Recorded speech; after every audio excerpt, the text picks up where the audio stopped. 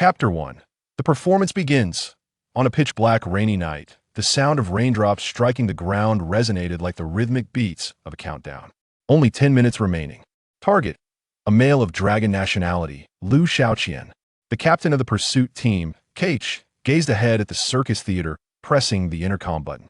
Everyone, pay attention and prepare for action. As his words fell, the surrounding grass rustled in response. 20 figures emerged swiftly from the underbrush, converging rapidly towards the circus. In an instant, the circus was encircled by the armed members of the pursuit team. All were on high alert, 20 pairs of eyes fixated on every entrance and exit of the circus. The tightly shut doors, the windows glowing with a yellow light. Even the ventilation shaft had their views obstructed. The target they sought was within. Once the captain issued the command, everyone would rush in immediately to execute the capture. Inside the dressing room of the Happy Circus, two individuals were leisurely playing cards. Have you ever considered that the world we live in might actually be a fad? If I didn't have to work before dawn every day and didn't have to endure my wife's nagging upon returning home, I might entertain that possibility. You have a family? Of course. At my age, lacking a family would be rather dismal. Where's your home? Hey, Blackjack. Youngster, you should focus a bit more. Haha. Why are you so concerned about my family? Though I have two beautiful daughters, I wouldn't introduce them to someone with your luck. I'm not interested in your daughters. You're not harboring feelings for me, are you? Liu Xiaoqian fiddled with the coins in his hand. You still haven't answered my question. Next to the dilapidated warehouse at 22 Criminal Alley in the East District. Is that satisfactory? Now, hand over the money. Liu Xiaoqian passed the cash to the other. Despite losing, a faint smile lingered on his lips. As he had anticipated, this scene was not merely a setting, but an entire world. At that moment, he found himself immersed in the globally popular show Global Escape. This program was jointly established by 40 nations, aimed at fostering communication and competition. The pursuit teams in each live broadcast room consisted of police from various countries. Additionally, the production team had arranged 7 judging positions. 5 of these were reserved for top experts from different nations, while the remaining 2 were not for official personnel, but for world-renowned, fearsome criminal masterminds. This unique arrangement was unprecedented in the history of global programming. Moreover, the lineup of escape participants in this episode was particularly impressive. In addition to 50 ordinary guests, there were also 50 elite specialists led by Sherlock Holmes. 100 fugitives were simultaneously placed into the Red Dragon Model 56 full immersion simulation chamber. Virtual reality intertwined with the real world, their consciousness fully integrated. Although the scenes were simulated, the sensory experience was indistinguishable from reality. Every detail was strikingly authentic. Even the NPCs possessed the cognitive abilities of normal humans. This was the environment in which they would evade capture. And the circus before them was the first setting, their initial challenge. The contestants were granted 20 minutes for observation and preparation. Once that time elapsed, the pursuit team would breach the doors to initiate the capture. The time and space allotted to the contestants were exceedingly limited. The difficulty of this simulated escape surpassed even that of real-life evasion.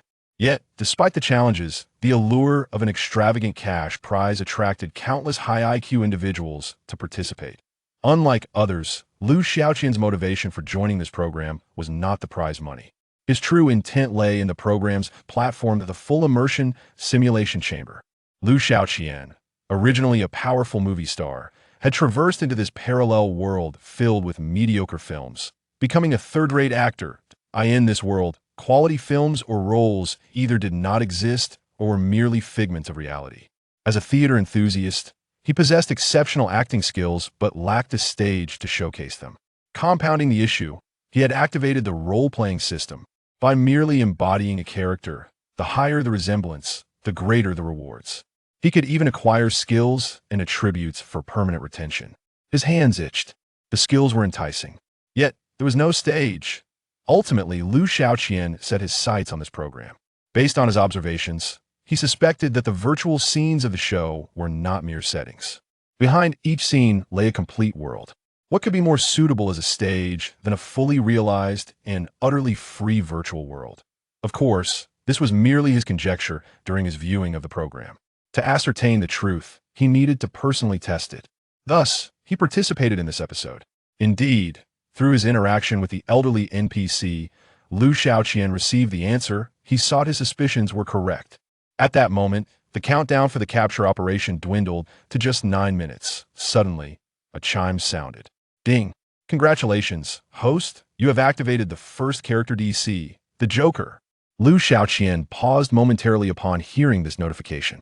He had entered the program merely to validate his hypothesis, without extensive preparation. After all, the contestants in this episode were formidable, and the difficulty was deemed the highest in the show's history. If he truly wished to break through the fixed scene and enter this virtual world, returning to adequately prepare for the next episode would not be too late. But the system had directly activated the most deranged character among DC's villains, the Joker. In comparison, the high IQ monsters within the program seemed rather ordinary. They could even become his supporting characters. The stage would become even more thrilling. As an actor, upon receiving the role, Liu Xiaoqian's professional instincts kicked in. He began to contemplate. To portray a character effectively, one must grasp the essence of that role. The allure of the Joker. Only by dancing on the edge of a knife, teetering between life and death, could one truly comprehend it. No stage could be more fitting for him, the Joker, to unleash himself without restraint than the virtual world. Here, he would embody the character flawlessly, reveling in it, engaging in actions that were impossible in reality, embarking on endeavors that were utterly mad, thrilling, chaotic, life and death teetering on a knife's edge. He would relish the escape and the soul of the character. Just as this thought crossed his mind, the system's voice resonated once more. Ding! Cognitive overlap detected. Congratulations, host. Your resemblance to the Joker has reached 10. You have acquired the Joker's passive skill, Master of Chaos. Master of Chaos. The host's intellect will amplify with the magnification of emotions, no upper limit. As the voice faded, Liu Xiaoqian felt a tightening at his temples. Information regarding the Joker flooded into his mind. Shooting expertise, props manufacturing, criminal aptitude, masterful psychological manipulation. Emotional persuasion increased by 500. Beyond these, the Joker's tragic memories intertwined with Liu Xiaoqian's consciousness. In that moment, Liu Xiaoqian felt as though he stood at the intersection of madness and genius, swaying between the two. That sharp intellect, that bizarre logic, every hair on his body seemed to urge him. Hurry, faster, accelerate, ignite the chaos. What doesn't kill you only makes you stranger, right? As Liu Xiaoqian conversed with himself, the character from the DC universe was gradually being comprehended and digested within him. His thoughts began to spiral into chaos, yet sharpened at the same time. A myriad of bizarre ideas erupted within his mind. A madcap plan was taking shape. The performance has begun. Ding! You have received the initial task for your character. Requirement. Apply your first Joker makeup. Chapter 2. Creatures, awaken from your slumber. The circus within the grand stage hall. The day's performances have drawn to a close. Exhausted performers are busy tidying the props. Meanwhile, the staff diligently clean the area below the stage. The proprietor, seated at the edge of the stage, counts the day's earnings with salivaslic fingers. Recently, business has been thriving. People are perpetually drawn to the spectacle of others' misfortunes. As long as the performers are willing to humiliate themselves, the revenue continues to soar. Moving forward, the performers must be encouraged to let loose even further, just as the proprietor revels in his joy. Bang! A loud crash reverberates through the air. The crowd jumps in fright. Upon turning, they discover that the wooden door of the costume room has been forcefully kicked open. Standing at the threshold is a man radiating an aura of madness. Liu Xiaoqian, I could see that moment. He has donned a flamboyant purple suit, complemented by a dark green vest and a snake-patterned shirt. His polished black shoes gleam with an ostentatious shine. However, the crowd's attention is fixated upon his face that a grotesque grin stretches from ear to ear like a bomb on the verge of detonation, invoking a suffocating tension. In an instant, the entire circus falls silent. Conversely, the previously dull live stream begins to stir. This moment, the camera angle of the live stream fails to capture Liu Xiaoqian's expression. Is the contestant named Liu Xiaoqian in room 61 insane? The production team allocated merely 20 minutes for preparation, yet he squandered over 10 minutes playing cards with an old man. And now he's here seeking attention. This amateur contestant lacks professionalism. The more he draws attention, the more perilous it becomes. For such a program, we ought to focus on the elite group. Many in the elite group are already changing into staff costumes, preparing to infiltrate. Perhaps Liu Xiaoqian has realized there's no chance of escape and has simply given up. It appears the show's highlights will ultimately lie with the elite group. The live stream's camera angle begins to adjust automatically to IT slowly shifts to face Liu Xiaoqian directly.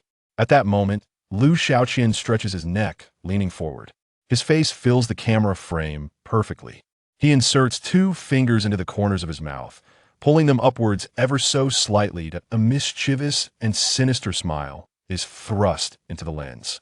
In the live stream, the audience, who had previously derided Liu Xiaoqian, falls silent.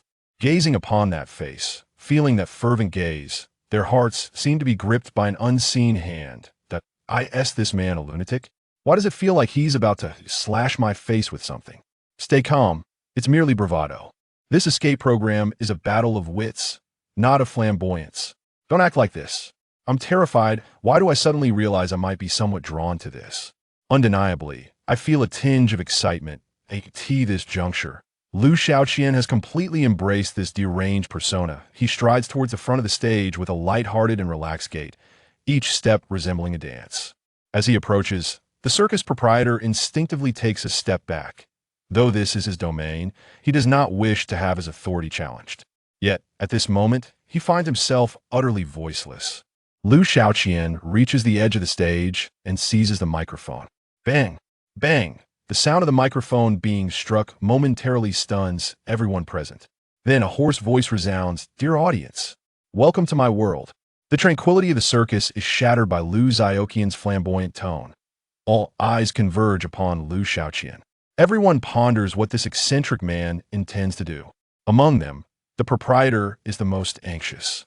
He cannot comprehend the source of his fear, that he only recognizes that this intense unease is wreaking havoc in his chest.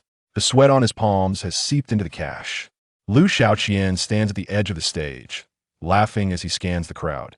Despite his appearance as a veritable madman, his thoughts, bolstered by the clown's passive skills, remain remarkably lucid. The difficulty of this circus scenario, while seemingly formidable, harbors 2 escape routes, both of which Liu Xiaoqian has discerned. Point 1 escape route lies within the costume room. However, he shows no interest in these plans, for his desire extends beyond merely escaping this scene. He yearns to venture into this expansive virtual realm. Before that, he must fulfill his initial task and evoke the emotions of these NPCs. After all, humanity and chaos are the prevailing themes of the clown. When I was young, I told people I aspire to be a comedian. Liu Xiaoqian shrugs toward the microphone. Everyone laughed at me yet. When I stand here, no one is laughing. His gaze sweeps over the heads of the audience before finally resting upon the proprietor's face. Isn't this absurd? That piercing gaze causes the proprietor to tremble violently. Scalding sweat bursts forth from his skin, instantly turning icy, clinging tightly to his attire. In that moment, the proprietor finally comprehends the source of his fear. He senses that beyond the madness in Liu Xiaoqian's gaze lies an uncanny ability to see into one's soul, to perceive the darkness hidden within. Under this gaze, he feels akin to a mouse poised to be toyed with until its demise. The proprietor cannot recall when he provoked such a lunatic. Perhaps it was a temporary actor he once chastised, or perhaps an employee he dismissed after withholding wages. He cannot recollect, nor does he have time for further contemplation. Overwhelmed by anxiety, the money in his grasp has contorted into an unrecognizable shape. Is this how you treat me? Simply because I am a freak? Liu Xiaoqian tilts his neck slightly, his eyes growing vacant. It is as if he is plunged into a profound reverie. Just as everyone thinks they can exhale, Liu Xiaoqian suddenly breaks into a menacing laugh. That frenzied gaze once again bears down upon the crowd. In instinctive reaction, everyone retreats a step, leaving 2 individuals trembling in place. What of being a freak? I do not care. Of course, you, as fellow freaks, should not care either. Upon hearing these words, the crowd falls silent. Among them are laborers, acrobats, performers working with animals, and clowns. All belong to the lowest rungs of labor. These few statements strike a chord within them, especially with Liu Xiaoqian's emotional fervor amplified by 500. The term freak has pierced their hearts like a needle. Liu Xiaoqian smiles. His flamboyant voice resounds once more. Embrace your roles, only then will tragedy transform into comedy. His fingers twirl in the air before finally landing atop the head of a clown performer. Answer me. The clown performer pauses, bewildered. Has anyone ever respected you? The clown shakes his head vigorously. This question does not evoke thoughts of others instead. It brings forth echoes of his family's complaints and reproaches. With a meager salary of less than 3,000, how could his dream of being an actor ever be comprehended, let alone respected? With time, that perseverance merely becomes a mark of ridicule, seared indelibly upon his being. The shoulders of the clown performer stiffen, his fists clenching tighter. Even those closest to him do not offer understanding, let alone strangers.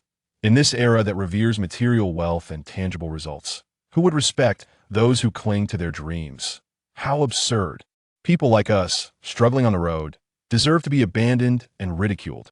Observing the jester's reaction, Liu Xiaoqian clapped his hands in satisfaction. Relax. Remember my words, learn to embrace your role. With that, he retrieved several plastic buckets from the side of the stage and placed them before him. The buckets were filled with paint for the performers. Liu Xiaoqian picked up a brush, dipped it in white paint, and began to apply it to his face. He was about to create for himself the visage of a clown. Although it was his first time applying makeup, his hands moved with remarkable skill, as if he had painted this face 1,000 times before that eerie yet captivating clown. Smile seemed etched into his very being. At that moment, in live broadcast room 61, the number of viewers surged from a mere 2 or 3,000 to an astonishing 40,000. These individuals had come to witness the spectacle of an oddity, anticipating amusement and mockery. However, upon witnessing Liu Xiaoqian's antics, the audience was left utterly astounded. Goosebumps prickled their skin. A madman. He is truly a madman. How could the production team allow a lunatic in here? In the past, this would have been bizarre, but in this episode, it seems rather fitting. After all, among the judges, there is a notoriously deranged criminal. Having a lunatic among the escapees is quite reasonable. What are you doing? You're really going to drive me insane. Brother, how can we escape now? The show has barely begun, and you're already marking your face? I feel like this episode is a spectacle of the absurd. What does that mean? It's somewhat eerie. Liu Xiaoqian had painted his entire face white, resembling a blank canvas, devoid of life. The pungent aroma of paint filled his nostrils, igniting his excitement further. We are all oddities I have awakened, while you are still asleep. He dipped the brush into red paint, outlining vibrant red lips that stretched to the very edges of his ears. They still need you while you possess value. Once you lose that last shred of worth, you will be callously discarded. Just like a filthy, discarded rag. As his words echoed, silence enveloped the scene. Even the barrage of comments in the live room vanished. Only Liu Xiaoqian remained, laughing wildly and unrestrained. Ha ha, oh. Ha ha, this laughter was exhilarating, ludicrous, yet profoundly sorrowful. That a sadness that penetrated to the marrow echoed throughout the circus, oppressive and stirring. Once more, he dipped the brush into black paint, applying it around his eyes. Under the spotlight above, he opened his eyes anew. The entire world seemed to plunge into the depths of those eye sockets. At this moment, the audience began to slowly approach the stage. Liu Xiaoqian paid them no heed. He reached the towering pile of gift masks on the right side of the stage. If abandonment is our destined conclusion, then why not let us abandon them first? With that, Liu Xiaoqian stretched out his hand and tore away the netting that held the masks. With a clatter, hundreds, even thousands of clown masks cascaded to the ground. Oddities, it's time to awaken. Chaos ensued. Complete pandemonium. In this instant, all present below the stage surged forward like hounds catching the scent of fresh meat, rushing towards the stage. Chapter 3. Here, there are only geniuses or madmen. At this moment, the colorful stage lights began to roll, casting a kaleidoscope of hues. The sound system harmonized with the scene as the crowd surged onto the stage, clamoring for the clown masks. The entire circus descended into chaos. Yet amidst this tumult, Liu Xiaoqian danced alone. The thick black paint around his eyes began to drip, resembling a clown weeping. Nevertheless, his crimson lips remained stretched in a grin. Ding. Congratulations, host. On completing the initial character task. Task reward, clown makeup technique. Clown makeup technique. Instantly switch between stored looks. Currently stored looks, bare face clown. Ding. Character similarity, 20 achieved. Reward item, clown jacket. Clown jacket. Prevents fatal damage. Remaining uses. 1. Ordinary guests, upon sustaining fatal injuries, would be forcibly eliminated from the simulation chamber. However, with the acquisition of the clown jacket, Liu Xiaoqian essentially gained an extra life. Excellent.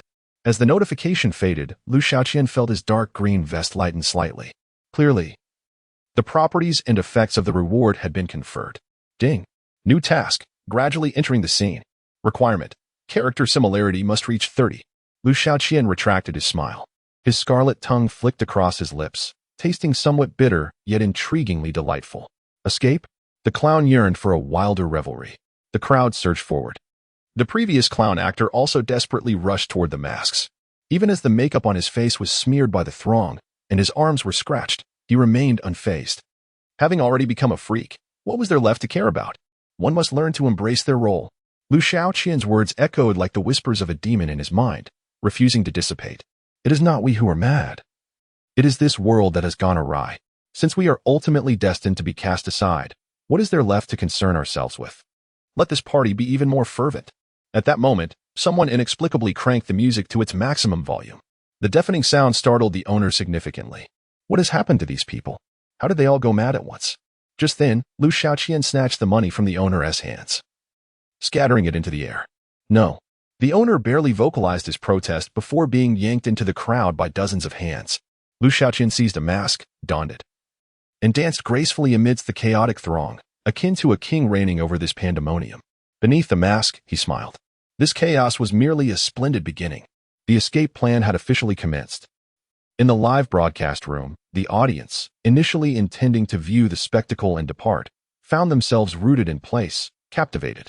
Money. The virtual currency featured in the show is said to be redeemable for a reward after a successful escape. Why would he engage in such actions? It has been asserted that he is a lunatic, indeed, a peculiar individual. The scene evokes a sense of liberation within me. I am yearning to select a song. Select a song? Are you here to sing karaoke? No need to make a selection. A splendid dance transcends the choice of music. It has become evident to me that Liu Xiaoqian is a man capable of mastering any background music. Not only did the original audience of 40,000 remain, but new viewers continued to flood into the live stream. 50,000, 70,000, 100,000, 130,000. Within a mere 2 minutes, the number of viewers surged to an astounding 130,000. It was at this moment that Liu Xiaoqian's live stream captured the attention of the production team. At the Olympic Sports Center Arena, the venue was adorned with high-definition cameras. These cameras formed a circle around 7 guest chairs positioned in the center. Each chair was equipped with a high-definition virtual screen, allowing for the observation of any contestant within the simulation chamber. At this time, all guests were seated in their respective positions, from right to left. They were the Chinatown detective from Sawadika, Qin Feng, ranked second in the World Criminal Master Forum, the soy sauce detective from Chinatown, Tang Ren, the top forensic expert from Sakura Country, Okamoto Shinichi, and the foremost detective of the Kimchi Nation, president of the Detective Association, Ding Qing, as well as Wade Wilson, a former Special Forces operative from America, also known as Deadpool. Among these individuals, the one with the most serious expression was Okamoto Shinichi.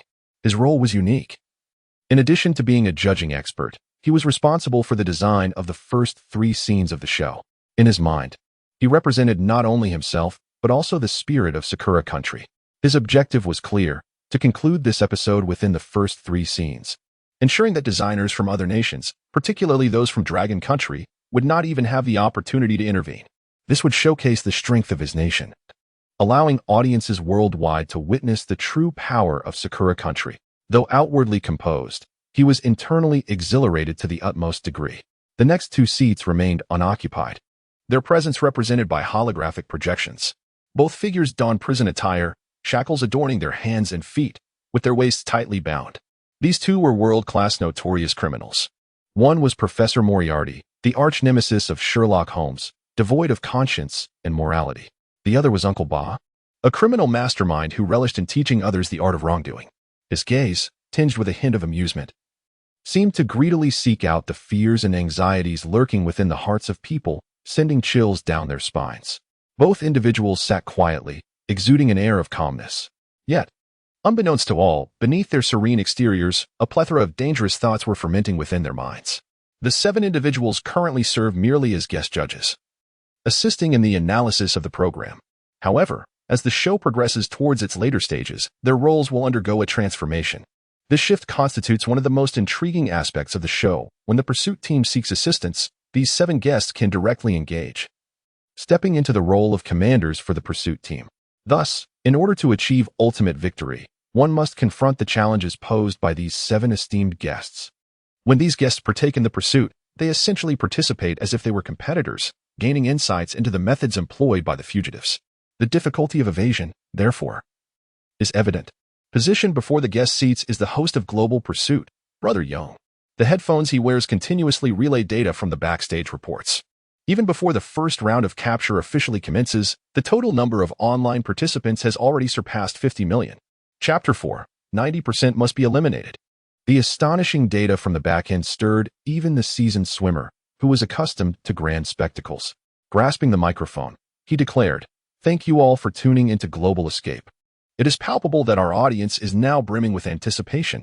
The pursuit team is fully prepared, and we have less than 10 minutes remaining." Escaping from this confined space is akin to scaling a mountain for the average individual. Now, let us hear the insights of our esteemed experts regarding this initial challenge. The host approached Mr. Qin Feng, who was seated at the far right. "Mr. Qin Feng, what are your thoughts on this first trial?" Upon hearing his name, Qin Feng cleared his throat twice, evidently unprepared. I believe that while this circus scene appears intricate, there is, in fact, no place to conceal oneself. Moreover, judging by the actions of the pursuit team, they are all rigorously trained professionals. I estimate that no more than 10 individuals will successfully escape in the first round. 10? The host's expression was one of disbelief. "Mr. Qin, are you suggesting that the initial trial will eliminate 90% of the contestants?" Although the host recognized the difficulty of the challenge, he felt that estimating such a substantial elimination was overly audacious. "Indeed," Qin Feng nodded.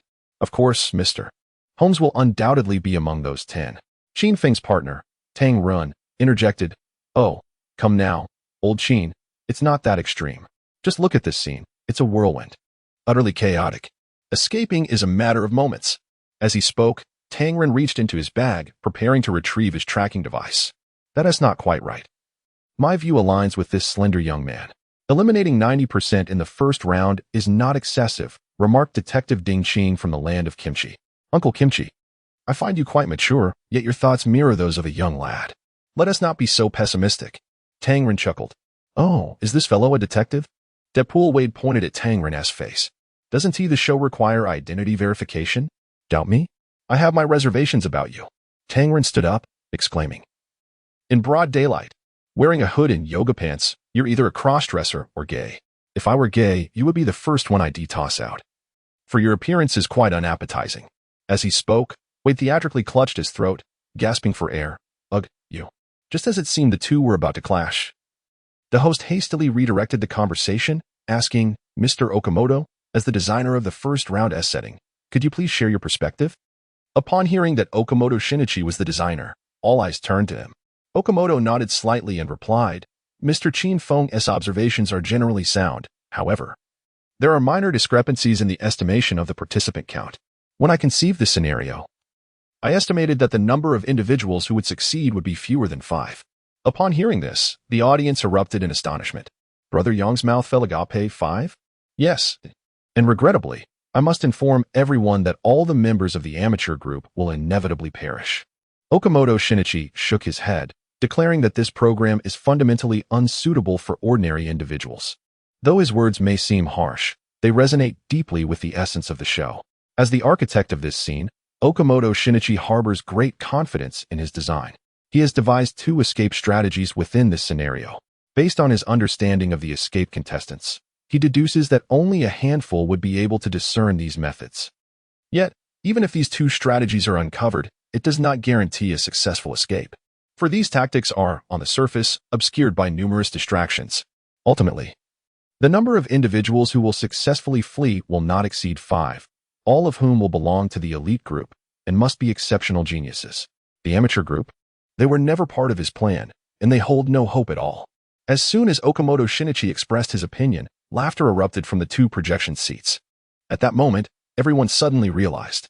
The two nefarious devils had been quietly lurking nearby, their demeanor surprisingly calm.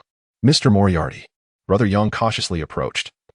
Sensing your keen interest in the first stage of the scenario, would you kindly share your thoughts? Although it was merely an image. Facing these two fiends filled Brother Young with immense pressure. His hand trembled slightly as he held the microphone. Interest? Moriarty scoffed disdainfully. None. This childish game is, in itself, utterly ludicrous.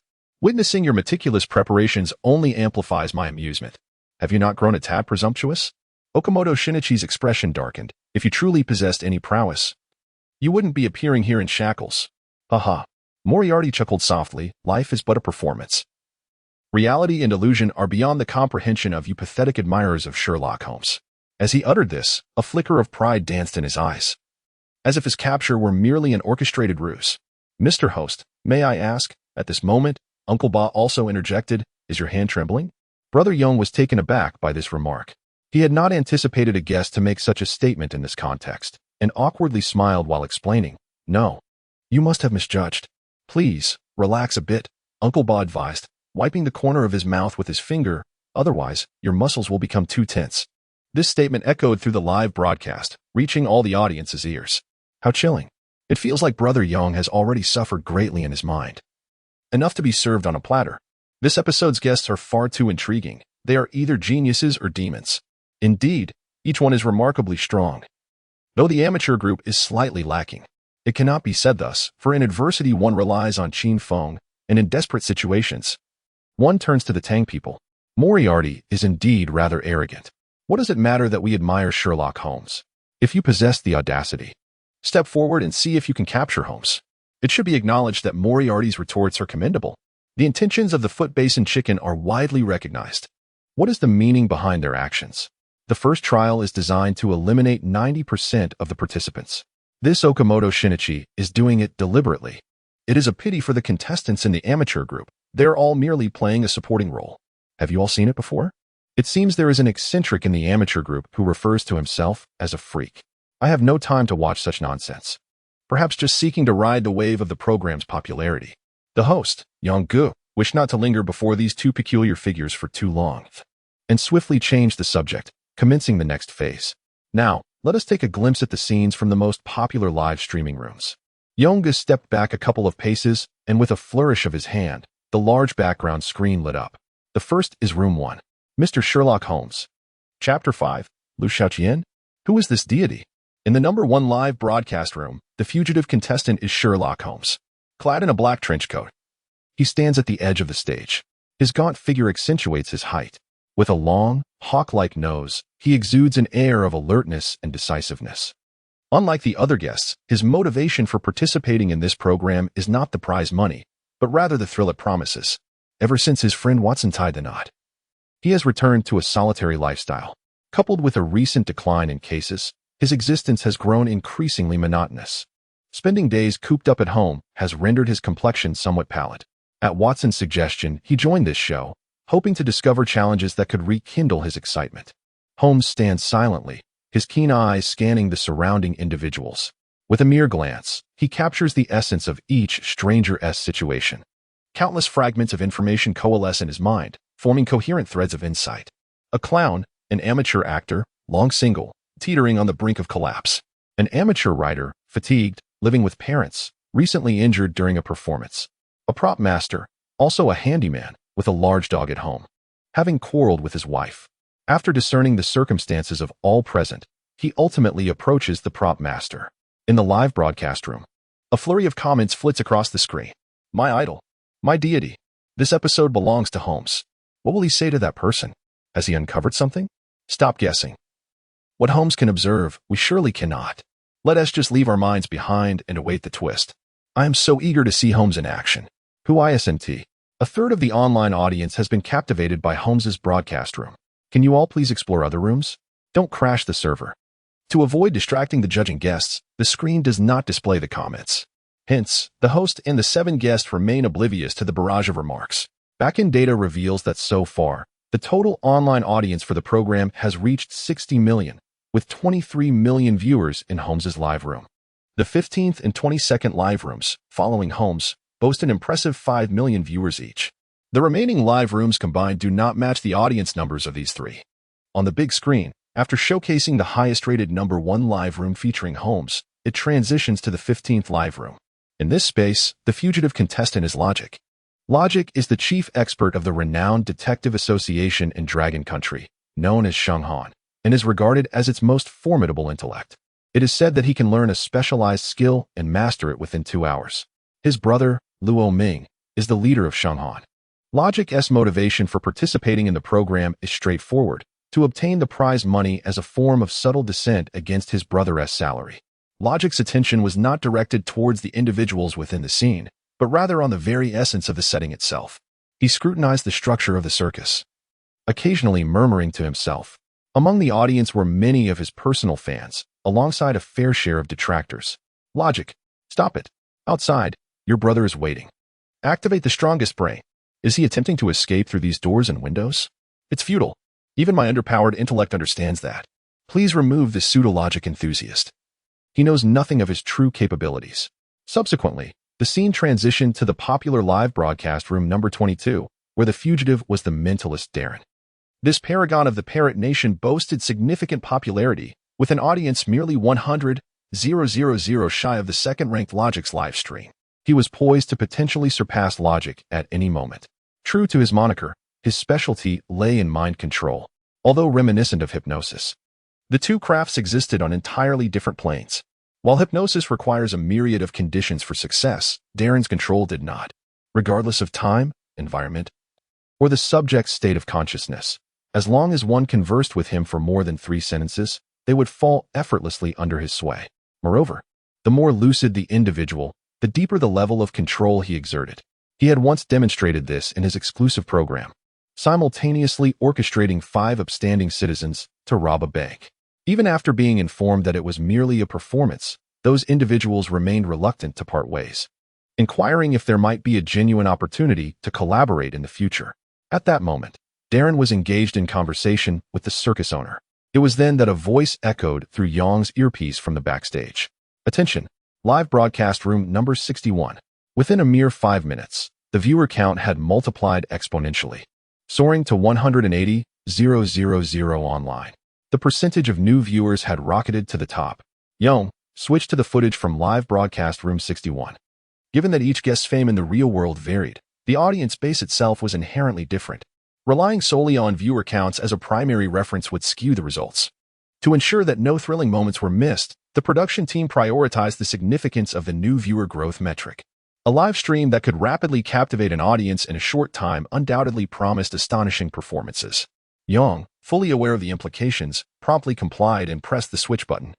With Yong's actions, the scene from live broadcast room 61 illuminated the large screen in the background. In the next instant, everyone was left in stunned silence. The deafening music, the cacophony of shouting, the frenzied crowd. Even the animals in their cages had been released. Dozens of clowns wearing identical masks were reveling in chaos. This spectacle resembled not a circus, but rather a riotous asylum. Witnessing this scene, even the 7 judges present were left in awe. Room 61. Liu Xiaoqian? The amateur group. What on earth is he attempting? Chapter 6. The capture begins. Due to the presence of numerous high IQ prodigies on the program, their thoughts and actions often elude the comprehension of the average viewer. Thus, to ensure that the audience can keep pace with the show's rhythm, 7 distinguished experts have been enlisted to serve as judges, analyzing and elucidating the behavior of the fugitives in the early stages of the show. Prior to this, they had conducted brief analyses of Holmes, Logic, and Magician Darren. However, upon witnessing the live stream of contestant number 61, Liu Xiaoqian, the 7 experts fell into silence. They found themselves momentarily perplexed, unable to discern Liu Xiaoqian's intentions. Faced with the barrage of comments filling the screen and the 7 silent experts, the host, Yong-gu, was in a state of agitation. If only his intellect were sufficient, he would have liked to provide some analysis. To avoid an awkward silence, Yong-gu reluctantly resorted to reading from his notes. Liu Xiaoqian, a contestant from the Dragon Kingdom, 22 years old, participating in the program for the first time. His profession is an actor. A third tier one. Little did Yong-gu anticipate that this single statement would shatter the silence in the studio. Oh, he is just a supporting actor, Tang Rin remarked earnestly. I already understand what he intends to do. He is here to start a business. Start a business? Qin Feng looked at Tang Ren in confusion. Don't you get it? He is riding the wave of popularity. It's a live stream for internet celebrities. 3, 2, 1. Let us share the link with the family. Tang Ren chuckled. Qin Feng appeared utterly speechless. Although he was merely a third-tier actor, he sensed that Liu Xiaoqian's stage presence was still commendable. Ding Qing stroked his chin, pondering thoughtfully. I feel it's not that simple, Qin Feng stammered. No. Okamoto Shinichi shook his head. I believe there is nothing worthy of analysis here. He is merely a layman contestant. Many of his actions may simply be whims or completely unrelated to the escape itself. If we begin to analyze such contestants, it would only squander the program's time. During the earlier commentary, Okamoto Shinichi had offered high praise for Holmes and his associates, yet he displayed disdain towards Liu Xiaoqian. His certainty stemmed from the realization that Holmes and his team had each identified the correct direction. While Liu Xiaoqian not only failed to pursue the 2 prescribed escape routes but also exhibited a lack of earnestness in his endeavor. This left Okamoto Shinichi somewhat displeased. Upon hearing Okamoto Shinichi's remarks, Yong-gu glanced at the clock. Indeed, only 1 minute remained for the fugitives. He looked towards the 2 criminal judges, only to find that they had not even lifted their eyes from the screen depicting Liu Xiaoqian's live stream. It was evident that they, too, held no interest in the layman contestant. Time is nearly up. We should now transition to the capture segment and reserve the remaining moments for the imminent victor. Okamoto Shinichi declared. Seeing that time had expired, Yong-gu gestured towards the large screen and announced into the microphone. Let us proceed to the next segment. The capture officially begins. Almost simultaneously, 100 white balls appeared on the big screen. Each sphere symbolizes a fleeing contestant, and upon any alteration in their status, either elimination or successful escape, the color of the sphere changes. Red signifies elimination, while green indicates a successful escape. Silence enveloped the venue, and the barrage of comments in the live streams had vanished. All eyes were intently focused on the 100 spheres. A minute elapsed. 20 spheres transformed to red. These 20 contestants were promptly eliminated. 2 minutes passed. Another 30 spheres turned red. 3 minutes in, over 40 more spheres became red. The pace and number of eliminations far exceeded expectations. In just 3 minutes, more than 90 contestants had been ousted. For the pursuers, it was akin to plucking fruit from a tree. The barrage of comments began to swell. What on earth is happening? At this rate, there will be no one left by the first round. After waiting for half a month, it all ends in 3 minutes. Where are you? Foot Basin Chicken Designer. What is this? This is merely the first round. After 4 minutes, finally, a sphere changed to green. Congratulations to Live Room 1. Sherlock Holmes, for successfully escaping the scene and reaching the waiting area, awaiting transmission. A banner announcing this achievement appeared above each live stream. The atmosphere of the program lifted from despair. At the bottom of the big screen, a replay of Holmes' escape began to unfold. One could see Holmes observing the scene before engaging in a brief conversation with the prop master, then selecting one of the numerous drainage covers on the ground and slipping inside. Incredible! Utterly remarkable! Excitement gleamed in Qin Feng's eyes. After all, this was Mr. Holmes. He must have discovered a clue from the prop master. Before Qin Feng could finish his thought, Ding Qing, who was observing the screen, interjected, Aha! He's a handyman. This prop master is also the circus's mechanic. Holmes noted this and thus learned of the concealed exit. Brilliant. Upon hearing the expert's commentary, the audience suddenly comprehended. Holmes truly lived up to his name. Unfortunately, the program required all contestant statuses to be confirmed before they could be collectively transmitted. Thus, Holmes, despite being the fastest, had to wait for the others. Before long, the second green sphere appeared. Congratulations to Live Room 22, Mentalist Darren, for successfully escaping the scene and reaching the waiting area, awaiting transmission. Merely 2 seconds later, the third green sphere followed suit. Congratulations to Live Room 15, Logic, for successfully escaping the scene and reaching the waiting area, awaiting transmission. The replays of Darren's and Logic's escapes also graced the bottom of the big screen. In the footage, after Darren exchanged a few words with the circus owner, the owner led him directly to the backstage dressing room. Within the dressing room, there existed a hidden passage. Darren exited through this secret route. Logic, however, was slightly delayed, having spent a few moments scrutinizing the structure of the scene. After observing, Luo Ji's gaze fell upon the load-bearing columns, and following one of them, he discovered the exit obscured by the covers of other drainage channels. The route of Luo Ji's escape mirrored that of Sherlock Holmes. The captivating performances of these two individuals elevated the atmosphere of the event to new heights. Although the audience had yet to fully grasp their reasoning, they could sense the brilliance of their decisive actions, prompting a wave of admiration. "Excellent!" exclaimed Qin Feng from the judging panel, unable to contain his enthusiasm upon witnessing the prowess of these two contestants. "Old Qin, what are you doing? Have you forgotten which side you represent?" Tang Ren furrowed his thick brows, admonishing, "Your behavior undermines our own." I was simply overwhelmed by Luoji's outstanding performance. It was just too exhilarating." "You see," Qin Feng replied earnestly. Luoji merely scanned the environment and identified a flaw among those columns.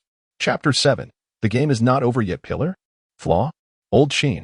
He escaped through the drainage outlet. It has nothing to do with the pillar. Indeed. Qin Feng turned to Tang Ren. For this escape route extended from beneath the pillar to the outside. Ding Qin from the pickled vegetable country could not help but interject, saying, "Allow me to elucidate. The circus is perpetually mobile, and the framework is constructed temporarily. However, even so, these supporting pillars must be driven deep into the ground to ensure stability." Yet the pillar that Luoji fixated on had not been embedded underground. Ding Qin pointed to the large screen, where the image was currently paused at an angle of the stage. From the stage, one could clearly observe those pillars. It was evident that the base of the pillar Luoji focused on was indeed not embedded in the ground, lacking even a single fixed nail or rivet. This indicated that beneath this pillar, there was likely an emptiness.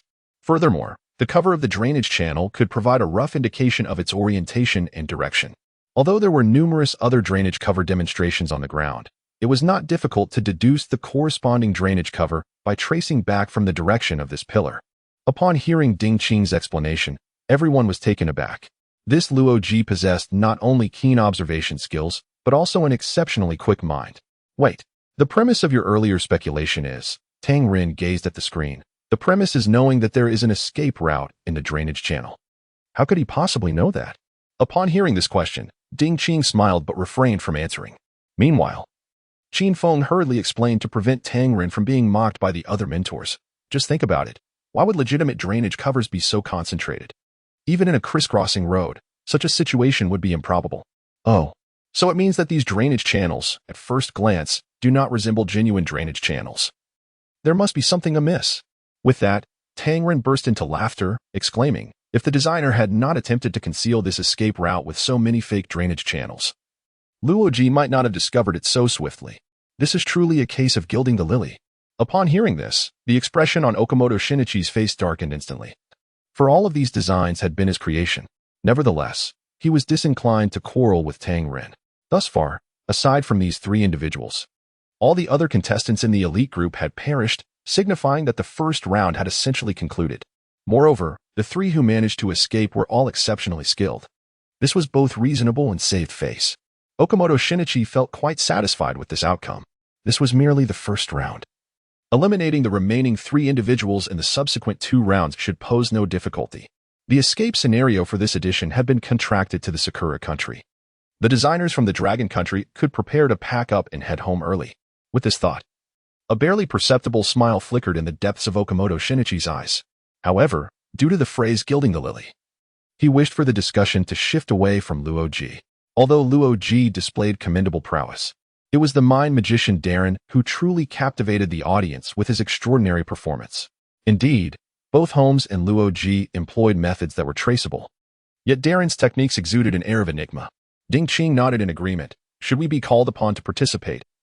Darren could very well prove to be the most formidable adversary. No, perhaps we may not even have the opportunity to take the stage. Okamoto Shinichi's expression remained impassive, evidently brimming with confidence in his design. Upon hearing this, Hanan Iba's countenance shifted for the first time, his brows barely twitching. The abrupt conclusion of the program was certainly not the outcome he had anticipated. That directs. Tang Ren grinned widely. Xiao Tang. A subtle reminder from Qin Feng jolted Tang Ren into realizing his slip of the tongue, prompting him to hastily correct himself. "I meant Okamoto. It appears you are quite confident. I am eager to witness how you have orchestrated the second round. By the way, when will we proceed to the next segment?" As this query escaped his lips, the others regained their focus. 3 contestants had successfully escaped some time ago. Yet, the system had yet to indicate the commencement of the second phase. The host, Yonggu, swiftly stepped forward, stating, "Once the data from the first round is finalized, The next round will automatically initiate. With that, Yonggu gestured towards the screen, intending to bring up the settlement display. However, the screen abruptly flashed with bold lettering. Attention, the round has not concluded. Settlement is not possible. Attention, the round has not concluded. Settlement is not possible. A collective silence enveloped the room. Not concluded. Yet the success notification had only appeared for 3 individuals. All others from the elite group had perished. Could it be that members of the amateur group remained inside? The host, Yonggu, quickly pulled up the live stream list. 100 spheres representing the live streams revealed that most had turned red, with only the trio of homes remaining green. Furthermore, 1 sphere remained unchanged, still white. The sight of the numbers left everyone astounded. 61. That was the live stream belonging to Liu Xiaoqian. The madman had yet to be captured and was still inside. In the next instant, the large screen transitioned to the 61st live stream. The 61st Circus, led by Captain Cage. The pursuit team stormed into the circus. Upon their entry, the 20 pursuers were momentarily taken aback. Before them was a room filled with masked clowns reveling in merriment. Moreover, a clown was precariously walking a tightrope high above. Attention, the target may be a lunatic. On the tightrope, despite the pursuit team members brandishing their firearms, signaling the others below to quiet down, the clowns danced as if possessed. Ultimately, it was only through Captain Cage's steadfast authority that the situation was barely brought under control. Yet, the clown aloft remained oblivious to them, continuing his precarious walk. When the 61st live broadcast room was projected onto the big screen, Captain Cage and the clown had been at a stalemate for 5 minutes. "Do you hear me? Get down. You're under arrest," Cage bellowed. Captain Cage had joined the program with the intention of confronting Holmes. As a recipient of the Presidential Medal of Freedom and a commander of special operations, he was quite renowned within the United States. However, once he stepped abroad, few recognized him. Thus, he sought to leverage this program to create an opportunity to encounter Holmes. If he captured him, he would win a substantial reward. If not, he would at least enhance his own reputation. It was a foolproof plan. To this end, he even spent $10,000 to bribe a self-proclaimed insider to facilitate a chance meeting with Holmes. However, to his utter dismay, not only was he not assigned to Holmes, but he was relegated to the amateur group. The amateur group? He was a celebrated commander within the U.S. And what did he need with a mere dozen or so spectators? Spending $10,000 only to end up in the amateur group. What a laughingstock that would make him. After being assigned to the amateur group, Cage yearned to expedite the conclusion of this tedious program and confront the swindler for his money. Unfortunately, he found himself entangled with a mad clown and a throng of NPCs who were merely prolonging the agony. At that moment, Captain Cage was seething with rage. Were it not for the mask obscuring the clown's identity, he would have already pulled the trigger. Ultimately, Cage pulled back the gun's bolt. "Remove your mask. This is your final warning." The clown continued to traverse the tightrope, seemingly oblivious. Cage aimed his weapon at the clown's head, adjusted his position half a meter back, and squeezed the trigger. Bang! A deafening explosion erupted behind the clown. Although the clown did not cease his movements, he visibly flinched. Witnessing this, a smirk crept across Cage's face. For many years, this intimidation tactic had never failed him. "Quickly comply with my demands, or the next shot may not be so precise." Upon hearing this, the clown indeed reacted. He halted his steps. "Excellent. Now remove your mask." At this command, the clown extended a hand, but instead of reaching for the mask, it moved towards his chest. Slowly, he lifted his coat. Underneath, there was a ring of homemade explosives strapped to his body. Chapter 8. Defeat is defeat. What life are you playing with? In the instant the garment was ripped away, the electronic timer atop the bomb began its countdown. For minutes and 59 seconds. For minutes and 58 seconds. As the numbers incessantly flickered, Captain Cage felt a throbbing in his temple. His first thought was one of astonishment. The materials from this makeshift workshop were indeed formidable. They had even managed to procure a bomb. Soon, skepticism crept in regarding the authenticity of this explosive device. After all, creating a bomb is no trivial feat. At the very least, one would require gunpowder. However, upon observing the dismantled fireworks shells at the stage's edge and the scattered remnants of gunpowder on the ground, he realized he had genuinely encountered a lunatic this time. In that moment, he even forgot about the matter of the $10,000. The question of whether he could escape unscathed had become paramount. If mishandled, his lifetime of honor could very well be relinquished to this program. Yet, unbeknownst to him, While he remained fixated on the figure suspended on the tightrope, another pair of eyes quietly watched him from behind. Out of 100 live streaming rooms, only 4 remained. As Liu Xiaoqian's live stream was projected onto the big screen by the host, the 3 contestants, having escaped the scene, remained in a state of anticipation. A massive influx of viewers began to flood into Liu Xiaoqian's stream. The number of viewers skyrocketed from approximately 200,000 to an astonishing 42 million. The increase in audience numbers left the backstage staff in a state of astonishment, coupled with the sudden emergence of the bomb. The barrage of comments in room 61 dominated the screen. What the hell? Who is this divine contestant? Is the sponsor for this episode the Qingshan Mental Hospital? What is going on? I just came from the home's live stream. Can someone tell me what is happening? Why is there a bomb? This situation clearly indicates that if you don't let me escape, I won't let you off easily either. It's mutual destruction, right? You can't deny it. This guy is clever, taking the unconventional route. Even if he can't escape, this wave of traffic is certainly in his grasp. Well, I just realized there are 40 million people in one live stream. Wait, where did he get that bomb? In contrast to the tens of millions of new viewers, the previous audience of a mere 100,000 suddenly became the veterans. They had witnessed firsthand how Liu Xiaoqian had kidnapped the boss, and, amidst the excited cries of all the jesters, sent the boss onto the tightrope. They had seen it all unfold. Faced with the bewilderment and astonishment of the new audience, the old viewers proudly lifted their chins, beginning to tease. Everyone in the room is wearing a mask. Who knows which one is Liu Xiaoqian, right? Only we, the seasoned viewers, can recognize him. Haha. New friends, you know nothing about our Qian. Upon witnessing the activation of the bomb, the esteemed judges at the evaluation table were momentarily taken aback. Is this fellow really so dedicated to promoting products? Tang Ren exclaimed in astonishment. However, before the seasoned audience could tease Tang Ren, Qin Feng interjected, "No, it's not necessarily Liu Xiaoqian standing up there." Upon hearing this, the hearts of the longtime viewers sank. What? He saw right through it at a glance? This episode is truly hellish. These judges are all high IQ monsters, making it quite challenging. I suddenly look forward to their next performance to see if they can truly match wits with Qian. I wonder if they are clever enough or if Qian is simply too outrageous. After Qin Feng's remark, the other judges fell silent. Although they shared his perspective, they were reluctant to draw conclusions without solid evidence to support their views. Their eyes meticulously scrutinized the screen, seeking any subtle hints within the visuals. Unfortunately, separated by the screen and limited by their angles and information, it was exceedingly difficult to ascertain whether the man standing on the tightrope was indeed the guest Liu Xiaoqian. Aside from his attire, there seemed to be no distinguishing features in terms of height or build. Moreover, the edges of the mask revealed some white paint. Judging solely based on a single image would be an imprudent act. However, there is no need to rush, Okamoto Shinichi remarked. Though Captain Kaichi of the 61st Live Room may not be well known, he is no ordinary figure in the United States, despite maintaining a calm exterior. Okamoto was growing increasingly impatient internally. In his mind, an amateur contestant should not linger so long in a scene he had designed. This was not only an affront to his creation but also delayed the arrival of his next grand performance. Nonetheless, in a bid to maintain his composure, he remained silent, placing his hopes on Captain Kaichi.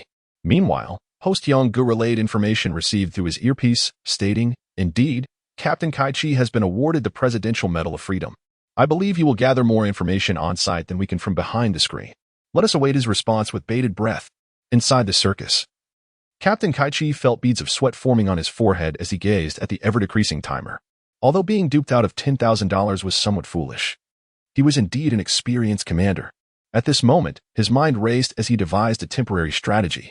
In the real world, the first response would be to evacuate the surrounding crowd and call for bomb disposal experts as a precaution. However, the current situation was somewhat unique. Firstly, this was merely a virtual operation in a standalone setting, devoid of any so-called bomb experts. Secondly, years of operational experience had taught him that until the identity of the captured target was confirmed, anything was possible. This included the man who appeared to be the target at present, who might not actually be the target at all. Although the probability is slim, it remains a possibility. Thus, he cannot rashly evacuate others, especially by allowing them to exit through the main door. Just beyond that door lies the waiting area for the fugitives. Should the adversary indeed blend in with the crowd, once the door swings open, chaos would ensue, and they could infiltrate the waiting area, resulting in his defeat. The door is one that even the Almighty cannot open. Fortunately, the circus possesses a rear entrance, which leads to a small courtyard. The most prudent course of action at this juncture is to evacuate everyone into this enclosed courtyard. With less than 3 minutes remaining on the countdown, his time for hesitation is dwindling. Evacuate everyone to the rear courtyard, Cage commanded loudly. One of the team members closest to Cage whispered a reminder, Captain, according to standard procedure, we should disperse the crowd. I am aware, Cage replied in a low voice. Our elite team has already been assigned to the amateur group, which is humiliating enough. If he manages to deceive us and escapes, how will we face anyone? The team member fell silent. Do as I say quickly. Yes. The team members hurriedly ushered the clowns towards the rear door. Once everyone had entered the courtyard, Cage's gaze returned to the individual on the tightrope. He earnestly spoke, Listen, I know this situation is not as complicated as I initially believed. You may simply feel trapped and wish to hold on. However, there is no need for such a stance. Your actions will not alter the outcome. Moreover, if that device detonates, it will indeed be quite painful. Come down now, and we can bring this to a peaceful conclusion. Due to program regulations designed to prevent NPCs from acquiring real information and causing chaos, all guests in the virtual realm are prohibited from disclosing details about the show or the real world to NPCs or individuals of uncertain identities. Therefore, Cage could only imply subtly, suggesting that such actions were meaningless, resulting only in perceived suffering. As expected, upon hearing Cage's words, the person on the tightrope cautiously nodded. Observing the response, Cage felt a wave of relief wash over him. It seemed the hint had taken effect. That's right, bro. As an amateur guest, if you lose, you simply lose. Why gamble with your life? With the tightrope and the bomb, what if it actually detonates? My career could be over. Very well, then come down, Cage said. The clown began to prepare to descend. In that moment, the tension in Captain Cage's heart completely dissipated, and he even felt a twinge of pride. After all, he was a star commander, and being delayed for so long in the amateur group was rather embarrassing. Regaining a bit of face was better than nothing. In truth, I had suspected you were merely trying to intimidate us. After 18 years on the front lines, I can easily discern that you would not. Yet, before Cage could finish his toast of champagne, the next moment erupted with a deafening explosion. A deafening explosion resonated through the air. Chapter 9 Real? It is precisely because they are all truly alive. Boom. Including Captain Cage, all members of the pursuit team instinctively dropped to the ground.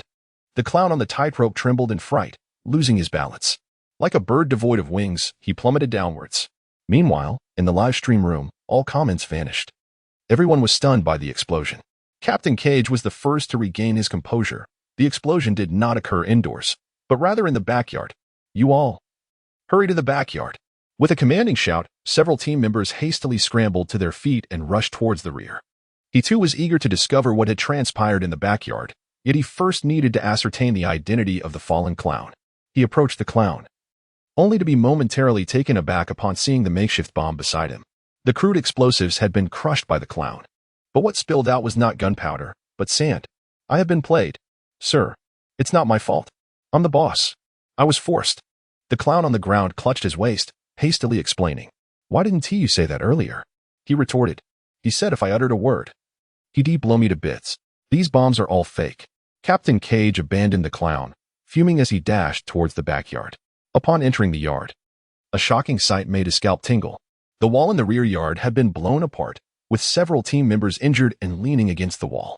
The previous 20 clowns had nearly all fled, leaving only a few who had been knocked down by the blast, still cackling maniacally. The masks of these clowns had been blown off, revealing their painted faces.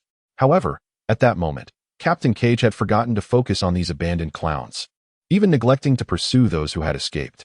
He gazed beyond the shattered yard wall, his pupils quivering.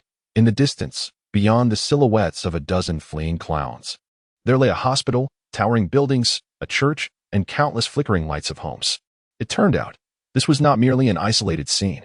It was the entire city. This revelation sent the live stream room into a frenzy.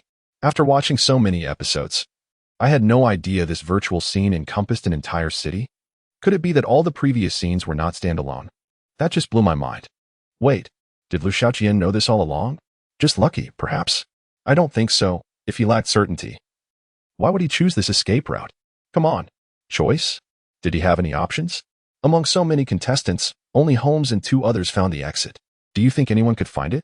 You people are overestimating this clown. Stop trying to drag Holmes into this, all right? Was Liu Xiaoqian merely fortunate to break through the circus scene? Or was it a premeditated act? This question perplexed the judges before the grand screen. The gazes of several judges converged upon Okamoto Shinichi's face. Is this scene not isolated? Ding Qing asked in astonishment. Did you design it intentionally? Deadpool Wade inquired with curiosity. A bitter smile appeared on Okamoto Shinichi's face. Did I design it? How could that be? Why would I seek such trouble? No. This matter cannot be succinctly articulated in just a few words. Okamoto hesitated. Then elaborate a bit more. Tangren interjected. I am uncertain of the implications of making this public. I must obtain the program's consent first. Okamoto turned to the host, Yonggu, who was communicating with the backstage via headphones. Finally, he picked up the microphone and declared, as everyone knows, our program is the first in history to employ virtual chamber technology. It is also the first public unveiling of this technology. Certain details have yet to be disclosed due to concerns regarding control, fearing potential uncontrollable occurrences. However, since everyone has witnessed it today, then, at this point, Yonggu glanced at Okamoto Shinichi. Mr. Okamoto, I have just received confirmation that this matter can be made public today. Now, please elucidate it for everyone.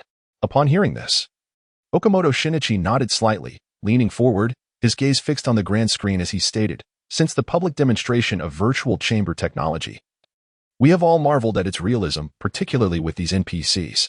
Their thoughts and actions are indistinguishable from our own.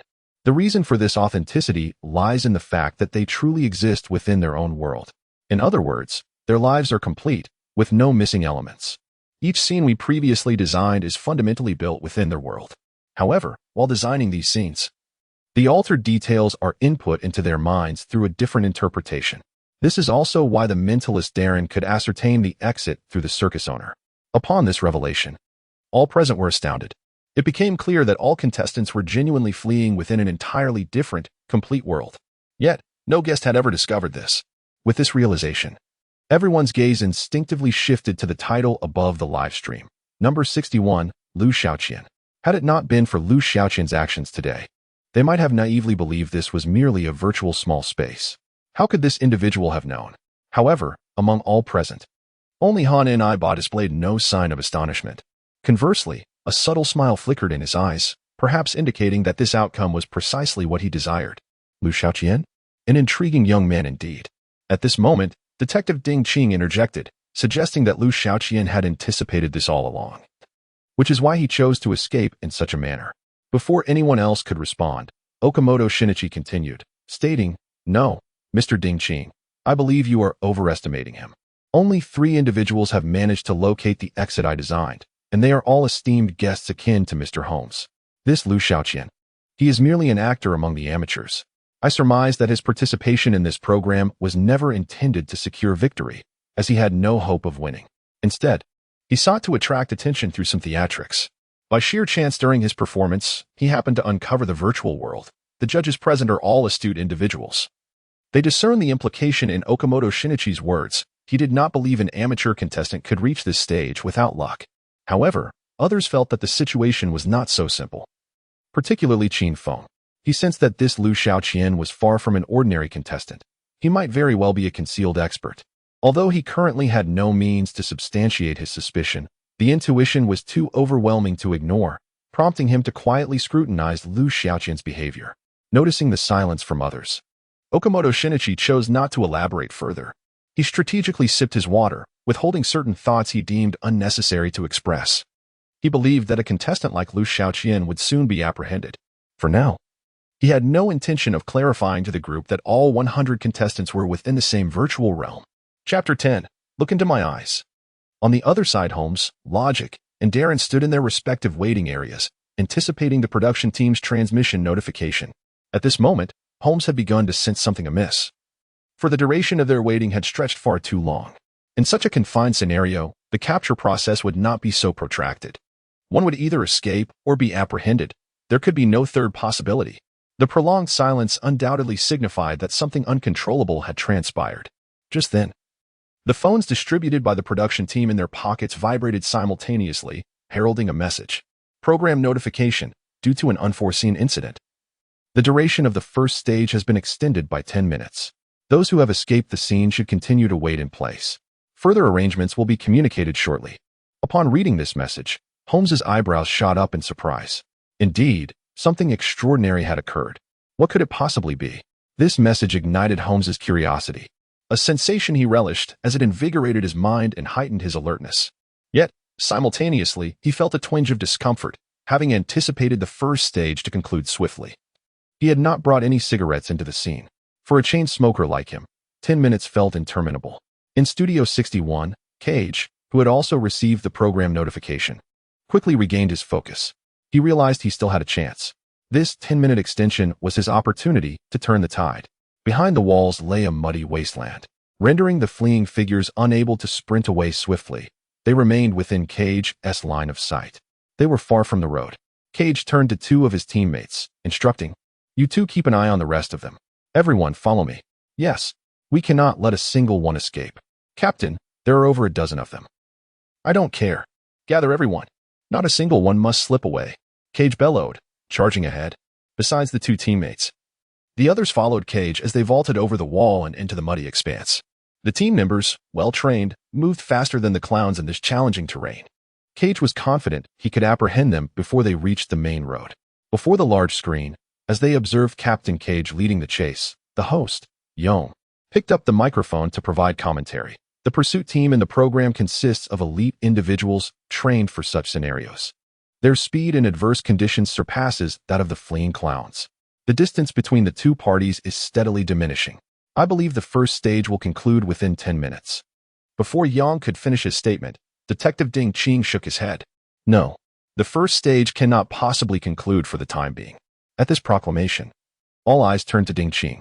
Yonggu appeared somewhat awkward and inquired, "Why do you say that?" This was due to the fact that Captain Kaichi's direction had already gone awry. Ding Qing maintained an expressionless demeanor as he noted that guest 61, Liu Xiaoqian, was not among the fleeing clowns. What does that mean? Not among the fleeing clowns? As soon as Yonggu uttered these words, he suddenly jolted. Seemingly realizing a blind spot, he excitedly added, "Could it be that he is hiding among those clowns lying on the ground?" "No, I believe Mr. Ding Qing means that Liu Xiaoqian is simply not among those people." Qin Feng replied earnestly, "I'm not Li Jie." Yang Ji's blind spot shattered, leaving him somewhat dejected. "Why are you so certain he is not inside?" "In the prior round of inspection, I counted the number of individuals in the scene, including the fleeing guests. There were precisely 22 people," Qin Feng stated without hesitation. "If I recall correctly." Upon hearing this, Ding Qing looked at Qin Feng with astonishment. He had not anticipated that this young man was so meticulous, mirroring his own efforts. "Indeed, I also counted, including one NPC in the costume room. Each scene comprised 22 individuals. However, now," Ding Qing pointed at the screen, where it showed 14 figures having escaped and 6 lying on the ground, totaling only 21 individuals, including the boss inside. This implies one is missing.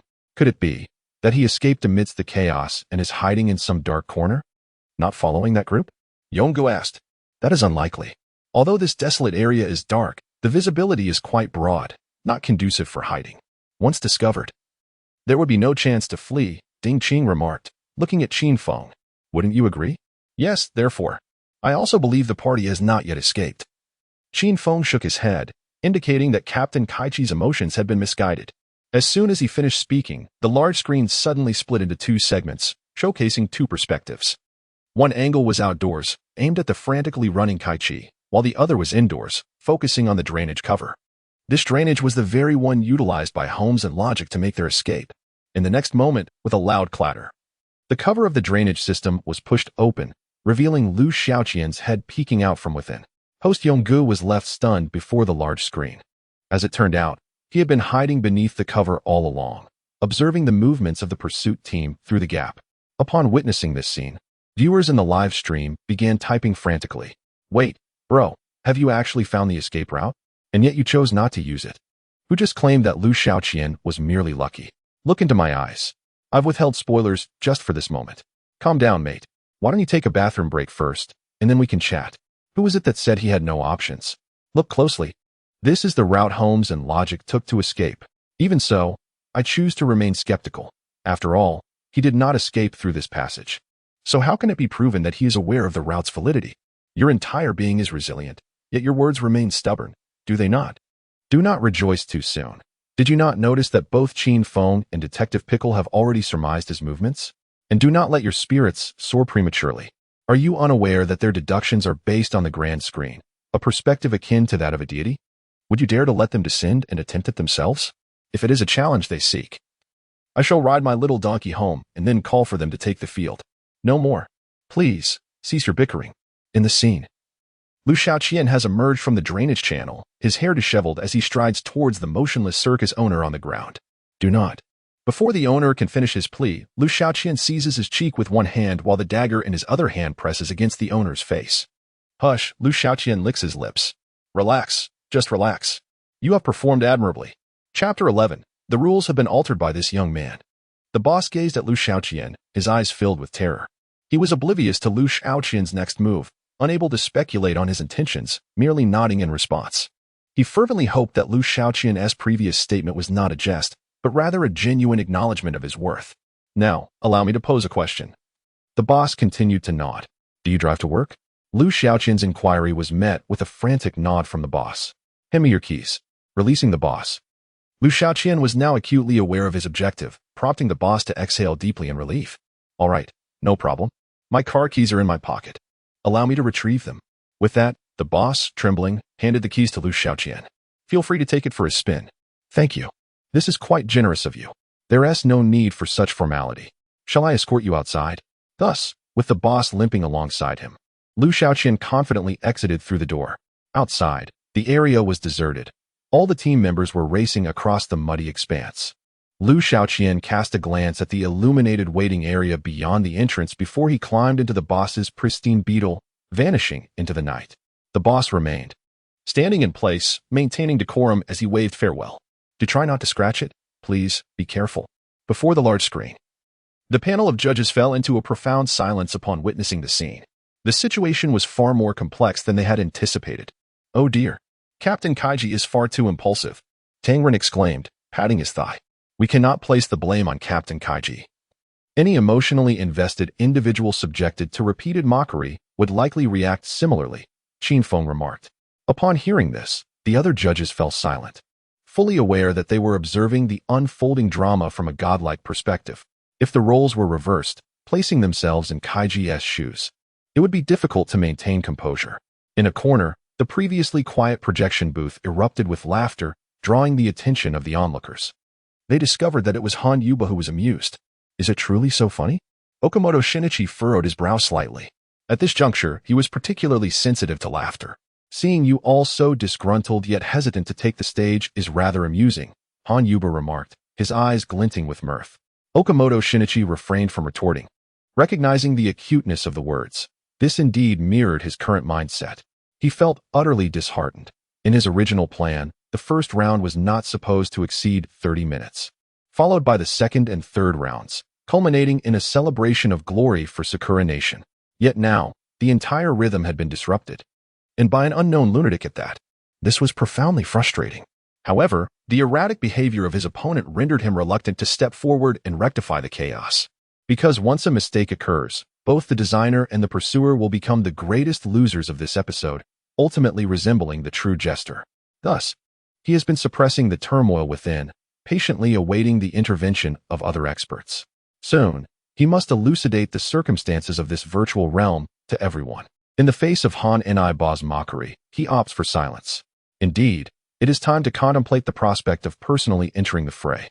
Ding Qing glanced at the clock. Only 5 minutes remained of the 10 allotted. Captain Cage was still ensnared in the mire, and it seemed unlikely that any astonishing reversal was imminent. Upon hearing this, Yonga nodded. Simultaneously, a notification crackled through his earpiece from the backstage. The first round scenario cannot conclude. All fugitives, including those awaiting in the designated area, must continue their escape. For fugitives remain, should the number dwindle to 2 or fewer, we shall proceed to the second round. Yonggu inwardly lamented the unexpected alteration of the program's rules by Liu Xiaoqian. Select 3 expert judges to enter the virtual chamber and participate in the capture. 3. The mere mention of this number momentarily stunned Yonggu. In past episodes, the judges would alternate roles one by one. Yet this time, 3 would descend simultaneously. Clearly, the production team held this amateur contestant in high regard. Drawing a deep breath, Yonggu addressed the microphone. We have just received a notification from the production team. I am here to announce that, among the remaining 4 fugitive contestants, one has escaped the scenario but has yet to enter the waiting area. It is currently difficult to ascertain whether this contestant has advanced. Therefore, the elimination rules for the first round have now been amended. These 4 contestants will continue to evade capture within this virtual world. From among the expert judges, we shall select 3 to join the pursuit in the virtual realm. When the number of fugitives falls to 2 or fewer, the first round will conclude, and we shall transition to the second round. Before his words had fully settled, the individuals at the table began to murmur. Tang Ren appeared taken aback, inquiring, 3? Is that not a tad excessive? It did seem somewhat overly formal. Depul Wade shrugged. Wait a moment.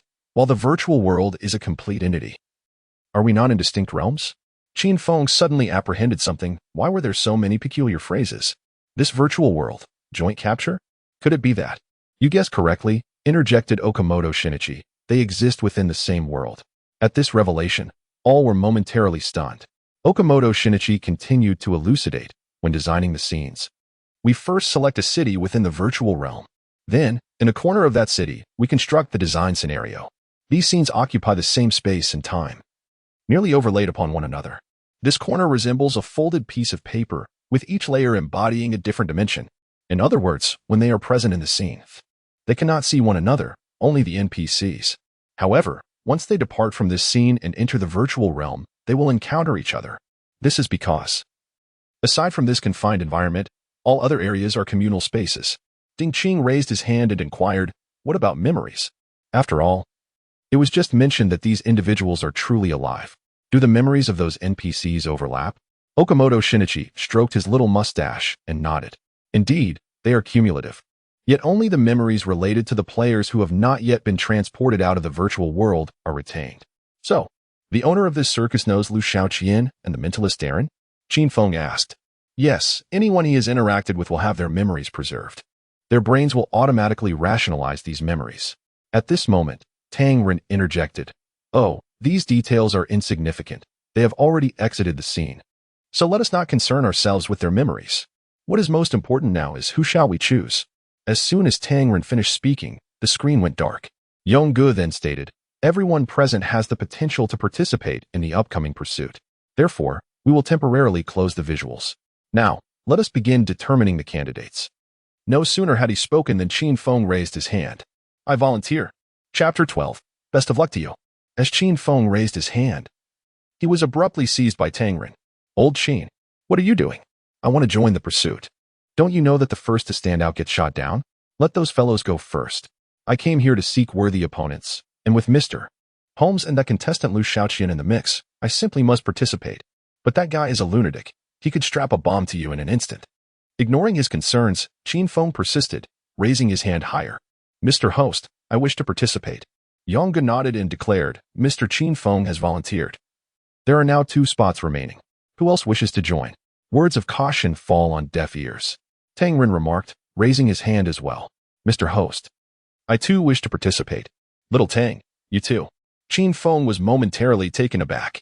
Of course, if you do end up strapped with explosives, I would be the one facing the consequences. After all, you are my nephew. Tang Ren shook his head, though it was merely a formality. Before we proceed, I have a question. What is the backdrop of this city in the virtual world? Qin Feng inquired. Upon hearing this question, all eyes turned to Okamoto Shinichi. The United States, the most notorious city of crime, Goshen City, Okamoto Shinichi replied. With this answer, Qin Feng frowned slightly. All right, only 1 spot remains. Who else wishes to join? Yongge asked. However, the remaining individuals remained silent.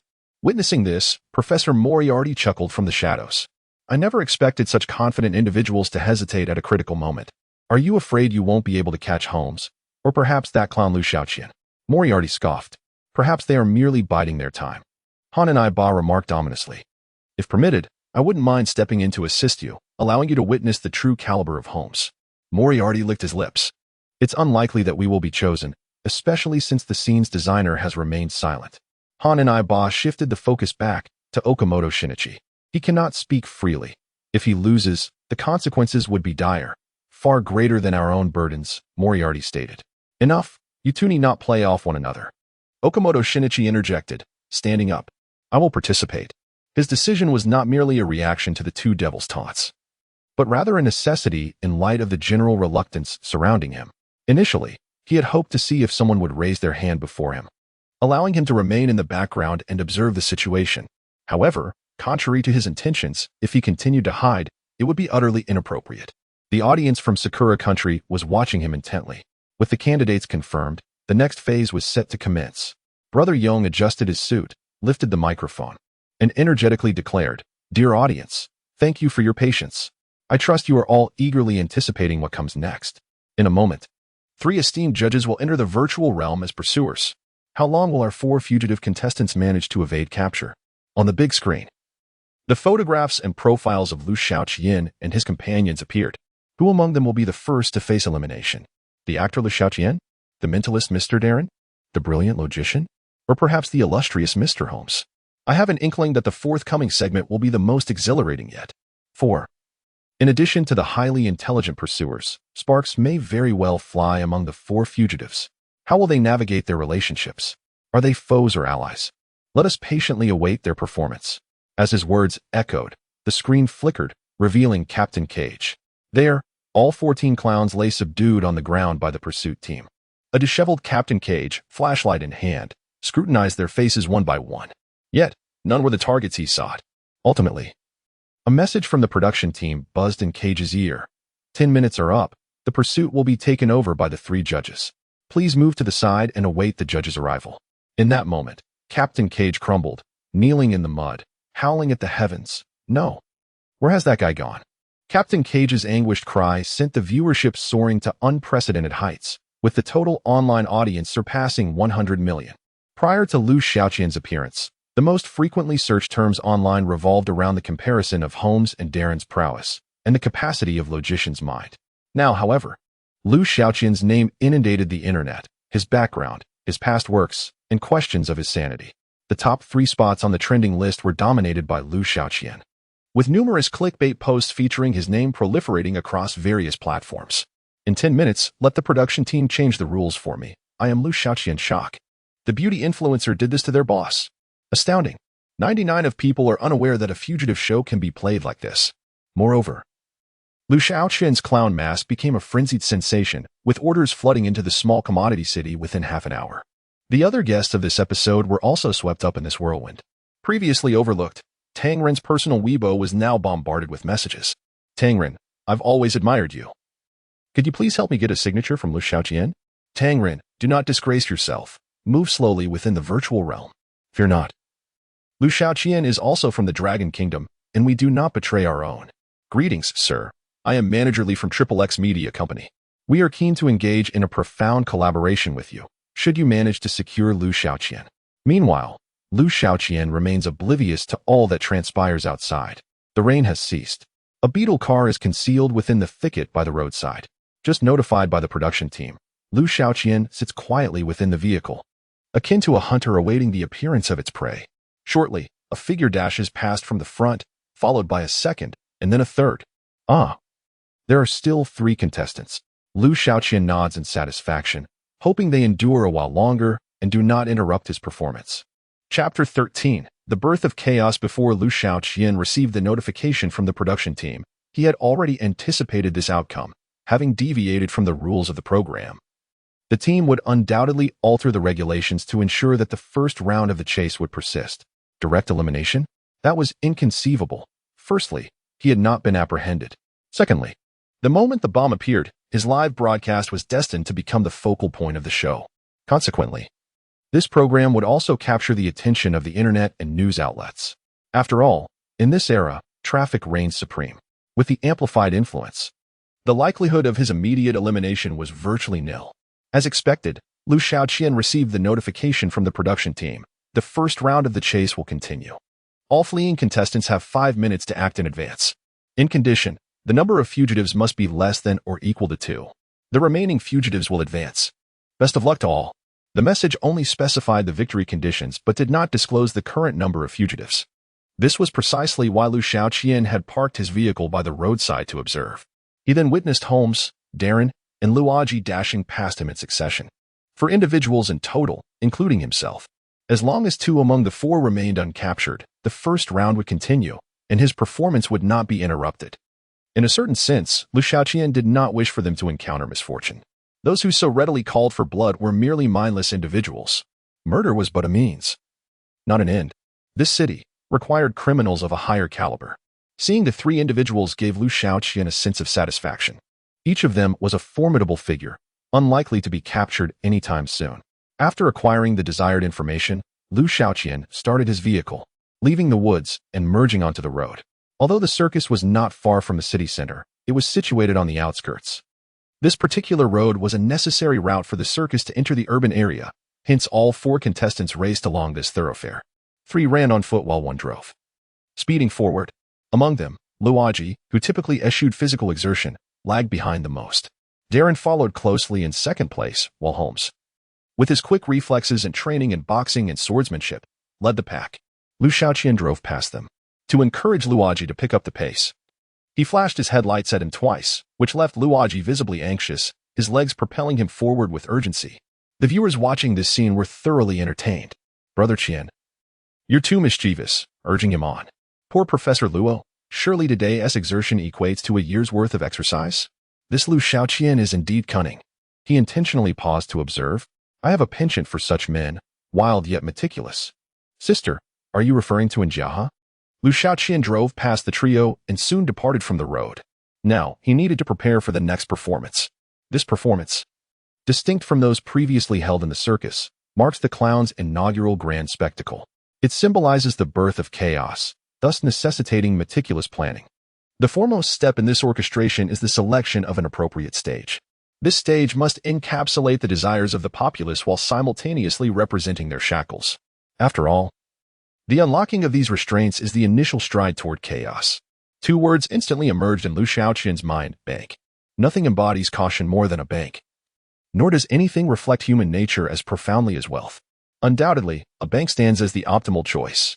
However, this bank must transcend the ordinary. It must be sufficiently grand to captivate the attention of the entire city. This contemplation led Liu Xiaoqian to recall fragmented information shared by an elderly NPC during their conversation. Within the city lies a bank known as Wayne Bank, a private institution, and the largest in the area. Liu Xiaoqian nodded slightly. He was determined to initiate the clown's first grand act within the confines of Wayne Bank. With the target established, the next step involved preparing the props. While various miscellaneous props posed no significant challenge and could be resolved with a modicum of time, one particular prop proved to be troublesome and difficult to procure: an explosive device. The bomb required this time was not as simple as merely gathering some gunpowder. The stakes were higher. This time, he would not be confronting a mere dilapidated makeshift wall, but a bank fortified with top-tier security. Therefore, the explosives must be of a professional caliber. Such items are not readily available in the world, prompting Liu Xiaoqian to ponder their source. At that moment, the radio in the car crackled to life, heralding the voice of a female host delivering urgent news.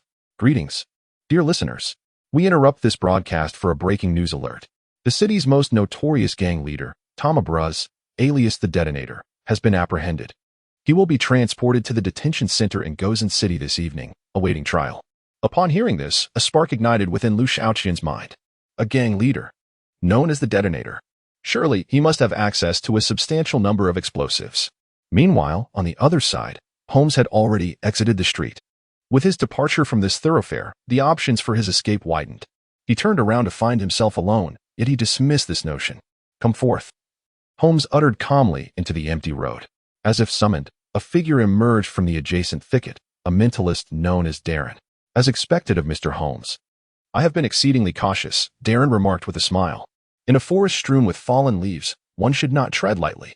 Mr. Holmes, I trust you have received the information from the production team. Only 2 individuals can advance beyond this stage. Would you be interested in collaborating with me? Darren inquired earnestly. Collaborate? Indeed, such an alliance would almost guarantee our advancement, Holmes replied, his expression stoic. However, should I agree to partner with you now? There is a strong possibility that we would be reported immediately. What do you mean? Darren asked, taken aback. Come out, you lurking fellow, Holmes commanded. As the words left his lips, another figure emerged from the woods. Ah, so that remark was directed at me, Holmes, Logic remarked. Upon seeing Logic's appearance, Darren let out a sigh. It appeared that matters were beginning to grow complicated. Mr. Holmes, please make a swift decision. It would simplify things, Darren urged. Mr. Magician, how can you be certain that his decision will favor you? Logic chuckled. Is it not possible that he might choose to collaborate with me instead? As those words were spoken, Darren's gaze sharpened with caution. Do not be alarmed. I have no desire to be adversarial with either of you at this moment, Holmes stated. Do you not wish to win? Darren pressed. Winning is merely an outcome. The process, the resolution of troubles, is of paramount importance, Holmes replied, turning away. Without addressing this predicament, our alliance will not lead us to advancement. And the trouble you refer to is? Logic inquired. The individual who just drove past us is our greatest source of trouble, Holmes elucidated. Chapter 14. What is Versailles? Upon hearing Sherlock Holmes's words, Darren and Logic were momentarily taken aback. That car just now? Was it also an escapee? Darren inquired. Indeed, from the moment I heard the sound of that automobile, I noticed its fluctuating speed, alternating between fast and slow. This can only indicate that they are observing the three of us separately, Holmes remarked. So it was this fellow. He was flashing his headlights at me earlier, and I thought the pursuit team's expert had joined the fray so swiftly, causing my legs to nearly give out. Logic said, rubbing his legs. How could your legs nearly give out, yet you still managed to finish last? Darren chuckled. I simply lack athletic prowess. We all fled on foot, while he alone drove away. Holmes's gaze was profound. He was not an ordinary individual. Upon reflection, this person's thinking does seem rather inhumane. Darren pondered. For a normal individual, escaping from that scenario would already be quite a feat, yet he could even turn back to procure a vehicle. It feels as though he is not fleeing, but rather enjoying himself. It appears that only the four of us managed to escape. Logic glanced back. Under these circumstances, it would be wise for the three of us to refrain from infighting for now. Once that individual is apprehended, we can address our matters gradually. Indeed. Holmes glanced at his pocket watch. We must depart from here promptly. Let us go? Logic nodded. The three of them left the road, randomly choosing a direction to escape. Observing the agreement among the trio, the audience's emotions were quite complex. Oh dear, why are you all targeting my humble brother? Three leading contenders uniting against a mere amateur seems rather unfair, doesn't it? Who told your brother to be so ostentatious, flashing lights at my friend Logic? This is truly a hellish level of difficulty. Next, we must contend with 3 experts and 3 top escapees. Have you decided where to go? Darren asked. At this stage, it is quite simple. We merely need to find a place to hide. In this virtual city, we are all strangers, without a wanted notice. Concealing ourselves is not particularly challenging, Holmes stated. If a new expert enters the scene, will they not immediately issue a warrant? Logic questioned. Holmes shook his head, replying no. They will not. I previously conversed with the NPCs in the circus. Their lives and memories are intact. Now, upon seeing the city again, I am convinced it operates on its own. If it functions cohesively, and we have not engaged in any outlandish behavior, when the pursuit experts arrive, they will only utilize their available personnel to trace us based on clues, rather than immediately orchestrating a widespread manhunt that would disrupt the city's law enforcement distribution. Otherwise, chaos would ensue. Creating disorder within a city is not something a public program aims to achieve. Upon hearing Holmes' analysis, Darren nodded and remarked, Indeed. I have previously interacted with the circus owner. Their memories are remarkably intact. Otherwise, I would not have been able to hypnotize him. Is your hypnosis truly impressive? Logic inquired with curiosity. It is rather average, merely capable of temporary control, Darren replied. Why do you speak so modestly? What does modestly mean? Darren asked. A palace in the land of the Eiffel Tower, Holmes answered earnestly. Logic, taken aback, turned his gaze elsewhere and mused. Why is this city so tranquil at night? There are hardly any people on the streets. Are you not aware? The architecture and operations of this virtual city mimic those of Gotham City in America, Darren explained. And so what? The crime rate is high, which is why, in more remote areas, there are essentially no people at night, Darren continued, casting a glance at Logic. Noting they were at the city's edge. Then let us proceed towards the city center, Logic suggested, shivering slightly. Are you feeling a bit fearful? Holmes inquired. Not at all. I merely believe that crowded places provide better concealment, Logic replied. As he uttered those words, his tone suddenly dropped significantly. He was lying, as Darren pointed out. However, I must agree with Logic. Heading to a more populous area is indeed a prudent strategy, Holmes contemplated. Have you decided where to go? Darren asked. Let us venture to the commercial district, where financial institutions abound and local law enforcement is relatively robust. An expert on the run would certainly not prioritize these areas. Holmes analyzed. Excellent. As long as we remain discreet, we shall encounter no risks. Reaching a consensus, the trio hailed a vehicle and set off towards the commercial district. A few minutes later, the three experts arrived at the Circus S live broadcast room number 61. Oh, could you not grant me just one more minute? I haven't even finished replying to my messages, Tang Ren complained. Capturing the criminal is of utmost importance, Qin Feng interjected. Even so, you cannot expect me to neglect my female fans' messages. Otherwise, people will accuse me of being pretentious, Tang Ren retorted. Okamoto Shinichi, uninterested in the banter, made his way directly to the costume room behind the stage. Hey, Durex, wait up. Where are you rushing off to? Before Tang Ren could finish, Okamoto Shinichi abruptly halted, turned sharply, and glared at him. Mind your manners. This is the second time you've miscalled my name. It is Okamoto. Oh, my apologies, Tang Ren chuckled awkwardly. You seem to be in quite a hurry. Where are you off to? To the costume room, Okamoto replied. That fellow exited through the front door. Why go to the costume room? Are you seeking memories? Ignoring Tang Ren's comment, Okamoto Shinichi continued into the costume room. Qin Feng tugged at Tang Ren's arm, signaling him to refrain from speaking further. If you say just a few less words, he might not explode with rage. Can't you see that? Qin Feng admonished. Even if he does explode, it's his issue, not mine. Why should I concern myself with that? His reason for entering the dressing room was to demonstrate that Liu Xiaoqian had stumbled upon an escape rather than having discovered his route of flight. Qin Feng remarked. Such a narrow-minded approach. Come, let us investigate as well. As the two stepped into the dressing room, they beheld Okamoto Shinichi crouched on the ground, his posture appearing somewhat rigid. Qin Feng and Tang Ren exchanged silent glances, refraining from uttering a word. They approached Okamoto Shinichi and followed his gaze to the entrance of a passageway lying on the floor. This passageway was previously obstructed by a clothing box. At that moment, beside the passage's entrance, there rested a playing card. It was a Joker card, upon which a few hastily scrawled letters were inscribed. Joker. Chapter 15. Do not incur our wrath. Before the upcoming match, separated by a large screen, Okamoto Shinichi harbored a deep disdain for Liu Xiaoqian. This individual had disrupted his meticulously laid plans. However, upon catching sight of a particular playing card, his emotions became exceedingly convoluted. Certainly, his aversion towards Liu remained steadfast. Nevertheless, he could scarcely believe that his escape route had been uncovered. No, not just one, but two. Both of his meticulously crafted escape paths had been exposed. What was even more outrageous was that Liu Xiaoqian had disregarded his own designs, discarding them as if they were inferior goods, opting instead for an audacious method of escape. Liu's audacity was tantamount to trampling upon his designs and humiliating him in front of millions of viewers. The thought sent a surge of heat rushing to the back of Okamoto's head. That cunning, devilish grin resurfaced in his mind. Joker? Tang Ren suddenly straightened up. Okamoto, I'm talking about you. Upon hearing Tang Ren's words, Okamoto Shinichi's face, which had been slightly flushed, instantly darkened. A torrent of comments flooded the screen, bombarding Okamoto's visage.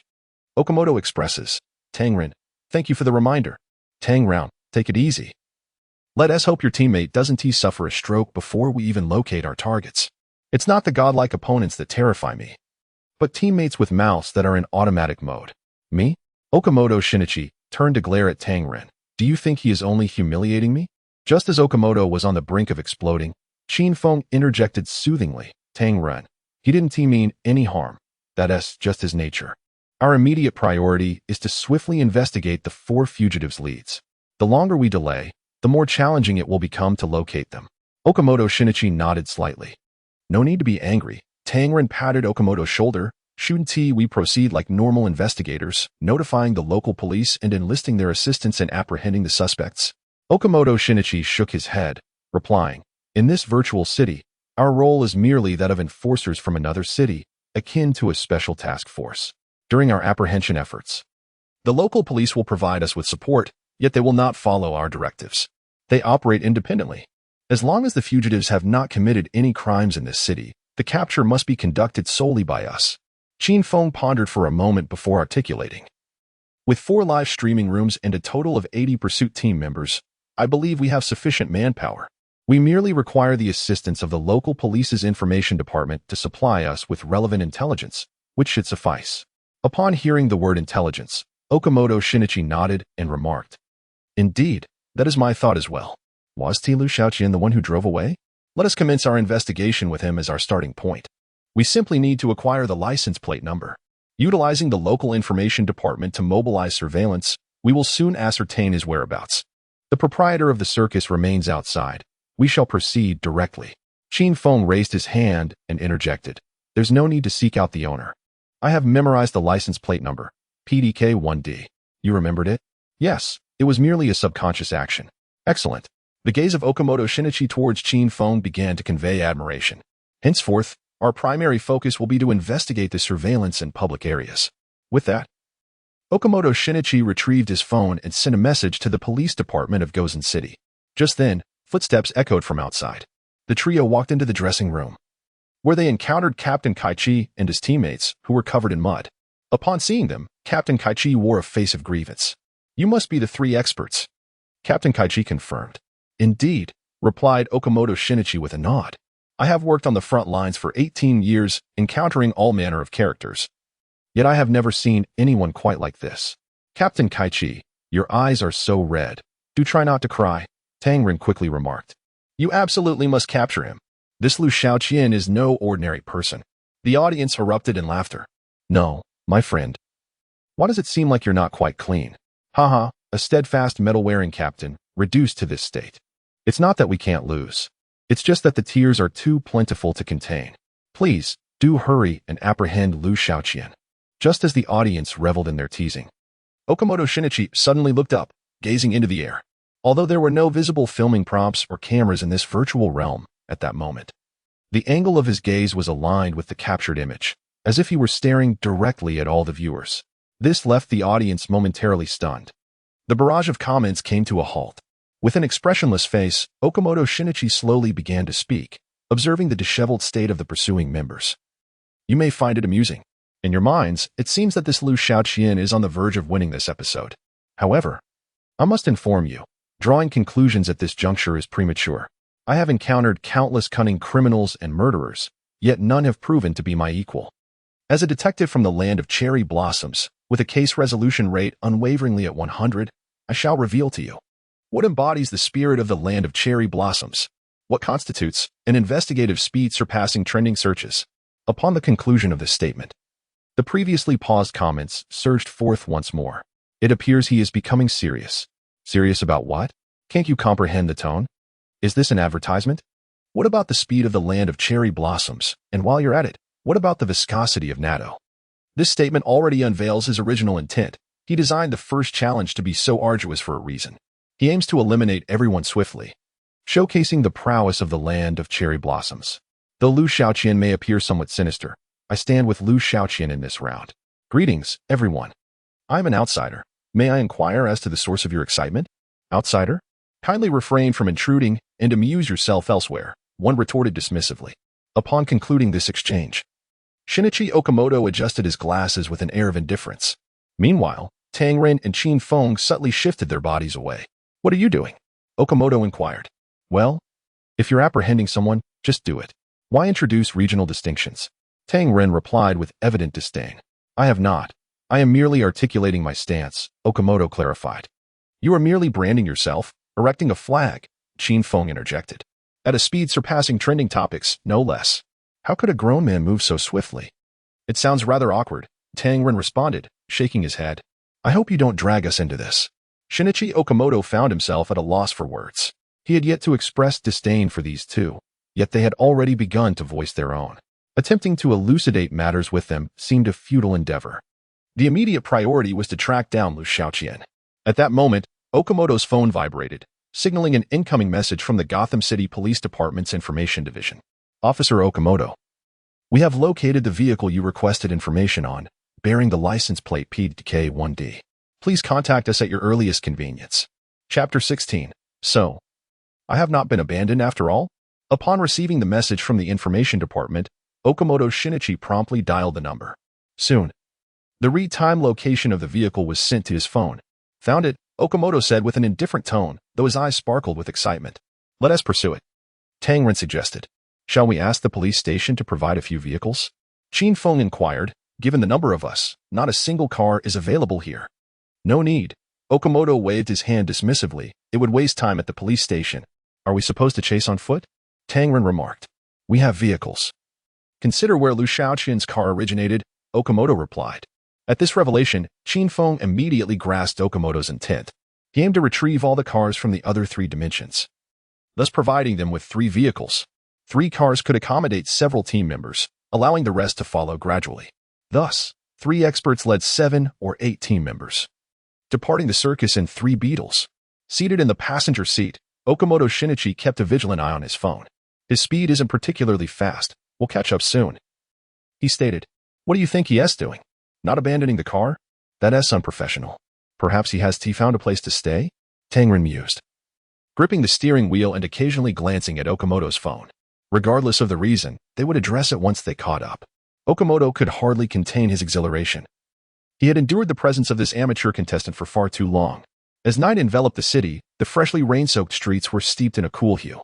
A beetle navigated through the towering edifices. Liu Xiaoqian sat at the wheel, nonchalant in demeanor, while the pursuit team fervently chased after him, leaving the audience in a state of anxious anticipation. Yet, beneath his calm exterior, Liu Xiaoqian was keenly observing the map on his phone. At each intersection, he would glance over to assess the situation across the street, for his target lay just there, the armored vehicle. On the adjacent street, 3 armored vehicles lined up, bound for the detention center in Gozen City. In the foremost vehicle sat the infamous detonator, Tom Abruzzi. Though his expression remained fierce, the fire in his eyes had dimmed. Betrayed by his own brother, he found himself in this dire predicament, fully aware that this time he was utterly doomed. Hey, our black boss seems a bit off today. Just said the hefty guard seated beside him. Of course, he's not well. Outside he is a kingpin, but once inside, he might just become little Tom, right? Chuckled another lean guard. Gazing at Abruzzi. Call me Abruzzi, he retorted coldly. How particular you are. Let us see if you maintain that demeanor once you step inside, the portly guard scoffed. Do not cast us such contemptuous glances, for heaven's sake, have you yet to grasp the reality? You have been discarded, thrown away like refuse. The lean guard spat. Surely you yearn to obliterate us, don't you? Ha. If given the chance, I certainly would. Abruzzo fixed his intense gaze upon the rotund guard. Chance? Perhaps in your next life. Do you truly expect your subordinates to rescue you? I fear not even a lawyer will come to your aid. Before he could finish, a car sped past outside the window. What in the world? Who is racing at this hour? The stout guard appeared momentarily taken aback. The lean guard rolled down the window to peer outside. It's a beetle? Someone is actually racing in that? He murmured, before he could complete his thought. The beetle's brake lights suddenly illuminated, and its speed diminished. The distance between the 2 vehicles rapidly closed. Ultimately, the beetle and the escort vehicle were side by side. The graffiti letters on the beetle's door caught the lean guard's eye. Joker? His expression turned to bewilderment. Is this person deranged? Perhaps we should close the window. The stout guard suggested. What are you afraid of? Are you worried someone in a beetle might attempt to hijack the escort vehicle? The moment the lean guard finished his sentence, the window of the beetle rolled down. A grotesque smile suddenly emerged from the window, startling the lean guard into retreat. Ha. Liu Xiaoqian, laughing maniacally, one hand on the steering wheel, the other pressed against the door, his hair wildly flailing in the air. Witnessing this spectacle, the audience in the live stream was left dumbfounded. What is he up to? Isn't he supposed to be on the run? Why provoke the city's police? Qian, have you lost your mind again? The pursuit team is still behind. Good heavens. I just wagered 100 that Liu Xiaoqian would win against Okamoto, and now this. He truly is unhinged. The lean guard drew his weapon, aiming it at Liu Xiaoqian. We are on a mission. Move away. Give me what I want. And I will depart. Liu Xiaoqian swayed his head. What do you want? Abruzzo. Oh, ha. Before the lean guard could respond, the beetle lunged forward as if it had lost control. The lean guard hurriedly rolled up the window and grabbed the radio. Attention everyone. Attention. There is a madman in a beetle up ahead. He may be attempting a hijacking. How many people are in the vehicle? Came the voice from the radio. 1. Just 1. 1? Are you joking? So he truly is mad. He is indeed insane. The lean guard shouted into the radio. Received. Your vehicle should reverse. We will pursue with our 2 cars, the response came. Setting down the radio, the lean guard instructed the driver, proceed slowly, allow them to lead the way. Understood. The driver nodded and gently pressed the brake. 2 police cars swiftly sped past the window, advancing ahead in an attempt to engage with the beetle in front. The slender officer turned his head, glancing at Abruzzo, and inquired, Is this one of yours? Abruzzo swallowed hard. I suppose so. He had never recalled having such a lunatic among his subordinates. However, for the doomed man, acknowledging the truth did not seem entirely detrimental. At the very least, it might convey to the mocking officers that he had not been forsaken by all. Chapter 17. Stand down, officer. The beetles are everywhere. Ahead. The beetle cars swayed erratically as though intoxicated. Two escort vehicles endeavored to intercept them but were skillfully evaded. Throughout this encounter, the beetle displayed no overtly reckless behavior, leaving the armed guards uncertain about whether to open fire. This standoff persisted for several minutes until they approached a Y-shaped intersection. A voice crackled over the thin guard's walkie-talkie, suggesting a misunderstanding. It was merely a drunken individual. Upon hearing this, the slender guard furrowed his brow, for he alone had glimpsed the face of the other party. The demeanor of the individual was clearly indicative of something more than mere inebriation. Furthermore, the person had explicitly called out Abruzzo's name, suggesting a clear intent to hijack. This was no misunderstanding. He was indeed there to commandeer the vehicle. I suspect an ambush awaits us, the slender guard exclaimed. There is no ambush. There isn't even a shadow on the road. Besides, who would believe that a single person could hijack an escort vehicle? I refuse to be mistaken. There must be an ambush ahead. I propose we delay him while we reroute Abruzzo's transport, the slender guard insisted. Surely not. However, before the voice on the other end could finish, it abruptly changed tone. Oh no, there really is an ambush. What? The slender guard was taken aback. From behind, prompted by this revelation, the slender guard swiftly turned around. Through the rear window, he beheld three identical beetles. All beetles. All beetles. The stout guard shouted excitedly. A convoy of beetles. In that moment, it was unequivocally confirmed. A hijacking was indeed in progress. I surmised correctly. The slender guard declared into the walkie-talkie, his tone resolute. They had already laid a trap for us. If we continue like this, we shall be encircled. What shall we do? Call for backup? There is no time. You two vehicles must engage them while we reroute with the prisoner. The slender guard commanded. Understood. Mission first. We will certainly hold them off. With the dialogue concluded, the slender guard promptly instructed the driver to change course. The vehicle containing Abruzzo veered towards the opposite side of the Y-shaped intersection. Meanwhile, Liu Xiaoqian observed through the rearview mirror as their adversaries split into two paths, and a smile crept across his face. It was Liu Xiaoqian's objective to disperse the opposing convoy.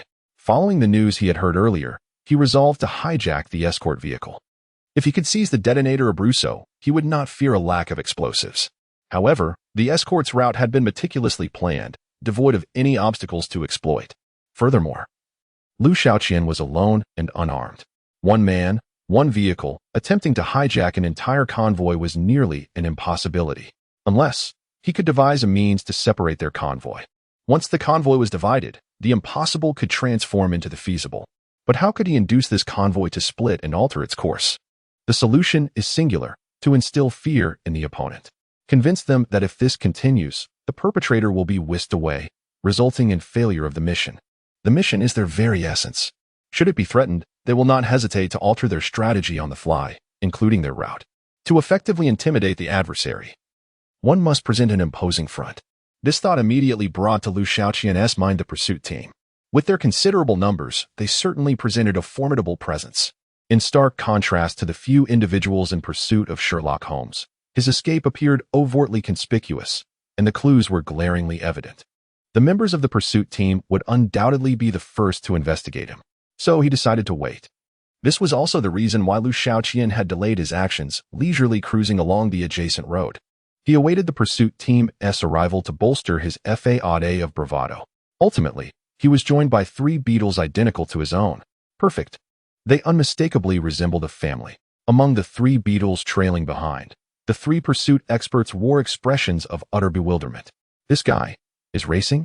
Qin Feng could hardly believe his eyes. Was he really racing against police vehicles? These escort vehicles were essentially police cars retrofitted for transport. Viewed from the rear, one could only see the flashing lights and the backs of the vehicles, rendering any discernible differences impossible. Something felt amiss, it seemed. These were not ordinary police cars. Okamoto Shinichi sensed a hint of unease. What could one discern from merely observing the rear of the vehicles? We should move closer to examine their doors. Surely they bear the name of their department, Tangren suggested. Let us go take a look, Okamoto Shinichi replied. Without hesitation, Tangren pressed down on the accelerator, swiftly steering their vehicle toward the two escort cars. The pursuit team members in the two rear vehicles closely followed suit. This maneuver startled the guards in the front escort cars quite significantly. "They're closing in on us. Prepare to open fire," clattered the guards, as all weapons were readied. Meanwhile, Tang Ren had the accelerator floored.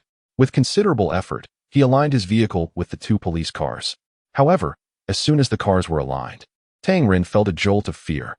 Suddenly, several ominous black gun barrels were aimed directly at them. "Raise your hands. Otherwise, we will fire," one guard bellowed. Okamoto Shinichi and Qin Feng quickly raised their hands in compliance. Tang Ren, startled, followed suit.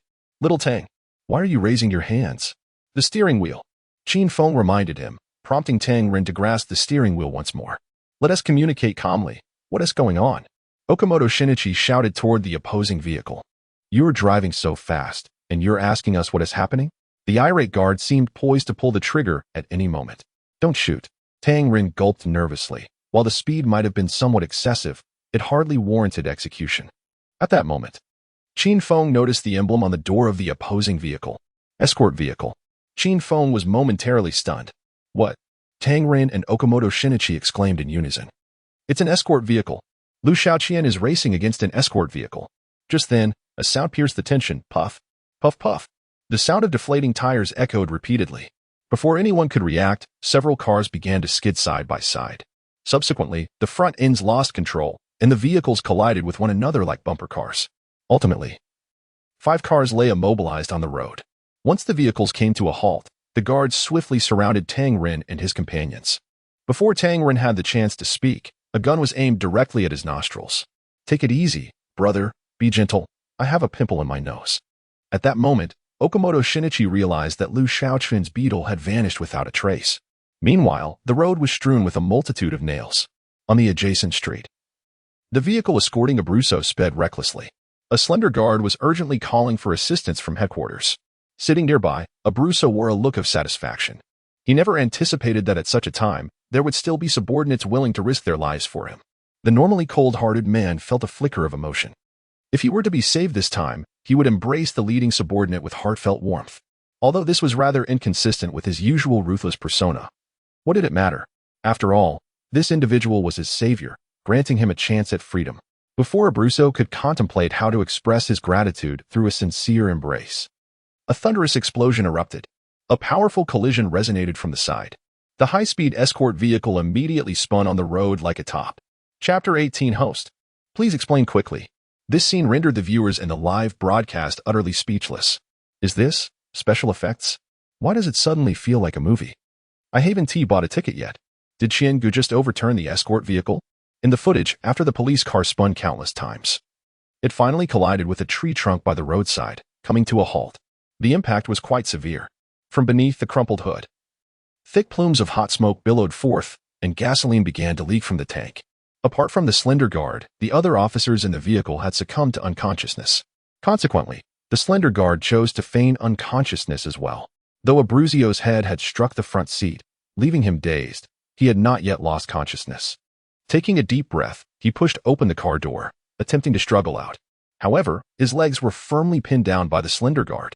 At that moment, he heard footsteps approaching his direction. Abruzio raised his head to behold that eerie smile. Earlier, while the vehicle had been racing down the road, he had thought nothing peculiar of the clown-esque face. But now, as it fixated upon him in silence, the perception shifted entirely. A shiver ran down Abruzio's spine. Yet, upon recalling his identity, he inhaled deeply and feigned calmness, inquiring, "Who sent you to rescue me?" "Are you certain I am here to rescue you?"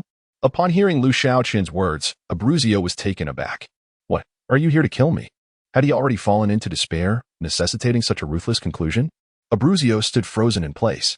Liu Xiaoqian, unwilling to squander time, commanded, "Come out and follow me." Faced with such an enigmatic individual, Abruzio was understandably reluctant to comply. However, given his current predicament, he found himself at a disadvantage. Who could predict the intentions of this peculiar clown? He could only pretend to be in a dire situation, stating, "I'm stuck and cannot crawl out." Stuck by what? Abruzio gestured toward the slender guard who was feigning unconsciousness, pretending to be trapped severely, unable to move. The slender guard, likewise, feigned complete unconsciousness, exerting pressure on Abruzio's legs to prevent any movement. The slender guard's objective was clear: His weapon had been flung away during the car's chaotic spins, and he was unwilling to take risks against this strange clown. His only desire was to convincingly play dead while keeping Abruzio behind. This was the safest and most astute strategy. However, in the next moment, ding! The sound of a lighter's lid popping open made both individuals involuntarily shudder. The gasoline leaking from the tank seemed to become even more acrid. Try again. If you are truly stuck and cannot escape, I will have no choice but to incinerate you along with this vehicle. Upon hearing this, the slender guard, eyes still closed, immediately released his grip. Abruzio, in a sudden surge of determination, yanked his leg free in an instant. He actively climbed out of the car. It turns out his legs had merely fallen asleep. Abruzio feigned nonchalance. Liu Xiaoqian remained silent, bending down to retrieve a walkie-talkie that had been flung out of the vehicle before making his way back to his car. At that moment, flashing police lights began to appear at the other end of the street. Support from the police headquarters has arrived. Abruzio dared not hesitate, promptly following Liu Xiaoqian into the vehicle. Once inside, the car swiftly vanished into the night. Meanwhile, in the live broadcast, a flurry of question marks filled the screen. What is going on? Host, hurry up and explain. You're getting paid for this. Yongge, time to get to work. In front of the large screen, host Yongge found himself momentarily at a loss. He stood there, astonished. This show seemed to be taking an unexpected turn. Wasn't it supposed to be an escape? Why were they now attempting to hijack an armored vehicle? Was it merely a matter of convenience? Yongge held on to the topic, but no words came forth from his mouth. How was he supposed to explain this? Who knew what Liu Xiaoqian truly intended? A sudden inspiration struck Yongge. What a thrilling, no, perilous scene. I wonder how the judges perceive this? He promptly tossed the topic to the remaining experts. Ding Qing and Deadpool Wade exchanged glances. You go ahead, Ding Qing said. All right, given that I haven't really shared my perspective thus far. Everyone turned their expectant gazes towards Deadpool. At this point, all I can say is, if possible, I would love to transfer my abilities to the three judges who just stepped down. Yongge was taken aback, asking, why do you say that? Because they might be in danger, Deadpool replied. Noticing Yongji's continued confusion, he elaborated. Think carefully, what is the alias of the person Liu Xiaoqian has just taken? The detonator. Yongge paused, realization dawning upon him. Right, the detonator. Therefore, Liu Xiaoqian's objective should be self-evident. This revelation quickly penetrated the minds of over 100 million viewers. A bomb. What Liu Xiaoqian desires is a bomb. What on earth does he intend to do? This is utterly insane. Yongge couldn't contain himself, voicing the collective curiosity of the audience. So, what does he want to accomplish? Yongge inquired, looking at Deadpool. I have no idea. Deadpool shook his head. That is the most terrifying aspect. We can only speculate about his target, but we cannot fathom his ultimate goal, Ding Qing remarked calmly. Deadpool shrugged, adding, we have a general idea of each other's objectives.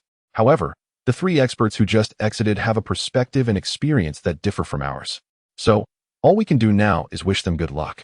On screen, Okamoto Shinichi was fervently trying to explain to the guards of the two vehicles, are you really not affiliated with that vehicle? Of course not. Shinichi Okamoto brandished his identification, declaring, we are here to apprehend him. You are merely wasting our time. Let us leave at once, Qin Feng urged anxiously. Just then, several guards' walkie-talkies crackled to life simultaneously. Calling vehicles 2 and 3, calling vehicles 2 and 3, we are headquarters support. Where are you? Came the urgent call over the radio. One of the leading guards picked up the walkie-talkie and responded, we were just in pursuit of a beetle, but its tires were blown out by the suspect. We are now near. He glanced at the street sign, at 217, Mark Street. The beetle. What about it? The realization struck. That very beetle had spirited away the fugitive, Abruzio. Chapter 19. Do you think this is a movie? Upon hearing this phrase, the guards of the two escort vehicles were left in a daze. After all, this was no film production. In this day and age, who would dare to hijack an escort vehicle? Even the most formidable gangsters would resort to alternative methods to forge connections and achieve their goals indirectly. Hijacking an escort vehicle? Such a low-cost endeavor had long been abandoned. For the guards, encountering such misfortune was a rarity, perhaps once in a decade. What on earth was Liu Xiaoqian hoping to accomplish? Tang murmured, contemplating the absurdity of attempting to hijack a prisoner before escaping. Was he truly dissatisfied with the number of captives we already had? The more Tang pondered, the angrier he became, suddenly lashing out at the guard who had just aimed his firearm at him. It's all your fault. If it weren't for you, we would have apprehended him by now, and the prisoner wouldn't have escaped. Tang shouted in indignation. We? The guard pointed incredulously at himself. This isn't our fault. If blame is to be assigned, it should fall upon you. Who told you to be driving the same vehicle as the fugitive, creating a convoy-like appearance? Who wouldn't feel a chill run down their spine upon witnessing that? As the two were on the verge of an argument, another guard stepped in to mediate. Enough. Even without your claims, it's highly probable that the suspect would have fled regardless. He gestured to the nails strewn across the ground. We can only blame that cunning individual for employing such a deceitful tactic. At that moment, 2 police cars approached. Stay back. There are nails. One guard shouted urgently, waving his arms. The vehicles halted at a distance, and the lanky guard, along with the reinforcements, exited their cars. After exchanging information, the lanky guard was taken aback. It turned out that the assailant had indeed acted alone. Furthermore, he hadn't even drawn a weapon. Bent over with laughter, the lanky guard exclaimed, "We've been played. We were truly fooled." "Tom, please remain calm," one of the supporting officers reassured him. It was revealed that this lanky guard was Tom, the leader of the escort team. Age 28. Calm? How can you expect me to stay calm? I just got promoted to captain, and on my very first assignment, I was hijacked? In truth, Tom's greatest frustration stemmed from his earlier decision to feign ignorance. Had he known the assailant was alone, he would have at least confronted him to earn a Medal of Valor. But now, it was too late. However, for Okamoto and his colleagues, this incident was not entirely detrimental. Liu Xiaoqian's recent actions had already cast a significant shadow over the city. This provided them with a justification to elevate Liu Xiaoqian's threat level and secure additional local law enforcement support. There was even the possibility of issuing a warrant for his arrest. They too were intent on capturing him. The officer glanced at Okamoto and his team. I can hold off reporting this incident to the department for now. You and your team should hurry and apprehend the suspect. Tom was momentarily stunned. Really? When have I ever let you down? Hurry and take action to locate him. If you haven't found him by tomorrow morning, I will be powerless to assist you. All right. Tom nodded. No way. Shinichi Okamoto raised his hand, asserting that this matter must be reported. Qin Feng and Tang Ren exchanged glances. Realizing that Okamoto wished to prevent any concealment of the situation, he sought to rally additional police forces. Your words hold no weight, the police officer suddenly retorted, displaying unexpected defiance. It appeared that he shared a considerable rapport with Tom. Do you intend to keep this incident under wraps? That is simply impossible. Okamoto brandished his phone, declaring, I can call the station at any moment to inform them that your suspect has been taken. Is that so? The officer smirked slightly. Feel free to call. Whether your message reaches the chief is an entirely different matter. Upon hearing this, Okamoto cast a sweeping gaze over the other officers, who were now glaring at him with palpable hostility. Clearly, the officer defending Tom held a significant position within the precinct, seemingly unafraid of anyone but the chief. And his standing among his peers was formidable.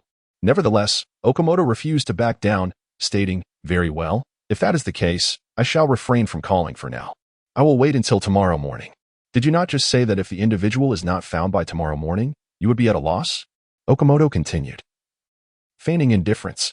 I suspect it may prove quite challenging for Officer Tom to apprehend anyone before tomorrow morning. Externally, Okamoto maintained a facade of nonchalance, but internally, he was in a state of urgent anxiety. The location on his phone was still moving. Liu Xiaoqian had not abandoned the vehicle yet. The sooner they acted, the greater the likelihood of capturing Liu Xiaoqian. Delaying further risked Liu fleeing, complicating matters significantly. Yet, despite the pressing urgency, Okamoto was unwilling to relinquish the current opportunity. After all, Liu Xiaoqian's actions were undeniably complicating his escape. Okamoto intended to amplify the obstacles Liu faced. No matter how you put it, I will protect Tom, the officer asserted. Of course, you must protect him. I merely fear you might be unable to, Okamoto replied, turning to face the officer with a serious demeanor. You have no idea what kind of person we are pursuing. He is no ordinary individual. Should he wish to take your suspect and hide him, believe me, Officer Tom may want to prepare for an early retirement. The officer paused, inquiring, What do you mean? Okamoto clarified. What I mean is that if you wish to resolve this predicament by tomorrow morning, you must collaborate with us wholeheartedly, rather than simply handing over Officer Tom. This matter can be handled discreetly without informing the chief. However, every officer, excluding the chief, must take orders from me tonight. Only in this manner can we hope to safeguard Officer Tom. Upon hearing this, the officer hesitated. This was not an easy decision for him. Despite his high standing within the police force, This course of action amounted to an abuse of public authority. If he were to falter even slightly, his career might come to an abrupt halt. However, it was evident that Tom held greater significance for him. Ultimately, he steeled himself and made a decision. He extended his hand and introduced himself, Sean Walker. Shinichi Okamoto also reached out, shaking hands with him, saying his own name, Shinichi Okamoto. Sean tossed a car key to Shinichi, stating, "You may take one of these two vehicles. Tom will accompany you, providing information. Additional law enforcement will follow shortly. For any arrangements, you may give me direct instructions. Tonight, the policing of this city will be under your command." Chapter 20. To be frank, you have somewhat blundered.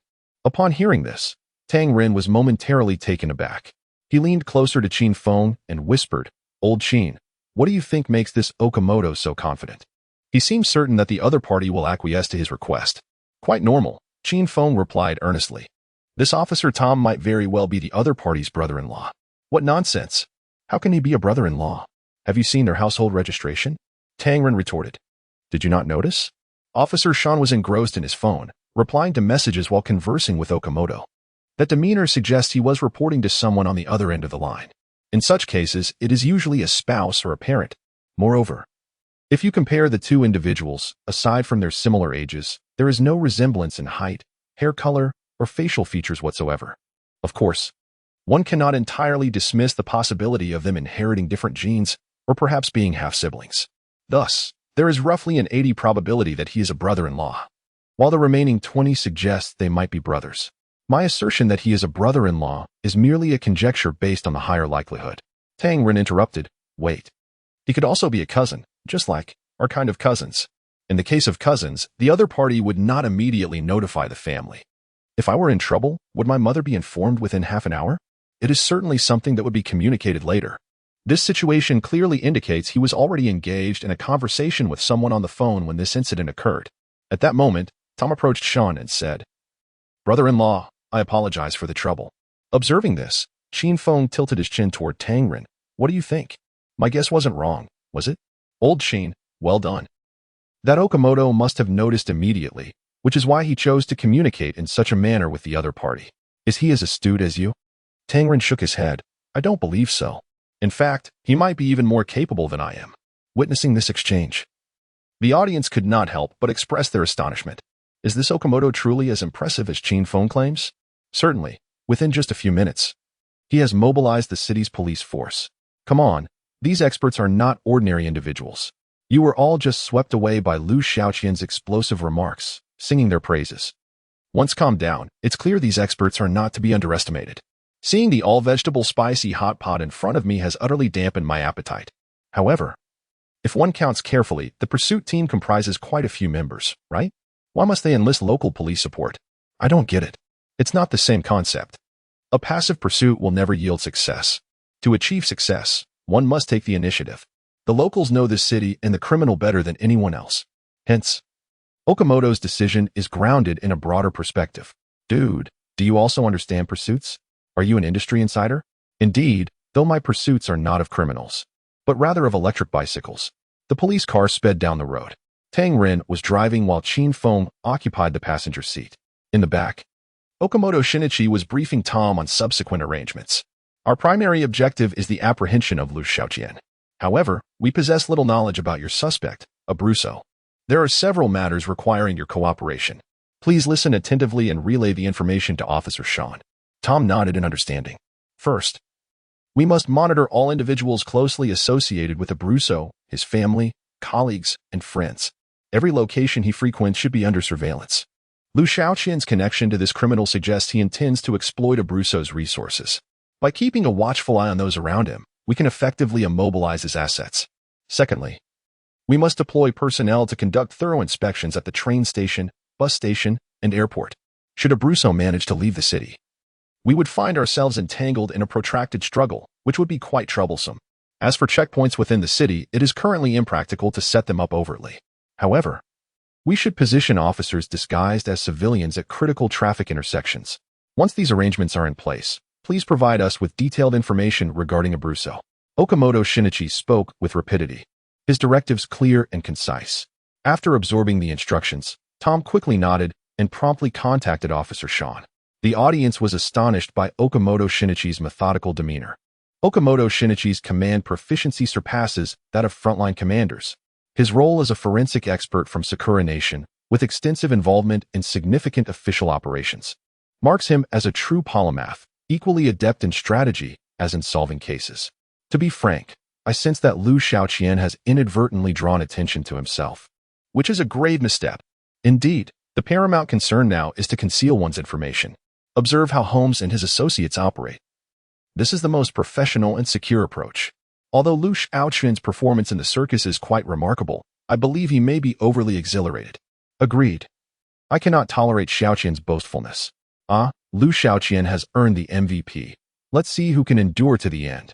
I eagerly anticipate the forthcoming actions of Qin Feng and Okamoto Shinichi. Have you so blatantly disregarded my subordinate, Tang Ren?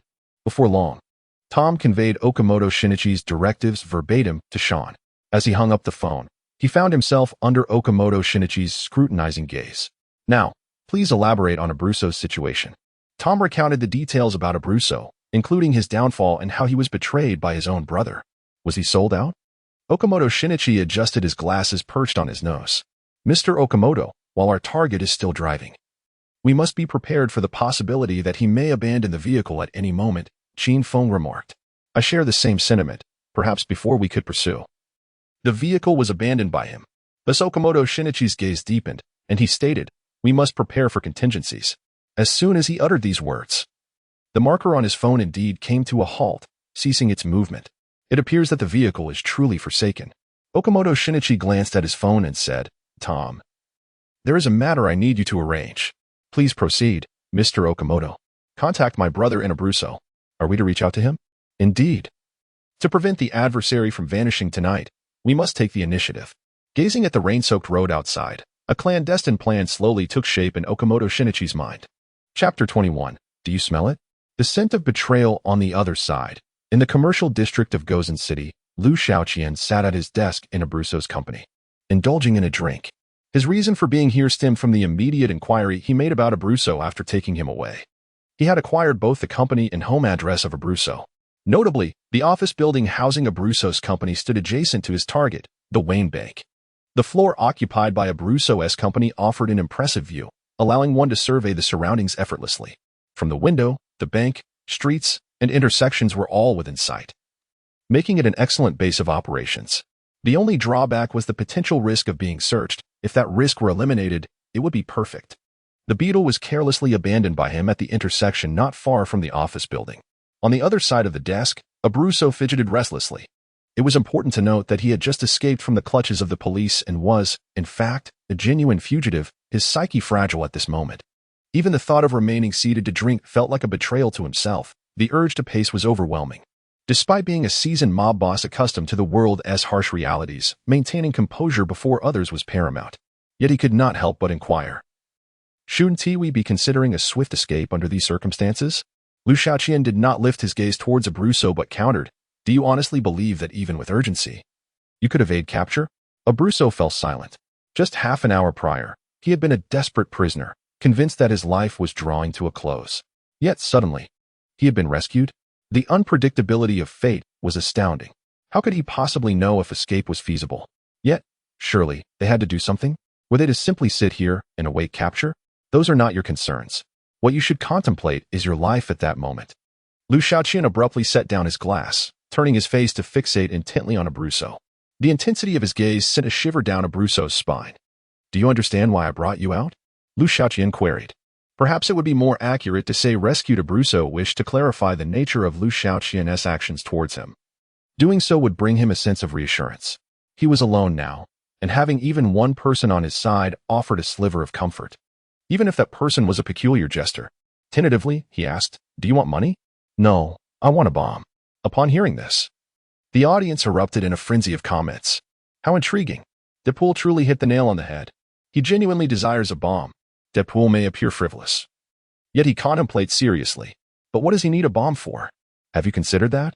It's hard to say, but I suspect it's likely to target the pursuit team. Danger. It's also possible he intends to bomb Sherlock and his team. After all, eliminating them would naturally position him as the victor. But is there a possibility that he does not care about winning or losing? Abruzzo suddenly realized. It turned out that the other party was after his reputation. Abruzzo's expression grew troubled. If it were possible, I would certainly agree to all your conditions. But now, it is simply unfeasible, isn't it? When Liu Xiaoqian understood Abruzzo's predicament, he surmised this outcome. A crime lord betrayed by his own brother would undoubtedly have been rendered powerless long ago. Having just escaped, it would be quite challenging to acquire a bomb directly. However, challenging does not equate to impossible. If only this crime lord could regain his spirit, procuring a bomb would surely be within reach. Indeed, I have been usurped by that despicable brother. There are plenty of bombs, but they are all in his possession. Observing the dejected Abruzzo, Liu Xiaoqian suddenly smiled. A smile laced with sympathy. His gaze fell upon a framed photograph on the desk. The glass of the frame was cracked, within it two figures, Abruzzo and another man. It was evident that their relationship had once been quite amicable. Yet now, the shattered glass severed their smiles. Liu Xiaoqian set down his glass, picked up the frame, and exclaimed, Abruzzo, do you detect a foul odor? What? The viper you nurtured with your own hands is now poised upon the throne, flicking its tongue. Liu Xiaoqian traced a circle on the photograph with his finger. Those wild dogs that once knelt to lick your boots are now feasting upon your shredded dignity. Abruzzo fell silent. Liu Xiaoqian rose and stood by the window, continuing, what a bustling city this is. Amidst all these neon lights, how many shine for you? And how many flicker for that traitor? I can imagine, at this very moment, that scoundrel is in some opulent private room, savoring the top-tier wine you saved, entwined with the beauty you cherished. Your former subordinates are now cautiously presenting him with smiles. At this juncture, Abruzzo suddenly interjected, enough. He could no longer bear to listen.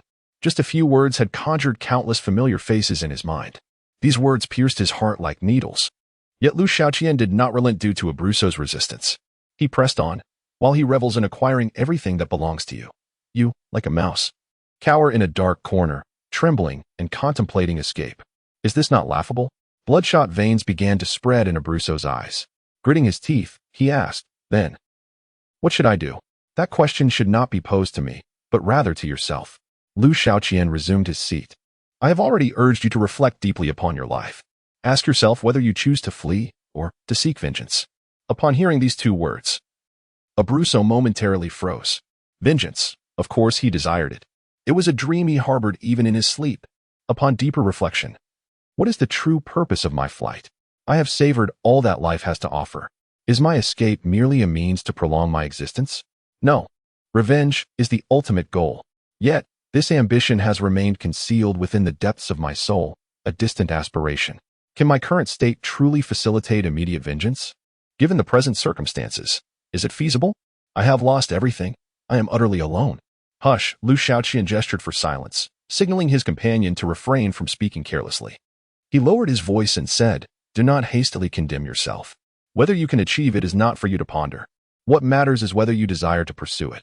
Just as with the escape moments ago, if you truly wish for it, success will follow. Abruzzo looked at Liu Xiaoqian, his gaze fervent, and inquired, will you assist me? Liu Xiaoqian smiled and replied, certainly. We shall attain what we seek. I shall acquire the bomb, while you will find redemption for your soul when you personally hang the corpse of that serpent from the rearview mirror of your Cadillac. Hell shall reopen its gates for the true Godfather. Chapter 22. To be frank, we are allies. The audience was taken aback by this revelation. Buddy, you stirred my emotions. Were you an insurance salesman before becoming an actor? Such remarkable acting. Why have we never witnessed this before? But how do we exact our revenge? If I were Abruzzo, I would go all in. Going all in is a form of wisdom. Indeed, after hearing Liu Xiaoqian's words, Abruzzo's fist came crashing down on the desk. Very well. Let us pursue what we desire. With that, Abruzzo abruptly rose and approached Liu Xiaoqian. He reached for the drawer beneath the desk, pulling it open with a gentle tug. With a click, the bookshelf behind Liu Xiaoqian swung open to the sides. It turned out that Abruzzo had modified a hidden mechanism in his office. Behind the bookshelf lay a small secret chamber, filled with an array of weaponry, handguns, submachine guns, knives, as well as spare phones and clothing. However, there were no explosives that Liu Xiaoqian required. Abruzzo armed himself and handed Liu Xiaoqian 2 pistols. Shall we set off immediately? No, wait a moment, Liu Xiaoqian replied. Wait? What for? Following Liu Xiaoqian's gaze, Abruzzo looked out the window. Oh, I understand. You are awaiting your friends, correct? Friends? Indeed. I overheard the guards mention that you lead a convoy of beetles. You are waiting for the others, aren't you? Yes, I am indeed awaiting them. Although not friends, Liu Xiaoqian spoke the truth. The reason he had left the beetle not far away was to prompt the pursuing team to investigate this location sooner. After all, they would inevitably scrutinize any place associated with Abruzzo. It was far better to do so sooner rather than later, especially since he intended to use this place to plan a bank heist. Once he acquired the explosives, everything could commence. At that moment, several figures darted past near the beetle. They have finally arrived. Liu Xiaoqian's lips curled into a slight smile. They've arrived? Abruzzo quickly retrieved 2 binoculars from the secret chamber, handing one to Liu Xiaoqian while keeping the other for himself. I don't see anyone. Peering through the glass wall on the opposite side of the phone booth, Abruzzo, guided by Liu Xiaoqian's hints, finally noticed that a few individuals were hiding behind the phone booth not far from the beetle. They were 3 experts from the pursuit team. However, Abruzzo did not recognize them. Are these your friends? 3 Asians, 2 of them quite short, and one of them is rather dark. Abruzzo described as he observed. That's them, but they are not my friends. Not your friends? Indeed, they are here to capture me. Look closely, there is another person behind them. Prompted by Liu Xiaoqian's reminder, Abruzzo suddenly realized that there was a familiar face behind them. It was the guard who had just mocked him. What?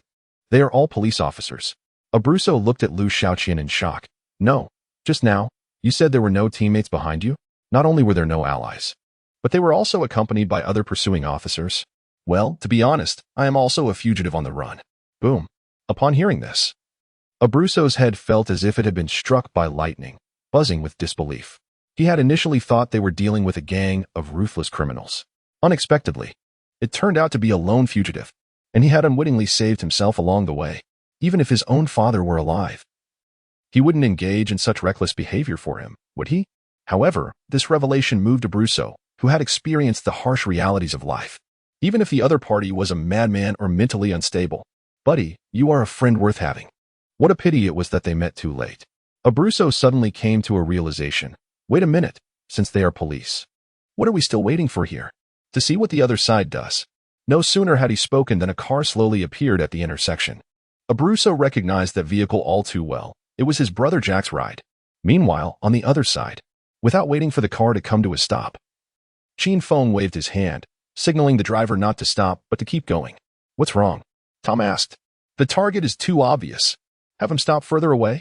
Who knows if the other party is hiding somewhere watching us right now? Qin Feng replied. Tom nodded repeatedly and called the driver, instructing him to pull over at a distance. Moments later, after hanging up, Tom said, that traitorous guy said he doesn't want to leave his car and wants us to come over to talk. Let us go. This fellow is quite nervous, Okamoto Shinichi remarked. The group carefully concealed their presence as they approached the car. Once close enough, Tom knocked on the window. The other party slowly rolled it down. Officer, are you saying Abruzzo has escaped? Jack asked, his sunglasses at night doing little to hide his concern. Yes, he left the car right here. Qin Feng pointed toward the beetle parked nearby. Okamoto Shinichi circled the vehicle twice, as if inspecting something. He must have returned to the company. Jack exclaimed. That's what we believe. Qin Feng nodded. Then why aren't you sending someone to capture him? Jack inquired eagerly. We don't want to alert him. Qin Feng explained. So you intend to use me as a bait? You're quite clever. Tangren chuckled. I'm not going. There is no way I'm going. Rest assured, all the intersections here are monitored by undercover officers, Qin Feng reassured him. Then I certainly want to take that risk. If we fail to catch him, do you think he won't come after you for revenge? Upon hearing this, Jack hesitated. At last, he managed to utter a phrase. Then I cannot intervene. He would certainly eliminate me. At most, I can divulge the access code to the company's premises. You may seek him out yourselves. Observing Jack's adamant refusal to ascend, Shinichi Okamoto suggested, if you truly are unwilling to go, perhaps you could assist us in contacting him. That would suffice, wouldn't it? This proposition was indeed acceptable. Jack retrieved his mobile phone. Yet before he could contemplate which number might connect him to Abruz, the device suddenly rang. Upon answering, the voice of Abruz resonated from the other end. Where are you? Chapter 23, What did I say? Maintain a low profile. Abruzzo's voice, though not loud, was imbued with a sense of oppressive authority. In this moment, Jack found himself once again ensnared by an ingrained terror that coursed through his bones. He clutched his phone, struggling to utter a single word as if his throat were constricted. Beside him, Shinichi Okamoto gestured for Jack to activate the speakerphone and steady his demeanor. Jack obliged. swallowing hard before speaking slowly. Brother? It brings me a measure of comfort that you still wish to call me brother. However, this will not earn you forgiveness. No, you escaped? Jack feigned ignorance of the fact that his counterpart had indeed fled. Shinichi Okamoto flashed a thumbs up and swiftly retrieved his own phone, typing a message to present before Jack. The words on the screen read, "Call the office." Understanding Shinichi's intent, Jack's mind raced. Did you think you would never hear my voice again? I apologize for disappointing you. Abruzzo's tone was laced with murderous intent. No, I would never think that. Jack replied, simultaneously seizing Shinichi's phone to dial Abruzzo's office number. Yet, in the next breath, the ringing of the office phone echoed from the mobile device. A moment of stunned silence enveloped the room. Abruzzo was indeed in his office, and Liu Xiaoqian was surely beside him. Shinichi Okamoto and Qin Feng exchanged a knowing glance, wordlessly acknowledging their next steps. They needed to act swiftly, seizing the opportunity before their target could vacate the premises. Shinichi input the access code into his phone. Jack immediately entered the code into the mobile device. Shinichi continued, "Delay him. We will apprehend him." Jack nodded vigorously, addressing the phone, "Brother, I believe discussing anything else is futile. We should focus on the present." Thus, Jack filled the conversation with trivialities, attempting to prolong the call. Meanwhile, Shinichi and Qin Feng alerted nearby undercover officers to swiftly surround the office building. This critical moment ignited a surge of excitement within everyone, their adrenaline spiking. Yet, under Shinichi's meticulous command, over 20 figures moved in unison, splitting up to storm various exits of the building. At each pivotal juncture, a member of the pursuit team remained stationed to prevent any escape. Shinichi connected the pursuit teams and the officers' communication channels, ensuring that any unusual noise or warning would prompt immediate vigilance and response. Together, they formed an invisible net that enveloped the entire office building, constricting and compressing the prey's capacity to maneuver until capture was achieved. And so it unfolded. As the pursuit team arrived outside Abruzzo's company, only 10 individuals remained. Each of them held a loaded firearm, their eyes fixed intently on the access control device. The moment Shinichi Okamoto pressed the button, they would surge inside, conducting a thorough search of the entire floor. Quietly reciting the password recently left by Jack, Okamoto extended his finger towards the access control. Witnessing this scene, the audience felt their hearts racing. This is it. They're trapped inside. It's truly over now. What a waste of a good hand. Though I'm not particularly fond of Shinichi Okamoto, one must concede that his reaction speed and commanding ability are indeed remarkable, especially with Qin Feng assisting him. This match is virtually lost. Stay low-key. I said stay low-key. See, no one else listening. I'm dying of anxiety. The production team is still focusing on the pursuit team. Can't they spare a moment for Qiangu? This is excruciating. The upcoming capture scene will likely be quite violent. As a class monitor, I must refrain from watching and get to my homework. Persevere. Strive. With a crisp click, the glass door of the company swung open.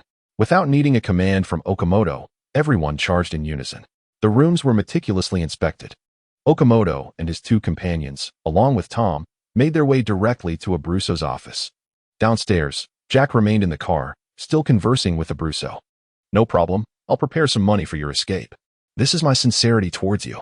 With every passing second of the call, the certainty of Abruzzo's capture grew stronger, and Jack felt increasingly reassured. However, Abruzzo suddenly fell silent. "Hello?" Jack called out several times into the phone, but received no response. Just as he pondered whether Abruzzo had been apprehended, a figure appeared outside the car window. He looked up to find a gun barrel aimed directly at him. Startled, Jack instinctively recoiled. He spotted Abruzzo. "Boss, it's fine, this car is bulletproof." His subordinate in the driver's seat reminded him. "I'll call the police right now." Hearing his subordinate's words, Jack let out a sudden sigh of relief. "Tremble, you traitor," Abruzzo said coldly from outside. Yet, inside the car, Jack experienced an inexplicable sensation, a fear so profound that it transformed into an unexpected absence of fear. Perhaps, this was the moment of hitting rock bottom before rebounding. Seizing the opportunity, he decided to confront his fear head-on. "I can finally sleep well for the rest of my life," he exclaimed. "Ha, you managed to sneak out. But look, there are police all around." "Haha." Jack pointed at the window. "This car is yours, remember? It's bulletproof, the glass." In the next moment, Abruzzo reached out and opened the car door. Jack was taken aback. The subordinate, who was ready to call the police, was also stunned. Jack's body instinctively shifted aside, creating space for Abruzzo. "Brother, Why not come in and discuss it slowly? On the other side, Shinichi Okamoto pushed open the door to the Abruzzo office. The sight before them momentarily bewildered them. Upon the desk, there lay a rack, upon which two mobile phones were bound together, facing one another. A sense of dread washed over him. Shinichi Okamoto immediately dashed toward the window, his realization dawning upon him. But it was too late. The car that Jack had been sitting in at the intersection had vanished. Chapter 24. Do not forget, I am a technical expert. Upon witnessing the scene, Okamoto swiftly grasped the intercom. Attention all units. The Cadillac occupied by Jack, with the license plate BO911, has vanished. The fugitive may be aboard, colleagues at the nearby intersection. Be on alert to intercept, he exclaimed. Before long, Officer Sean's response came through the radio. Target identified. The vehicle is currently traversing Silver Lane. I am in pursuit and request assistance. Shortly thereafter, two additional police cars received. Acknowledged. Though these vehicles did not activate their sirens. The flashing lights were visible from the window as they appeared at the distant intersection. Tricked, Okamoto remarked coldly. How cunning. It's like a riddle. Tang couldn't help but comment. This actor has really gone all out for the promotion. Shall we pursue the vehicle now? Tom inquired. Not yet. There may still be clues here, Okamoto asserted decisively. Meanwhile, standing by the window, Qin Feng lost himself in thought. Why would he deliberately come here? He murmured. There's no reason to lead us this way, just to leave. Qin Feng found the target's behavior peculiar. It was imperative to ascertain the other's motives. Otherwise, they might find themselves perpetually led by the nose. Let us take these two phones first. Tang approached and stuffed the devices into his pocket. Right, phones. Abruzzo surely doesn't he have a phone on him? Did they come here to retrieve them? Qin Feng shook his head. These phones were merely tools for this escape. Had he not come, there would have been no entrapment. To be ensnared here for the sake of phones, that in itself is contradictory. There must be another reason. As Qin Feng pondered, he moved toward the desk. At that moment, a glimmer of light caught his peripheral vision emanating from the center of the bookshelf. He approached, bent down, and discovered a pin that had fallen, wedged within the bookshelf. A mechanism. Qin Feng mused, slightly furrowing his brow. Hearing this, the other three gathered around. Tom attempted to shift the bookshelf, but to no avail. It appeared as if it were welded to the wall, immovable. If it is indeed a mechanism, brute force would certainly be futile. Qin Feng suddenly pivoted and seated himself in the executive chair. In accordance with conventional reasoning, when constructing a mechanism, one typically designs it around their own convenience and habits. Therefore, it would not be positioned too far from the owner's location. As he spoke, his hands began to explore beneath the desk.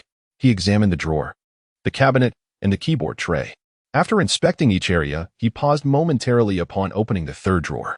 This particular drawer felt unusually heavy, though like the others.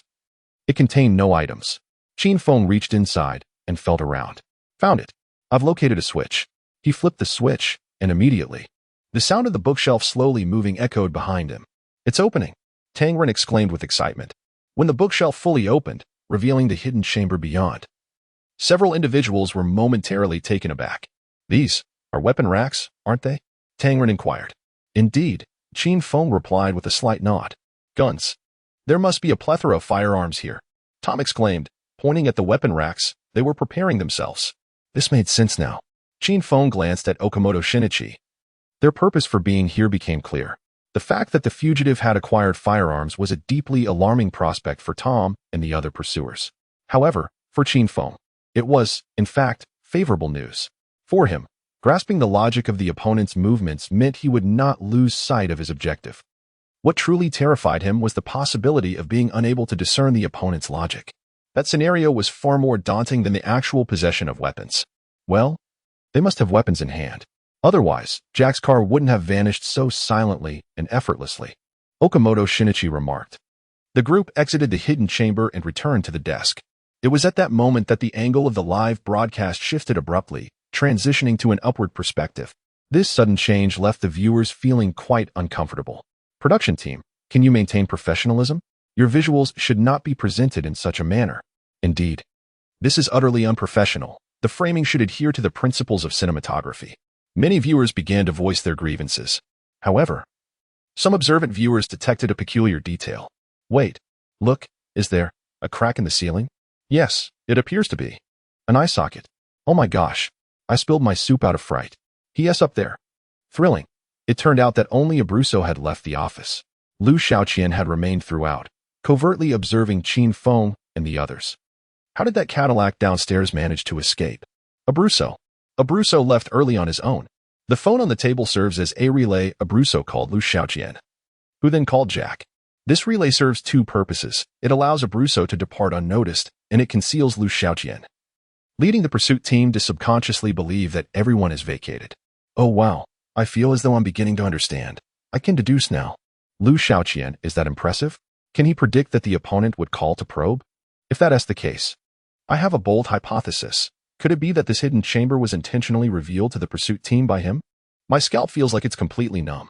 At that moment, the intercom crackled to life, and Officer Sean's voice emerged. Mr. Okamoto. We've lost track of the vehicle. The subject dashed through the crowd like a maniac. Sean's tone was laden with regret. He escaped? Indeed. Perhaps we should contact the information department and request the surveillance footage, Sean suggested. There's no need for such trouble. Just give me a moment and I shall track their location for you, replied Shinichi Okamoto as he activated his mobile device. On the screen, a pulsating red dot appeared, incessantly shifting its position. This red dot represented the Cadillac that Jack was traveling in. Tangren, astonished, exclaimed, Okamoto, have you located that vehicle? Indeed.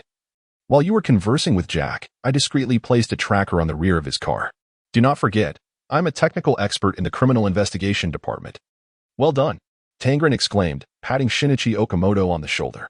What prompted you to think of this? Initially, I had no intention of doing so. But once Jack received the call from Abruzzo, the idea came to me. After all, if they had no intentions regarding Jack, they would not have reached out to him. Shinichi Okamoto replied with a faint smile. Liu Xiaoqian, concealed in the ceiling, also smiled. Chapter 25. Stop being paranoid. Hiding in the ceiling. Liu Xiaoqian felt a sense of satisfaction upon hearing this news. He had lured the pursuit team towards him while he remained concealed, driven by two primary objectives. Firstly, he aimed to ensure that the pursuit team thoroughly searched the area at the first opportunity, thereby uncovering the clues they sought. This would render the location significantly safer for him. The pursuit operation itself demanded considerable effort and information, absent any exceptional leads. Individuals subconsciously tend to avoid re-examining places they have already scrutinized. Liu Xiaoqian needed a prime location to orchestrate his bank heist. Secondly, he intended to gather information about the supporting characters in this performance alongside him. Having just escaped the first scene without any surveillance devices on him, he was compelled to personally assess his adversaries. On stage, understanding the nature of those with whom he shared the spotlight was essential for a seamless collaboration, ensuring that their act would be more captivating. Regarding the performances of the leading experts, Liu Xiaoqian felt relatively pleased. Among the three, the most astute in reasoning was the Dragon Kingdom expert, Qin Feng. His observations were meticulous, and his deductive process was coherent and methodical. Liu Xiaoqian sensed that, barring any unforeseen circumstances, Qin Feng would pose the greatest challenge among the trio. However, this young expert had a notable flaw. He was overly confident in his own judgments. In contrast, the expert from the Cherry Blossom Nation, Okamoto, exhibited a wealth of experience. His expertise extended beyond reasoning. He was also a master in coordinating actions and managing unforeseen circumstances. As for his shortcomings, they were far more subtle than those of Qin Feng. His demeanor suggested a strong desire to take charge of the pursuit. Although he had attained command, he habitually sidestepped Qin Feng's analyses, attempting instead to formulate his own conclusions based on that foundation. The motivations behind this behavior remained a mystery to Liu Xiaoqian. Nonetheless, he was unconcerned. As long as he understood his opponent's strengths and weaknesses, he could assign them fitting and dramatic roles in the forthcoming performance. Now, Liu Xiaoqian needed to wait for these individuals to depart in peace so that he could exit early. After all, the ceiling was rather stifling. He intended to crawl out soon and inform Abruzzo that his vehicle had been tracked. Below, the group meticulously re-examined the office, uncovering no further clues. That's enough. I sense a heavy atmosphere here. My neck feels eerie, muttered Tangren, rubbing his neck. We should hasten to pursue that Cadillac. Okamoto Shinichi nodded slightly. Let us go. However, just as they were about to leave, Liu Xiaoqian, overwhelmed by the heat, found the black paint around his eyes had mixed with sweat, and with a sudden drop, the sweat-laden pigment fell. The substance landed precisely on the left shoulder of Okamoto Shinichi, adhering to his coat. This caused the audience in the live broadcast room to hold their breath. Stop it. I'm not fond of such scenarios. Heaven help the pursuit team. Everyone leave. Oh Lord, warn Okamoto not to look back. Dude, it's tense right now. Refrain from singing. Although Chien is capable of handling any background music, this is truly not the moment. Fortunately, it was nighttime, and the paint was of a darker hue, allowing the pursuit team to remain oblivious. Okamoto Shinichi himself did not notice and retreated along with everyone else. Chin Feng casually closed the office door behind him. Everyone had departed, and the sound of the company's main entrance closing echoed outside. The audience finally exhaled in relief. However, Liu Xiaoqian did not descend. He sensed something amiss. Upon entering, he had noted the glass door outside the company. This door required a security code to be entered before it could be pushed open. There were no door handles on the outside. Under normal circumstances, once the door was pushed open, an automatic retracting mechanism would gently pull the door back to close it. This mechanism was quite slow, producing only a faint sound at the moment of closure. Yet this time, the sound of the door closing was distinctly crisp. This sharp sound made Liu Xiaoqian suspect that the door had been closed manually. Given that it was closed by human hands and there were no handles on the outside, it must have been pushed from within. This indicated that someone from the pursuit team had yet to leave the scene. It was a trap. Sure enough, 2 minutes later, the office door was abruptly pushed open. Standing at the threshold was Chin Feng. The audience's hearts raced in alarm.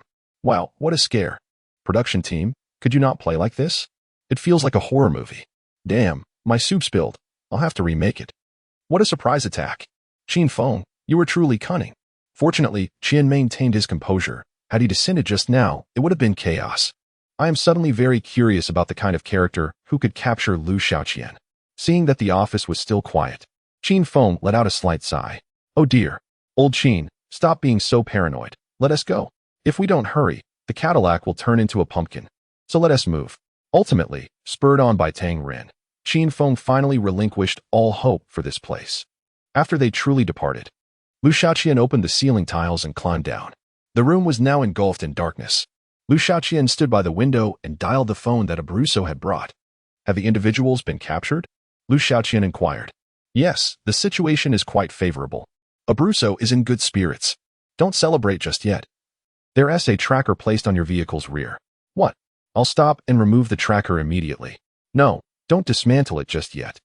I'll call you shortly to explain what to do, Liu Xiaoqian replied. Very well. Remember what I told you. Do not act hastily against Jack. Revenge imbued with a sense of warning is the truest form of retribution. I understand. Liu Xiaoqian ended the call. He picked up the binoculars and gazed outward. Numerous figures appeared at the intersection, hastily retreating. Liu Xiaoqian recognized that the pursuit team intended to concentrate their efforts on tracking the vehicle belonging to Abruzzo. However, at that moment, he noticed a flicker from a window on the opposite side of the street. He directed the binoculars towards that building, scanning back and forth. At last, he discerned several figures hiding behind one of the windows. It appeared that there were 3 heads. Chapter 26. These are the local hounds. 3 heads. It seems these 3 fellows have teamed up. What a coincidence. What could have prompted them to run this way? Perhaps they believe the likelihood of being searched in such a bustling area is relatively low. While their reasoning is commendable, I must apologize. Upon seeing those 3 heads, Liu Xiaoqian lifted his gaze to the canopy screen above the building. Sheridan Apartments. It appears these 3 intended to spend the night here, but have noticed peculiar figures lurking at the intersection. They will likely find it difficult to rest tonight. Nevertheless, Liu Xiaoqian did not dwell on them. After all, during their first encounter, they were running while he was seated in his car, and they had not clearly discerned his appearance. In other words, they were in the light while he remained in the shadows. Even if they harbored ill intentions, they posed no immediate threat to him.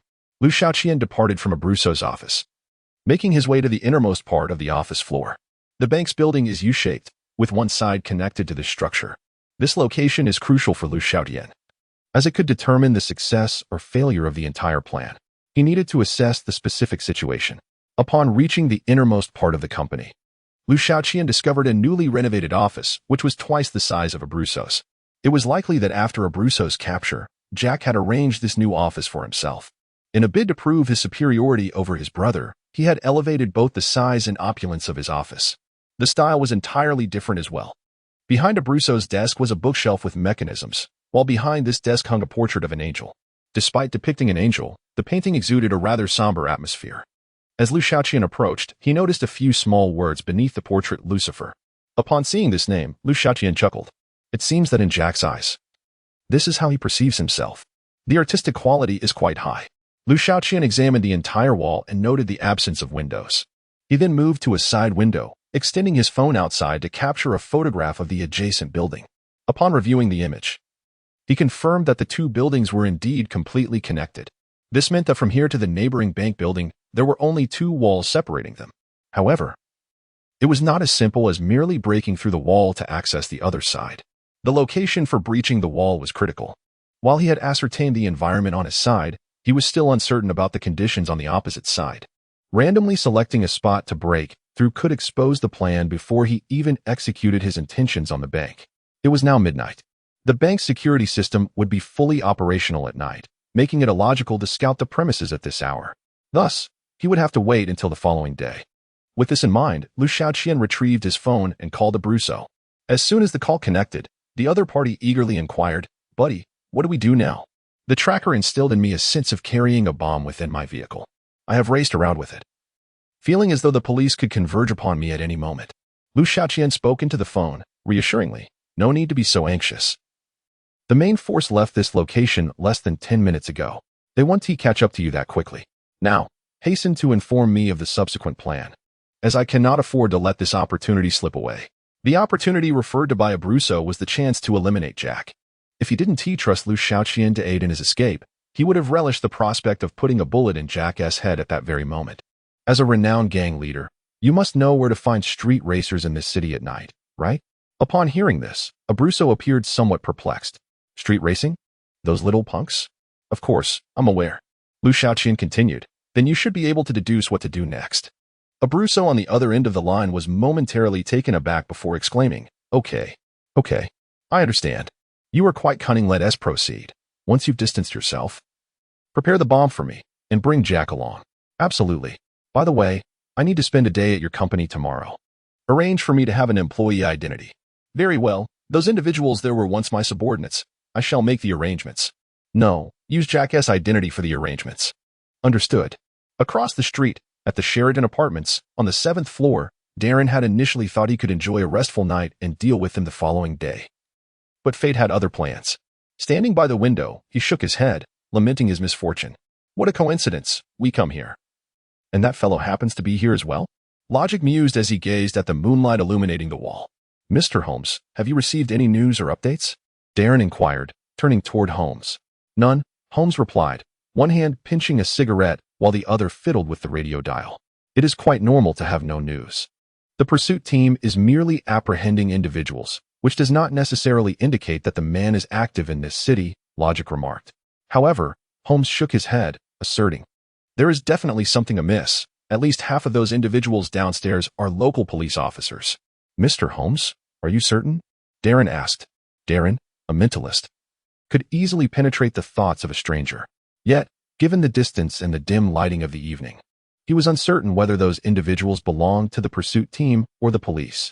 Holmes, however, possessed the ability to deduce a person's profession based on their physique and body language, particularly when it came to law enforcement personnel, a subject he had studied extensively.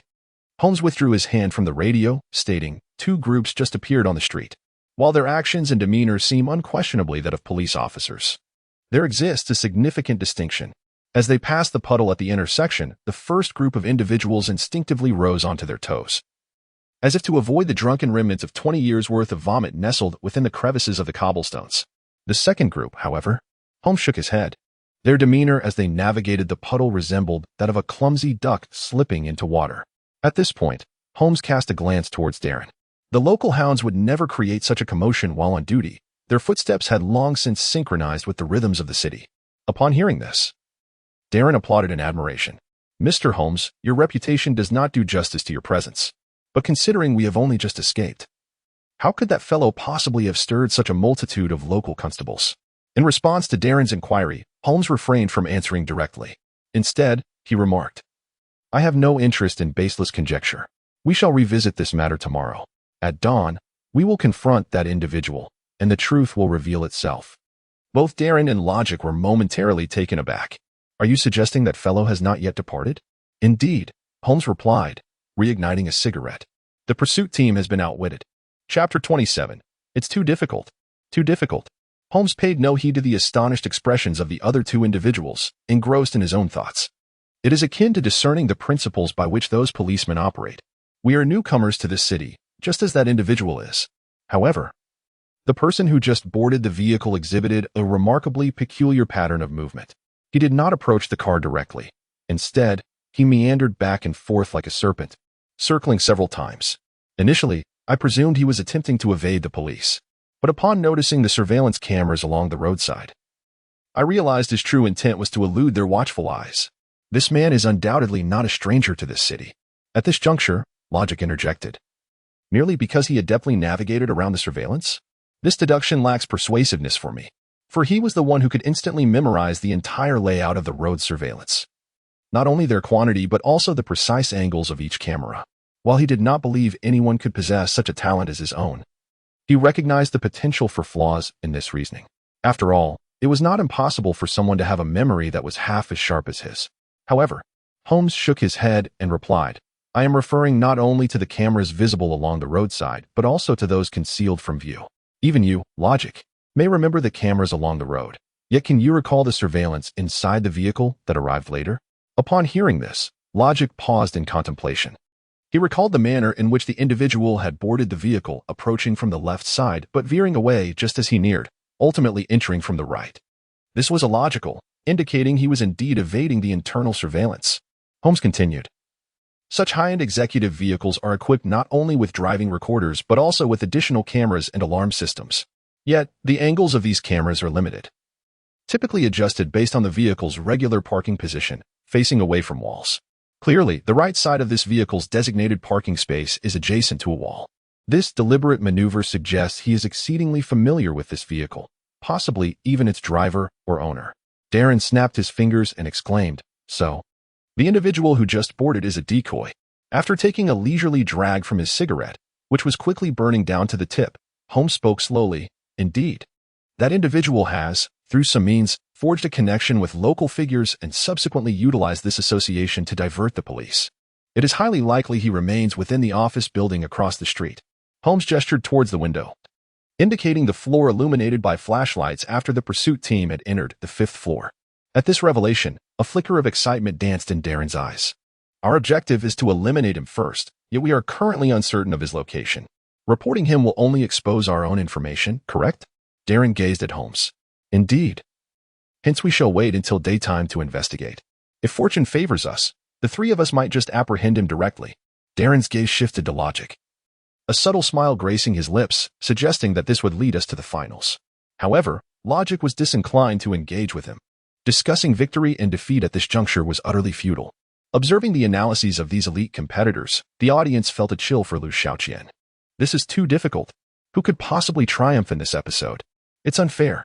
The pursuit team is after Qian Ge, and you skilled individuals are uniting against him. What are you doing? I used to find Holmes' reasoning fascinating, but this time, I only feel terror. Brothers, bear witness, my wife struck first. She supports Holmes while I support Qian Ge. Meanwhile, Liu Xiaoqian was meandering through the company's warehouse. He planned to visit the bank tomorrow to assess the situation and mark areas on the wall where he could potentially drill holes. Yet, how could he leave a mark on the opposite wall that would still be visible upon his return? This posed a dilemma. Liu Xiaoqian had a habit of observing his surroundings and adapting based on the environmental realities and the resources at his disposal whenever he encountered an insurmountable problem. Several of his classic impromptu performances during his acting career had stemmed from this approach. At this moment, he roamed the warehouse, intent on determining the resources at his disposal. The warehouse was filled with a plethora of items, resembling a trading company. Judging by the chaotic inventory records, Liu Xiaoqian surmised that this trading company in Abruzzo was merely a facade for arms dealings. He glanced over the inventory list and was drawn to an item labeled as a metal stamp for wine declaration forms. It was not the stamp itself that caught his attention, but rather the accompanying note, metal stamp for wine declaration forms, including imported magnetic ink. Magnetic ink seemed quite intriguing. Liu Xiaoqian quickly located the batch according to the storage number, discovering 3 large boxes. One box was filled 2/3 with ink, with the instructions stating, product attributes, special ink containing neodymium iron boron magnetic powder. Precautions, please use on paper products. Avoid proximity to magnetic items within 24 hours to prevent uneven coloration. Upon reading this warning, Liu Xiaoqian smiled subtly. Unevenness is precisely what I desire. If it is not used on paper and involves magnetic materials, would it not result in even greater unevenness? Consequently, Liu Xiaoqian continued his search within the warehouse.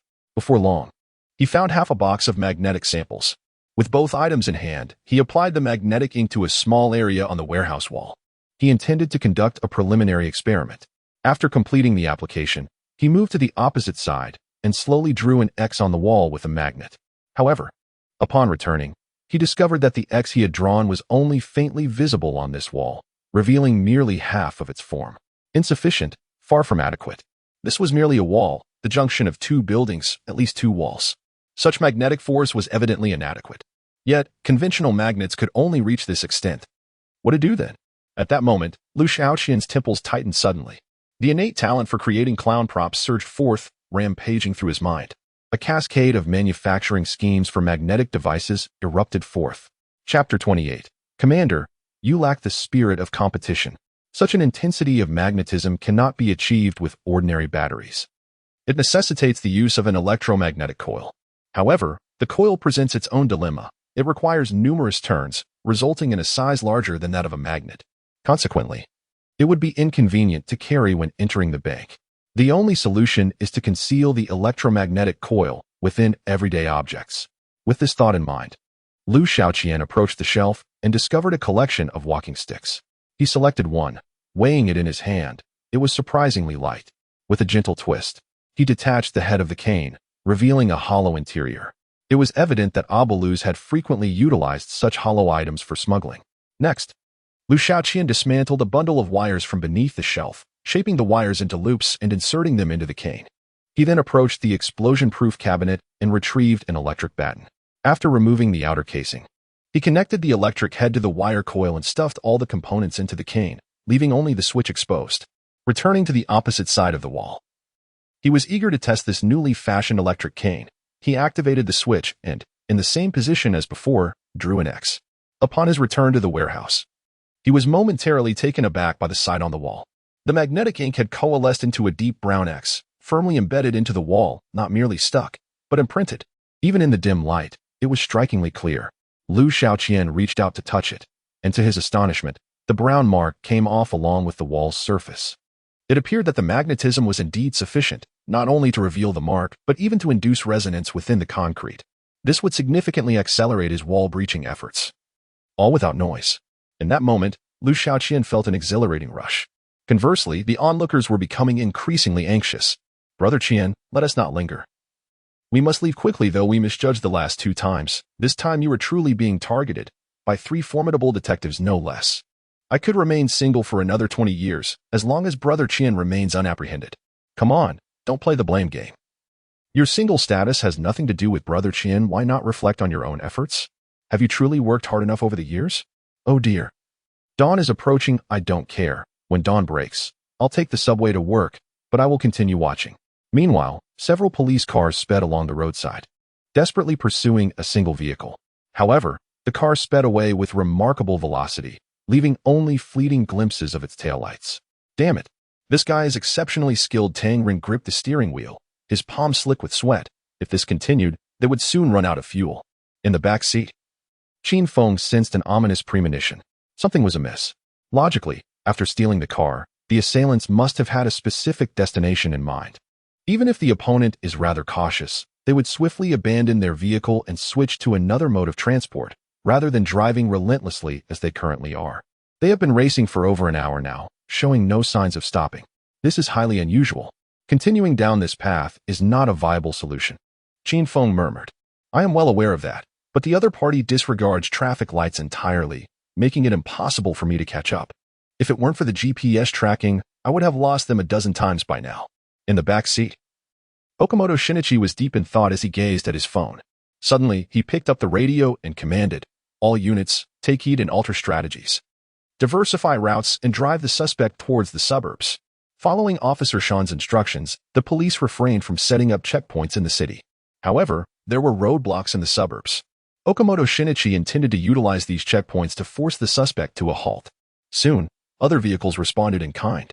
Tom, Contact Officer Sean and have him alert the suburban checkpoints to be on the lookout for intercepting the suspect. Understood. Meanwhile, in the car ahead, a blonde youth chattered over the radio while pressing the accelerator hard. What is going on today? Are all the traffic cops in the city out on patrol? He remarked into the radio. Awesome. You've stolen all the limelight. The race here pales in comparison to what you're experiencing. It feels exhilarating. But I'm a bit exhausted. I've run through over 20 red lights, the youth admitted. Exhausted? Come on, man. What could be cooler than cruising with so many officers in tow? Absolutely. Keep it up. From tomorrow onward, you shall no longer be known as Blondie. Your new moniker will be Golden Lightning. Upon hearing his new nickname, the youth's fatigue vanished instantly, and he returned to his spirited self. He pressed the accelerator to the floor once more. Half an hour later, the Golden Lightning's head was pressed against the hood of a police car. Officer, be gentle. This is hardly in the spirit of competition. Why set up a blockade with a truck? The youth's face was firmly against the engine cover. Nearby stood a dozen bewildered officers, while the radio buzzed with inquiries from other policemen. Played for a fool? Tangren wiped the sweat from his palms with his trousers. Meanwhile, Okamoto Shinichi was rummaging through the suspect's vehicle. Eventually, he discovered the GPS tracker in the trunk.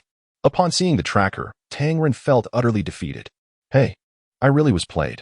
Tangren sighed ruefully. Well, it appears we have finally encountered a worthy adversary. Qin Feng's pupils quivered with excitement. This individual may prove to be an even more formidable opponent than Mr. Holmes.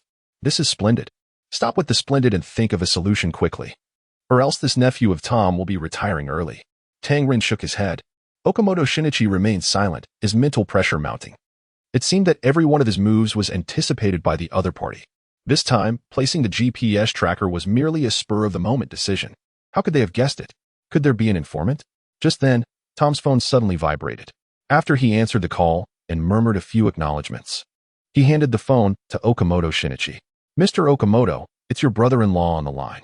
Upon answering, Okamoto Shinichi said, Officer Sean, we've been deceived. The tracker has been placed in another vehicle. Mr. Okamoto, let's set that aside for now. We have just received a report from Jack's wife. A report of a missing person? It's a kidnapping case. She claims her husband has been abducted, and the perpetrators have already contacted her. All right, we will head over immediately. No need to come. Jack's wife said she secretly installed a tracker on Jack's phone.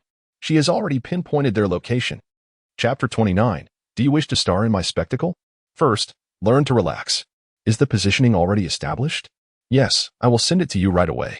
Upon hearing these words, Okamoto Shinichi immediately turned and dashed towards the car.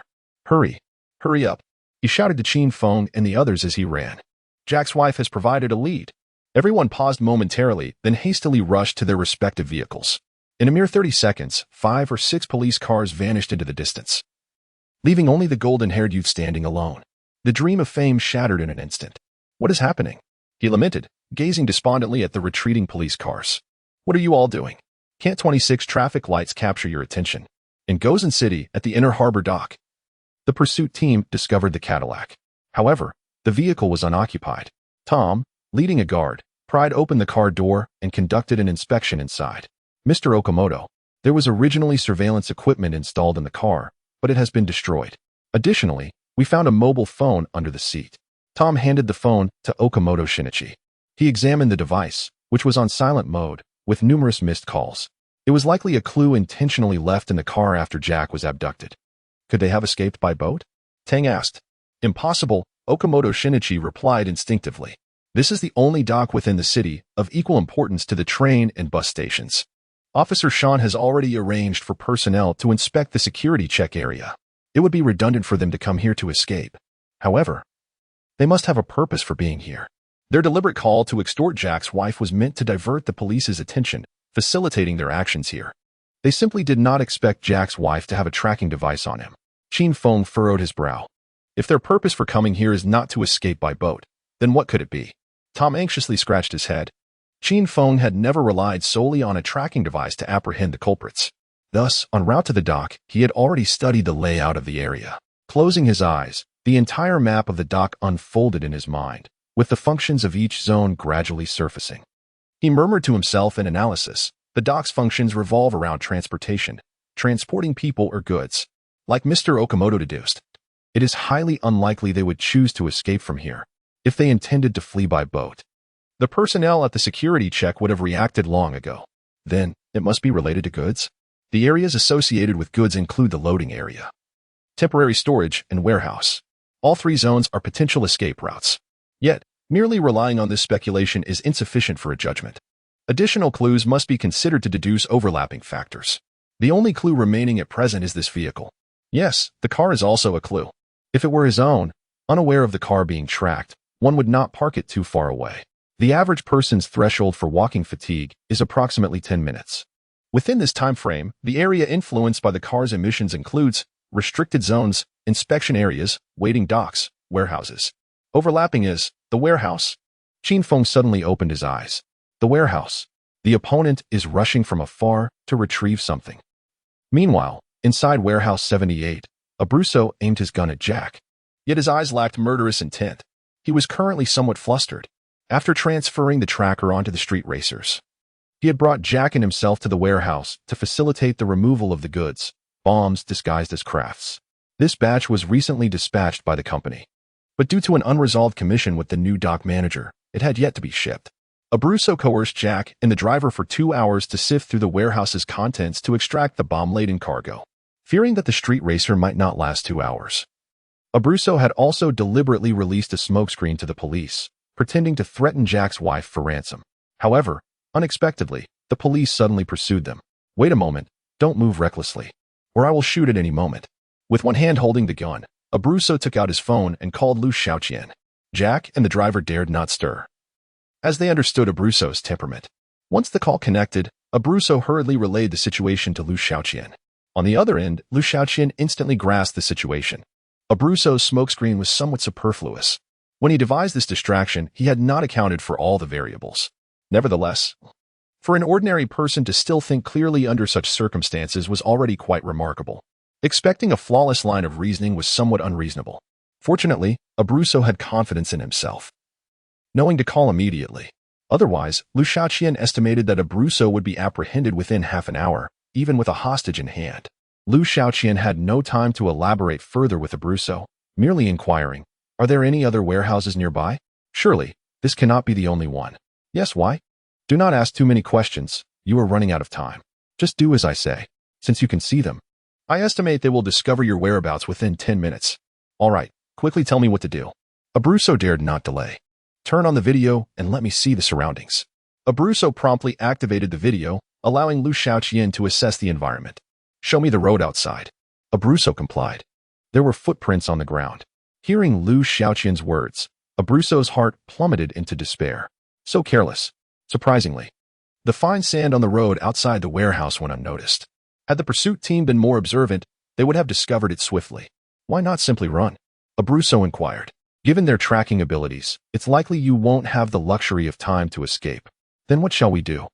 Liu Xiaoqian on the screen licked his lips and replied, "Abruzzo, now that the game has commenced, there is no need to rush toward its conclusion. Calm your nerves and learn to relish this experience. Otherwise, the grand spectacle I am about to unfold will be beyond your grasp. Now listen closely.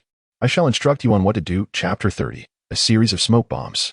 Abruzzo nodded repeatedly, as if he had grasped a lifeline. Liu Xiaoqian instructed, "First, bind the two of them tightly and gag them. Conceal them among the cargo inside. Remove their shoes entirely and hang them on your person. Then, you must escape through the side window. Ensure to leave shoe prints at the window, and remember to leave it slightly ajar after you crawl out." Abruzzo paused, inquiring, "I understand your intent, but will they fall for it?" Liu Xiaoqian chuckled, responding, "The clue we just left is meant for one of them. Now, you must leave a second clue for the other. Once both have received their desired clues, they will undoubtedly take the bait." Unable to restrain his curiosity, Abruzzo asked, "What is the second clue? Is there any paint or playing cards nearby?" "There are playing cards. This shipment contains them." "Then that will suffice. Extract the joker from the deck and place it on the ground. You need not concern yourself with the rest." "Is that all? What about the cargo? Won't they search it?" "They will search, but won't do so personally. That is not your concern. Just ensure you leave the warehouse. Once they have departed, you may return. At that point, there may be 2 or 3 police officers remaining. How you handle that is up to you." "All right." Abruzzo still felt the need to confirm the feasibility. "Time." Liu Xiaoqian stated succinctly before ending the call. These clues were directed towards 2 members of the pursuit team, Qin Feng and Okamoto Shinichi. although Abruzzo struggled to comprehend. He had no time for further contemplation and promptly set to work. To ensure that the two hostages would remain silent, Abruzzo bound them securely, leaving no gaps apart from their eyes. Following Liu Xiaoqian's instructions, he extracted the joker from the playing cards and placed it in the open space in the center. He then crawled out through the window, leaving a trail of footprints as he fled. 20 minutes later, the pursuit team indeed located the warehouse. Upon discovering the door ajar, everyone drew their firearms. As the door swung open, 2 police officers rushed inside, followed closely by the others. Upon seeing the playing card on the ground, the officers exchanged bewildered glances. Only Okamoto Shinichi's expression darkened to an extreme degree. Another provocation. This individual had deliberately lured them here. He was on the verge of uttering an expletive, yet he restrained himself for the sake of his dignity and image. This time, even the usually jovial Tang Ren could not muster a smile. The evening had already proven to be exhausting, and being led around like this had left Tang Ren's head spinning. Only Qin Feng remained unresponsive at that moment. Is this yet another ruse? Qin Feng's eyes scanned the surroundings as he murmured, even a ruse requires someone to orchestrate it. At that moment, his gaze fell upon a window, which appeared to be imperfectly closed. Without hesitation, he climbed up. Peering down, he noticed shoe prints. Someone had escaped through the window. Upon hearing this, Tom and the 2 officers rushed out of the warehouse, initiating a search. Should we mobilize all available officers to seal off this area and conduct a thorough search? For the first time, Okamoto Shinichi proactively sought Qin Feng's opinion. However, Qin Feng shook his head, stating, "There is no need. That individual is not here." What? Tang Ren stepped forward, inquiring, "Are you suggesting that he has never set foot in this place?"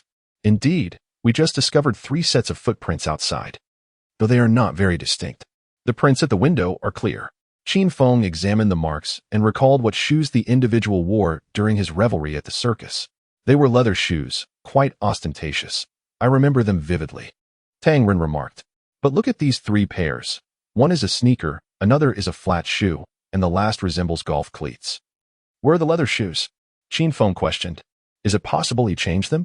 "Leather shoes can be quite uncomfortable after prolonged wear," Tang Ren suggested. "That is unlikely. Even if he changed shoes, the number of people remains the same. There are only 3 here. What about the 4th?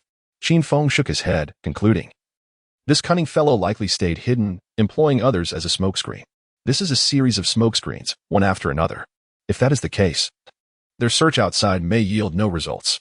Okamoto Shinichi sighed, noting that the warehouse area was too expansive. If the adversary had prepared, they would undoubtedly be difficult to locate. Just as he finished speaking, his phone rang. It was Sean calling. "Hello? Officer Sean, do you have any updates?" Okamoto Shinichi inquired. "Have you found anyone?" Sean asked. "We have uncovered some clues, but we suspect they may all be part of the adversary's tricks. He is not present here." "Right," Sean interjected before Okamoto Shinichi could finish. "The station just received a report of a clown with a painted face spotted at the Sheraton apartment." Upon hearing this, Qin Feng exclaimed, "The Sheraton apartment. It's right across from that office building. Damn, this guy has indeed been toying with us." At that moment, all speculations converged into clarity. "I am already en route," Sean stated. "Wait for us to arrive. Once you surround the apartment, commence the search. Until then, do not alert him. This individual is exceedingly cunning." Okamoto Shinichi shouted. "Understood." The group quickly regrouped and hurried back, leaving Tom and the 2 officers to guard the warehouse. Upon hearing that the pursuit team had withdrawn, Jack and the driver, hidden among the cargo, let tears flow down their cheeks, mingling with the tape. The dawn was beginning to break on the horizon. In the Sheraton apartment, on the 7th floor, Holmes sat alone by the window, smoking. He had not slept a wink throughout the night, for slumber would dull the sharpness of his mind, which had only just begun to stir with excitement. Meanwhile, Darren and Logic, despite having succumbed to sleep, rested lightly, aware of the precarious nature of their circumstances. Should one among them stealthily escape and betray the others, there would be no need for a final confrontation. Thus, they remained vigilant, wary of one another. Suddenly, Holmes rose from his seat by the window and reached for his overcoat. Darren immediately sat up, inquiring, "Where are you going?" Almost simultaneously, Logic sprang from his bed, exclaiming, "What are you planning?" "We must leave at once," Holmes replied coolly. "What has transpired?" Darren pressed for clarification. "The police. There are officers downstairs." Holmes donned his overcoat and resolutely exited the room. "What? Chapter 31 What on earth? Are things this abstract? Why are there police?" Darren rose and turned to Logic. Don't look at me. I've been asleep this whole time. Wait for me. I haven't tied my shoelaces yet. As they descended the stairs, they discovered that both the front and back doors of the apartment were swarmed with police officers. The trio hurriedly escaped through the bathroom window on the first floor and took refuge in a nearby alley. In less than 10 minutes, the entire apartment was cordoned off, with all individuals entering or exiting subjected to thorough scrutiny. Hiding in a box, the three spotted Okamoto Shinichi, Qin Feng, and Tang Ren entering the apartment together. So rushed. If only I had time, I could have hypnotized that receptionist to keep our whereabouts concealed, Darren sighed. The intentions of these individuals were glaringly evident. They were heading straight for the apartment. Logic scanned the surroundings and noted that, apart from this apartment, there were no other police in sight. It seemed they had been reported. Sherlock's eyes glimmered with keen insight, fixating on the apartment like a hawk. Logic pondered aloud. Do you think it could have been the maid? Or perhaps that receptionist? To be frank, I have serious doubts about the longevity of Mr. Darren's hypnosis. Did the enchantment he cast on the receptionist wear off? After all, the registration information was absurdly peculiar, bearing the names of 3 individuals from the Flying Pie Nation. It's plausible that as she scrutinized the names, she grew suspicious and reported us. The live stream was filled with an atmosphere of amusement. Hey look, they're on the verge of internal conflict. Qian is truly ruthless. He reported himself while pinpointing the location of the other 3 contestants.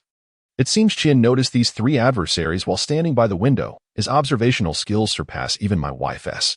This tactic is indeed savage, initially.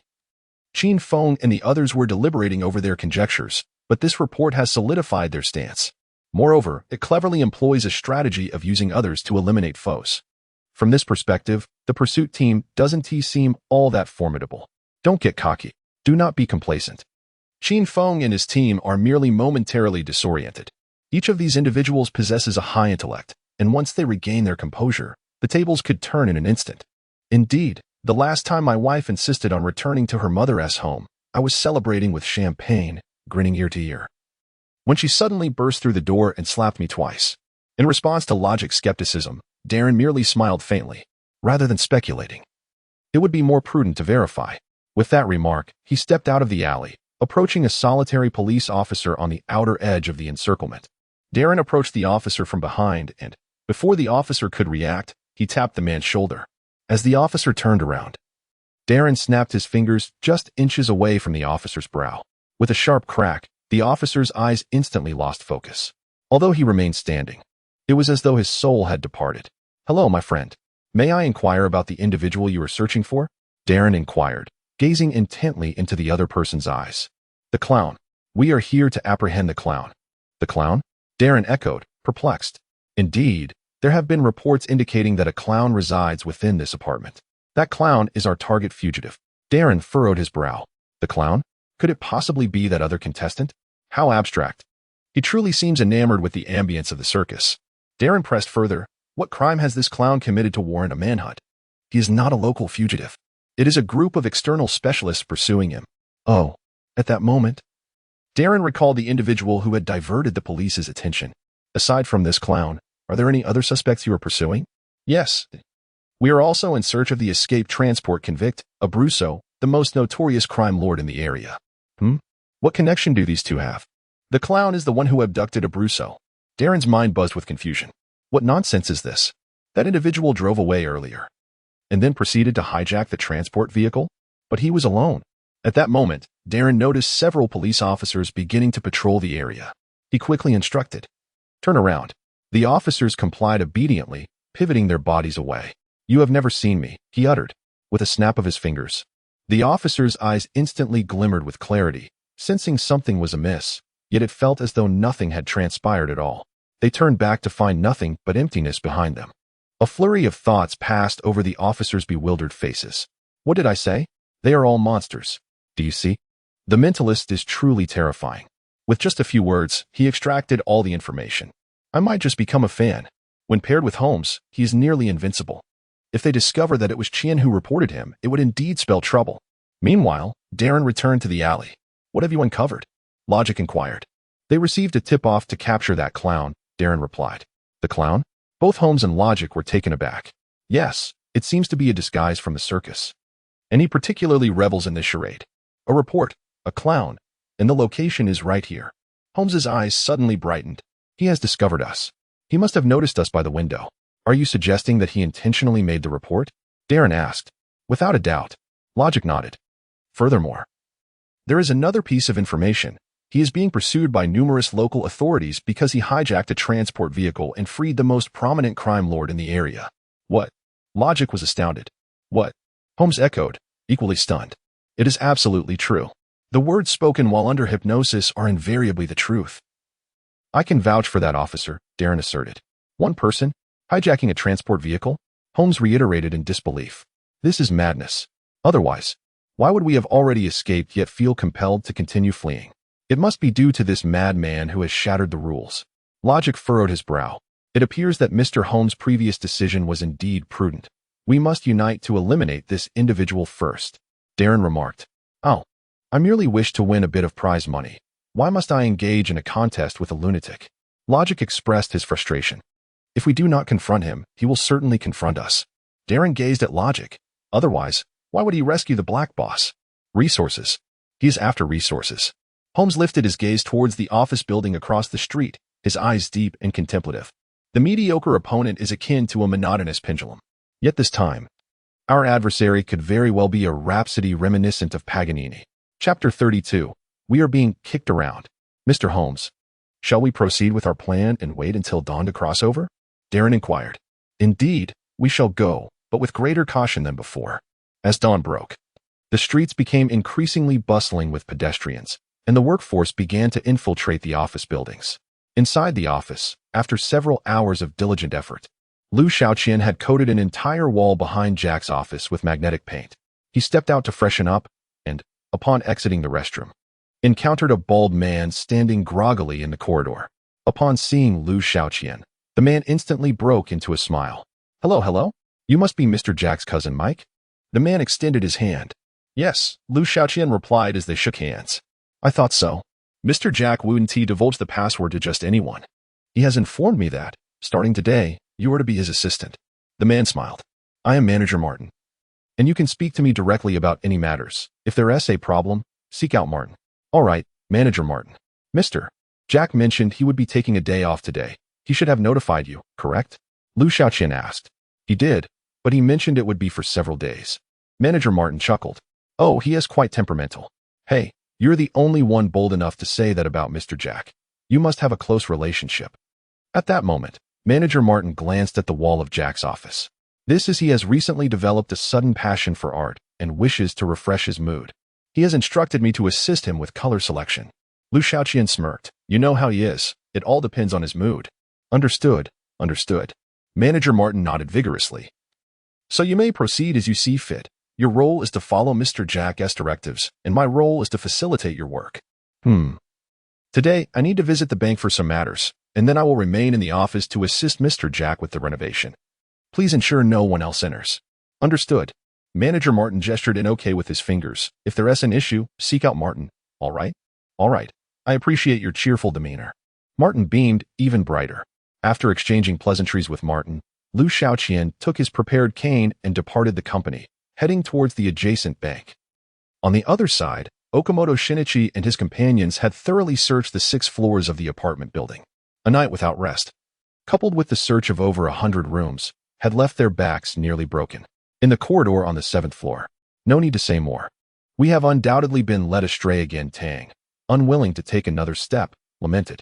I've come to learn from experience. Any information provided by that Officer Shan is to be disregarded, absolutely disregarded, Xiao Tang. Just a little longer. There are only a few rooms left, Qin Feng urged. If I persist any further, I may perish. I am your uncle, after all, if I die. You'll have to arrange my funeral, and there are many formalities involved. Bah, there are no such formalities.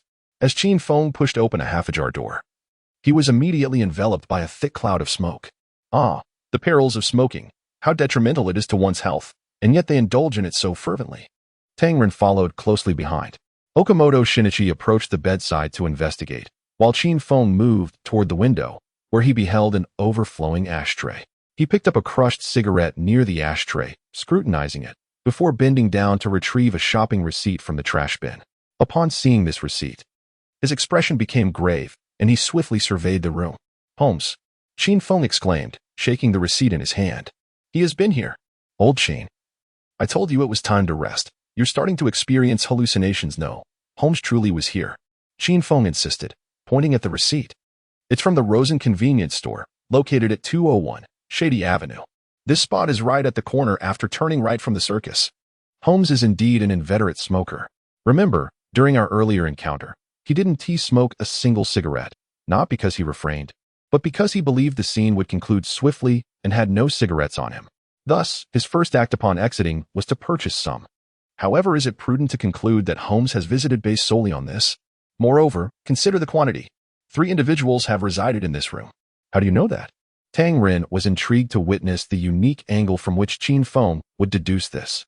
This fellow invariably articulated astonishing conclusions, accompanied by reasonable explanations, which often proved quite exhilarating. Yet, Qin Feng promptly produced his phone, displaying a photograph of the check-in record. I examined the registration logs. Indeed, there are 3 individuals. Do not wear such an expression. The evidence is right here. Qin Feng pointed at the screen. Look at their names. Do they not appear rather peculiar?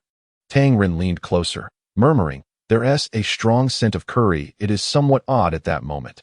Okamoto Shinichi, standing by the window, interjected, Mr. Qin Feng is correct. Holmes and his companions have stayed here. He once stood at this very spot, observing us. He watched us as we appeared at the corner and conducted our search of that company. Initially, none of this was related to them. However, they suddenly realized they had been reported and hastily departed. Okamoto turned to Qin Feng and Tang Ren. Why would they be reported? Qin Feng's eyes narrowed sharply. They had been discovered by another. The informer was precisely the individual we were pursuing. Indeed, Okamoto Shinichi rubbed his hands together, visibly excited. This person knew we were after him, the clown. So, when he reported, he referred to the clown in this apartment, intending to mislead us while simultaneously driving away these 3 onlookers. The contours of the situation are becoming increasingly clear. Qin Feng paced back and forth, and they recognized one another while we were merely being tossed about like a ball. Wait, let me gather my thoughts. Tang Ren interrupted, noting that they had discovered each other. Yet those 3 individuals are right here in this room. How could they have been discovered? It must have been through this window. Okamoto Shinichi pointed towards it. So that implies. Tang Ren began to deduce. After we searched the company, we pursued that vehicle. Yet Liu Xiaoqian was not inside it. He returned to the company after we had left and then encountered these 3 individuals, ultimately making the call to report them. If that is the case, Liu Xiaoqian is indeed cunning to the utmost degree, Okamoto Shinichi remarked. At that moment, Qin Feng noticed the black paint on Okamoto Shinichi's shoulder. Chapter 33. Only by acknowledging him can we capture him. Mr. Okamoto, what is that dark substance on your shoulder? Qin Feng inquired. Okamoto Shinichi adjusted his coat and cast a fleeting glance. I suppose I must have gotten it dirty in that warehouse. He absent-mindedly brushed it off, his mind preoccupied with more pressing matters. The recollection of his earlier statements before the camera only intensified his anxiety, leading so many individuals into this endeavor. Personally engaging in the field, and after an entire night, to have unearthed not a single clue, it was disheartening. They had been led around like puppets. The frustration simmered beneath the surface, a sensation akin to torment. This Liu Xiaoqian is exceedingly cunning, Okamoto Shinichi remarked. As the deadline stipulated by Officer Sean drew ever closer, we must act swiftly. Otherwise, Liu Xiaoqian's affairs will unravel in this virtual realm. Qin Feng interrupted him, posing a question. Mr. Okamoto, I have long wished to inquire about something. What question? There are 4 targets for capture. Yet why do you focus solely on Liu Xiaoqian? What do you mean? Okamoto Shinichi furrowed his brow slightly. I do not imply anything else. I merely seek to understand your perspective. What about you? Have you not also been fixated on him? I find him to be a surprisingly formidable adversary, and I wish to engage him. Qin Feng observed Okamoto Shinichi closely, adding, however, I suspect that your motives are not solely aligned with this. As you mentioned, if you genuinely fear that the hijacking incident might erupt in the virtual world, why did you not pursue further inquiries at the warehouse? After all, Liu Xiaoqian was absent, yet the fugitive Abaluz was present. Yet you chose to disregard Abaluz. I do not comprehend the intention behind your question, Okamoto Shinichi replied, his patience waning on the subject. Qin Feng shook his head, clarifying, Mr. Okamoto, you misunderstand. I harbor no intention of targeting you or your thoughts. I express this merely to encourage us to regain a semblance of composure. We have been led by the nose, primarily due to our impatience. Each time we encounter clues left by the adversary, we are easily provoked. Our actions are hasty, and we lack sufficient communication between us. If this continues, all we can expect are successive failures. Qin Feng gazed intently into Okamoto's eyes. Mr. Okamoto, you must grasp my meaning. Upon hearing Qin Feng's words, Okamoto Shinichi fell silent, for what Qin Feng articulated was undeniably accurate. Very well, I shall be candid with you. My thoughts are straightforward. I intend to eliminate him. The others are of no consequence to me. The priority is solely him. Okamoto Shinichi declared resolutely. Qin Feng nodded slightly, responding, that is quite forthright. I shall also disclose that our objectives are entirely aligned, with our goals unified. It is crucial to clarify one more matter. We must recognize that this individual is more challenging to deal with than even Mr. Sherlock Holmes. Although I hold Mr. Holmes in the highest esteem, this individual, apart from possessing an extraordinarily high intellect, employs methods that know no bounds. I suspect that Mr. Holmes has also recognized this issue, which is why 3 fugitives have congregated, creating a 3-to-1 scenario. If we wish to apprehend him, we must wholeheartedly acknowledge this reality, recognize that he surpasses us in strength. Only by valuing and respecting him can we hope to approach him. This assertion is particularly harsh for Okamoto Shinichi. He is not oblivious to Liu Xiaoqian's formidable prowess. He simply refuses to concede it, deep down unwilling to admit it. For Okamoto Shinichi, figures such as Holmes, Darren, and Logic could all have arrived at their current stature. However, the amateur Liu Xiaoqian cannot. Lacking connections and renown is his original sin. Moreover, Liu Xiaoqian has now transformed into a jester, incessantly ridiculing himself. Yet, he understands that Qin Feng speaks the truth. Should this continue, he will perpetually fail, ultimately becoming a genuine farce. Thus, he resolves to temporarily cooperate with Qin Feng. Very well, I concur with your perspective. Okamoto Shinichi silently gritted his teeth. Now, Mr. Qin Feng, what insights do you propose next? I believe we must first ascertain his motivations, Qin Feng remarked, tapping a shopping receipt laid upon the table, reminiscent of Mr. Holmes purchasing tobacco. Tangren paused momentarily before exclaiming, this fellow is quite peculiar.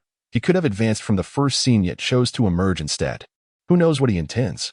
We may not fully comprehend his primary motivation, but we can ascertain the smaller details, Qin Feng continued, returning to the window to analyze.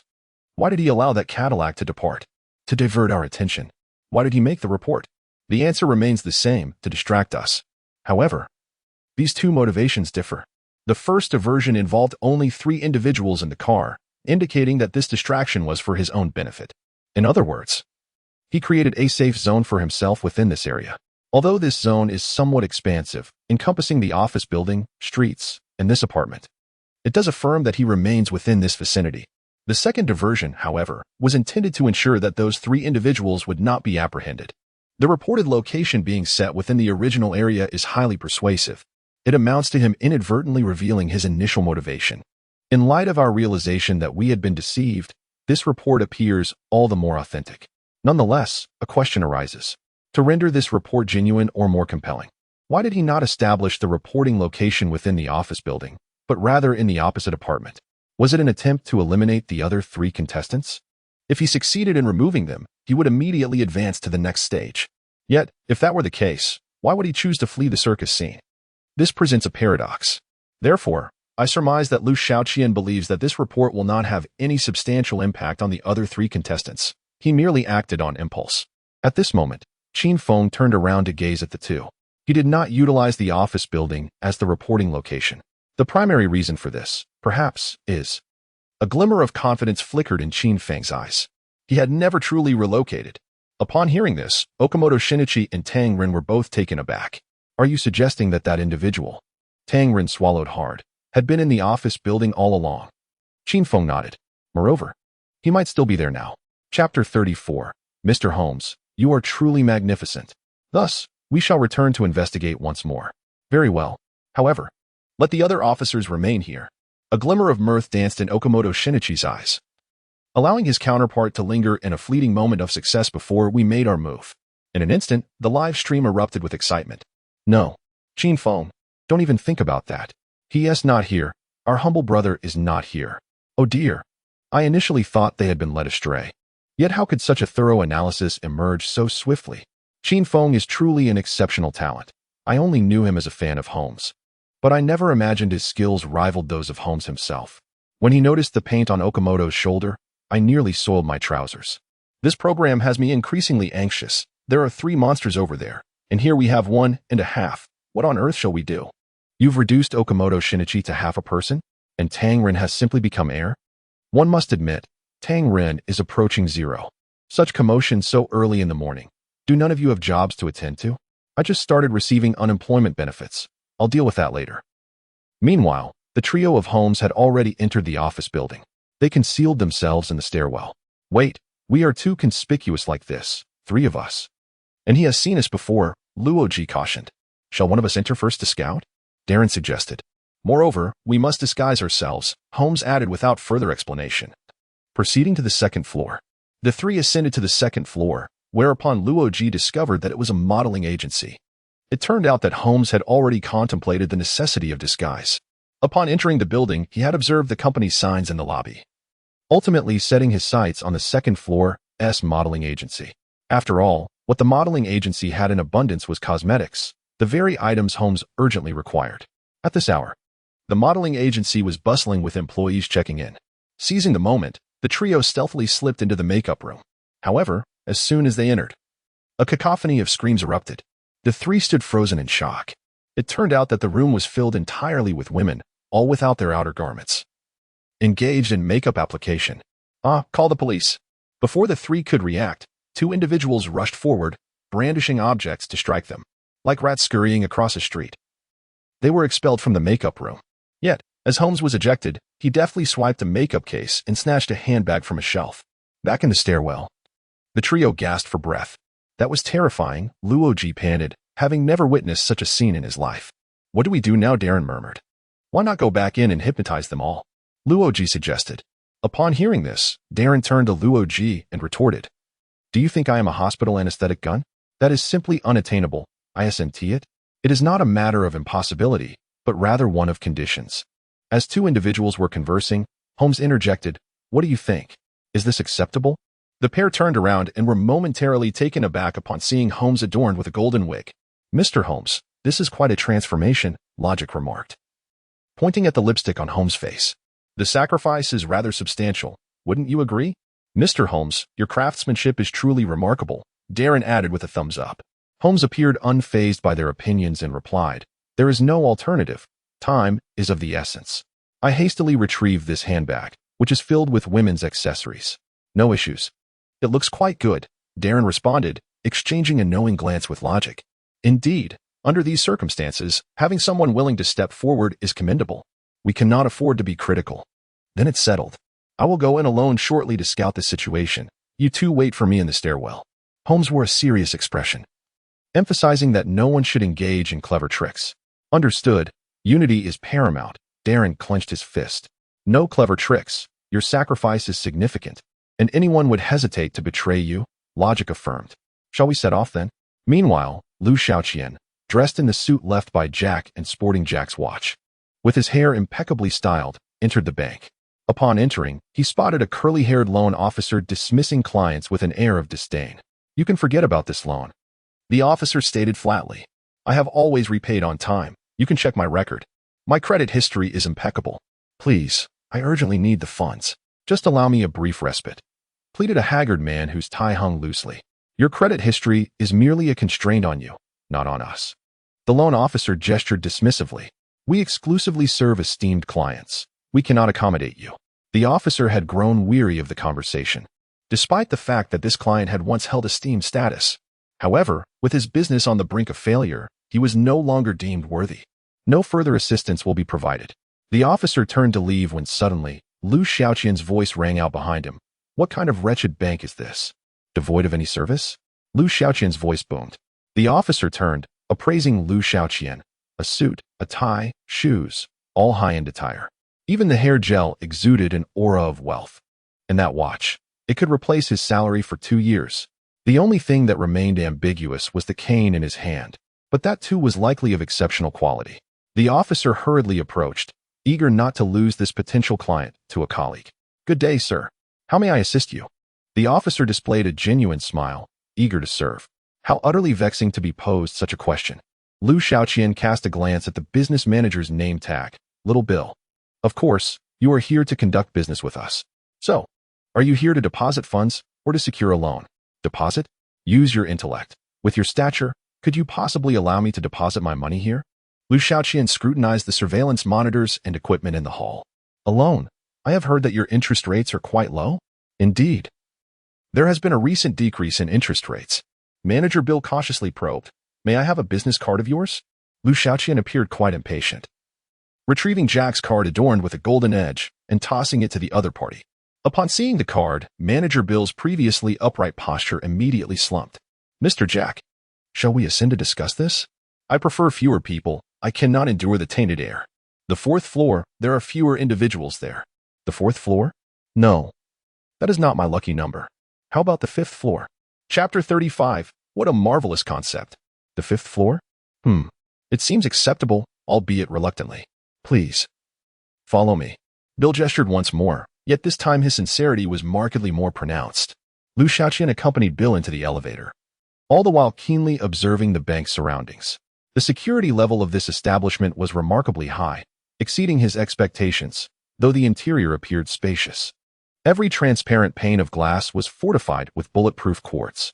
The windows surrounding them, including the entrance, were fashioned from titanium, a material typically reserved for bank vaults. The security personnel behind them sported suits, yet they were fully armed, their pupils occasionally flickering with red dots as they remained vigilant. In the event of an emergency, there would be no need to await the arrival of the police. The entire bank could transform into an impregnable fortress within 3 minutes. No matter how heinous the criminal, anyone with a modicum of intelligence would think twice before targeting this bank. In light of this, Liu Xiaoqian's subsequent wall-breaking plan became increasingly vital. However, the audience remained oblivious to Liu Xiaoqian's true intentions. I mean, isn't it striking how different Liu Xiaoqian looks without makeup compared to his previous style? It's as though he is an entirely different person, appearing quite captivating. Sister, wipe your drool. Abandon your fantasies. Let me. Shallow. You are all so shallow. Even if you were a hideous monster, I would still marry him. What do you have to compare with me? Why has the rhythm of the comments suddenly gone awry? But seriously, what does Jian-gu intend to do? Why is he at the bank? Given his intelligence, he must be laying low. Haven't you seen that the office building is about to fall? The pursuit team and the cross-dressing homes have already gone to the office building. It feels like something rather peculiar will occur. Following Manager Bill, Liu Xiaoqian arrived at the 5th floor. Unlike the 1st floor, this level was tranquil, nearly devoid of people. The entire floor was partitioned into individual meeting rooms by frosted glass. This way, please. Bill bent slightly to indicate the path. However, Liu Xiaoqian disregarded his suggestion and walked purposefully toward the wall. Mr. Jack, this direction lacks sunlight. Are you sure I enjoy sunlight? Upon being questioned, Bill found himself at a loss for words and allowed Liu Xiaoqian to choose a room on his own. Arriving at this side, Liu Xiaoqian observed that the wall was divided into 5 meeting rooms.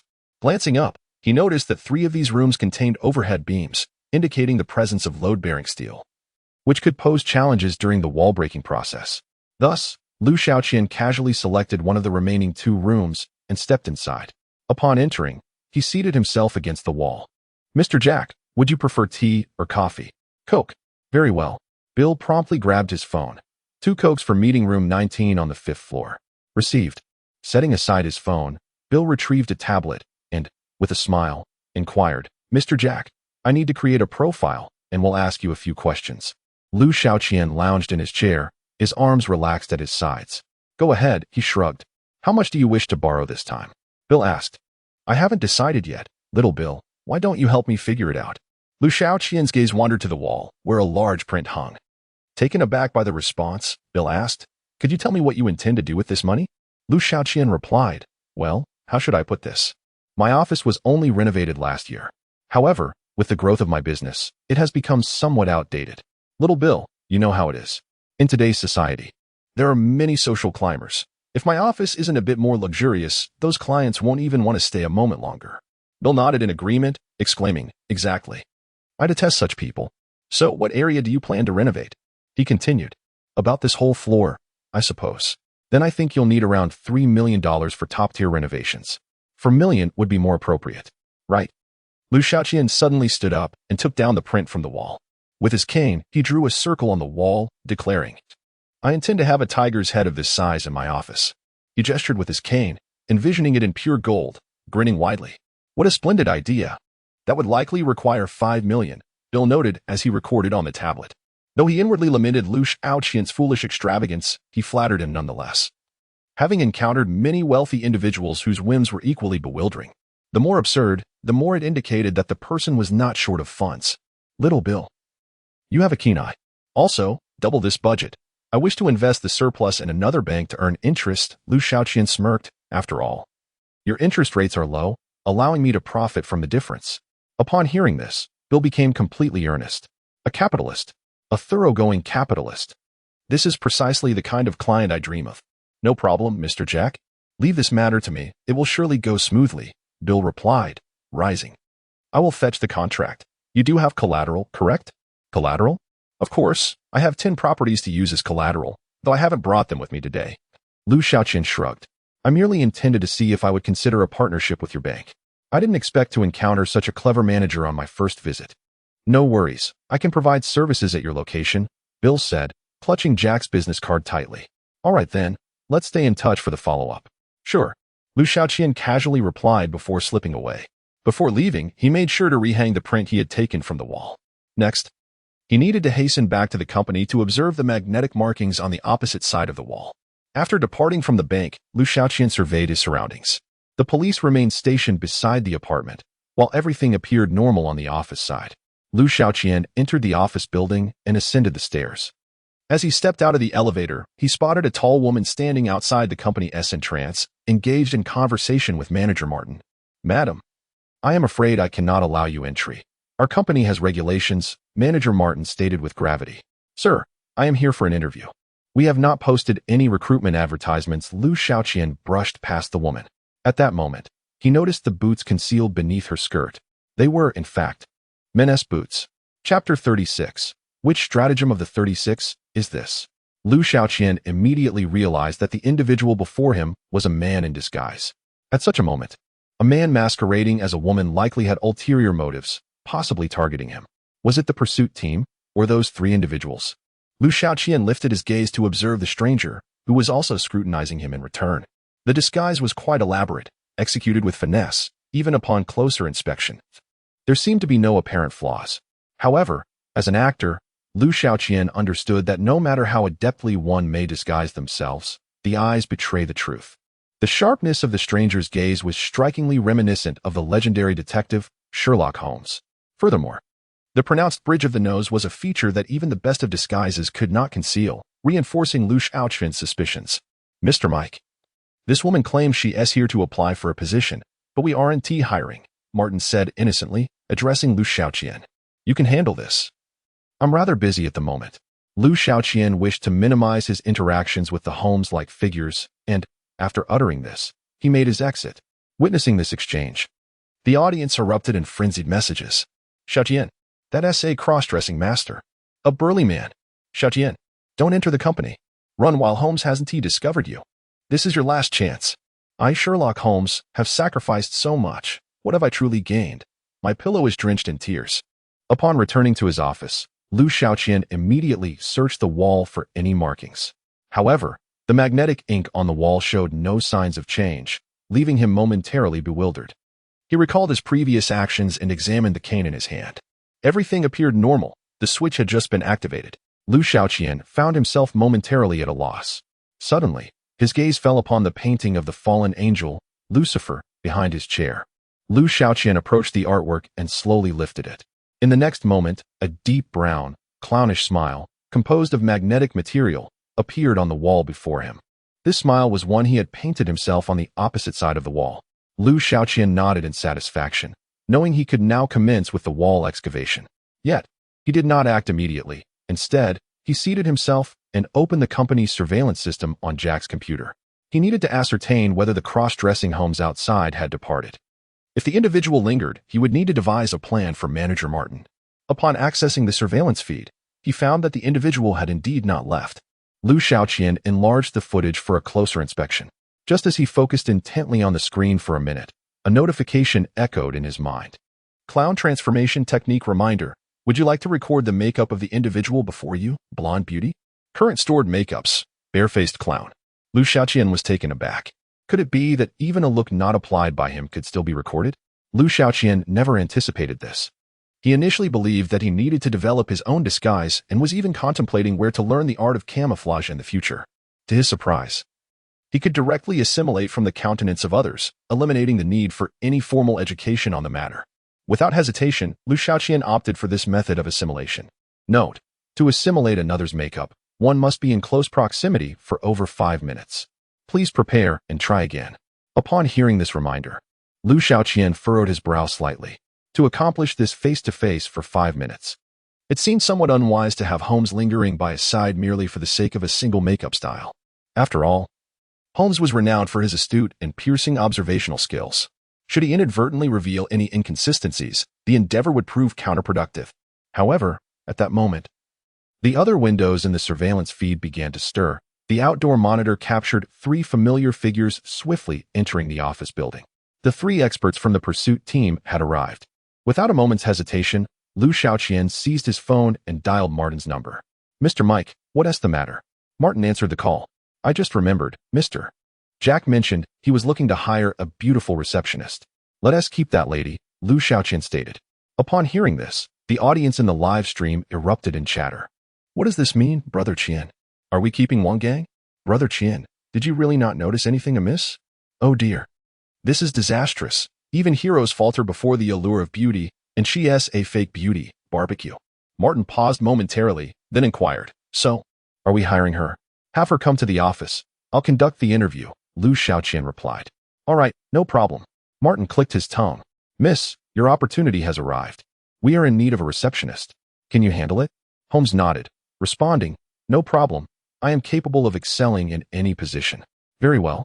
Proceed straight inside to the innermost office, where Mr. Mike will conduct your interview." "Thank you." Holmes finally stepped through the company's entrance. As she made her way to the office, she began to observe every individual within the company, for any one of them could potentially be the target. Inside the office, Liu Xiaoqian lit a cigarette and reclined in his chair, exuding the demeanor of a boss. A knock sounded at the door. "Come in." The door swung open, and Holmes entered with an air of decorum. "Have a seat." Liu Xiaoqian gestured toward the chair opposite his desk. Holmes settled into the chair. However, before Liu Xiaoqian could commence the interview, Holmes took the initiative to inquire, "Sir, didn't you just say you weren't hiring? What prompted this sudden change?" Holmes was quite perceptive. "2 of my colleagues have been on leave recently, and I've been at a loss on how to reprimand them. Your arrival is fortuitous. If you adapt well, I shall dismiss them directly." "I see. What? You don't wish to work?"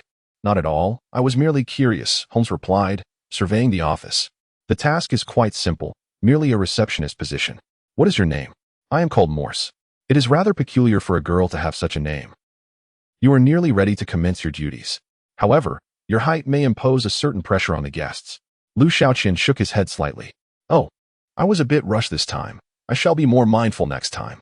There are work shoes and uniforms in the warehouse. You may fetch them yourself shortly." Liu Xiaoqian glanced at the time and waved his hand, indicating it was time to get to work. "Very well." Sherlock Holmes turned and exited the office. No sooner had the office door closed than Liu Xiaoqian's phone rang. Upon answering, he heard the voice of manager Martin. "Mr. Mike, there are several gentlemen claiming to be from the fire department, wishing to conduct an inspection. Shall I permit them to proceed?" Liu Xiaoqian looked at the screen and saw Okamoto Shinichi and his companions standing at the company entrance. "All right, let them inspect. You need not concern yourself with this matter. Just have the newly arrived Miss Morse attend to them." "Understood." At that moment, the audience suddenly comprehended. "Qian Gu, it's you again. Which stratagem from the 36 strategies is this? What was it again? To drive away Sherlock Holmes and his pursuit team. This is indeed quite the commotion. Mr. Holmes, this is truly a misstep."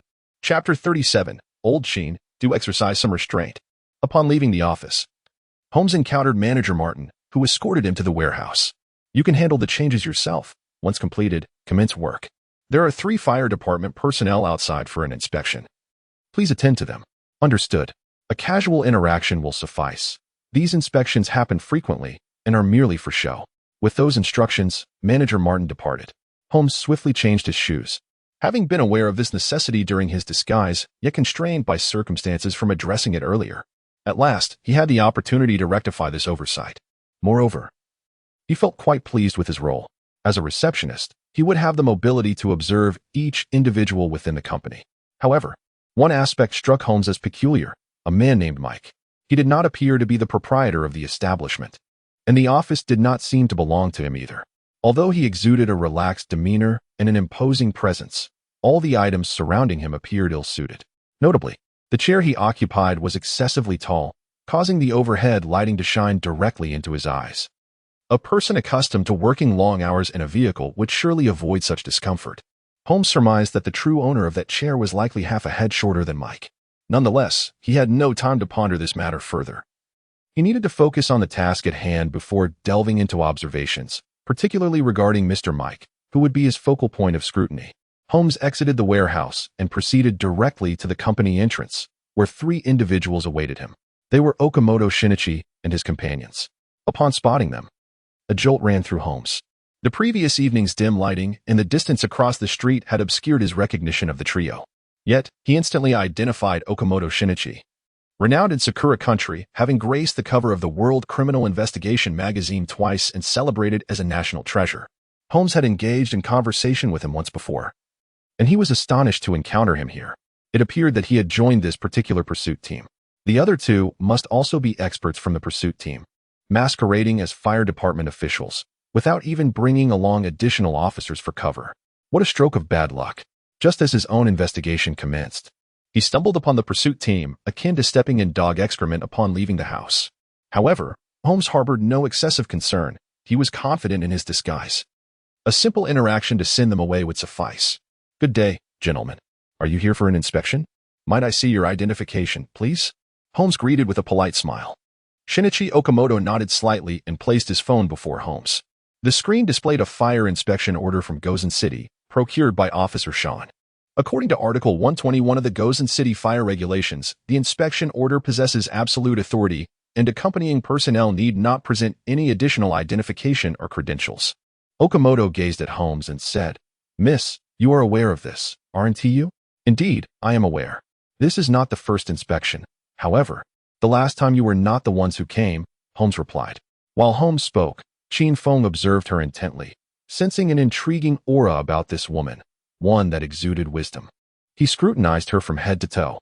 At that moment, Tangren nudged Qin Feng with his elbow.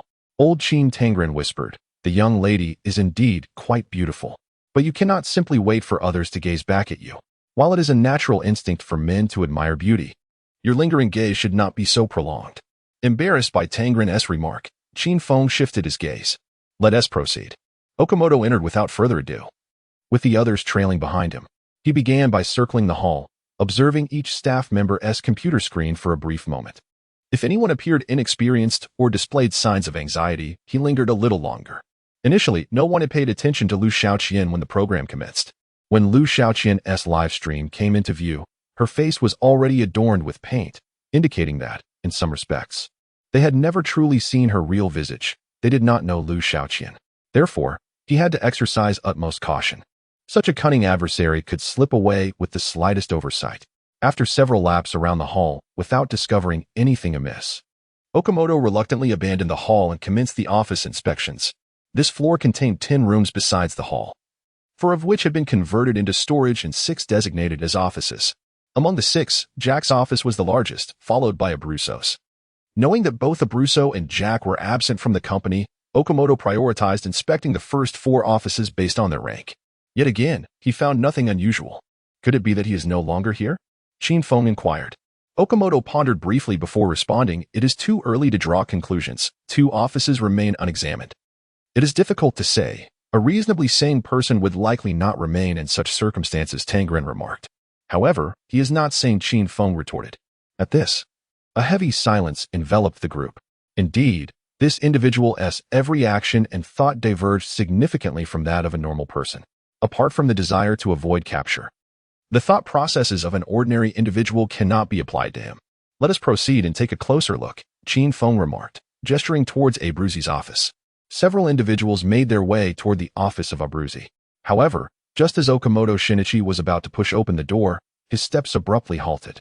He turned, fixing a steady gaze on Holmes, and inquired, "Whose office is this? Do you happen to know?" Upon hearing this, Holmes realized that the other party was now beginning to probe him. Chapter 38. The outcome lies in the merest margin. Faced with this predicament, a mere ordinary person would undoubtedly reveal their ignorance. After all, having only been employed for 10 minutes, it would be a formidable challenge to ascertain who holds authority in this office, let alone remember the name of the company. However, Sherlock Holmes is no ordinary individual. He recognized that this office was the very one under meticulous scrutiny by the pursuit team the previous night, and it must be linked to someone associated with Liu Xiaoqian. That person is none other than Abruzzo, the fugitive mentioned by the police officer who was hypnotized by Alan. This is Mr. Abruzzo's office, Holmes declared. Indeed. Okamoto Shinichi nodded slightly, yet a glimmer of cunning flickered in his eyes. Could you describe what Mr. Abruzzo looks like? A troubled expression crossed Holmes's face as he replied. I apologize, but I have never seen him. Oh? Okamoto Shinichi's interest was piqued. Yes, I joined the company not long ago, and by the time I started, Mr. Abruzzo had already departed. As for the reasons behind his absence, I believe it would be inappropriate for me to elaborate. I hope you understand. Holmes's response was impeccably crafted, both concealing his own flaws and showcasing his sincerity. The viewers in the live stream were utterly captivated. How fascinating, a clash of wits where victory hangs by a thread. That thread is indeed a lethal flaw. Expose even the slightest weakness, and one will be eliminated in the blink of an eye. Liu Xiaoqian is truly cunning. In the face of pursuit, he directly pushed Holmes out. But this is Holmes. How could he possibly be undone by such trivial tricks? Is it conceivable that Liu Xiaoqian didn't aim to bring him down at all? Exactly. Upon reflection, Liu Xiaoqian's mention of his height seems a subtle reminder. Behold, this is strategy. Let us all evade capture. We shall play this game at leisure. Meanwhile, let us orchestrate Holmes into the pursuit team's grasp. Yet, just as the audience was relishing the unfolding drama, Qin Feng suddenly interjected. Wait a moment. Miss, you mentioned you joined not long ago, so how do you know that the last fire inspection was not conducted by us? Qin Feng furrowed his brow. For after all, fire inspections occur only once every 6 months. 6 months prior, Mr. Abruzzo should still have been with the company. At this revelation, all eyes turned towards Holmes's face. Even the latecomer, Tang Rin, displayed an expression of suspicion. The audience was left in shock. Mr. Holmes may soon find himself in a precarious situation. Upon hearing that, it took me a moment to process. Reflecting back, cold sweat broke out. Qin Feng is impressive. He caught that casual remark. If Mr. Holmes is taken away, Liu Xiaoqian cannot be far behind. Liu Xiaoqian's maneuver seems rather reckless and poorly thought out. In that moment, Holmes maintained his impassive demeanor. With calm assurance, he stated, Oh, that is because I previously worked in this very building. Holmes gestured towards the floor below, specifically the modeling agency on the second floor. I once worked as a receptionist. And thus I welcomed the firefighters as well. A modeling agency? Okamoto Shinichi appeared contemplative. Indeed, the Sophia Modeling Agency. Fire inspections typically commence from the lower floors and ascend. So you must have just emerged from there. Holmes donned a skeptical expression, scrutinizing the trio. What is the matter? Are you unaware? The three hastily nodded. Yes, we just conducted an inspection, Qin Feng replied. Then let us proceed to examine the office. Only then did Okamoto Shinichi extend his hand to push open the office door. Upon returning to Abura's office, the group exercised extraordinary caution. Since the other party had dispersed everyone the previous night, they undoubtedly returned afterward. The more actions taken, the more traces left behind. The current scene, compared to the last time, would certainly yield more clues.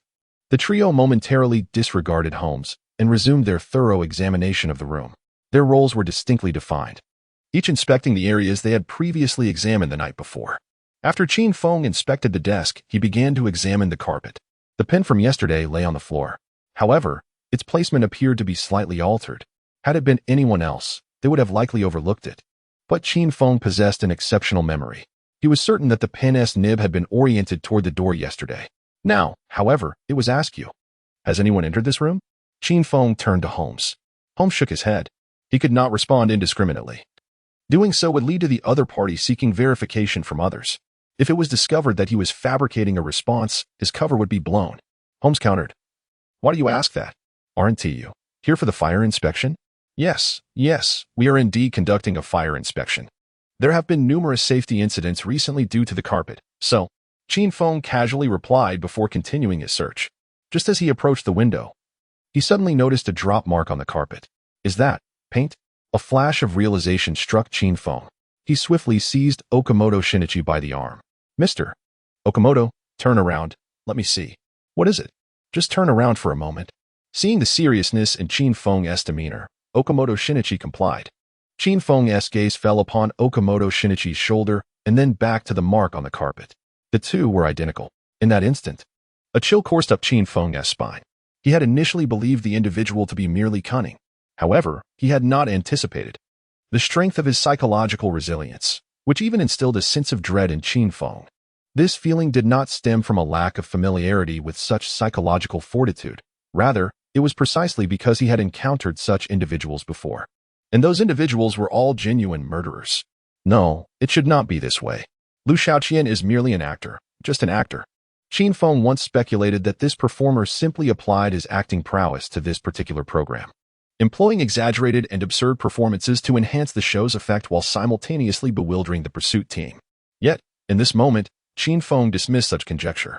4. While anything can be acted, psychological resilience and reflexes are undeniably beyond the realm of performance. What kind of individual is Liu Xiaoqian, truly? Could it be that he harbors experiences akin to that of a fugitive or a murderer? Observing Qin Feng standing still, lost in thought, Okamoto Shinichi inquired, Qin Feng, have you uncovered something? Indeed, speak up. Your silence makes me feel as if calamity is imminent, Tangren added. Qin Feng regarded the two, his Adam's apple quivering slightly. He slowly began to speak. That fellow was watching us all night long. He extended a finger, pointing upwards, his gaze fixed intently. Chapter 39. Why are you wearing a man's shoes? Upon the utterance of these words, all present were left in a state of shock. Okamoto Shin immediately shed his outer garment, scrutinizing the paint on his shoulder with great care. He then crouched down, comparing it closely with the paint on the carpet. Indeed, it was an exact match. Finally, Okamoto Shin rose to his feet, standing atop the desk, and gently shifted aside a section of the ceiling, revealing a narrow crevice. He had been hiding there yesterday, secretly observing us. Do you recall? Earlier, we had seen the graffiti on his face during the live stream. The color around his eye sockets was black. Okamoto Shin turned his gaze toward Qin Feng and Tangren. It was precisely the pigment from his eye sockets that had dripped onto my shoulder. Tangren looked up at the gap in the ceiling, a chill running down his spine. He could vividly imagine the face of a clown lurking behind that crevice, gazing at the back of his head. This was utterly terrifying. Wait. Suddenly, Tangren pointed at Qin Feng, his finger trembling. Old Qin. Yesterday, when you left, didn't you perform a little turnaround? Yet, the other party did not descend. Could it be? Qin Feng interjected. Indeed, he must have seen right through me at that moment. Tangren, at that juncture, found himself at a loss for words. He instinctively wanted to exclaim, how is that possible? But refrained. He had come to a profound realization that old Qin's earlier assertion that this individual was superior to them was no jest. Tangren swallowed hard and said, Old Qin, I believe your previous assessment may indeed be accurate. This fellow is even more formidable than Sherlock Holmes. Upon hearing this, Sherlock Holmes, who had been striving to maintain his composure, momentarily froze. The audience in the live stream nearly erupted with laughter. Tangren, can you not restrain your tongue a little? Holmes looks utterly dumbfounded. Being pushed to the forefront is one thing, but now he must endure face-to-face ridicule. In truth, I think the pursuit team has it worse. They realized Liu Xiaoqian was watching them, yet they remain oblivious to the fact that, at this very moment, Holmes is also watching them.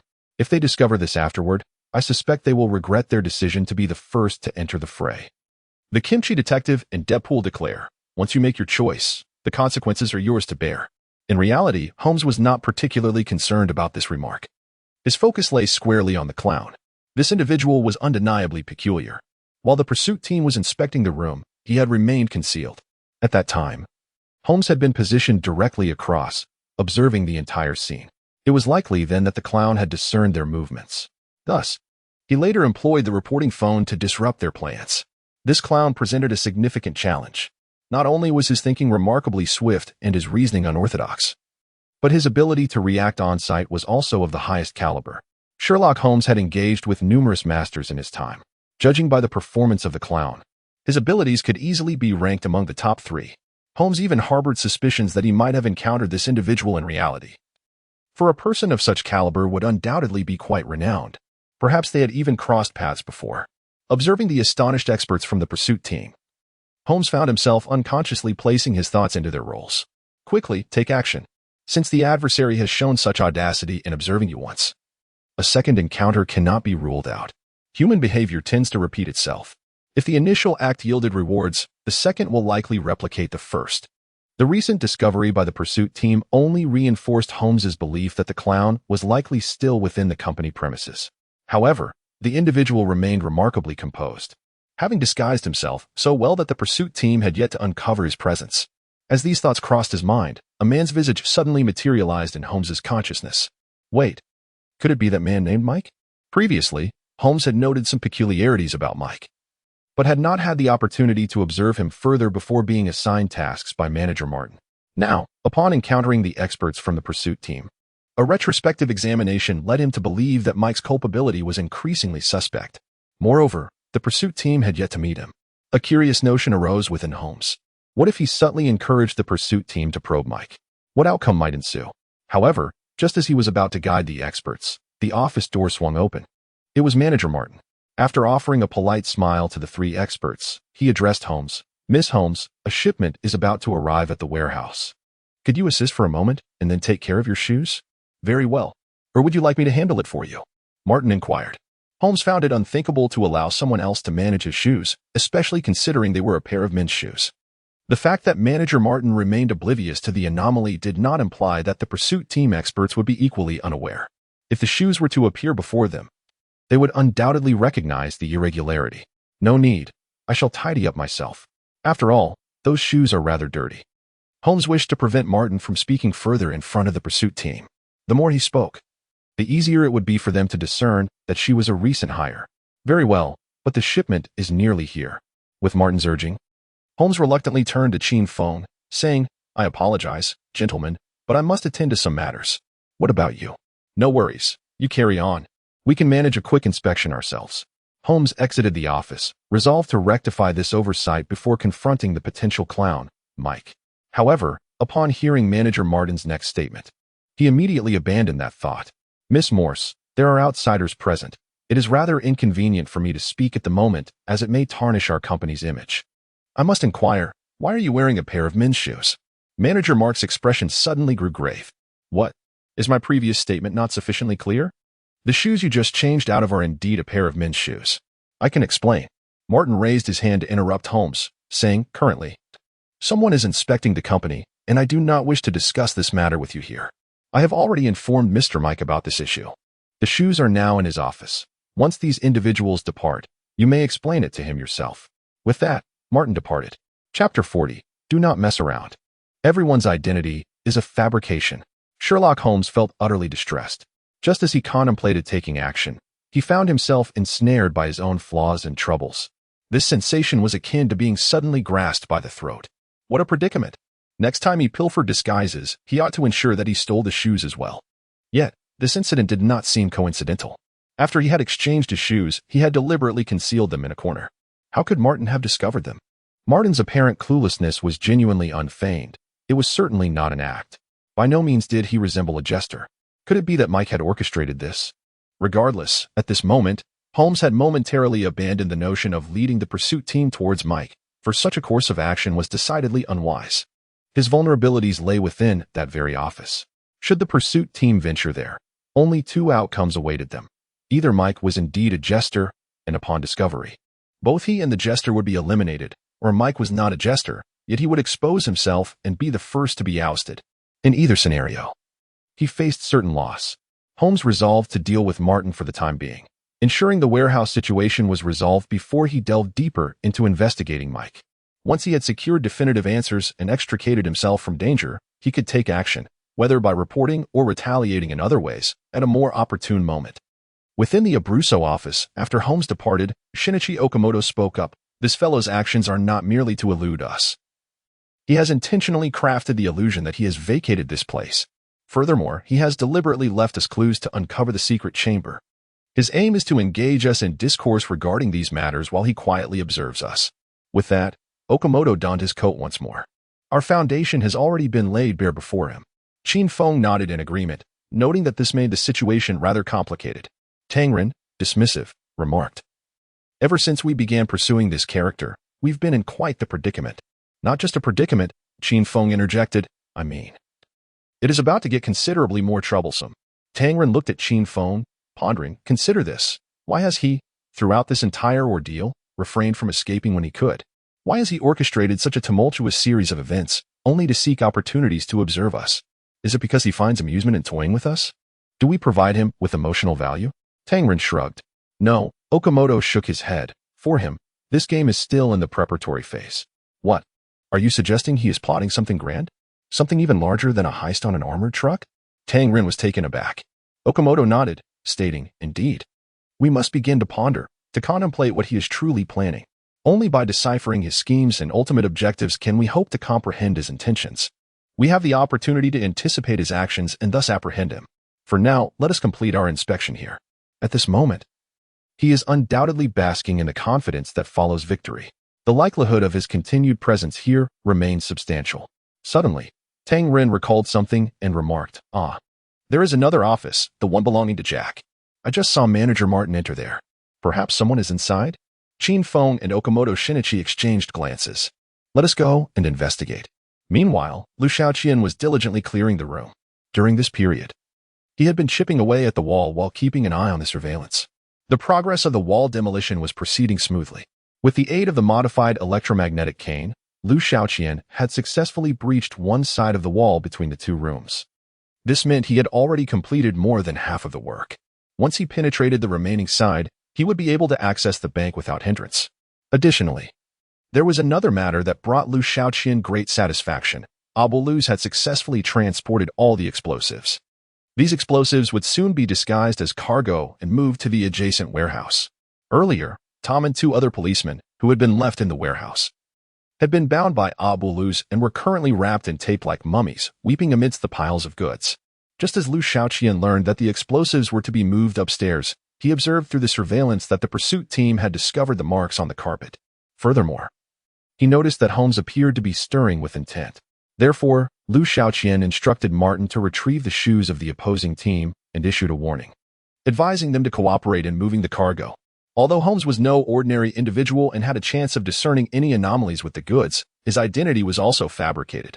As long as he did not flee the company, he was temporarily in no danger. At that moment, there was a sudden knock at the office door. Come in. Upon the door opening, Qin Feng and the other two appeared at the threshold. Liu Xiaoqian glanced at them and inquired, Who are you? The three entered. We are here for a fire inspection, Qin Feng stated while scrutinizing Liu Xiaoqian. Meanwhile, Okamoto Shinichi's gaze wandered about the room. Oh, is there a problem? If there is, feel free to let me know. Liu Xiaoqian shrugged. I will relay it to the boss. Aren't you the boss? Qin Feng asked tentatively. Before Liu Xiaoqian could respond, his phone rang. The caller was Abu-Luz. Liu Xiaoqian answered the call and heard Abu-Luz's voice. The cargo has begun to be unloaded. Some is already being moved upstairs, Abu-Luz informed him. Liu Xiaoqian feigned anger and retorted, Is there still no news? Mr. Jack has spent so much money supporting you all. And this is what you can accomplish? Abu-Luz on the other end fell silent momentarily. Hurry and search. Do not trust those officers. Relying on them, you will never find Mr. Jack. On the other end of the line, Abruzzo also realized something, responding obediently with a soft "oh." Liu Xiaoqian, visibly irritated, hung up the phone, embodying the demeanor of a second-in-command in a gang. He lifted his gaze and turned back to Qin Feng, inquiring, Where were we? We were discussing the fact that you are not the boss. Ah, indeed, I am not the boss. The boss has encountered some difficulties, hence is temporarily unavailable. Liu Xiaoqian replied. Then who are you? Why are you seated here? Asked Okamoto Shinichi. Me? I am merely Mr. Jack's subordinate, temporarily assisting him with some affairs. Merely? A subordinate? The corners of Okamoto Shinichi's mouth twitched slightly. But we have heard that you are Mr. Jack's cousin, haven't we? It seems that before entering, they had verified information with Manager Martin. Moreover, we recall that the boss is not of Asian descent, correct? Okamoto Shinichi's eyes were fixed intently on Liu Xiaoqian, as if poised to slam Liu Xiaoqian's head onto the desk at any moment. Chapter 41. I can smell your scent from across the street. As Okamoto Shinichi uttered these words, Qin Feng maintained a stoic expression, scrutinizing Liu Xiaoqian's every movement. Meanwhile, Tang Ren, with a look of skepticism, inquired, Indeed, although it is superficial, there must be some blood relation, right? The three awaited Liu Xiaoqian's response, eager to unveil his secrets. The atmosphere in the room grew increasingly tense. However, Liu Xiaoqian appeared perplexed, asking, "Aren't you here for a fire safety inspection? Why are you interested in my background? I don't quite understand." "It is a statistical inquiry. We need to record the information of the enterprise's leaders and actual responsible parties." Okamoto Shinichi replied without hesitation. Upon hearing this, Liu Xiaoqian displayed a disdainful countenance. "Come on." He leaned slightly forward. "You're the police, aren't you?" This statement momentarily stunned Okamoto Shinichi. "What? Stop playing dumb. I've been able to discern your kind since I was 8. I can smell you from across the street." Liu Xiaoqian felt no tremor within. Martin had revealed his identity and background to the others at Liu Xiaoqian's behest. Liu Xiaoqian harbored no faith in Martin's acting prowess. If they were to fabricate lies, it would undoubtedly be riddled with inconsistencies that these three would easily detect.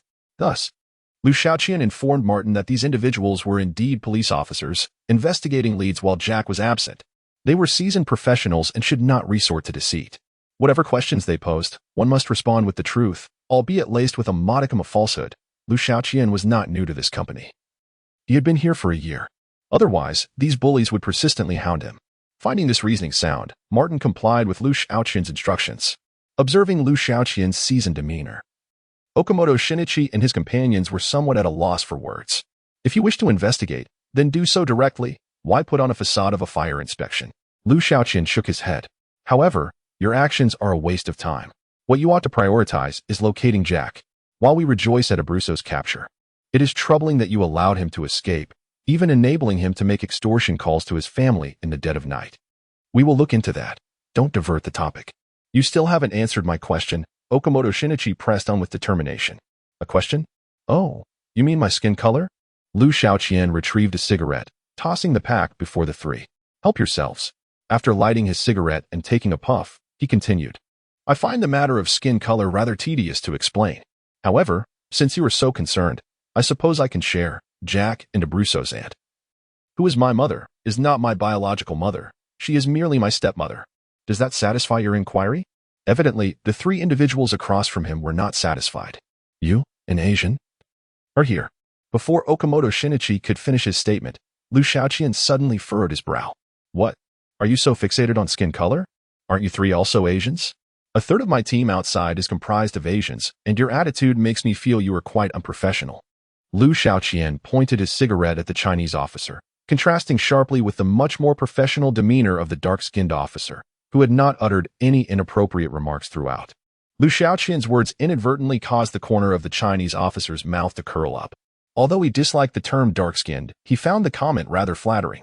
In contrast, Okamoto Shinichi felt a sting from the remark. Mr. Mike, my words carry no discriminatory intent. On the contrary, I am merely trying to separate you from certain troublesome matters. Although Okamoto Shinichi professed this, he was practically itching to handcuff Liu Xiaoqian. However, within this virtual realm, he had to adhere to the corresponding laws. Even with Officer Sean's assistance, mistakenly apprehending someone would not have significant consequences, yet it would waste much of their time, including dealing with complaints from the other party. I do not understand. Liu Xiaoqian shook his head. How could such impolite questioning be in my best interest? Has this world truly descended into such chaos? Okamoto Shinichi did not wish to entangle himself further in this matter. Very well. The best way to verify your identity is to inquire with the colleagues outside. Okamoto Shinichi rose and walked to the door. If they had known you for a long time, then your words would hold true. Then I shall have Manager Martin make the arrangements. Liu Xiaoqian intended to pick up the phone, but was halted by Qin Feng. We have already consulted Manager Martin, but just to be safe, let us randomly select targets ourselves, Qin Feng stated. This was not encouraging news. With so many people outside, Liu Xiaoqian had no time to arrange them one by one. However, at the very moment Okamoto Shinichi opened the door, a figure appeared at the entrance. It was Holmes. She was raising her arm, about to knock. Miss Moss, do you need something? Liu Xiaoqian paused. I wanted to inform you that the goods are nearly moved out. Do you need to inspect them? Holmes inquired. Liu Xiaoqian felt somewhat speechless. Inspect what? There are bombs inside. Yes, please have those individuals move 10 boxes into my office. I will inspect them slowly, Liu Xiaoqian replied. Very well. Just as Holmes turned to leave, Okamoto Shinichi called out to her. Miss, wait a moment. What is it? Holmes turned back to ask. What is this gentleman's name? Okamoto Shinichi pointed at Liu Xiaoqian. He is Mr. Mike. What is the matter? How long have you known him? Okamoto Shinichi asked earnestly. Upon hearing this, Holmes realized that the pursuit team had begun to suspect this Mike. Excellent. Indeed, Okamoto possesses certain skills. Holmes was inclined to assert his unfamiliarity with the man before him, suggesting that the pursuit team conduct a thorough investigation. However, his gaze fell upon his own pair of shoes resting in the corner of the office. He turned to Liu Xiaoqian, who met his eyes with a knowing look. In that moment, an unspoken understanding passed between them. At last, he was certain. The man before him was indeed the jester.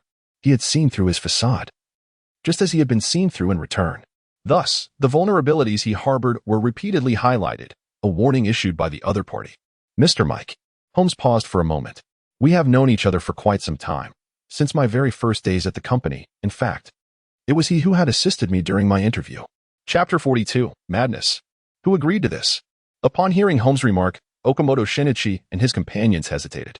Nevertheless, Okamoto was reluctant to concede. He gazed intently into Holmes' eyes, hoping to discern a hint of inconsistency within his gaze. Any flicker would serve as a thread for him to pursue further inquiries. However, Holmes was not one to be trifled with. His eyes were resolute, as if prepared to declare an oath at any moment. At that moment, Tangren observed the glow on Liu Xiaoqian's face and suddenly spoke. Mr. Mike. Doesn't it hurt your eyes to sit like that? What? Liu Xiaoqian was taken aback. This light. Before Tangren could finish his thought, Qin Feng's phone rang abruptly.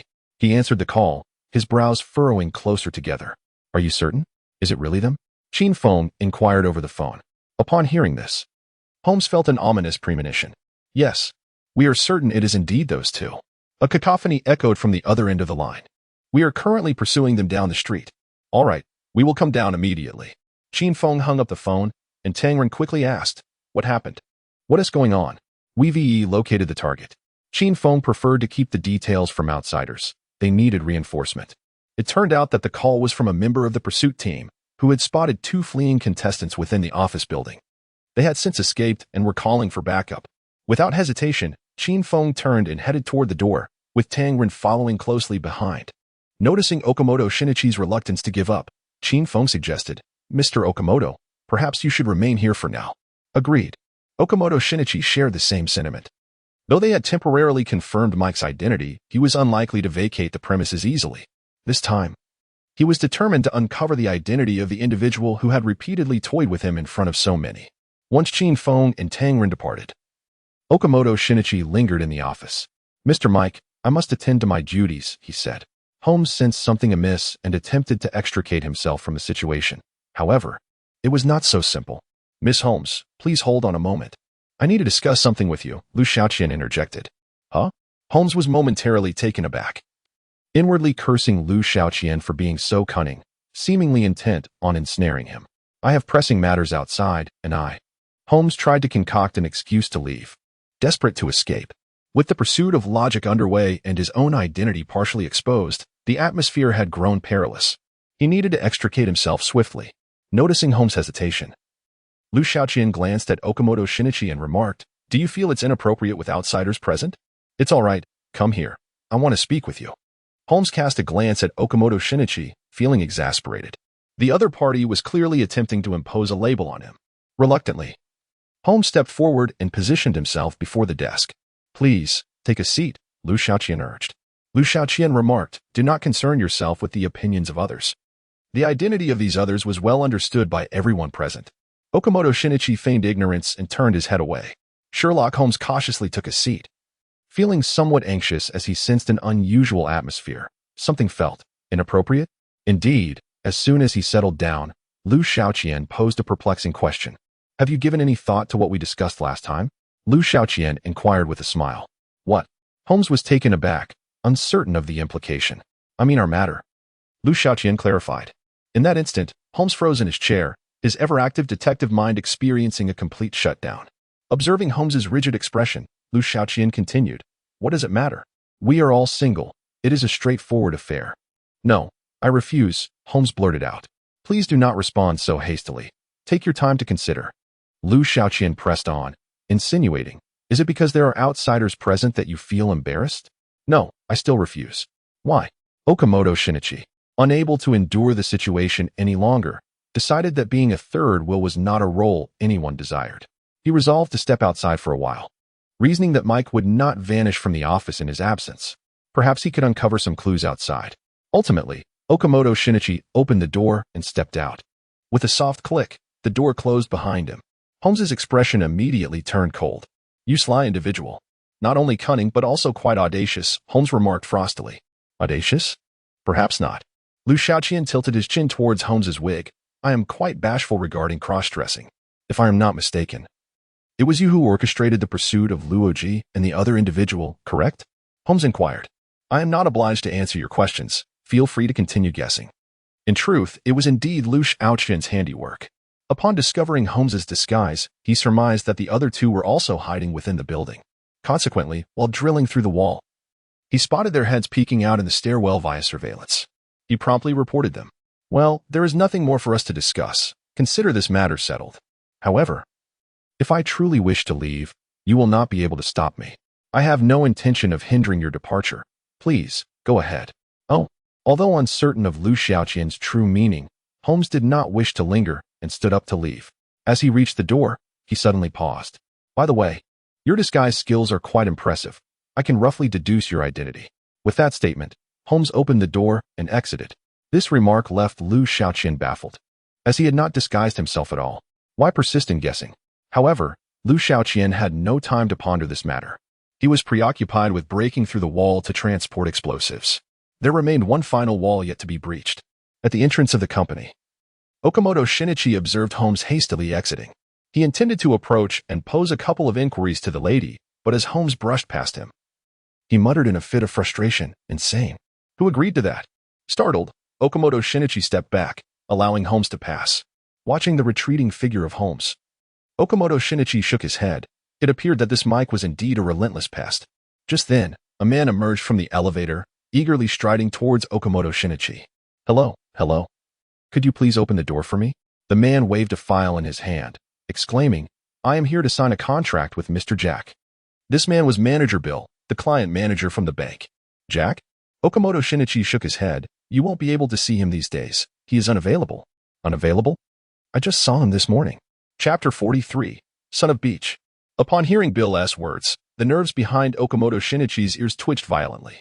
"You mean to say that the owner of this company, Mr. Jack, met with you just today?" Okamoto Shinichi inquired for confirmation. "Yes, indeed, it's Mr. Jack," Bill replied, handing over Jack's business card, which was quite elegant. "He came to see me this morning to arrange a loan, and I am here to provide him with service. As you know, Wayne Bank is the largest and finest bank in this city. Once you become our esteemed client." Okamoto Shinichi raised his hand to interrupt him, asking, "Could you describe Mr. Jack's appearance in detail?" Bill looked perplexed. He initially thought Okamoto Shinichi was an employee of the company, but given his demeanor and the nature of his inquiry, it was clear he was not. Bill was momentarily at a loss, as the private information of esteemed clients was meant to be confidential. However, before he could gather his thoughts, Okamoto Shinichi shouted, "Speak quickly. Please, be a bit more civil. Hurry up." Okamoto Shinichi took out his identification, stating, "We are conducting official business. If you do not inform me promptly, I shall accuse you of obstructing justice. And I will bring your esteemed bank into the complaint as well." Upon seeing the identification, Bill nodded vigorously. All right, let me think." As he recollected, he said, "The individual is slightly taller than me, about 1.8 meters. He has somewhat long hair, neatly styled. His skin tone is yellow, and he is quite handsome. He wears a Patek Philippe Ultimate watch, which I absolutely adore. His suit is custom-made, crafted from 18K gold-threaded blended cashmere. As for his cane, I'm not familiar with the brand." All these descriptions pointed to one person, Mike, who was in Jack's office. Except for Mike removing his suit in the office, all other details matched perfectly. Okamoto Shinichi suddenly turned on his heels and hurried back to the office. As he strode rapidly, excitement coursed through him, with his temples pulsing. "I knew it. I always knew that Mike was suspicious. I should have apprehended him right then. Thankfully, when Sheen phoned and the others left, I remained. Otherwise, he would have taken advantage of me again. This time, he has nowhere to escape. If not for the fear of being detected, Okamoto Shinichi would have sprinted." So far, Liu Xiaoqian's fan conversion rate was remarkably high. Among over 100 million viewers, 80 were hoping Liu Xiaoqian would not be captured. Witnessing this scene, the audience in the live stream erupted. "Damn it, that Manager Bill is truly despicable. Shit, Bill. Son of Beach. He was already in the clear. What a pity. Dear fans, please remain calm and do not fear. Based on my extensive analysis of Liu Xiaoqian's 2.5-hour playback, I firmly believe he will undoubtedly escape. Is escape even possible? If he manages to do so, I shall eat my screen on the spot. Prepare your digestive aids. Have you not considered, are there not windows? Brother, to take a look at which floor we are on. Is he performing acrobatics? If he dares to flee through the window, I too shall consume a screen right here. Before the audience could reach a consensus, Okamoto Shinichi pushed open the office door. However, as he burst into the room, a refreshing breeze greeted him. The window was ajar, and the room was utterly vacant. Okamoto Shinichi was taken aback. Impossible. He couldn't have escaped again. He hurried to the window to investigate. There, he noticed a rope. One end was tied to the window, while the other dangled down the wall to the first floor. Hearing the commotion, Manager Martin rushed in. What are you doing? You cannot create a disturbance in our company. He shouted. Get out of my way. Okamoto Shinichi, in a fit of anger, was about to pull out his phone. Yet, Martin continued to tug at him. If you keep this up, I will have to call the police. Although Martin was aware that the other party was indeed a police officer, he persisted in making things difficult. I was about to call the police myself. If you keep holding me back, you'll be obstructing my duties. Did you not see someone escape? Okamoto Shinichi pointed at the rope by the window. By the way, how does your company possess such a long rope? It's simply from our warehouse. Why are you being so hostile? Aren't you here to inspect the fire safety? Martin replied deliberately, suggesting that their company had multiple escape routes. Step aside. Realizing Martin was being intentionally obstructive, Okamoto Shinichi pushed him away and dialed Qin Feng's number. What is happening on your end? He shouted into the phone.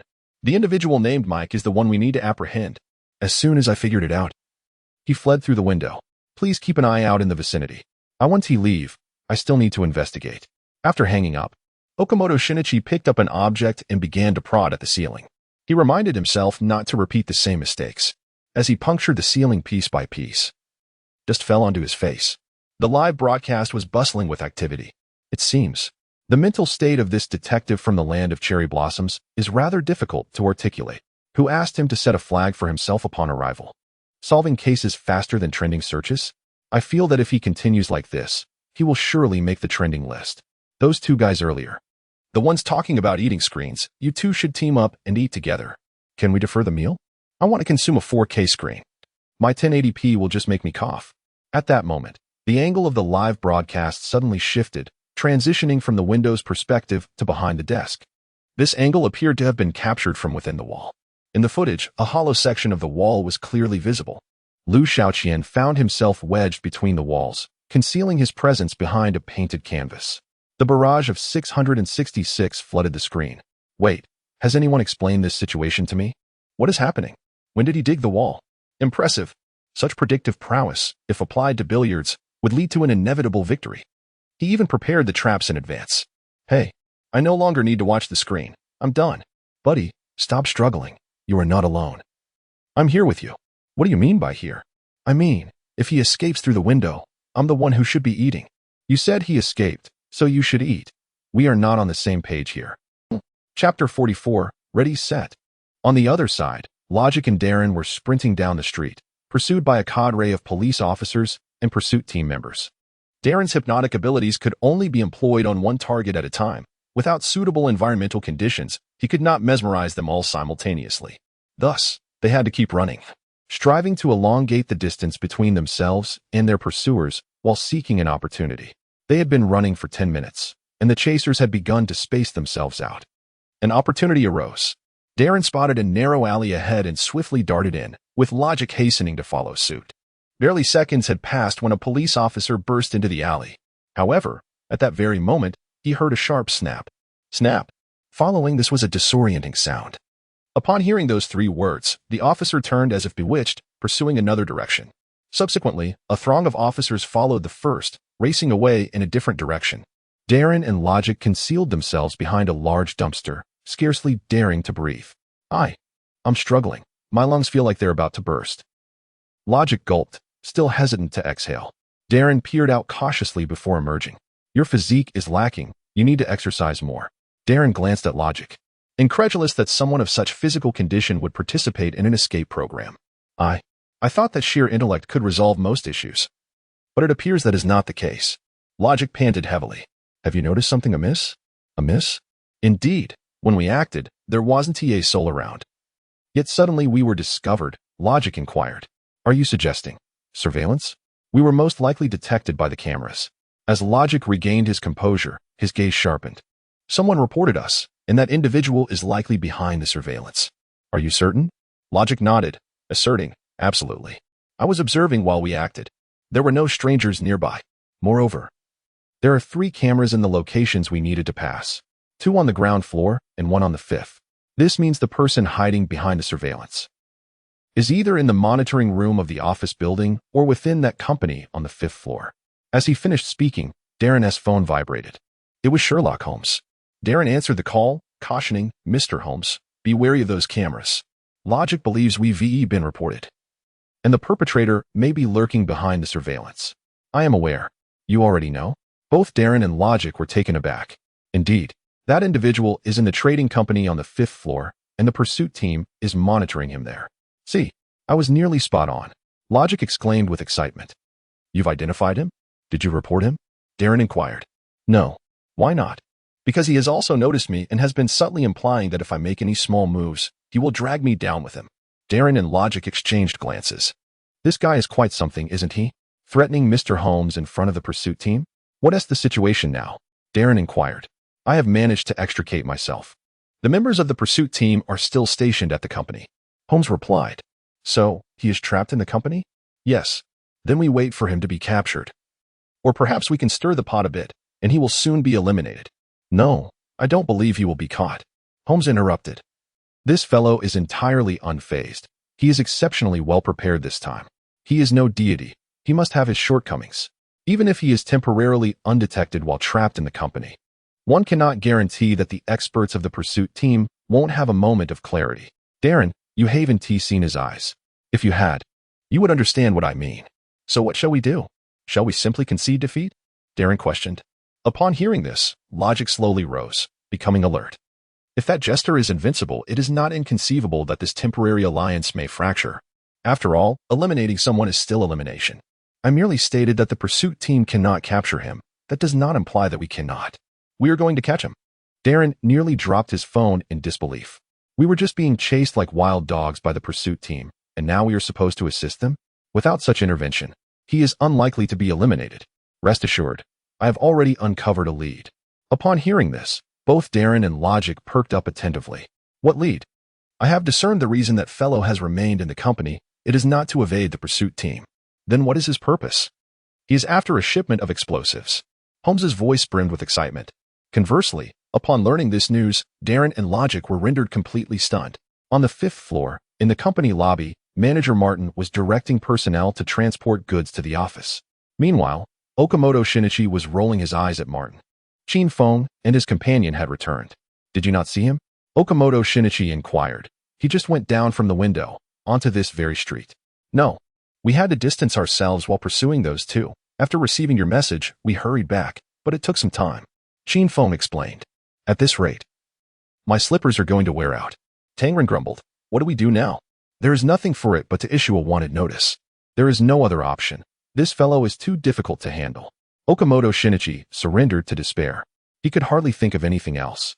Only wishing for Liu Xiaoqian to be captured swiftly. Losing a bit of face is of little consequence now. The 3 of them dejectedly picked up the phone to contact Officer Sean. In the office, Manager Martin set down a box of goods and cast a glance at the disheveled ceiling, a result of Shinichi Okamoto's antics, and let out a sigh. Although Okamoto had persistently emphasized that Liu Xiaoqian was a fugitive, Martin remained indifferent. From Abruzzo to Jack, and then to Mike, who among them was not a fugitive? What was the big deal? These officers merely sought to undermine the company. Martin could hardly be bothered. After placing down the goods, he nonchalantly closed the door behind him and departed. Meanwhile, Liu Xiaoqian stood on the other side of the wall on the 5th floor of Wayne Bank. This visit to the bank felt utterly different from the last. It was a stark contrast. Excitement. An overwhelming thrill. After such a prolonged period of anticipation, the preparations were finally complete. A smile crept across Liu Xiaoqian's lips. His hand swept through his hair, pushing it back. Ladies and gentlemen, the show is about to commence. Ding. Progress reminder. The task gradually approaching perfection is nearing completion. Chapter 45. The Importance of Our Image. In merely half an hour, the wanted notice spread throughout the city of Gozen by various means. Television, newspapers, subway broadcasts, and taxi radios were all inundated with information regarding the fugitives Liu Xiaoqian and Abolus. Some well-connected news websites had even created dedicated columns detailing the audacious heist involving the Beetle convoy from the previous night. In the Gozen Police Department, within the office of the chief, the news was being broadcast on television. Chief Jones sat at his desk, his expression darkened, an indignation that even his dark complexion could not conceal. Officer Sean, who had just completed the task of issuing the wanted notice, stood silently to the side. The prolonged silence rendered the news report increasingly audible. Eventually, Chief Jones could no longer restrain himself and spoke first. "Are you planning to keep your mouth shut and provide no explanation?" Officer Sean shook his head repeatedly. No, I can explain." "Then do so." Wiping the sweat from his brow, Officer Sean recounted the events of the previous night in their entirety. Upon finishing, Chief Jones clutched his chest, swallowed a pill, and inquired, "Are you saying that not only have you lost a prime suspect, but you have also attracted an even more notorious one?" Officer Sean wished to defend himself, but upon reflection, he recognized the truth in the accusation and nodded in acknowledgement. "My God," Chief Jones lamented, "my cholesterol levels are already akin to chocolate. Why must I endure such torment?" "Chief, it was not our intention to keep this from you. We merely sought to minimize the impact and then apprehend those two individuals. So, in the end, you left me to take the heat, did you?" "No, Chief." Officer Sean realized further protest was futile and stated, "We will certainly apprehend them swiftly. I assure you." "Sean, after nurturing your career for so many years, how can you still be so dim-witted?" "So we need not rush to capture them?" Chief Jones nearly gasped for breath. "Of course we must apprehend them. However, the immediate priority is to be mindful of public perception. It is not a matter of abstaining from capturing criminals. I will ensure that all actions from this point forward are discreet. Do not respond to any media inquiries. We will make an announcement once we have secured the suspects. Above all, our image. Our image. Our image." "Understood." Just as Officer Sean emphatically declared his understanding, the office door was abruptly flung open. A police officer rushed in. "I told you to knock." Chief Jones was about to erupt when he was interrupted by the officer. "No, Chief. The situation is urgent. The precinct is surrounded by reporters. Do not respond. Do not say a word. If we cannot apprehend them, we shall not respond." "That is not it, Chief. They claim to have discovered a bomb. They demand an explanation from us." Director Jones abruptly sprang from his chair. "A bomb? Where did the bomb come from?" "A significant cache of explosives has been discovered in the warehouse of a Brusso company." Director Jones turned to Sean, who quickly shook his head. "I have no idea." "No. Why are we still in the dark while the media is already informed?" Director Jones demanded loudly. "It was the experts from the task force who uncovered it." Just as the director seemed on the verge of a breakdown, Sean hurriedly reassured him. "Calm down, sir. I'll call Tom." "No need to call, Officer Sean." The officer interjected, shaking his head. "I just heard them say that Officer Tom was found along with the bombs." "What do you mean found?" "It means he was discovered all wrapped in duct tape, alongside the explosives." Director, don't lie down. Take another pill, Director." At that moment, the pursuit team was racing back from the warehouse, pursued relentlessly by several media vehicles. "These guys are like stubborn gum, or rather, like invisible gum that sticks right to you when discovered," Tang Ren muttered while driving. "This is it. My brother-in-law and I are doomed." Tom's eyes brimmed with tears. He had intended to handle the situation discreetly, but it had turned into a spectacle more chaotic than an election. "Why didn't you speak up sooner?" Okamoto Shin was already exasperated. When he saw Tom, wrapped in duct tape, elegantly sprawled among the bombs, he nearly fainted. "I couldn't say anything. When I saw them, a gun was pointed to my head." Tom protested with indignation. "Were the three of them working together?" Chin Feng inquired. "Just one. The other two were tied up, and only when Abruzzo left did he take them away." "One?" Okamoto Shin was taken aback. "You three officers were overpowered by one man with a gun?" "It was one gun, but it had 14 bullets. Those two were still in the warehouse." "So that means the 3 shoe prints on the window were faked. They were planted," Tang Ren remarked. "Officer Tom, did Abruzzo take away part of the bombs when he left?" Chin Feng asked. "Yes, he took a significant amount." "Hurry to the company," Okamoto Shin urged Tang Ren. "Aren't we going back to the station first?" "Let Officer Tom report back himself. There's no time. We must rush to the company. The bombs could be there," Okamoto Shin insisted. "What? Have you forgotten? During our investigation, Goods have been continuously shipped to the company. Those goods are the bombs. On the 5th floor of the office building, the pursuit team stormed in. Everyone freeze. What is going on? Manager Martin looked bewildered. Mike really isn't in the company. I haven't seen him since you all left. This isn't about arresting anyone. I suspect there are explosives here. This statement left Martin perplexed. While he had encountered explosives before, he had never anticipated their presence within the company premises. The items within the company were merely decoys. Officers, have you made a mistake? How could there possibly be explosives here? Even if there were, they wouldn't be located in this place. No, absolutely not. He urged them to leave. The officers proceeded to search the warehouse with a fervor. As a result, over 30 cardboard boxes were torn open, revealing them filled to the brim with explosives. All of them were bombs. In that moment, Martin envisioned himself incarcerated behind bars at the age of 80. His legs buckling beneath him. Well, at least we've located them. That alleviates one problem. Tom sighed in relief. No, the trouble still persists. Qin Feng pointed to a marking on one of the outermost boxes, 3060. There were supposed to be 60 boxes in total, yet here, only 30 were present. Chapter 46. My client is in the news. 30 boxes missing. Keep searching. With a commanding voice, Okamoto Shinichi ordered everyone to resume their search. Inside the Wayne Bank, the live broadcast seamlessly transitioned to the bank setting. Wait, how did the footage shift to the bank? Wasn't it supposed to feature the guest? Dude, were you in the restroom? The guest is currently at the bank. What? It seems we're in for some excitement. This episode is truly worth it. Like watching a movie. A vanishing bomb, a bank. I can hardly fathom what will transpire next. I see little Bill. Manager Bill sat at his desk. A look of dejection on his face as he tossed Jack's business card into the trash. Frustrated, he had initially believed he was about to secure a significant client. He had eagerly prepared the contract, only to be told that the potential client was a fabrication. Absurd, even more ridiculous than his impulsive decision to marry years ago. Bill. Hurry up. It's time for the meeting. A colleague beckoned him. With a heavy heart, Bill shuffled over. At that moment, the other client managers stood in a line, awaiting the stern address from the senior manager. As Bill approached the queue, a man adorned with a bow tie emerged. This man was Mr. Jiplin, the chief executive of the bank, a trusted confidant of the Wayne family. With an air of authority, Jiplin paced before the group before finally speaking. Yesterday, I informed you all that young Master Bruce will be visiting us today. Therefore, I expect you to be on your toes, expel those subpar clients, and showcase your finest selves. As he spoke, Jiplin halted before Bill. Bill, could you possibly tidy up that dreadful curly hair of yours? Bill pouted slightly, offering a soft "oh." At that moment, a colleague interjected, Mr. Jiplin, Bill has secured a major client today. Upon hearing this, Bill's heart sank. He had been so elated while preparing the contract that he had boasted to his colleagues ahead of time, but the client was fictitious, and he hadn't disclosed that yet. If no one mentioned it, he could have buried his head in the sand, and the situation might have blown over. Yet, fate had other plans, and the mention of it was unavoidable. How infuriating. Oh?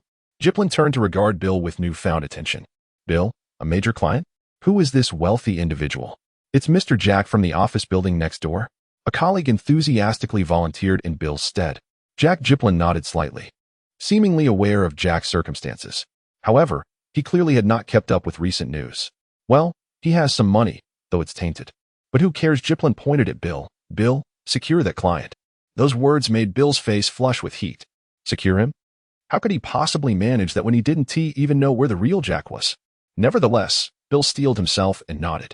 Just then suddenly, the large screen in the lobby illuminated with breaking news. Bill, it's your client, a colleague exclaimed. What? Both Bill and Jiplin turned their gazes towards the screen. There. A report was unfolding about Liu Xiaoqian's hijacking of a vehicle and subsequent kidnapping. Bill's face turned a sickly shade of green. His client was indeed featured in the news, but not as the victim, rather, as the perpetrator. What an unfortunate turn of events. Not only had the deal evaporated, but now he was entangled with a wanted criminal. If anyone discovered that he had entertained a fugitive over a soda, would he still have a place in the financial sector? Bill, you truly are unfortunate. Your client has been kidnapped. Well, such is the unpredictability of life. What a stroke of bad luck. Was the contract signed? No. Upon hearing the word no, Jiplin disdainfully averted his gaze from Bill's face. As if the previous incident had never occurred, Jiplin continued, gather your thoughts. Prepare to receive Master Bruce. In addition to what I just mentioned, you must also be vigilant about your safety. Security is the paramount concern of any bank. Although our institution need not fret over such matters, we must put forth a commendable performance during Master Bruce's visit. If, during this period, anyone displays negligence, carelessness, or engages in any unsafe behavior that leaves Master Bruce dissatisfied, I will terminate that individual immediately. The barrage of comments in the live stream was rife with warnings directed at Jiplin. Jiplin, watch your job. Friendly reminder keywords. Bomb, fugitive, internal staff already received. That guy is likely headed for tragedy. Such is the ultimate law of the universe, the power of a flag. This time I'm going big. 2 screens. If Jiplin isn't fired, I'll eat 2. I can eat 2 as well. In the live stream, is it 2 screens per person? Liu Xiaoqian is truly bizarre. Just look at all his actions. What kind of mindset is this? Is he planning to rob a bank? The buzz from Sherlock Holmes is nearly being overshadowed. What an unconventional approach. While others flee, he commits crimes. Traffic is surging. Perhaps what the Tang people said is the correct answer. Liu Xiaoqian's ultimate goal is to sell merchandise. Don't celebrate too early. All the contestants are still in the game, and it remains uncertain who will ultimately prevail. Within the bank, after delivering his admonition, Bill stealthily vanished. He needed to erase the surveillance records from the 5th floor. Otherwise, if it were discovered that he had entertained a fugitive, he would undoubtedly lose his job. If he lost his job, who would fuel his Mercedes? Although Jiplin was rather detestable, this position was still one worth cherishing. Bill clandestinely ascended the staircase, intent on reaching the control room on the 5th floor. However, as he had just ascended to the 5th floor and pushed open the door to the stairwell, a visage suddenly appeared before him, a visage reminiscent of a clown. Upon encountering this face, the atmosphere in the live broadcast room erupted with excitement akin to a festive celebration. Bill was so startled that he nearly screamed, but the other party preemptively covered his mouth. "Shoo, little Bill, just relax," came a voice that seemed oddly familiar. The term of endearment also struck a chord with him. "Wait, he is the faux Jack. If you refrain from shouting, I'll release my hand, all right?" Liu Xiaoqian inquired. Bill nodded vigorously. Liu Xiaoqian then let go. It's all right. Do you need a place to hide? I can assist you." Bill's instinct for survival surged. "You can help me? Indeed, I can find a place for you to conceal yourself. You are truly a hospitable manager, but I am not alone. You might need to seek a larger space." No sooner had he uttered these words than Bill noticed that behind Liu Xiaoqian loomed a throng. Over a dozen individuals clad in clown masks stood at his back. Chapter 47. How will we face others after this? On the 5th floor of the office building, the pursuit team turned the entire company upside down, but found none of the bombs that Qin Feng had mentioned. Not a single one was discovered, let alone the 30 boxes he referenced. Could it be that there were only that many? Might those numbers have existed prior to the arrival of the items in the warehouse? Thus, Tang Ren speculated that they had only transported 30 boxes instead of 60. Qin Feng shook his head and pointed to a number on one of the boxes, saying, "Look at what this number is written on." "Labels," Okamoto Shinichi interjected. "These labels are inspection tags from when the items entered the warehouse. The numbers were assigned upon entry. This indicates that they were only assigned during transport after entering the warehouse. The total amount transported this time was indeed 60 boxes. The other 30 boxes must be concealed by that individual." Suddenly, Tang Ren had an epiphany. The surveillance footage. We should check the surveillance. Prompted by this reminder, Qin Feng quickly inquired of Martin, "Where's the surveillance footage? Where can we view it?" "In Mr. Jack's office," came the response. Without a moment's hesitation, Qin Feng dashed to the office. Upon arriving, he sat in Jack's chair and began sifting through the computer. However, the surveillance system displayed as offline, and all prior records had been erased. The revelation of this outcome swiftly deflated the spirits of the pursuit team. "Perhaps we should consider bringing in 2 new experts," Tang Ren suggested timidly. "Xiao Tang, how could you even think that? Are you contemplating withdrawing and abandoning your newfound followers?" Qin Feng questioned. "Well, I mean, it's a thought, but we truly can't catch them. Furthermore, with so many bombs gone missing, I sense a major news story is imminent. It might be better to request a personnel change. After all, it's a half surrender. It's not disgraceful, and we could let those who take over shoulder the blame." Tang Ren's self-serving calculations were met with incredulous stares from all. Among the pursuit team members, one person nodded repeatedly. It was the former captain, Kaiki. Ever since the experts had taken over the operation, he had been demoted from captain to team member. He just wanted to conclude this ordeal and reclaim the 10,000 yuan from the staff who had deceived him. No, Okamoto Shinichi firmly rejected the notion. "We cannot do that. What will we do moving forward? I'm merely trying to mitigate losses. If we delay any longer, That individual could create a major scandal, and we might never face anyone again. We would be confined to our homes, surfing the internet for the rest of our lives. The more Tang Ren spoke, the more he felt justified, and he was already itching to escape.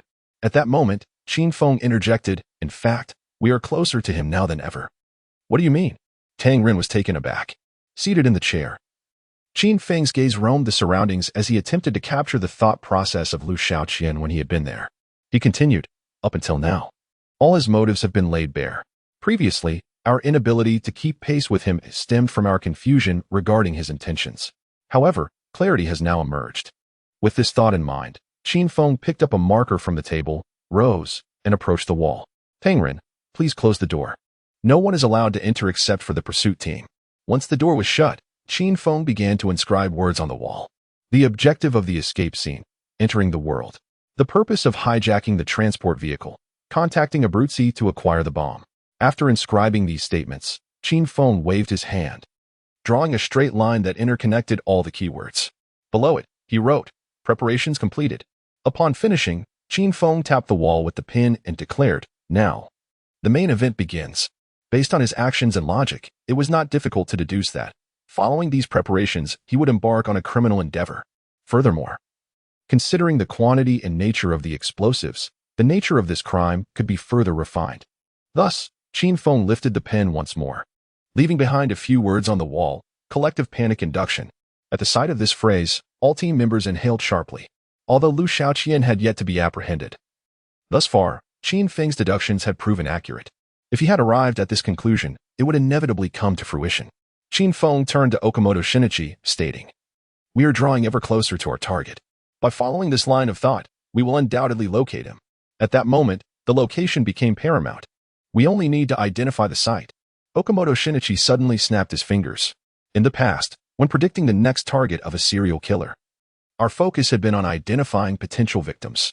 This time, however, as it concerns a collective panic incident, our emphasis must shift to the location. The viewers in the live stream, who had previously been mocking Tang Ren, suddenly felt a sense of urgency. Why has the atmosphere shifted so dramatically? It's tense all of a sudden. How can we not be tense?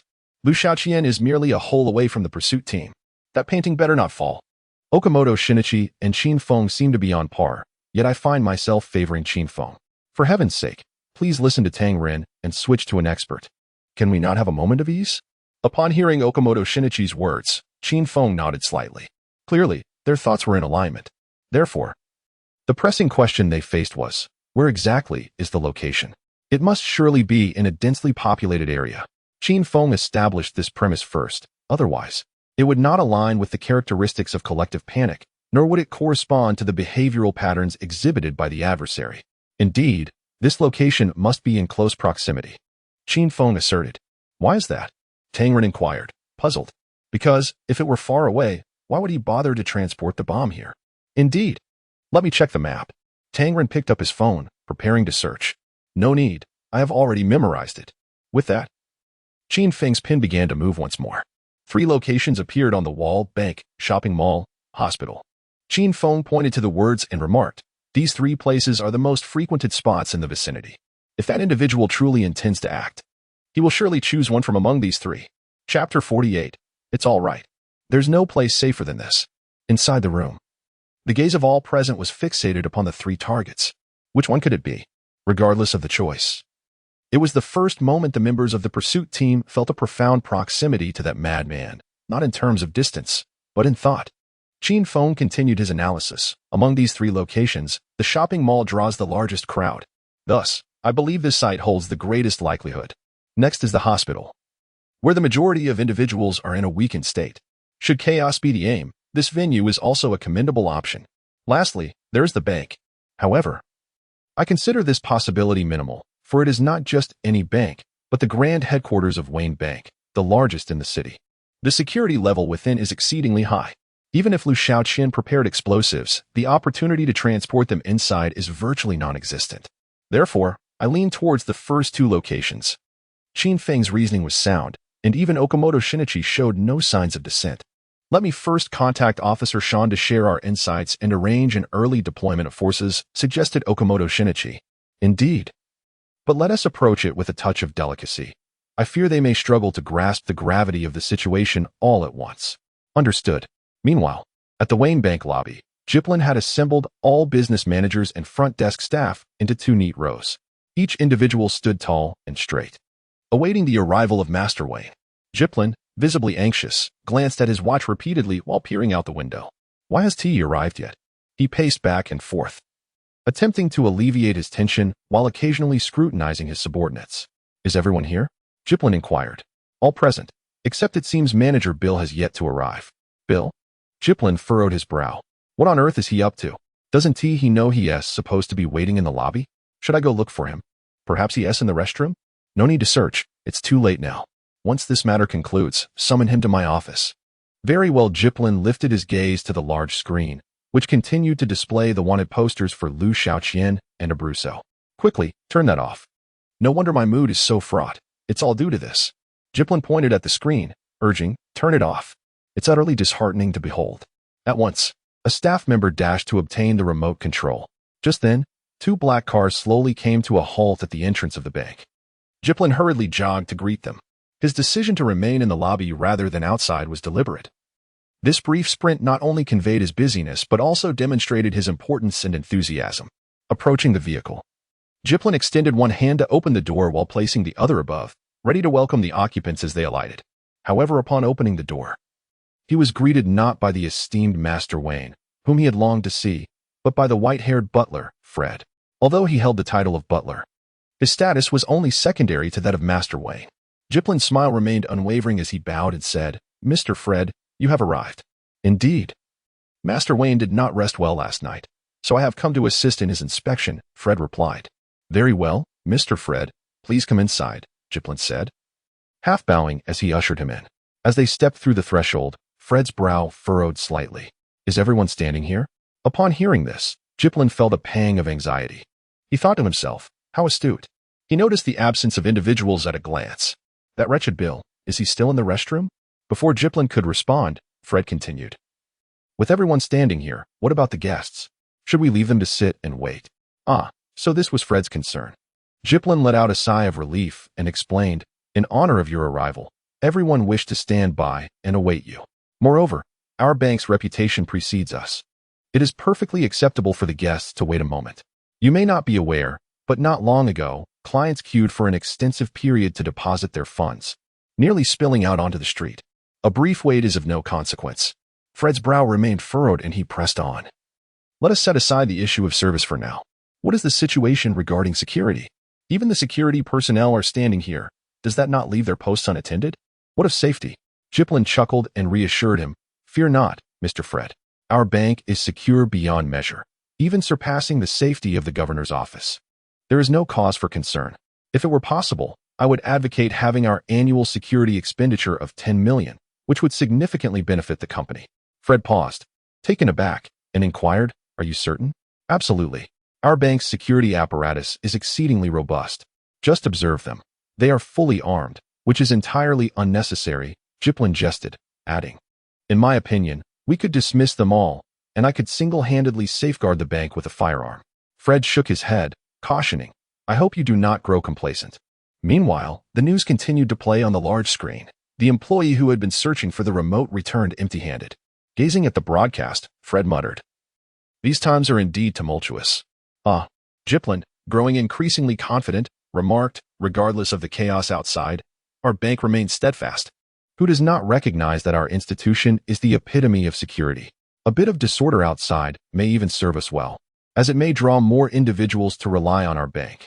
Seizing the opportunity, Jiplin began to expound on his professional achievements. He gestured towards the decor of the hall, stating, every material here has been meticulously selected and transformed by me. Even a tank could not breach it, let alone the vault. Not even a fly could enter there. I shall show you shortly.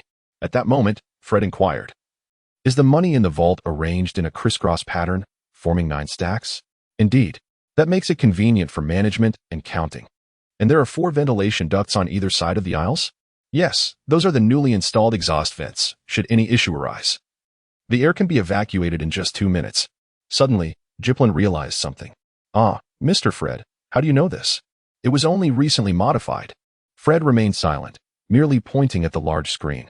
Jiplin turned to gaze at the screen, and he stood frozen in place. There, displayed on the large screen, was a scene from within the vault. In the image, a man adorned with a clown face lay atop a pile of money. Chapter 49, Commander Sean. Please refrain from answering hastily.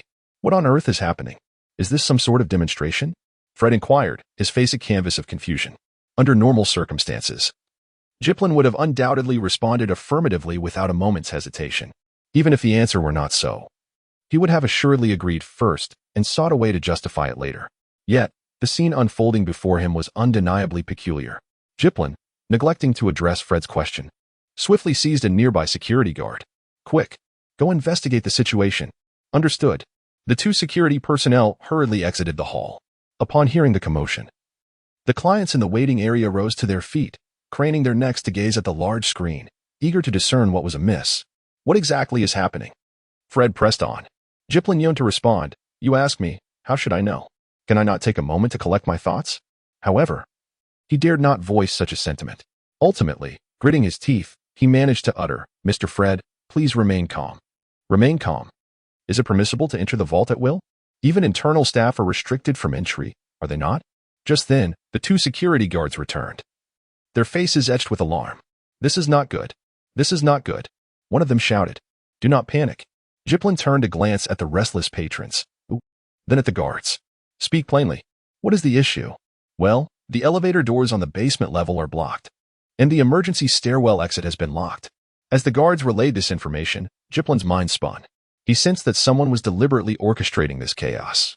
Particularly during Fred's inspection. Was it that scoundrel Bill? The only internal employee absent at this moment. Nevertheless, there was no time to dwell on that now. Stabilizing the situation took precedence. Having navigated many professional challenges, Jiplin considered himself seasoned. What grand spectacles had he not witnessed? Risks and opportunities coexist. It was time to showcase his prowess. Secure all doors and windows. Jiplin commanded with a sweeping gesture. Let us conduct an emergency drill. However, as soon as he uttered those words, one of the security guards raised an objection. Manager, the exits on the basement level are entirely blocked. The vault has no alternative exit. He has effectively locked himself inside. There is no need to secure the doors further, is there? Silence. What do you know? This is our emergency protocol. Jiplin's words were cut short by Fred's intervention. Wait. Fred seemed to be recalling something, a look of realization dawning upon him. We cannot lock the doors. We must call the police immediately. Why? Jiplin insisted. Mr. Fred, I can manage this. Please trust me, he asserted, thumping his chest with confidence. A clown. Fred pointed at the large screen, striving to keep his voice low. A clown. The wanted criminal from the news. That individual disguised himself as a clown to rob the armored truck. What? Is that so? Jiplin exclaimed. Do you not follow the news? These days, my mind is entirely occupied with preparations for the arrival of Master Wayne, contemplating how to advance further. How could I possibly find the time to peruse the news? The very thought of it seems to cast a pall over my spirits. Are you still dawdling? I shall contact the authorities immediately. You all. Ensure that the customers remain calm. No one is permitted to leave the bank at will. Certainly. The staff, who were initially lined up, instantly dispersed. On the 5th floor of the office building, Okamoto Shinichi was engaged in a conversation with Officer Sean. What? Are you saying that the individual has prepared 30 boxes? Sean suddenly lowered his voice, indicating that a bomb may target these 3 locations. Yes, we have conducted an analysis. And the most likely site is the nearby mall, followed by the hospital, Okamoto Shinichi stated. A silence fell on the other end of the line. Director Jones had just instructed that this matter be handled discreetly, prioritizing public image. How did this escalate so dramatically? Officer Sean seemed to contemplate taking one of the director's pills. We need Officer Sean to act swiftly. Otherwise, I suspect we will soon receive a flood of emergency calls. Qin Feng interjected. Indeed, Officer Sean, please expedite your arrangements, first and foremost. Before Okamoto Shinichi could finish his sentence, Sean interjected. The bank. No, Officer Sean. You may not have heard correctly. It's the mall first, then. The bank. It is the bank. Wayne Bank. According to our analysis, the security level there is exceedingly high, making it less likely. Before Okamoto Shinichi could complete his thought, Tangren suddenly exclaimed, Oh no. We forgot about the bank manager. At this utterance, everyone fell silent. On the line, Sean's voice continued, No? We have already received an emergency call. The Joker has appeared in the vault of Wayne Bank. With a clang, Okamoto Shinichi stepped back, colliding with the desk lamp. The bank. That individual is already inside the bank. Upon hearing this, even the sharpest-witted Chinfeng was momentarily stunned. Quickly, to the bank, Okamoto Shinichi commanded, and everyone rushed out. In an instant, the office was devoid of personnel, save for the painting of the fallen angel on the wall, grinning ominously. Upon witnessing the pursuit team rush out of the office building, the paparazzi lurking below stirred as if they had caught a whiff of flesh, all becoming agitated. Some followed the pursuit team to the bank, while others made calls to rally reinforcements. When Okamoto Shinichi and his team arrived at the bank, the police had yet to arrive. Entering the lobby, he first displayed his credentials. A regular person would merely glance and move on, but Fred was particularly meticulous, taking the time to examine the identification. A special task force? Fred scrutinized Okamoto Shinichi and his companions. You are not local law enforcement? We have come from out of town specifically to apprehend this Joker fugitive, Okamoto Shinichi explained. Fred returned the documents to Shinichi Okamoto. Regardless, please handle this matter discreetly, as it may severely impact our reputation. Very well, we shall certainly. Before he could finish, a flurry of camera flashes erupted outside the door. Even the composed Fred lost his calm. Did you call the reporters on your way here? No, it wasn't us. Shinichi Okamoto quickly waved his hands. Alas, we too wish to maintain a low profile, but it has proven impossible. You cannot fathom how deranged that individual is. Tangren couldn't help but interject. What about our bank's future with this situation? Jiplin tried to secure his own interests. Do you think you are the only ones embarrassed? We had no intention of facing anyone anymore. What do you have to fear? Now, we must focus on capturing him, Tangren asserted. Chapter 50. You misunderstand. I hold no interest in you. With the sudden outburst from the stranger, Fred found himself at a loss for words. Should I close the door? Jiplin suggested tentatively. Must you always think about closing the door? Fred shot Jiplin a disdainful glance. Despite the gravity of this situation, as a leader, shouldn't you uphold the atmosphere? Cease your fixation on shutting the entrance. Jiplin sheepishly nodded in agreement. Indeed, closing the door was not an option at this moment. The adversary possibly possessed 30 crates of explosives. Shinichi Okamoto cast a glance at the patrons in the waiting area. We may need to evacuate the crowd. Upon hearing this, Fred and Jiplin exchanged glances. Sir, did you just say 30 crates of what? Fred questioned, his ears struggling to comprehend. Explosives. The mere repetition of that word caused Fred's legs to weaken, prompting him to sit down. Fortunately, Jiplin was quick to support him. Sir, this is rather serious. Should we not close the door after all? Fred inquired. Jiplin pursed his lips. We cannot close the door. We must await reinforcements. The dilemma now lies in whether to evacuate the bank's occupants, which is a difficult choice. Let us proceed with the evacuation. I can offer them some exquisite gifts to ensure they speak discreetly once they leave, Jiplin suggested. That is not the issue, Shinichi Okamoto shook his head. We are concerned that the culprit may blend into the crowd and escape.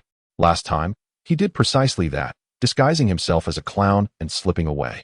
The stranger pointed to the large screen. Currently, we cannot ascertain if that is indeed him. Such cunning tactics? Jiplin was taken aback. Indeed, it is quite troublesome. The stranger nodded. This is certainly not him. At that moment, everyone noticed Chinfeng, who had remained silent, intently observing the large screen. Isn't that the clown you were attempting to apprehend? Jiplin queried. Although the painted face appears somewhat similar, observe, this figure is lying down with their hands positioned behind. They should be bound, Chinfeng remarked, turning to face the group. Is he asleep? Fred squinted at the screen. More likely, he has fainted, Chinfeng stated. In my opinion, we should refrain from evacuating the clients in the hall for now. Manager, you must reassure the clients and prevent any panic. Understood. Jiplin promptly set to work. You too, check the surveillance lines and retrieve the recordings from here. Shinichi Okamoto instructed 2 members of the pursuit team. Understood. The 2 members departed. Sir, Chinfeng addressed Fred. Are the entry and exit points on the lower level all blocked? Yes. Prior to this, did the adversary disclose any information at all? Did they merely broadcast this footage? Chinfeng inquired. Indeed, Okamoto replied. He is biding his time for our arrival. Such is his nature, the stranger declared. At that moment, the sound of police sirens echoed outside the bank. 4 or 5 police cars came to a halt at the entrance. One officer disembarked and proceeded directly into the bank, while the others fanned out, surrounding the establishment. It was Officer Sean who entered. Officer Sean, Are you not concerned about the negative impression this might create? You could refrain from using the sirens, inquired Fred, who was well acquainted with both the local police and Sean. Mr. Fred, I would prefer not to, but the moment I left the precinct, 7 or 8 media vehicles followed me. Sean gestured towards the outside. The intersection is already congested. If I don't use the sirens, we won't be able to get through. What? The roads are blocked? Fred's mind raced, realizing this incident would undoubtedly make the headlines. Where's Chief Jones? I wish to contact him. Don't bother. Sean waved his hand dismissively. The chief is unconscious, still not awake, and is currently receiving oxygen. 2 members of the pursuit team who had been reviewing the surveillance footage returned. They reported that apart from the cameras in the lobby and the vault, all other lines had been destroyed, and the recordings were lost. Furthermore, they discovered that the broadcast console was missing, possibly relocated, leaving only a microphone behind. The team handed over the microphone. Upon hearing this news, Okamoto Shinichi's expression grew solemn. The feeling of impending mockery emerged once more. The adversary's actions were clearly aimed at initiating a dialogue with the pursuit team. Indeed, the next moment, a jarring noise erupted from the speakers surrounding the lobby, akin to air being blown into a microphone. Following that, a hoarse voice emerged. Oh, everyone is here, are they? Before anyone could react, the image on the large screen abruptly went dark, obscured by a face, the visage of a clown. Okamoto and his companions instinctively took a step back. They were all too familiar with this face, not for the makeup, but for the aura that accompanied it, the aura of madness. For those unaware of the context, it would be difficult to associate this face with Mike, who typically donned a sharp suit in the office. This was the second time Okamoto Shinichi had observed this face through a screen, and his mindset had shifted entirely since the first encounter. In the footage, Liu Xiaoqian, after wiping the lens, retreated to the pile of money. Indeed, the figure lying atop the cash was not him. You lot. Send forth someone who can make decisions, Liu Xiaoqian commanded through the speakers. Officer Sean, Rayford, and the 3 experts from the pursuit team exchanged glances, apprehensive. What's the matter? Feeling a bit tense, are we? Liu Xiaoqian chuckled, bending over as laughter escaped him. After a moment, tears of laughter streamed down his face before he lifted his head again. Relax a bit.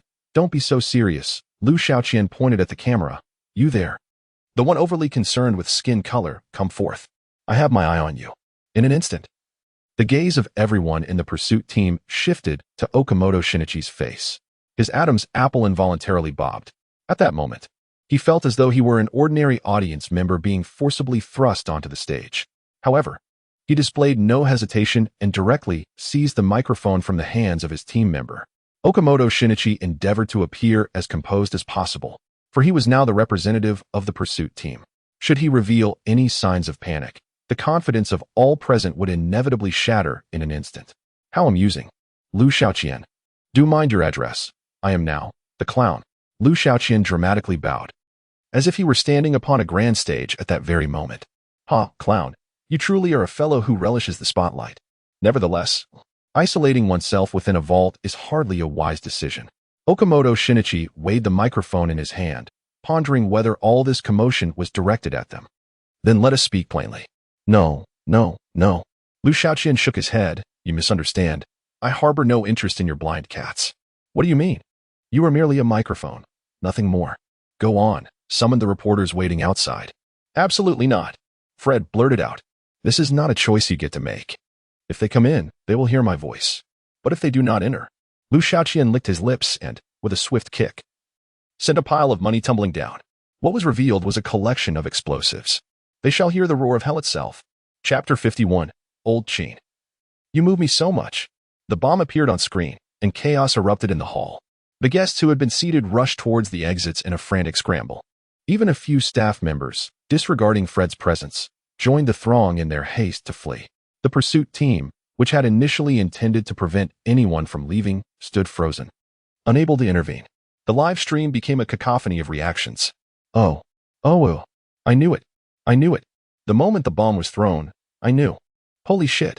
Thank goodness it's not reality. As a bank intern seeking a career change, I implore the experts for reliable career advice. I can no longer remain in the banking sector. Here's a suggestion. Go buy a clown mask and soar with your dreams. While the audience watched in horror, Okamoto Shinichi stared at the screen, beads of sweat forming on his brow. It was not merely the sight of the bomb that unsettled him. It was the sudden realization that these explosives were not ordinary. Their appearance was similar to that of conventional bombs, and when he had previously discovered them in the warehouse, Okamoto had not examined them closely. However, upon seeing the controller in Liu Xiaoqian's hand, he discerned the true nature of the devices, an octokin mixed explosive. Although Okamoto was not well versed in military weaponry, as a technical expert, he possessed a degree of knowledge about such matters. This small box contained power equivalent to 480 kilograms of TNT. It could unleash temperatures exceeding 5,000 C in a mere second. At such temperatures, a 30-centimeter thick composite vault door would melt like cheese. Only a bomb of this caliber would necessitate the high-pressure controller held by Liu Xiaoqian. This realization sent cold sweat streaming down Okamoto's forehead. Fortunately, the bomb was located on the basement level, within the vault. Each layer of the vault's exterior was fortified with titanium alloy and boron carbide ceramics, complemented by thick layers of concrete and interstitial spaces. If an explosion were to occur, it would not immediately obliterate the entire structure. This was a piece of good news, albeit the only one.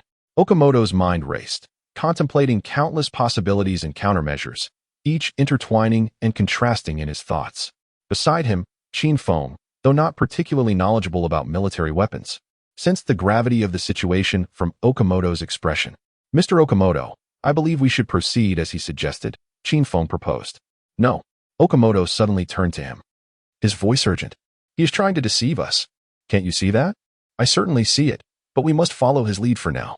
Qin Feng, typically mild-mannered, had unexpectedly grown assertive, momentarily startling Okamoto. Yet, it was only for a moment. Okamoto stood his ground. "We must resist. Otherwise, how shall we return?" As the tension between the two escalated, the image of Liu Xiaoqian sitting atop the pile of bombs, clapping his hands, filled the screen. At this moment, he seemed like an outsider, savoring an exquisite performance with an expression both earnest and avaricious. "Return?" Qin Feng furrowed his brow. "Mr. Okamoto, I am acutely aware of your inner thoughts. From the moment you took your seat in the guest area, I discerned your intentions. However," Qin Feng lowered his voice, "consider this. What if this is not merely a show? What if it is indeed reality? Can you maintain your obstinate pride in such a scenario? You are exceedingly selfish." Upon hearing these words, Okamoto Shinichi was taken aback. "I am not selfish. I represent our nation." "Do. Okamoto, who do you truly represent?" "Only yourself. How can you claim to be an expert in such a manner? You come across as arrogant, looking down upon everyone. Let me assure you, we look down upon you as well," Tang Ren exclaimed passionately. "Listen, Mr. Okamoto, this contest transcends national pride and reputation. It pertains to the essence of humanity." Qin Feng pointed towards Liu Xiaoqian on the screen. "This is his ultimate objective." Okamoto Shinichi hesitated, yet remained resolute. "It truly is impossible. Okamoto." Qin Feng once again lowered his voice. "My agreement with him does not imply that I am advocating for surrender. We must first buy ourselves time to devise a better strategy. Otherwise, he is indeed capable of committing such madness. Do you recall our previous discussion? Acknowledging and valuing him is our pathway to victory. Let us proceed as he suggests." Okamoto Shinichi gazed at Qin Feng and replied, "I hope you have a plan." With that, he turned to Officer Sean and said, "Let us do as he says. Summon the journalists." Upon hearing this, although Officer Sean was reluctant, he complied. The audacious journalists entered one by one, equipment in hand. During this process, Qin Feng called Tang Ren aside. Xiao Tang, you must hurry back to the office. Just moments ago, you were at odds with Okamoto Shinichi, and now you are stammering. Return now? Lao Qin, you truly move me.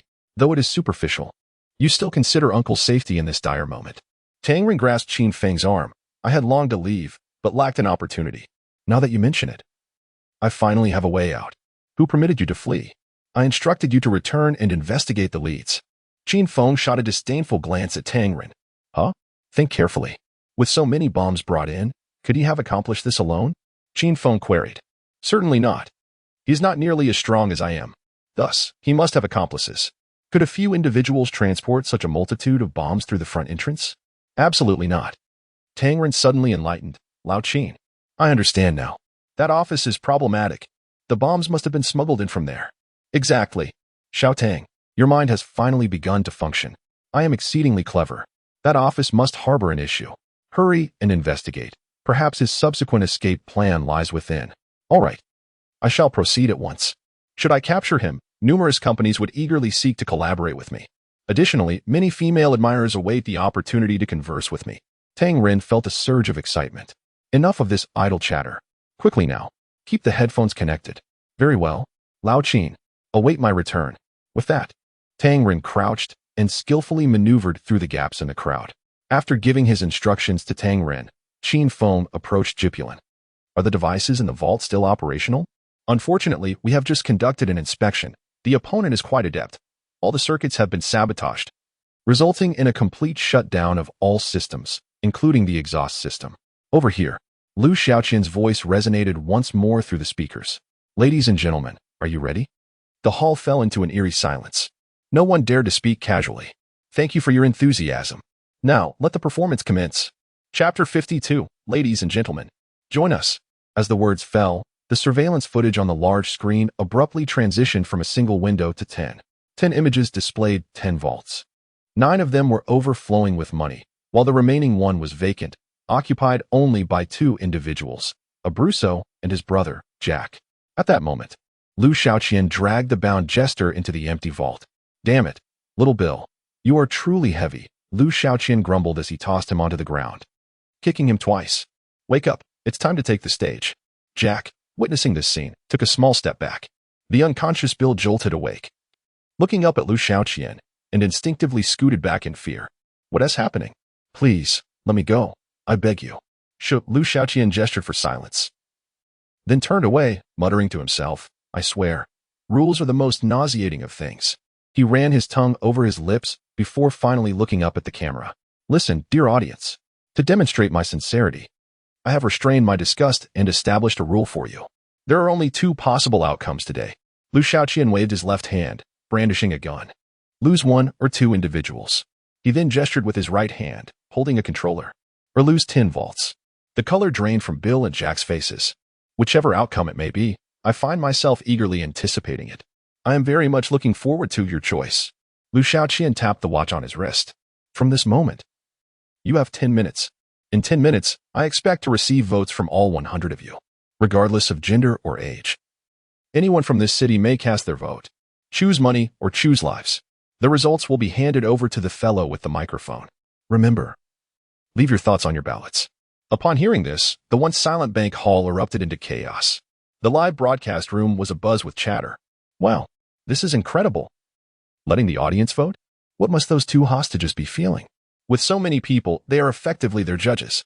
Production team, can I have a chance to participate in an episode? I'll sponsor the show with $1,000. Suddenly, Liu Xiaoqian's voice rang out again. Oh, wait. There is something I forgot. I'll take a moment of your 10 minutes. As he spoke, he yanked Bill back up. Now, let our 2 guests confess first. That would be fairer. Little Bill, you shall start. At this point, Bill was utterly terrified. Upon hearing Liu Xiaoqian's words, he began to plead for mercy without hesitation. Please, sir, I beg you let me go. Little Bill, you do not comprehend. I am presenting you with an opportunity. Perhaps, repentance may yield forgiveness? The answer remains elusive. Liu Xiaoqian glanced at his watch, valuing the fleeting moments. Beside him, Jack interjected, let us not squander time. Allow me to proceed. Jack stepped before the camera, stating, since my youth, I have been entangled with my brother, ultimately becoming a member of a gang. I have committed numerous heinous acts, kidnappings, threats. Even, I bear the weight of 11 lives on my hands. Furthermore, I betrayed my own brother, the very one who raised me, casting him as a scapegoat. I am here, sincerely repenting, hoping for a chance at redemption. I implore you. Jack, valuing the moment, conveyed his tale within a mere minute. Next, it was Bill's turn. Although still unprepared, witnessing Jack's urgency prompted him to speak. I am a bank manager. I possess no skills, only the art of deceit.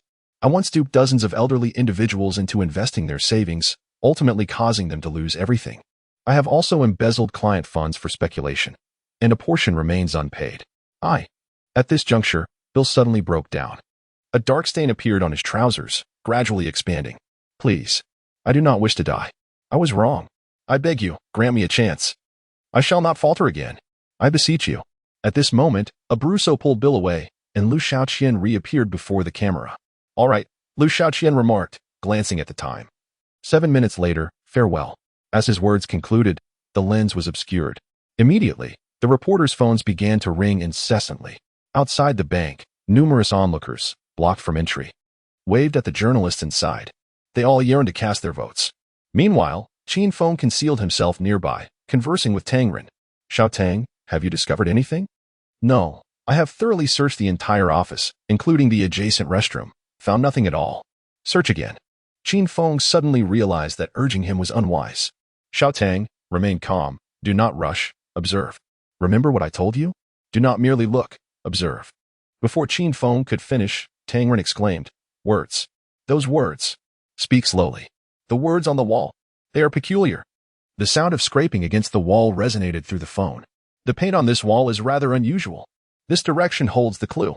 Continue. You can do it." Qin Feng, too, felt a surge of excitement. The line fell silent for a moment.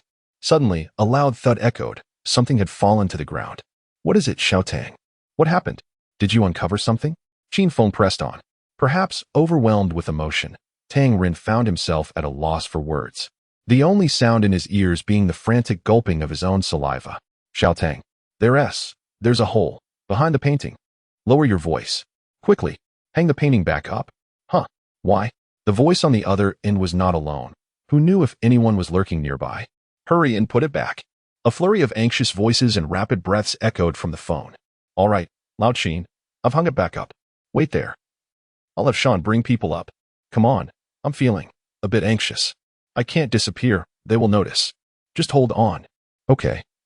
Just tell him to hurry up." In the bank hall, reporters diligently noted down the audience's votes.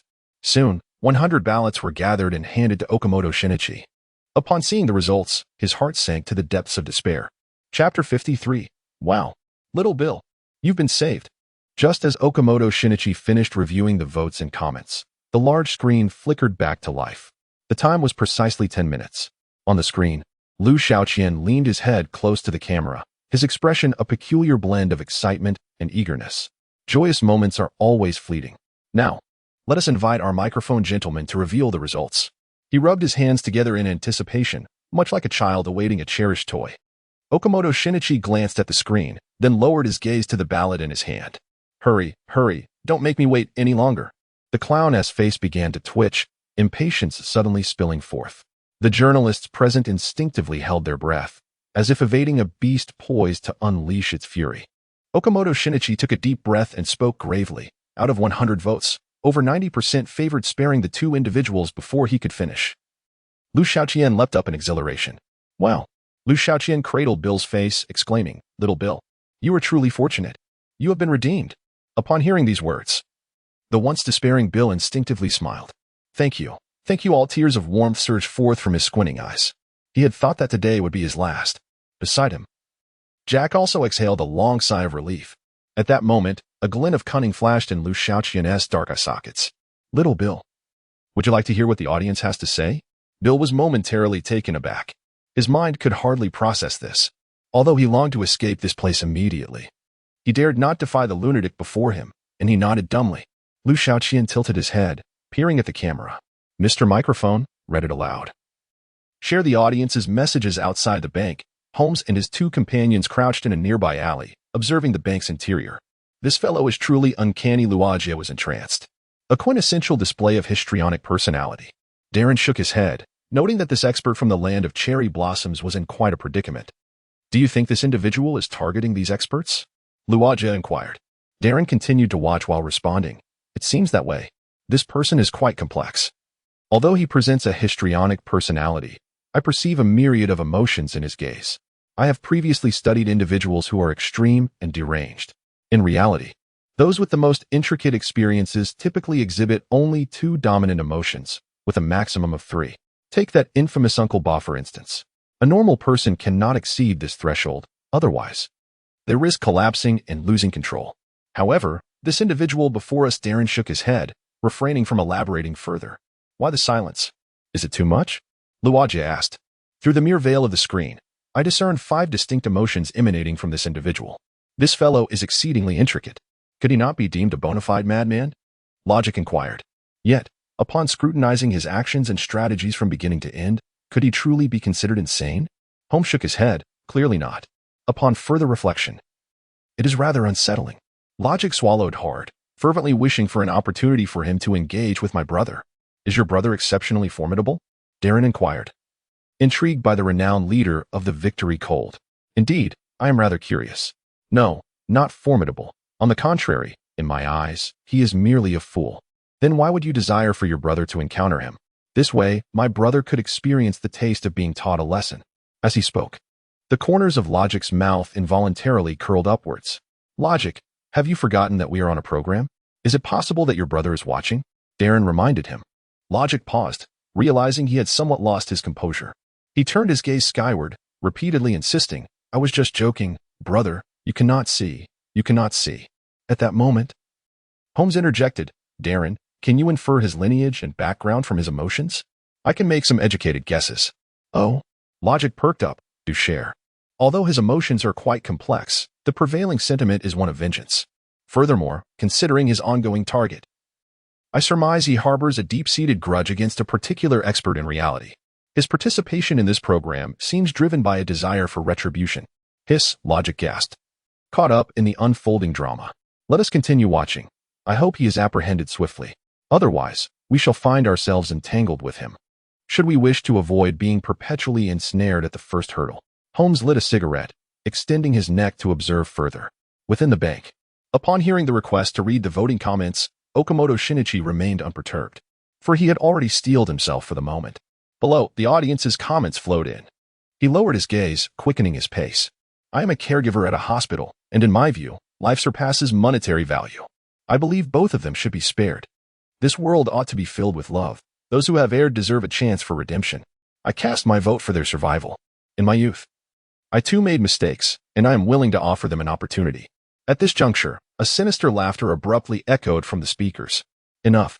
Okamoto Shinichi halted, staring at the screen. What is it? What is it? I asked you to read, not to perform live.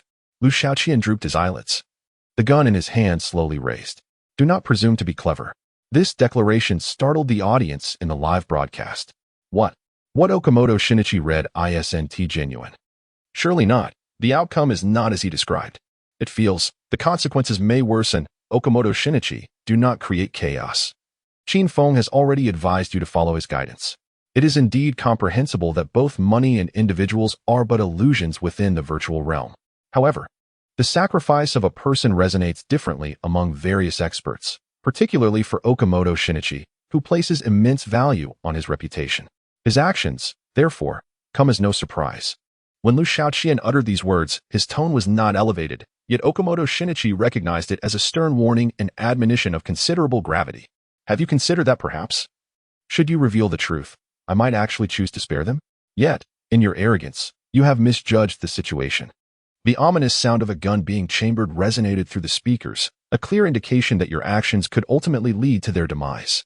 Chapter 54, Apologies. Chaos is my theme. At this moment, Shinichi Okamoto was suddenly engulfed by a wave of regret. Qin Feng had already informed him that the hole on the 5th floor had been discovered, likely marking the escape route of Liu Xiaoqian. Regardless of the circumstances, the probability of capturing Liu Xiaoqian was significantly high. Even in death, it would be attributed to Liu Xiaoqian's actions, an inevitable outcome, really. Yet here he was, caught in a perilous predicament. If any harm were to befall the hostages now, it would be a consequence of his own reckless decisions. This was unacceptable, absolutely intolerable. No. Okamoto raised his hand in desperation. I will read it as it is. Please do not harm the hostages. In the frame, Liu Xiaoqian maintained a stoic expression, yet refrained from taking action. Seizing the moment for redemption, Okamoto grasped the papers and recited, I do not know this individual. Yet I genuinely wish to slash his throat with the scalpel in my hand. For I detest deceivers. My father fell victim to his fraud, losing all his savings. The burden now rests solely upon me. I want him dead. Was this all merely a performance? If so, he yearned for a thrilling spectacle. If not, he wished for their demise. Do not detonate that money. Not only do I have my wealth stored within, but I also possess numerous priceless collectibles. Compensation from the bank would be futile. Let them perish. 2. He pondered. Could we not eliminate a few more? Otherwise, I shall have no choice but to leave a poor review. Curiosity surged within him. He paused, gritting his teeth before continuing. I am genuinely curious if a bullet striking a person feels akin to that in a video game. I hope the sacrifice falls upon these two upon concluding the reading. Okamoto found himself increasingly fatigued, primarily mentally drained. He acknowledged his own shortcomings. He was not a paragon of virtue and, at times, indeed selfish. Yet, vocalizing the negativity of so many souls felt as if his spirit had been plunged into a cauldron of boiling oil, scorching, agonizing, disheartening. With renewed resolve, Okamoto raised his gaze, ready to confront Liu Xiaoqian. Now, what do you intend to do? If you wish to kill, then proceed. At this juncture, he merely desired for the ordeal to conclude swiftly, to seize Liu Xiaoqian in the moment of his escape, and withdraw from the broadcast. However, before he could utter a word, Liu Xiaoqian spoke first. In the frame, Liu Xiaoqian, seemingly satisfied, licked his lips, wiping his forehead with the gun-wielding hand. You have performed admirably. Otherwise, I would have truly detonated all this money. Then, I would have to seek out another bank. Upon hearing this, Fred hastily seized the phone, issuing an urgent alert. In the scene, the gun was raised, aimed directly at Bill. Bang! A thunderous sound echoed as Bill collapsed onto the ground. Beside him, Jack's legs buckled, and Abruzzo gripped him tightly. According to the rules, with their demise, the bombs would settle down. Bang! Another shot rang out. Jack collapsed onto the ground. Alas, I am the master of chaos. The jester's blood-red lips curled into a wide grin, stretching to the very roots of his ears. Here, the rules mean nothing. Immediately following was a fit of maniacal laughter. Ha ha. Oh, ha ha ha. In the scene, Liu Xiaoqian swayed his arms, laughing hysterically. The button on the controller in his hand seemed poised to be pressed at any moment. Witnessing this spectacle, everyone in the hall sensed something was amiss. A portion of the crowd had already begun to flee. Fred was trampled by the throng, and Jiplin had vanished. The situation had descended into utter chaos. Outside the bank, Holmes and his companions became vigilant as they observed the mass of people pushing their way out. Could that man truly detonate? Just as the words escaped Logic's lips, a thunderous explosion erupted. Boom! The very structure of the bank seemed to shudder. Holmes and his companions felt a rush of air collide with them. The fleeing crowd, whether propelled by fear or the force of the blast, fell in a heap. A madman! He is truly a madman! Logic exclaimed. We must leave. Holmes turned to depart. This district would soon be sealed off. Logic hurriedly followed suit. Darren, aren't you coming? I wish to witness the outcome. You go ahead. Logic disregarded his words and continued with Holmes. Inside the bank, all had fled, leaving behind a scene of disarray and a group of pursuers. The large screen flickered, losing its signal. At this moment, Okamoto Shinichi felt a strange sense of relief, for the worst had indeed come to pass. You lot, block the stairway on the second floor and above. Do not allow them to escape.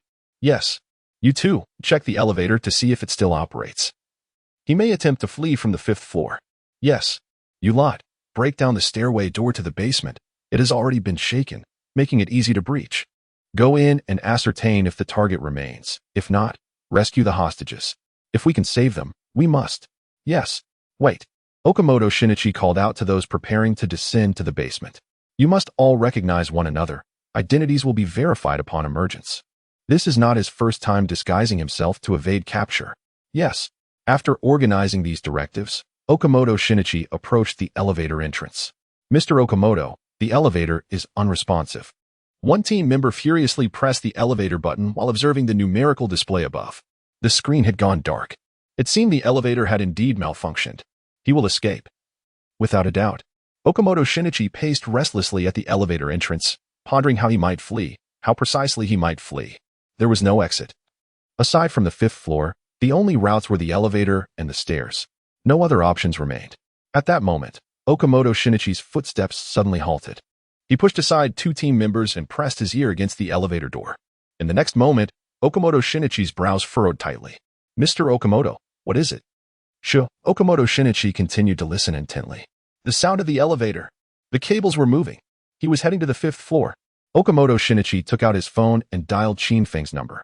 Meanwhile, in Jack's office, Officer Sean and Qin Feng, accompanied by a team of officers armed with numerous guns, aimed at the oil painting. Due to his anxiety, Tang Ren had already excused himself, volunteering to assist at the bank. Everyone present, including Qin Feng, felt their throats dry and their grips on their weapons tightening.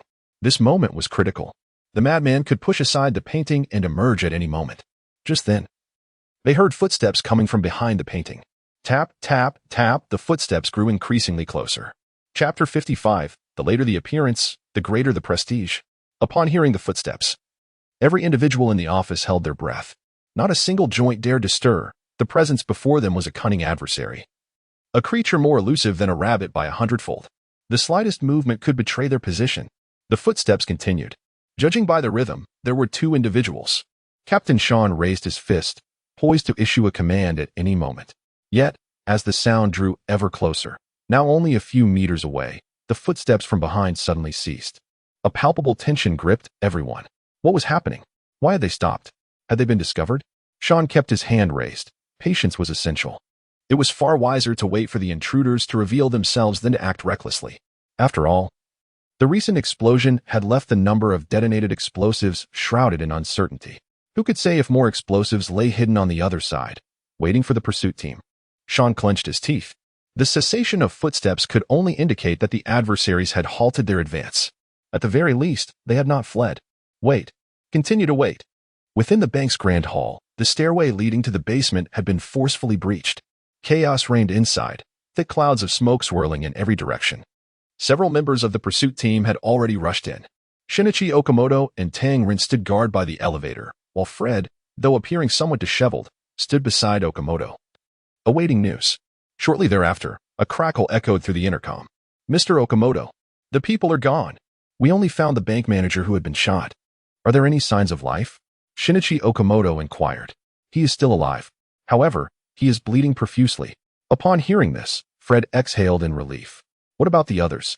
Okamoto pressed on. "Some areas have collapsed, so we cannot ascertain whether anyone is trapped inside," came the response. Unable to contain himself, Fred interjected. "Sir, we must prioritize saving lives. The living must come first. You two, bring the injured up immediately. The rest of you, continue the search." Okamoto commanded into the intercom. "Understood." Moments later, a figure was lifted out. His clothing was tattered, and he lay in a state of unconsciousness, his face covered in soot, blood oozing from his chest. Bill, wake up," Fred urged, attempting to rouse him, while Okamoto assessed the man. He reached out to examine the wound. Thankfully, it was not near the heart. Otherwise, it would have been too late for rescue. At that moment, a cough erupted from the man's lips, followed by a spurt of blood. "It's bad. He may be experiencing severe hemorrhaging," a team member exclaimed, unable to hold back. "We can't wait for an ambulance." Fred insisted urgently.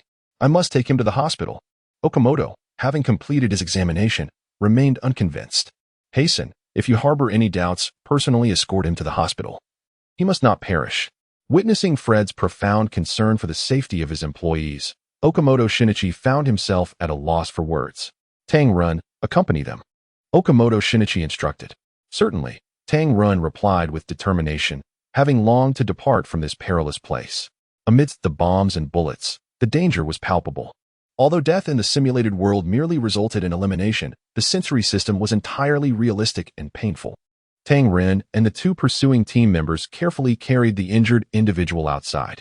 Meanwhile, in the live broadcast hall of the production team, all staff, including the host Yonggu, had yet to recover from the recent explosion. At this moment, they shared a collective thought. Had the coordinating team thoroughly verified the candidates' records during the selection process? This Liu Xiaoqian, is he truly an actor? Given his current state, he would likely occupy a VIP suite in a psychiatric hospital. At the expert panel, the president of the Kimchi Association, Ding Qing, was equally astonished by the scene.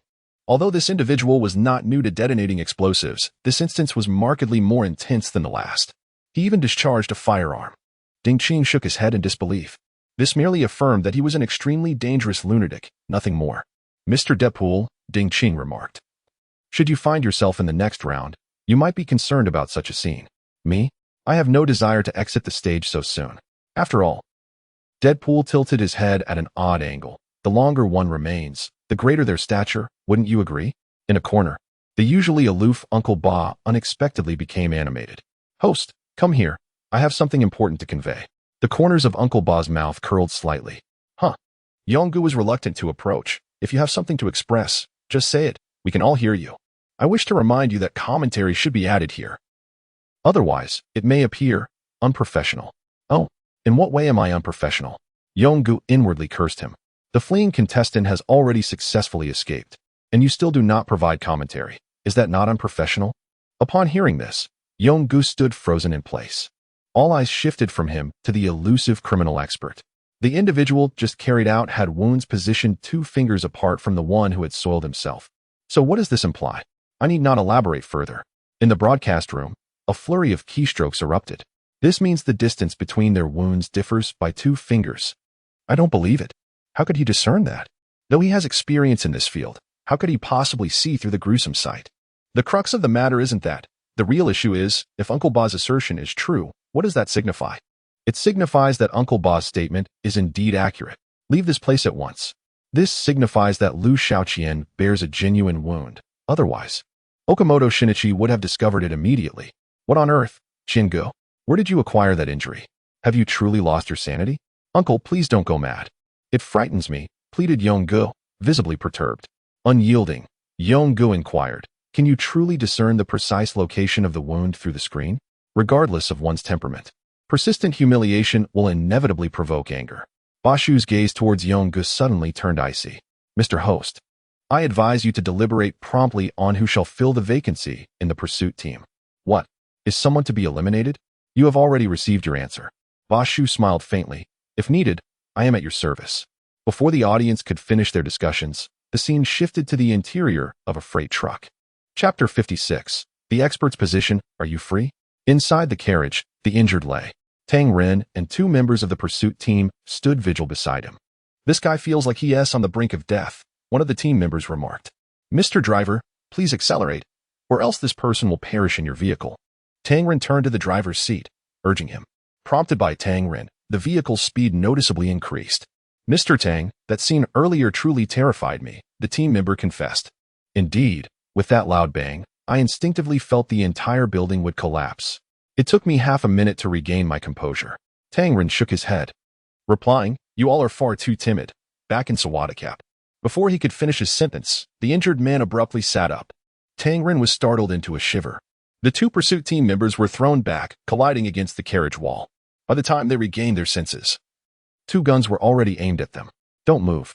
It was then that Tang Ren realized the individual before them was none other than Liu Xiaoqian. 10 minutes earlier, in the vault.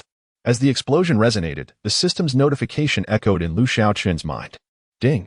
Congratulations, host, for completing the gradual progress task. Reward. Frenzied Empath.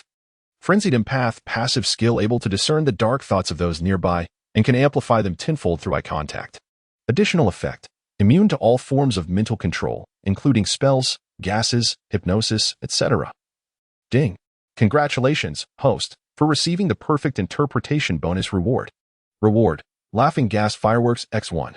Laughing gas fireworks. Those who witness the fireworks will simultaneously see their deepest fears. Ding. Task received. Madness threshold. Requirement. Character similarity must reach 50. As the system notification concluded, Liu Xiaoqian seized the fallen Bill. His opponent was not yet dead. Liu Xiaoqian had deliberately aimed away from Bill's heart and vital organs when shooting. I'm not dead yet. Oh, hara. Liu Xiaoqian was evidently in high spirits. You are dead. Merely reborn. What? Before Bill could comprehend the situation, Liu Xiaoqian placed the gun in his hand and aimed it at his own chest. Abruzzo, standing nearby, was left dumbfounded. Bill was also stunned. What is going on? Shoo, listen to me. Liu Xiaoqian pressed his forehead against Bill's. Little Bill, this performance has only just begun. From this moment on, you must understand one principle: chaos is fairness. No sooner had he spoken than a gunshot rang out. Blood began to drip down. The other 3 individuals in the vault stood frozen in place. Mr. Godfather. Liu Xiaoqian glanced at Abruzzo. Please, help me bury him. The rest of the performance is now in your hands. Sir. Abruzzo swallowed hard, declaring, to me, you are the true Godfather. At that moment, Liu Xiaoqian, seated in the compartment, bore a disheveled visage, marred by layers of soot. Yet, even amidst the chaos, one could discern the pallor of his lips, drained of color. Opposite him, the terrified Tang Ren exhibited an even more ghostly complexion. Didn't get agitated, Tang Ren stammered, his voice trembling. Excitement can lead to catastrophic blood loss. It could be fatal at that instant. Tang Ren noticed a crew member stealthily reaching for a gun holster. A spark of inspiration struck him, and he suggested, shall I assist in bandaging? My techniques are rather proficient. Before Tang Ren could finish his sentence, gunshots rang out. Bang, bang. 2 crew members collapsed instantly. A notification flashed across the program's giant screen. Notification. Members of the pursuit team, Wei Huaxing and Mei Wuda, have been eliminated and will soon be extracted from the scene. The live chat erupted in frenzy following the gunfire. I can't believe it. He didn't even blink. I thought he was just brandishing the gun to intimidate, but he is so decisive. Oh well. Tang Ren is fierce. Uncle Ba should save a spot for you. The gunfire caused the vehicle to jolt slightly, evidently startling the driver as well. Have the driver pull over to a secluded area, Liu Xiaoqian commanded. Tang Ren obediently relayed the message to the driver. Turning back, he implored. Xianggo, please don't shoot. I fear pain. Do you think I would let you go? Tang Ren swallowed hard, unable to muster a response. Meanwhile, Qin Feng and Shan awaited the echo of footsteps once more. Time trickled by, and Qin Feng began to sense something amiss. Just as he prepared to approach the oil painting, a sudden ringtone pierced the silence. The call was answered, yet no voice emerged. Moments later, footsteps resumed, drawing nearer to the painting. Then, the canvas was pushed aside, however. Qin Feng found no sign of Liu Xiaoqian, only Abruzzo and his wounded traitorous brother. In that instant, comprehension dawned upon Qin Feng. He hastily grabbed his phone and dialed Tang Ren. Faced with an arsenal of guns aimed at him, Abruzzo offered no resistance, discarding the weapon in his hand. Where's that bastard? Officer Shan bellowed. Abruzzo ignored Shan's outburst, turning instead to Jack with a gaze steeped in disdain, remarking, I raised you, yet you've learned nothing but betrayal and cowardice. You wretched creature. Come with me to prison, and I shall continue your education ultimately. Both individuals were subdued. At that moment, the cargo truck had entered an abandoned factory. The vehicle came to a halt in the yard, and within the truck, Tang Ren's phone began to ring. It's all right. It's all right. Easy. I'm not going to answer the phone. I refuse to. Tang Ren hastily declared. Answer it. Tang Ren was momentarily taken aback, glancing at the ominous black muzzle of the gun. Answer it, and say whatever you need to. He picked up the phone. An anxious voice from the other end belonged to Qin Feng. Xiao Tang, that guy might have escaped. Where are you? I'm right here in front of this gentleman. Please refrain from addressing him so formally, or he might become upset. What? Xiao Tang, you've been captured? Stop with the nonsense. My heart is racing. Can we get to the point? What are you offering in exchange for my freedom? Ask him what he intends to do, Qin Feng urged. He wants to know what you plan to do. Tang Ren relayed, extending the phone towards Liu Xiaoqian. Yet, Liu Xiaoqian did not take it. Instead, he pushed open the car door. Run. 3. Before the countdown even began, Tang Ren took off running, his speed reminiscent of a master with lightness skills. However, in the next instant, bang! A gunshot erupted from behind him. Tang Ren's agility instantly faltered, and he fell to the ground. Everyone in the live stream was left stunned, even forgetting to comment. Was Tang Ren truly the first expert to be eliminated? Before anyone could regain their composure, a figure suddenly emerged behind Liu Xiaoqian. Well, it seems you are indeed a madman. Hearing the voice, Liu Xiaoqian turned around to see the individual. He was none other than the mentalist, Darren. Chapter 57. This time, I stand as the jester. After Sherlock Holmes and his companion departed the scene, Darren remained behind. Not merely to observe the situation, but to devise a means to approach Liu Xiaoqian. During the confrontation between Liu and the pursuit team, Darren discerned that among the trio of experts, one had succumbed to psychological turmoil after being toyed with repeatedly. Another was preoccupied with fleeing, leaving only Qin Feng striving to cope. The failure of the pursuit team had nearly become a foregone conclusion, indicating that they were unlikely to capture Liu Xiaoqian. Consequently, the four fugitives would soon find themselves in a contest against one another. Darren assessed the strengths of both sides. From Holmes' previous encounters with Liu Xiaoqian, it was evident that overpowering his opponent would be nearly impossible and perhaps even disadvantageous. For Holmes to triumph over Liu Xiaoqian, he would require the full cooperation of both himself and logic. But what lay ahead? Merely eliminating one contender would not suffice to conclude the first round. After dispatching Liu Xiaoqian, he would still have to contend with Holmes and logic.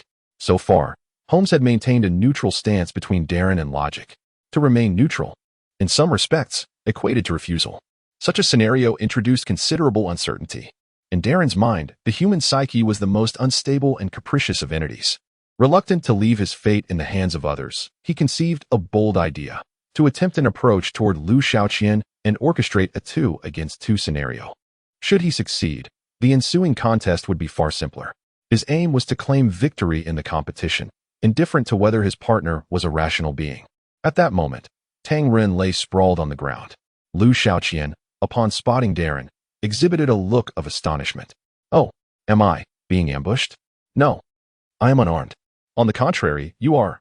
Darren raised his hands. Therefore, this cannot be deemed an ambush, but merely a friendly communication.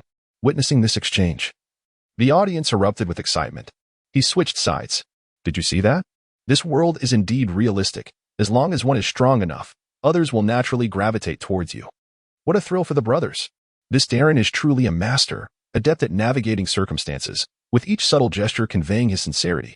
He is a mental magician. Most attuned to the human heart, one does not strike a smiling face.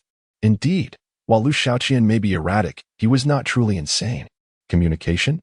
Liu Xiaoqian approached Darren with a comical gait, leaning in to sniff Darren twice, only to question, "But why do I detect the scent of betrayal?" Darren shook his head and replied, "No, this is not betrayal. After all, I have not reached any agreement with them, nor are we even acquainted. I have come to seek you out with sincere intentions." Liu Xiaoqian nodded slightly and said, "First, tell me how you focused on me, and then we shall commence your communication." Darren did not conceal his thoughts, responding, "It is quite simple. At that moment, there were only two escape routes available to you. One was the fifth floor discovered by the pursuit team, which served as your entry into the bank. The other was the main entrance of the bank. Based on your previous actions and your character, I am certain that you possess a strong desire for performance. Furthermore, you relish the sensation of toying with those experts. Therefore, I concluded that you would inevitably emerge through the main door. Once I ascertained your escape route, the remainder became straightforward. For there is nothing easier than determining whether a person is frightened. After the explosion, every individual who exited was engulfed in fear, except for you. Naturally, you emerged in a faint state. Yet your body language betrayed you. When humans experience excitement, their hands instinctively clench and position themselves above the abdomen. You were precisely in that state. Thus, a fainting individual who is still excited. Who else could it possibly be but you? Suddenly, Liu Xiaoqian burst into applause. Wow, impressive. I admire your skills. Liu Xiaoqian leaned closer to Darren, displaying a keen interest in him. However, this slight movement made Darren feel uneasy, prompting him to take a step back. I admit, you are formidable. Yet, your circumstances will only worsen. You require an ally to emerge as the ultimate victor, Darren stated. Upon hearing this, Liu Xiaoqian revealed a look of disappointment and regret. What a pity. It seems even your skills can falter. What do you mean? Is it possible that I have never aspired to be the so-called winner? At this utterance, Darren felt a sense of foreboding wash over him. His gaze instinctively fell upon Liu Xiaoqian's hand gripping the gun, which was now beginning to rise. With a crisp snap of fingers, the sound resonated beside Liu Xiaoqian's ear. The viewers in the live stream exclaimed in alarm. This is bad. Darren is about to take control. How careless. No evasion. However, upon hearing the snap, Liu Xiaoqian paused, gazing at Darren in confusion. This fellow intends to hypnotize me? Alas, I have missed the optimal moment for cooperation. Perhaps you might try again? Seeing Liu Xiaoqian's reaction, Darren was taken aback. There was no reason for this. Even a true lunatic could be controlled. Reluctantly, Darren snapped his fingers once more. This time, Liu Xiaoqian's pupils instantly glazed over. Yes, that is the sensation. A slight smile appeared at the corners of Darren's mouth. You are my partner, he whispered. Indeed, we are partners. Tell me, what do you plan to do next? Liu Xiaoqian inquired. I intend to use this expert's lifeless body to deceive the others and eliminate them all, he replied. What a mad scheme. However, I do not wish to be involved. Come with me to eliminate Holmes instead. Very well. Nevertheless, according to my calculations, the pursuit team should return shortly. How long will that be? Within 5 minutes. Then we must hurry, Darren said, preparing to get into the car. There is no time for that. The most prudent course of action now is to hide in the sewer. Liu Xiaoqian pointed to a nearby manhole cover. Why? Because the first time they captured me, I abandoned their planned route and did not use the drainage system. This time, they will not expect me to enter it. Upon hearing Liu Xiaoqian's response, Darren couldn't help but marvel inwardly. This fellow is truly cunning. Unpredictable. Fortunately, he is now on our side. Holmes and his team are in for a rough time. Chapter 58. Run, Mr. Magician. Darren, accompanied by Liu Xiaoqian, arrived at the entrance of the sewer. A foul stench assaulted their senses. This drainage outlet was starkly different from those of the circus, which were designed as escape routes rather than for actual waste disposal. The sight before them was a genuine sewer, reeking and filthy. The noxious odor made every cell in Darren's body recoil. It's too dirty here. Perhaps we should hide inside the factory instead? Darren suggested. The risk is too high. They will surround the factory the moment they arrive. Liu Xiaoqian's gaze was vacant. Just as Darren hesitated, the sound of a speeding vehicle echoed in the distance. There was no time to waste. The pursuit team was approaching. Without a second thought, Darren leapt into the sewer. "Come down quickly," he called to Liu Xiaoqian. "Wait, I need to drag the body further away," Liu Xiaoqian replied. "Very clever. I'll wait for you," Darren said, anticipating his companion's actions. He then heard a scraping sound from above, likely the noise of the body being moved. "Are you done?" Darren craned his neck, waiting. "Done. Now hurry down." However, before he could finish speaking, a loud clang resounded from above. The cover of the sewer was slammed shut with a resounding thud, accompanied by maniacal laughter. "Ha ha. Oh, ha ha ha. Run, Mr. Magician." In that moment, despair washed over Darren. He had been tricked. He could hear the sound of someone jumping on the cover, followed by the roar of an engine. "You scoundrel. You deceived me. Give me back the car." Darren bellowed, but there was no response. His lungs felt as though they might burst from rage. Yet he had no time to be angry. He had to escape this place immediately, otherwise he would be the first of the four to be eliminated. Staring into the inky darkness of the sewer, Darren swallowed hard. Before long, several police cars arrived at the scene, having tracked the signal from Tang's phone. As Shan and Qin Feng stepped out of the vehicle, they were momentarily taken aback. There lay Tang on the ground, a long trail of blood stretching beside him, leading directly to the sewer, where it culminated in an arrow, inscribed with the word "Go." The sewer? Shan pondered. Did someone escape through there? Be careful. It could be a trap, Qin Feng cautioned. It's not a trap. Someone truly escaped through there. Tang, lying on the ground, suddenly spoke up. "Xiao Tang, you're all right." Qin Feng squatted beside him. I was playing dead, but your question came 2 minutes too late. Shouldn't you have checked on me before investigating the sewer? Are you hurt? Shan inquired. Just a bullet in my backside. Let me take 2 people into the sewer to pursue. You all stay here, Shan declared, leading his team into the darkness below. MD. This fellow shot me in the rear and used my blood to draw an arrow on the ground. The eyes of the Tang people are all red. Why did he leave us a mark while escaping? Qin Feng inquired. It was not he who fled through the sewers, but that mind magician. The magician tried to recruit him, but was outsmarted instead. So where did he go? He drove away. I'm going to chase after him now. Wait, can you help me bandage my backside first? Is that all right? Forget about your backside for now. I fear you might get too far away. Don't worry. I left something in the car. Just help me with the bandaging. If I get eliminated, I'll lose my fans. It turns out that before the operation, Okamoto Shinichi had equipped everyone with a small locator. This was to prevent any unforeseen circumstances. When Tang Ren was threatened at gunpoint, he discreetly discarded his locator in the car. Xiao Tang, how did you become so clever this time? Qin Feng was astonished. I was actually afraid he would find the locator on me and beat me up. Meanwhile, Liu Xiaoqian was speeding down the road. Aside from wasting a bit of time due to Darren, everything was progressing as planned. This performance had already warmed up the city. All participants had found their roles. Now, it was time for them to enter the second act. Darren's appearance was quite unexpected. Fortunately, the rewards provided by the system were quite fitting, successfully avoiding Darren's hypnosis. Liu Xiaoqian was very pleased with this passive skill. However, the other reward, the laughing gas fireworks, was somewhat lacking. There was only one, and upon inspection, it was quite small. When ignited, it could only affect 3 to 5 people at most. It would be better if it were larger. This would require further contemplation to expand its effectiveness. After reviewing the rewards, Liu Xiaoqian glanced at his phone. He was awaiting messages from the other clowns. These clowns had come from the circus. After being interrogated by the pursuit team, they had been released. They proactively contacted Liu Xiaoqian and assisted him in moving the explosives into the bank.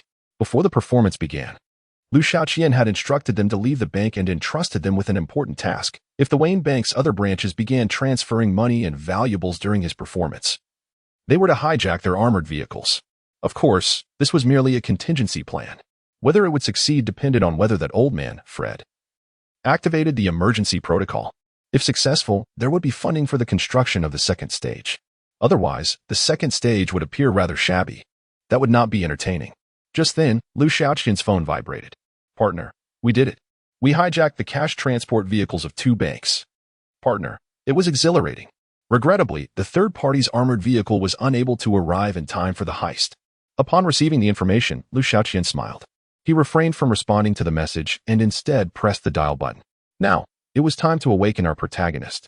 Meanwhile, on the top floor of Wayne Tower. Bruce stood before the floor-to-ceiling window, gazing outside, while Fred sat nearby, looking haggard. "Young master, I sincerely apologize for mishandling this matter." Bruce waved his hand dismissively. "There is no need for you to blame yourself. Such incidents occur daily in this city, though this one has attracted a bit more attention than usual. That individual is truly deranged. I will resolve this issue. I trust it won't impact the corporation. Merely the compensation from one bank will not shake our foundations." No sooner had Bruce uttered these words than Fred's phone began to buzz incessantly with notifications. As he picked up his mobile device, Fred nearly fainted. Bruce turned around, noticing Fred's countenance, and inquired, "What's the matter? Why do you look so pale?" "Young master, this one bank is unharmed, but the compensation from 3 banks could present some difficulties." Chapter 59. My crusade against crime has just begun, yet I am already targeted for retribution? Upon hearing the words of the butler, Bruce's previously profound and chiseled features momentarily stiffened. His robust demeanor wavered at that instant. What did you say? 3 banks? Wasn't only one bombed?" "Indeed. Only one was bombed, yet during the explosion, the armored vehicles of the other 2 banks were hijacked. 2 colleagues sustained injuries and are currently receiving treatment." Fred lowered his head. "I acted on my own accord out of concern and instructed the other 3 branches in the city to hastily relocate valuables and some cash to prevent." "You were deceived." A glimmer of alertness flickered in Bruce's gaze. This individual seemed to have been prepared all along. "I apologize, young master, Fred suddenly recalled something. "Young master, could it be that we are facing retribution?" Bruce had recently embarked on his covert operations, unbeknownst to anyone. Although Fred sensed something amiss, he feigned ignorance. The 2 men shared an unspoken understanding, refraining from addressing the matter directly. Fred's notion of retribution pertained to this incident. He suspected that perhaps the young master had offended some criminal element, inciting deliberate vengeance. However, Bruce held a different perspective. "It's only been a few days since I began my actions. I've apprehended merely 3 ruffians and a thief. To be targeted for retribution before even commencing? Impossible. Furthermore, such an audacious scheme could not possibly be orchestrated by minor players." "Retribution?" Bruce shook his head. "Unlikely. So, what shall we do next?" Fred inquired. Bruce pondered briefly. "Only fear and suffering can compel these criminals to repent. I must personally capture this individual and break 3 of his ribs. Thus, the investigation must be conducted by himself. However, given the magnitude of the incident, failing to report it would render him suspicious. Other stakeholders in Wayne Enterprises would likely voice discontent. Moreover, the police would undoubtedly come knocking. Therefore, it would be prudent to superficially report the incident and gather intelligence regarding the madman. "Let us notify the police," Bruce declared. "Very well, young master. However, this is merely a formality. Those officers have been pursuing him relentlessly. Additionally, there is a task force from out of town currently investigating him." "A task force?" "Indeed, they have 3 experts, one of whom is presently at the bank site. Accompany me to the scene." Let us go." Bruce hurriedly led Fred to the explosion site. At that moment, Shinichi Okamoto was still conducting searches at the scene. Okamoto's expression was grim, for he had received news from Qin Feng the madman had escaped. Qin Feng's team was already in pursuit. Okamoto remained on site, striving to gather as much information as possible, determined to unravel the entire sequence of events. Otherwise, not only would the spectators outside mock us mercilessly, but the subsequent pursuit would also become increasingly arduous. When Bruce arrived, Okamoto Shinichi was contemplating a retreat to reassess the office. "Greetings, officer. May I inquire if you are the specialist assigned to this case?" Bruce asked with a smile. "Indeed. What is it?" Okamoto Shinichi retorted. "This is Master Wayne," Fred interjected. Upon hearing this, Okamoto Shinichi felt a twinge of embarrassment. "Oh, I am currently engaged in work. Is there something you require?" Although Okamoto Shinichi regarded these individuals as mere phantoms from a virtual realm, he still felt somewhat awkward. After all, the criminal he was pursuing had brazenly robbed someone else's bank. It was only courteous to show some respect. Therefore, he maintained a polite demeanor while conversing with them. "Sir, I have come to discuss matters with the police and to inquire about that individual's information." You can consult Officer Sean about that later," Okamoto replied. "Are you suggesting discussing or inquiring?" Bruce pressed further. "Both suffice. Just speak with him," Okamoto Shinichi replied dismissively. "However, as far as I am aware, you are the expert in apprehending that individual. In truth, you need not concern yourself with too many details. Simply leave this matter to the police." Before Okamoto Shinichi could finish, Bruce interrupted him. Sir, if it were merely one bank, that would be one thing. I have suffered losses amounting to nearly 3 banks. Should I not inquire about this matter? Okamoto Shinichi was momentarily taken aback, exclaiming, What?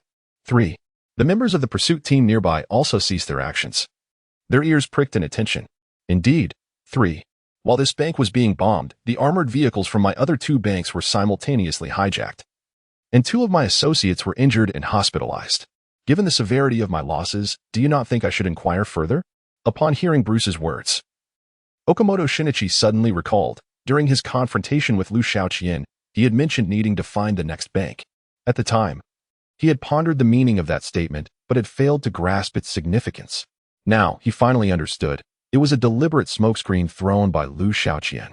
The intention was to intimidate Fred into diverting funds to other banks. Hijacking armored vehicles is far simpler than robbing a bank. This revelation left Okamoto Shinichi both furious and astonished. The adversary, alone with Abruzzo, stood against numerous police officers. Encircled within the vault, he remained remarkably composed, orchestrating the robbery outside. How many brains and audacities does this person possess? Furthermore, Okamoto Shinichi felt a deep sense of confusion. Initially, Liu Xiaoqian operated alone. Later, Abruzzo joined him. Yet, they were still just 2 individuals. They were both inside the vault during the incident. Who, then, was responsible for the robbery outside? Did Liu Xiaoqian have an accomplice? Abruzzo has become isolated, with no subordinates left to command. At such a moment, any action would attract societal attention, and other factions would not dare to risk collaboration with Liu Xiaoqian. So who exactly are these individuals? Mr. Expert, I am aware that you have numerous questions, and I share the same sentiment. Therefore, I propose that we cooperate. You provide me with information, and I will utilize all my resources to assist your investigation. Bruce gazed intently at Okamoto Shinichi. What do you think? Under different circumstances, Okamoto Shinichi would have unequivocally declined, as he held little regard for others' assistance. However, times have changed. He had suffered a complete defeat, teetering on the brink of elimination, and grasping any semblance of hope felt akin to clutching a lifeline. Upon hearing Bruce's promise to employ all his resources, Okamoto Shinichi chose to acquiesce. Let us ascend and discuss further. Very well. Has this area been thoroughly examined? Indeed. Let us proceed. Yet, as they lifted their feet, preparing to exit the subterranean level, the sound of a mobile phone ringing pierced the air. The sound emanated from not far away, amidst the debris of a collapsed structure near Bruce. Chapter 60. This time, no one but bats can assist you in an instant. The gaze of everyone present converged upon the pile of rubble. There was someone trapped inside. A team member exclaimed. The others hastily gathered around, commencing a search for the individual. Eventually, a dust-covered person was unearthed. His appearance mirrored that of the previous individual rescued. His face smudged with ash and blood seeping from his chest. Without a doubt, this man was the genuine Bill. Shinichi Okamoto retrieved his phone from his pocket only to find that the call had already ended. Quickly, get him to safety, he instructed a team member. I have questions for him later. Yes, came the response. But it will take a while for him to regain consciousness, Bruce remarked nonchalantly. What do you mean? Okamoto inquired. Without answering, Bruce crouched down, producing a small vial of medication from his pocket. He injected the contents directly into the outer thigh of Bill. This is adrenaline. Prepared for my own use, Bruce stated. Within mere seconds, Bill regained consciousness. He lifted his head and surveyed his surroundings, scrutinizing each person nearby with eyes brimming with vigilance. Bill, do not be afraid. We are here to rescue you. Fred was the first to speak. Bill remained silent. Bill, how many individuals were with that guy when he arrived? Aside from those 2, did they have any accomplices? Okamoto queried hastily. Bill continued to hold his tongue. Expert. I believe. Bill is in shock. Perhaps we should wait before questioning him. Let's get him to the hospital, Fred suggested. However, Bruce held a differing opinion. The look in Bill's eyes was not one of fear but rather of alertness. Such expressions are commonly observed among the nefarious individuals lurking in the shadows.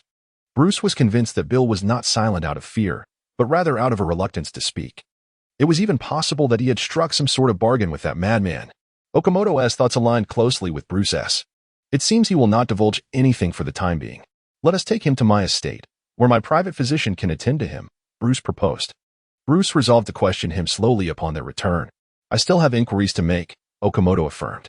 That is fine. When the time comes, you may come to me.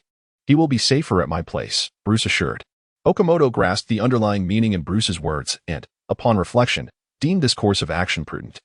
Keeping such a pivotal figure at the estate was undoubtedly more secure than a public hospital. Moreover, Bruce had already pledged his full cooperation in aiding the pursuit, which was only fitting given the resources at his disposal. Under Fred's coordination, Bill was transported to the estate. As they departed, Bruce cast a glance at Bill, who was also observing him, his gaze rife with animosity. Bruce and Shinichi Okamoto departed the underground level and descended towards the 5th floor of the bank. On the journey, Okamoto Shinichi recounted everything that transpired after Liu Xiaoqian was ushered into the virtual realm. Upon hearing this narrative, Bruce, though silent, harbored an enduring skepticism within. Could there truly exist such a maniac? A solitary individual daring to hijack an armored vehicle, commandeer over 60 boxes of explosives, and obliterate 3 banks within a mere hour? Bruce found it unfathomable how madness and high intellect could converge within such a monstrous entity. What, indeed, did this individual resemble? However, upon glimpsing the gaping hole in the wall, the figure of the adversary crystallized in his mind. Bruce could vividly envision the taunting and sinister grin that must have adorned the man's face while he breached this wall. Subsequently, he ventured to the opposite side. Bruce examined the office and scrutinized the paint on the wall. Magnetic paint, Bruce murmured. This fellow intends to use it as a marker. Marker? Okamoto Shinichi paused. Indeed, magnetic paint is typically employed in anti-counterfeiting labels or receipts, revealing color discrepancies when subjected to magnetic forces. I suspect he must have scouted the bank in advance. Wait, Okamoto Shinichi interrupted Bruce. Mr. Wayne. Just call me Bruce. Very well, Bruce. I comprehend the principle you've outlined, but we are dealing with 2 walls here. The practical application seems implausible, does it not? Nothing is implausible, only thoughts that dare not venture. There are numerous methods to enhance magnetic strength. With that statement, Bruce resumed his inspection. He meticulously examined every power outlet, for ordinary magnetism indeed could not penetrate 2 walls. He surmised the adversary might utilize electromagnetism. He intended to investigate from the electrical aspect. However, as he maneuvered around the desk, his gaze fell upon a cane concealed beneath it. The handle of this cane appeared to possess an additional component. The moment Bruce lifted the cane, he discerned that this object was indeed dubious, for its weight far exceeded that of a standard cane. Without hesitation, Bruce disassembled it. With a clatter, an object tumbled forth. It was a switch. Bruce swiftly followed the wires, extracting everything from within. Upon witnessing these items, Okamoto Shinichi was utterly astounded. It was an electric baton coupled with an electromagnetic coil. The viewers in the live stream suddenly grasped the situation. What the heck? We've been fixated on Liu Xiaoqian all night, unable to decipher his actions of painting walls and twisting wires. It turns out. What is it that he was doing? You still don't understand. I merely feel I am on the verge of comprehension. So I wanted to express my anticipation. It's an electromagnetic coil modified from an electric baton. This magnetic force is incomparable to that of an ordinary magnet. See, now I understand. Wait, do you all remember when Shingu went to the bank for a loan? He even sketched a tiger's head on the wall. It turns out it was a marker. Ah, my mind. At this moment, the one in the most discomfort was Shinichi Okamoto. As a technical expert, he found himself utterly immobilized, staring at the items on the table. How could he, an expert in technology, have overlooked the magnetic paint on the wall? He had not anticipated that his opponent would craft an electromagnetic loop. This loop not only served as a marker, but could also expedite the process of wall excavation. No wonder Liu Xiaoqian lingered in the office building before taking action. It was evident that he had meticulously devised this plan in advance. Last night, while everyone was in pursuit of the Cadillac, he must have been applying this paint. Curse it. The image of Liu Xiaoqian seated at his desk suddenly flashed in Okamoto's mind. Now, reflecting on Liu Xiaoqian's earlier gaze, the mocking undertones became increasingly apparent. Bruce lowered his cane and raised his head, deep in thought. Based on his previous actions, one could roughly deduce the nature of this individual. His thoughts leap. He excels in modification technology, is proficient in demolition, and even possesses remarkable shooting skills. Truly a formidable adversary. Bruce turned his gaze to Shinichi Okamoto. This time, capturing him may prove to be a challenge unless fortune smiles upon you. Mr. Bruce, must you be so sardonic? Okamoto retorted. No. When I speak of fortune, I refer to encountering a skilled individual who could assist you. Skilled individual? Who? The enigmatic, Dark Bat. Just as Okamoto was about to inquire further about the bat referred to by Bruce, his phone buzzed in his pocket. It was a call from Qin Feng. As soon as he answered, Qin Feng's urgent voice resonated through the line. Mr. Okamoto, we have located the individual. Please provide immediate assistance. Chapter 61. You are guilty. Do you know that? Upon hearing this news, everyone present momentarily froze. Had they located that madman? What about Tangren? Was he rescued? Okamoto Shinichi confirmed. Indeed. Xiaotang feigned death to escape a calamity. Keep your voice down. I'm your uncle. Do you still wish to see anyone in the future? For the sake of the pursuit team, my behind is in tatters. The voice of Tang Rin echoed through the phone. Qin Feng continued, before feigning death.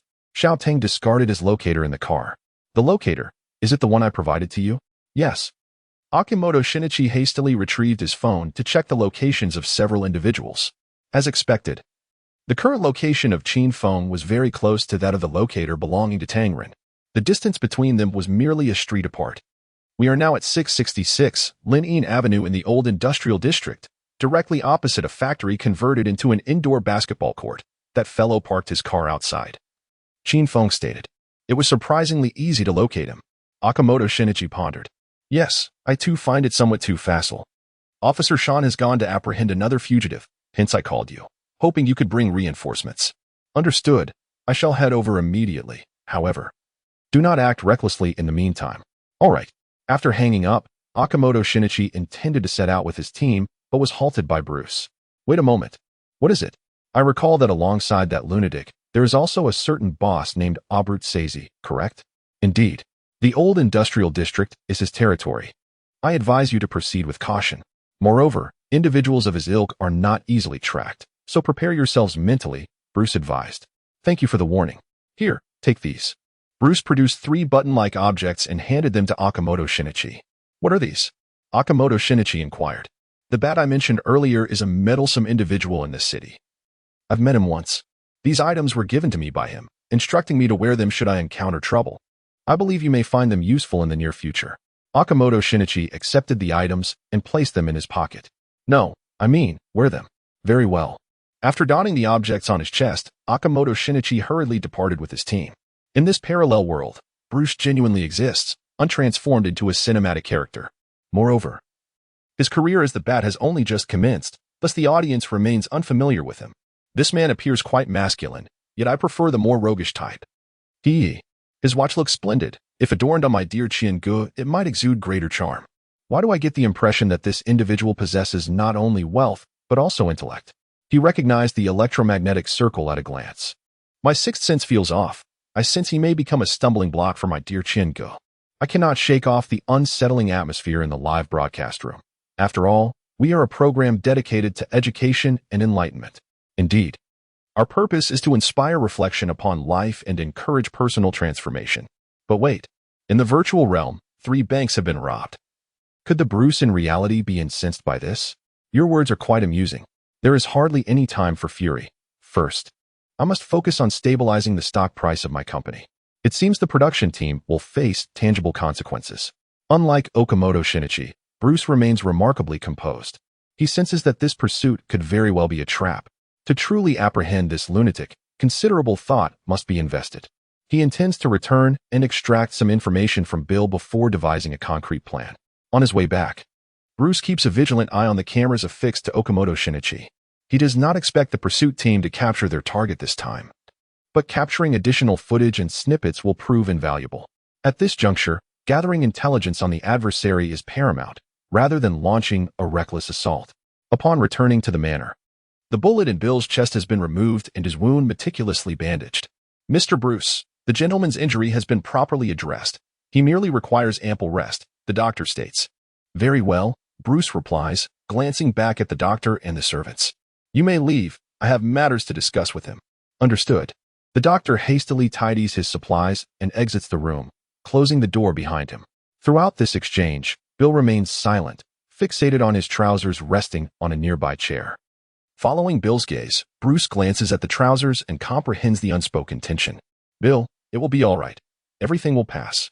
Will it? Indeed. Once that rogue is apprehended, all will be well. And what of my memories? Bruce falters momentarily, rendered speechless. You seek information from me, do you not? I can tell you this instant, I know nothing. I am utterly ignorant. Bill, one's eyes can betray them. Bruce's expression darkens. What? Is your composure slipping? You spoke so amiably a moment ago, merely to coax information from me, did you not? Bill retorts. Truth be told, I do not need to coax you. I will extract the truth from you in due time. Oh, that tone resembles the voice I hear while praying. Who do you think you are? God. Bill clenches his fists. I was once your employee, but that is no longer the case. You are culpable, do you realize? Deceiving clients, embezzling bank funds. Indeed, I am guilty. Yet without sinners like me, how would you and your father have amassed your wealth? Your ostentation. Every thread of your fine attire is tainted with our transgressions. Now you find me unclean? Faced with Bill's defiance, Bruce refrains from inciting further anger. Just then, Bruce's phone vibrates unexpectedly. Alert! New developments detected in the system. Open the phone. On the screen, 4 armored vehicles are approaching. Bruce's pupils dilate in shock. These armored vehicles belong to his bank. Simultaneously, a voice from the phone announces, it's the armored vehicles. We can finally confirm the target. Meanwhile, at 666 Linnean Avenue, Big Bear Indoor Basketball Court. This basketball court, converted from an abandoned factory, ceased operations shortly after opening. It now lies in a state of disrepair. The pursuit team is lying in wait around the perimeter. Caution is imperative until we see him. We cannot ascertain that he is inside. Okamoto Shinichi has become significantly more cautious this time. The arrogance that once resided in his heart has transformed into humility. Qin nods and says, Mr. Okamoto is absolutely correct. We must see it to believe it. However, since the stolen money has arrived, he should reveal himself shortly. Chapter 62. With so much wealth, I am universally loved. As Tang Ren observed 4 armored trucks entering through the back door of the basketball court, he marveled. This fellow truly is remarkable. A clandestine maneuver. Blowing up one bank and managing to rob 2 others.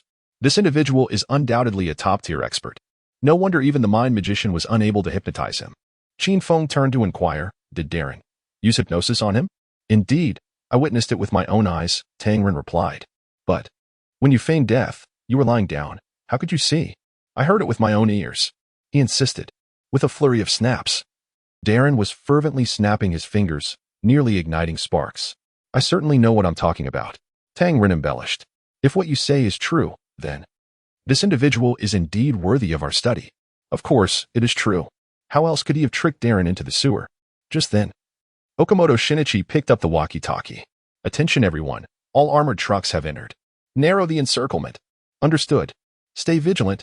We cannot ascertain if that madman is inside, came the response. Having concluded his orders, Okamoto Shinichi and Qin Feng approached the basketball court. They crouched down, hiding against the wall beside the court, then climbed atop a large dumpster. The 3 stood by the window, observing the situation inside. Before them, the 4 armored trucks had aligned closely, forming a circle in the center of the basketball court. The doors swung open, and 4 individuals donned in clown masks emerged from the driver's seats. They were cautious, scanning their surroundings before proceeding to the back of the trucks to open the compartments.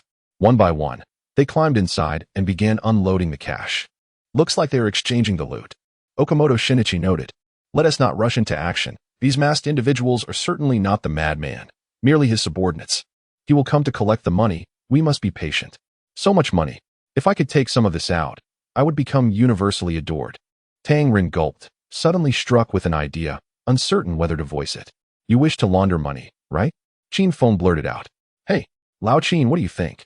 Dream on, Okamoto Shinichi replied, his expression impassive. Wait until you are in a position to confront him before entertaining such fantasies. Confront him? I've already come into contact. I even took a bullet from him. However, the audience was not in the mood for Tang Ren's jokes, as they were all preoccupied with the worry that Liu Xiaoqian might soon be apprehended, especially given the opportunity he had to escape with such a vast sum of money. Don't. Brother Qian. Their essay tale. Abort the transaction. I do not understand why, from the beginning until now, I have never wished for the pursuit team to fail as much. Because I have seen hope. He has the chance to escape with so much money. If he fails, it would be a tremendous pity. Before long, the 4 individuals unloaded all the money and collectibles from the vehicle.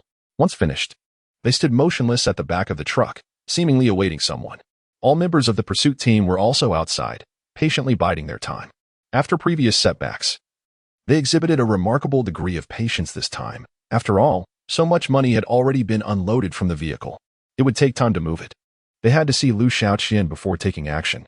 They waited for a full 10 minutes until finally, there was commotion on the road outside. A vehicle was approaching. Before Okamoto Shinichi could pick up the radio to inquire with the team member stationed by the roadside, the radio crackled to life. Mr. Okamoto, there's a vehicle. I know. What kind of vehicle? It's a news company's vehicle. What? Upon hearing this, Okamoto Shinichi and the others atop the trash can were momentarily stunned. Okamoto Shinichi turned to look inside the truck, only to see the 4 individuals at the back suddenly pull out a barrel of something. Oh no. Okamoto Shinichi shouted suddenly, turned, smashed the window, and rushed inside. What's wrong? Tangren followed him inside. The 3 of them hurried towards the armored truck. However, it was already too late, for barrels of gasoline had been poured out. With a flick of a lighter held by one of the clowns, it was tossed aside. In an instant, flames surged like a colossal wave.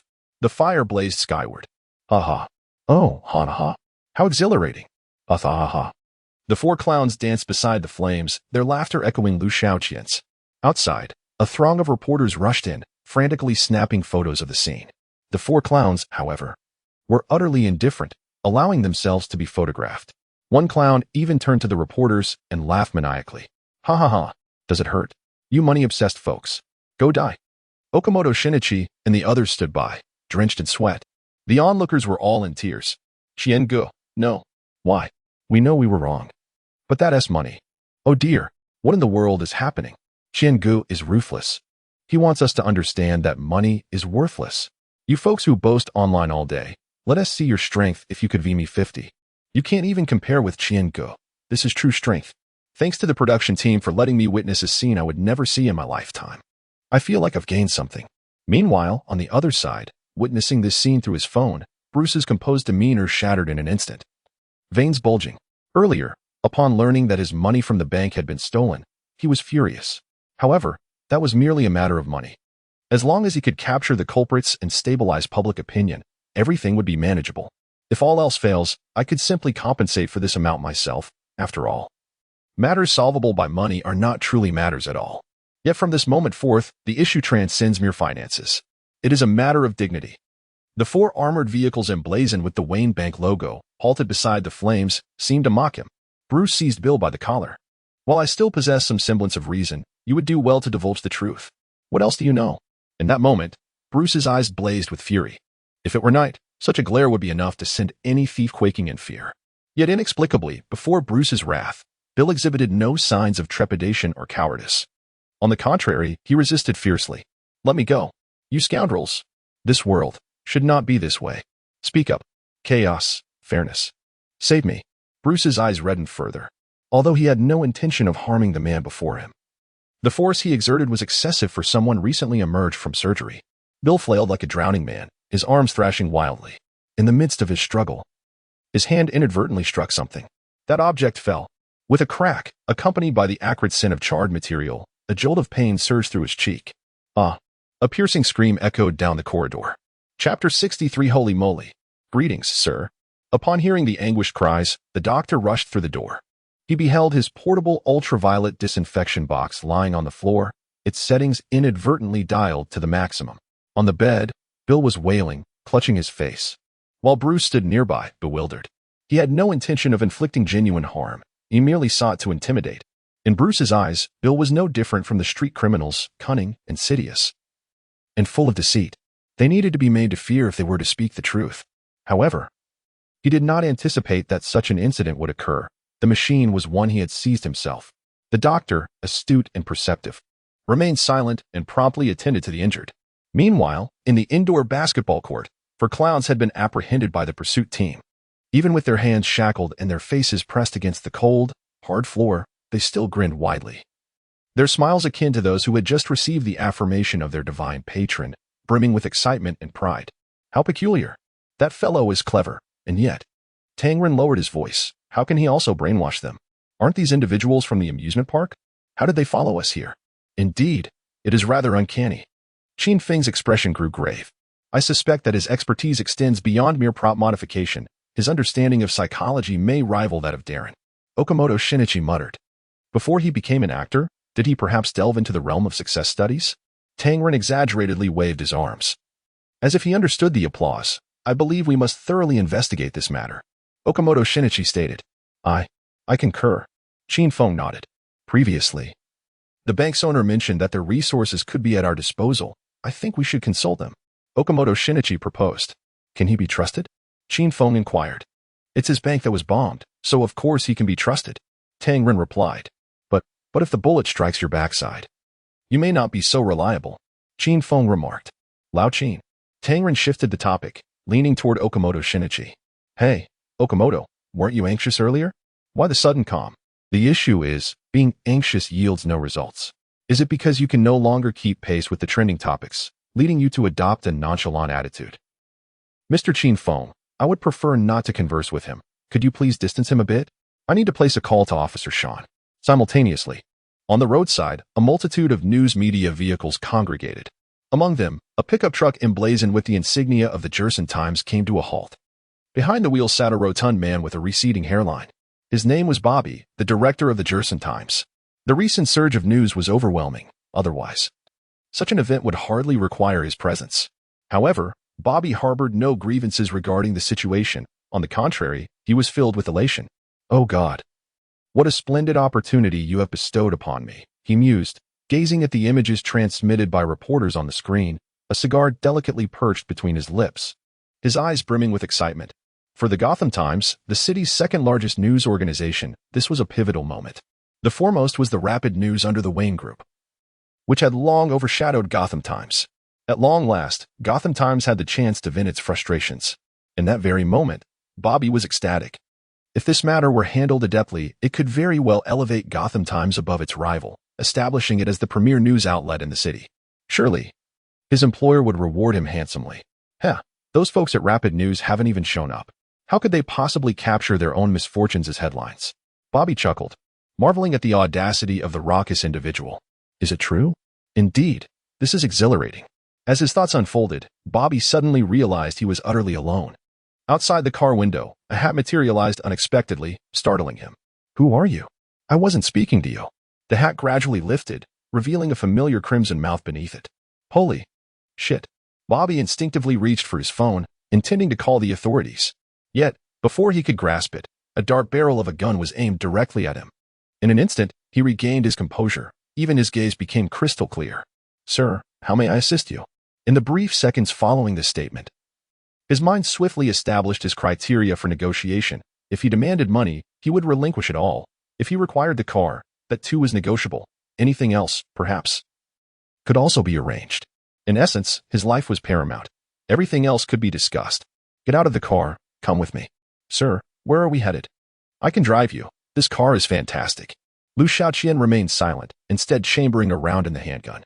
The next moment, Bobby found himself outside the vehicle. Sir, let us proceed swiftly. Do not squander your valuable time. Sir, please relax. I have considerable experience in such matters. Just the other day, one of our reporters was taken hostage by a robber. Our reporter remained remarkably calm, cooperating with the assailant while providing psychological guidance, successfully soothing the individual before escaping. I believe I can do the same. Bobby carefully treaded forward, his eyes fixed on the gun in Liu Xiaoqian's hand, incessantly chattering to prevent the man from becoming overly agitated and accidentally firing. After all, the earlier display had been reminiscent of a madman. The emotions of such a person were notoriously unstable. Thus, Bobby resolved to maintain his own stability, hoping to instill calmness in his captor. Sir, where are you planning to take me? In the car.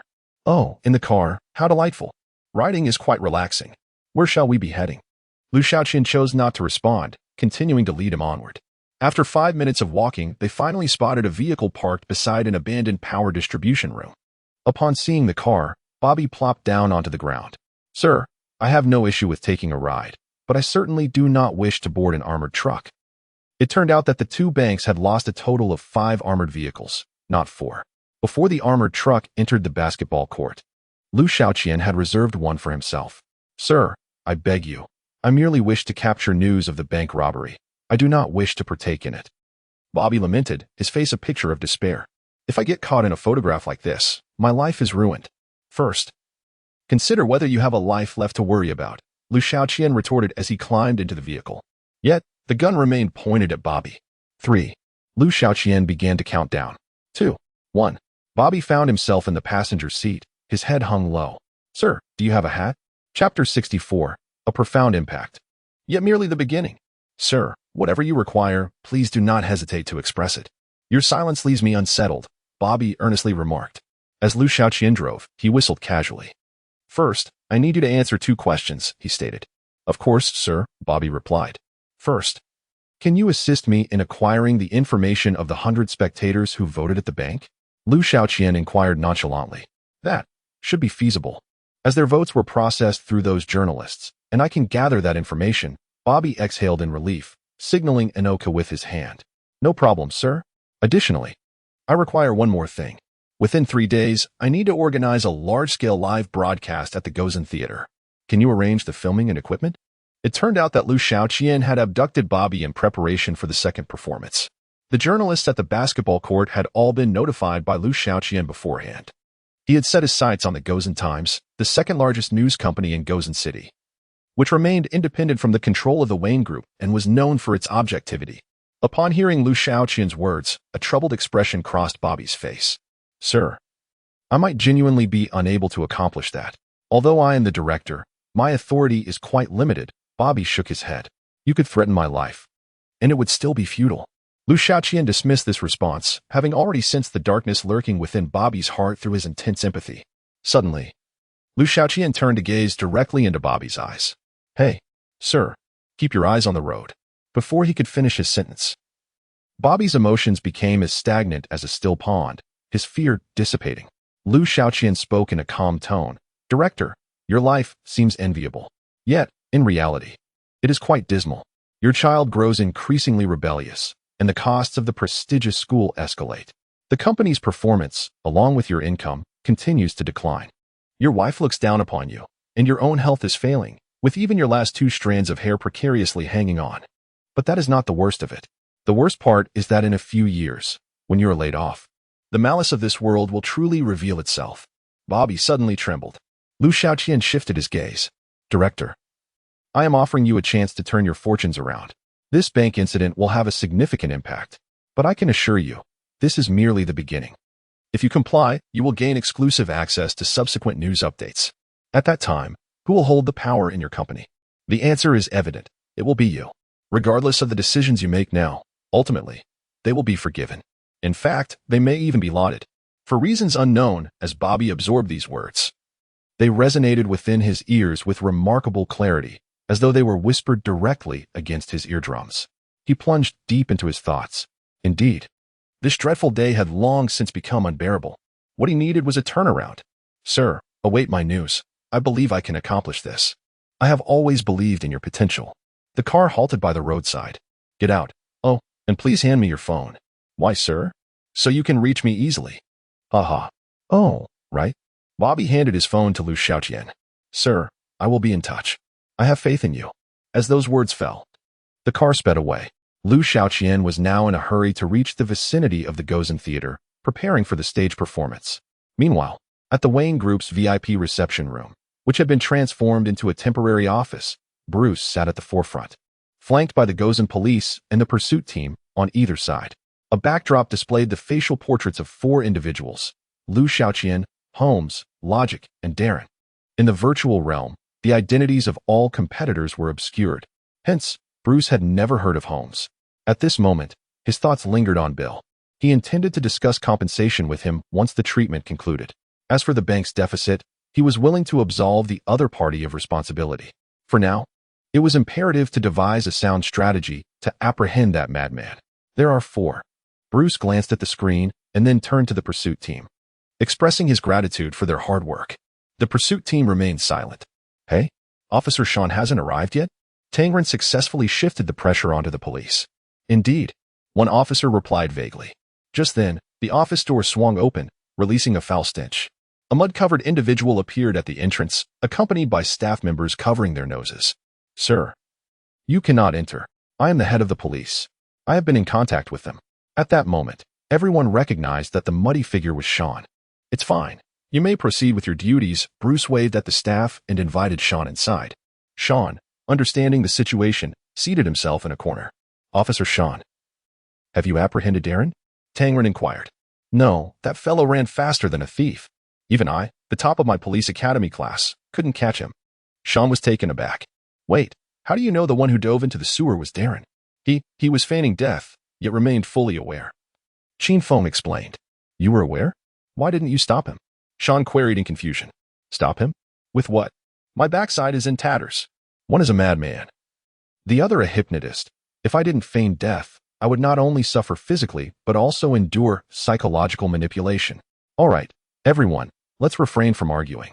The most crucial aspect now is the subsequent apprehension efforts. Bruce interjected, and the room fell silent. As they journeyed, everyone began to contemplate this issue.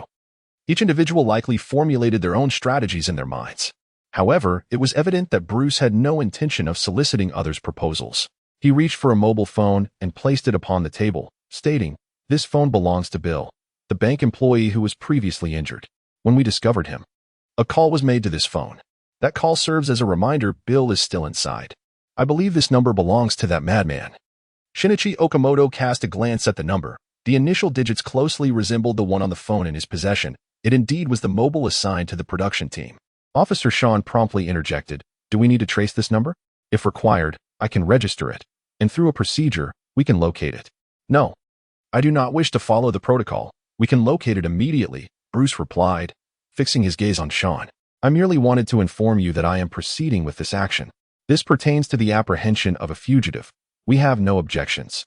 Bruce then turned to the pursuit team and inquired, "I trust you have no objections either?" The three experts exchanged glances.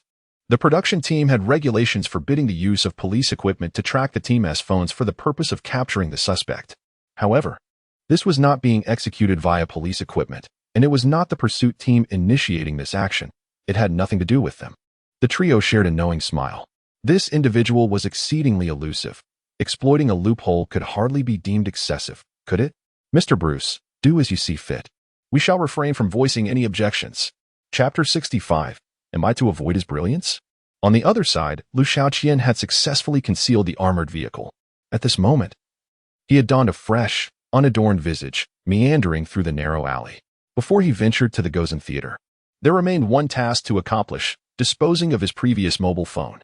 Although the production team had stipulated that the pursuit team could not utilize location tracking to investigate the whereabouts of the fugitive participants, Liu Xiaoqian was acutely aware that Bruce would undoubtedly do so. While others remained oblivious to Bruce's identity as Batman, Liu Xiaoqian was fully cognizant of it. This insight was, in fact, another motive behind his fixation on Wayne Bank. The incident at Wayne Bank not only had the potential to awaken the populace of this city, but also to incite the ire of this righteous hero. Although provoking such an individual could lead to complications, Liu Xiaoqian found the prospect not only worthwhile but also somewhat exhilarating. After all, the most expedient method to compel people to reflect is to dismantle their beliefs. Yet, considering the current circumstances, it appeared that Bruce was still in the nascent stages of his endeavors, with his influence yet to blossom. This realization left Liu Xiaoqian somewhat disheartened.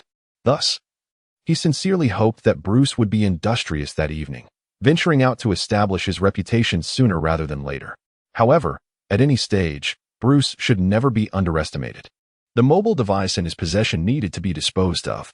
Liu Xiaoqian could have simply discarded it, yet he felt an inexplicable reluctance to do so. It seemed too valuable to cast away. Perhaps he could find a criminal syndicate to whom he could relinquish the phone? Before Liu Xiaoqian could finalize his thoughts, a familiar figure emerged from the end of the alley. Raising his gaze, he recognized Sherlock Holmes. Turning around, he spotted Logic blocking the path behind him. Both of them were equally muddied. "Ah, long time no see, my friends," Liu Xiaoqian exclaimed with a grin. "Well, you sly devil, you look quite unassuming without your makeup. Where is your flamboyant fade?" Logic inquired. "Actors too require moments of respite, my friends. And what brings you two into such a state of disarray? Have you also taken a plunge into the sewers?" Liu Xiaoqian retorted. "The sewers?" Holmes and Logic exchanged perplexed glances. "Oh, it appears you remain unaware." Liu Xiaoqian mused thoughtfully. "You cunning rascal." Holmes inhaled deeply, lighting a cigarette. "The moment you uttered the words, 'I shall seek out the next bank within the confines of the bank,' I discerned your intentions. We have been monitoring those 5 armored vehicles for quite some time." "Oh, you have been hiding within the vehicle?" Liu Xiaoqian queried. "Not at all. We were concealed beneath the vehicle you were driving," Logic exclaimed, visibly agitated. "Had it not been for your erratic detours, specifically navigating those uneven, muddy paths, we would never have been dislodged. Regrettably, you must understand, that armored vehicle was commandeered, it is not my own." Therefore, exercising caution was imperative. Liu Xiaoqian replied with a smile. Remove your hands from your pockets. In Sherlock Holmes's possession lay a pistol, which he had retrieved from the scene during the heist of an armored truck, a precautionary measure for unforeseen circumstances. Liu Xiaoqian slowly withdrew his hand from his pocket, revealing a pistol of his own. The two men aimed their weapons at one another. Hey, relax a bit. If you accidentally pull the trigger, your friend, Liu Xiaoqian gestured towards Luoji, would be promoted quite swiftly. Holmes cast a glance at Luoji, who shrugged innocently. Do not employ such petty tricks today. You find yourself ensnared in our grasp, Holmes remarked coolly. What do you intend to do? Luoji inquired. We seek to eliminate you as a nuisance, Holmes replied, tossing a bundle of rope onto the ground. Ideally, you will also surrender the money from that truck. A faint smirk graced Luoji's lips. For the vehicle must surely be nearby. You are rather greedy. Do not forget that I, too, wield a firearm, Liu Xiaoqian interjected. Thus, let us engage in a game. Should you win, we shall allow you to depart. Should I triumph, you will bind yourself and hand over the truck's money, Luoji proposed. I do enjoy games, but... Liu Xiaoqian shook his head. A single wager can only be placed on one gift. So, Luoji pressed. Should you win, I will give you the truck's money. Should you lose, you will surrender your gun to me. Regardless of the outcome, I shall leave, Liu Xiaoqian declared with a smile. You cannot stop me. This left Luoji hesitating. No, Luoji, the most crucial factor is him, his very existence, Holmes asserted in a low voice. Then can you persuade him to lower his weapon? Or shall you both contend while I take my leave? Luoji retorted. Holmes fell silent. Luoji was inclined to prioritize securing the money, not solely due to his fondness for wealth, but because to him, a game equated to victory. It was no different from having the prize placed directly in his hands. Thus, even with Liu Xiaoqian's gun in play, Luoji felt that winning was paramount. Moreover, some individuals, upon losing, might escalate their stakes. The Liu Xiaoqian before him appeared to be quite the emotional character, the sort easily swayed by his emotions. Hence, everything rested within Luoji's control. Have a little faith in me, he signaled to Holmes. Holmes, somewhat resigned, urged, then let us proceed swiftly. How shall we play? Liu Xiaoqian wore a playful expression. Hurry up. Otherwise, the police will arrive, and none of us shall have any fun. Luoji retrieved a deck of cards from his pocket, stating, we shall play memory with the cards. Memory with cards? Liu Xiaoqian was taken aback. Indeed. How many cards? Holmes inquired, intrigued. The response came, the entire deck. Memorize it within 5 seconds. Upon hearing this, the onlookers erupted in disbelief. I took 2 days to memorize quiet night thoughts, and you expect me to remember a poker hand in 5 seconds. My friend, you lack understanding of logic. If anyone else had said this, I would certainly not believe it, but when it comes from logic himself, it's hard to dismiss. No. This is not a game. It is an absolute trap. Logic has begun to wield his formidable intellect as a weapon. Brother Qian, let us sidestep his brilliance and not engage in conflict with him. However, upon hearing Logic's words, Liu Xiaoqian could not help but grin. How delightful. Chapter 66. Hey, keep your voice down. Upon uttering those words, Liu Xiaoqian erupted into hearty laughter. At that moment, his mind was flooded with absurdities that rendered him unable to contain his mirth. His purpose for this outburst was to prepare for the activation of the passive skill, Lord of Chaos. Otherwise, he would stand no chance against Luoji. Ha ha ha, ha ha ha ha. This cacophony startled both Luoji and Holmes. Damn it. Keep it down, Holmes exclaimed, brandishing his firearm and glancing back anxiously. Come on, it's just a card game. It can't be that. Entertaining Luoji was bewildered, urging him to temper his enthusiasm. Oh, ha ha ha, my apologies. I suddenly find this to be immensely enjoyable. No, my friend, I strongly suggest that after the show concludes, you seek a doctor, Luoji urged. Quickly now, Holmes prompted. All right. Luoji began shuffling the cards. I shall take the lead. I will swiftly go through the cards, and we shall determine the winner by the number of cards remembered. Whoever recalls the most will triumph. Luoji cradled the cards in his palm. Let us commence. Luoji began memorizing the cards. He slightly bent the deck and methodically flicked the cards downward. The numbers on the cards flashed rapidly before his eyes. 5 seconds. Precisely 5 seconds. Luoji halted his movements, crouched down, and began to reveal the cards. Spade 7, Diamond 5, Spade A, Heart Q in no time. He had unveiled the entire deck. Moreover, every card was correct. The audience was in shock. I told you not to play. Look, he is a monster. Did he memorize an entire deck? Can there be more than that? There's no hope, now it's your turn. Luoji handed the cards to Liu Xiaoqian. Liu Xiaoqian accepted the cards and imitated Luoji's actions, placing the cards in his palm and flicking them down one by one.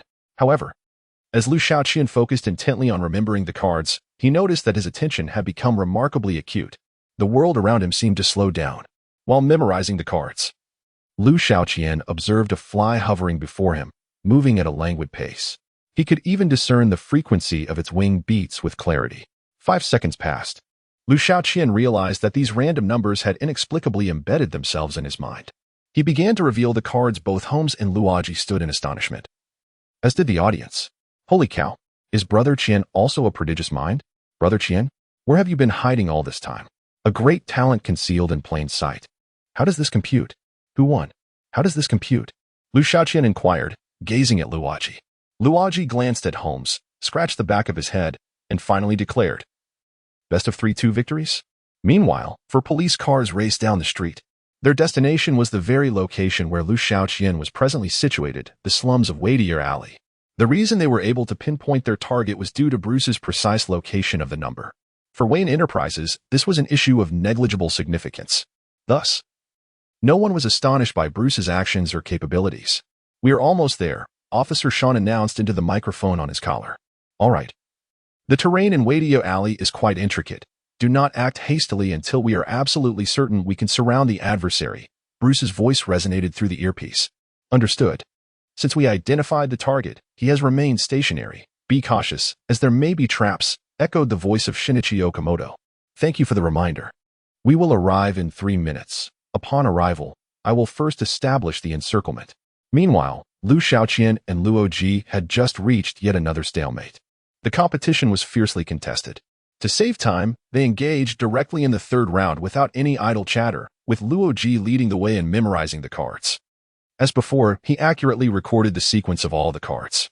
However, just as Luoji passed the cards to Liu Xiaoqian, Liu noticed that Luoji swiftly extracted one card with remarkable speed, so fast that even Sherlock Holmes failed to detect it. Yet, Liu Xiaoqian caught the action. He felt exasperated.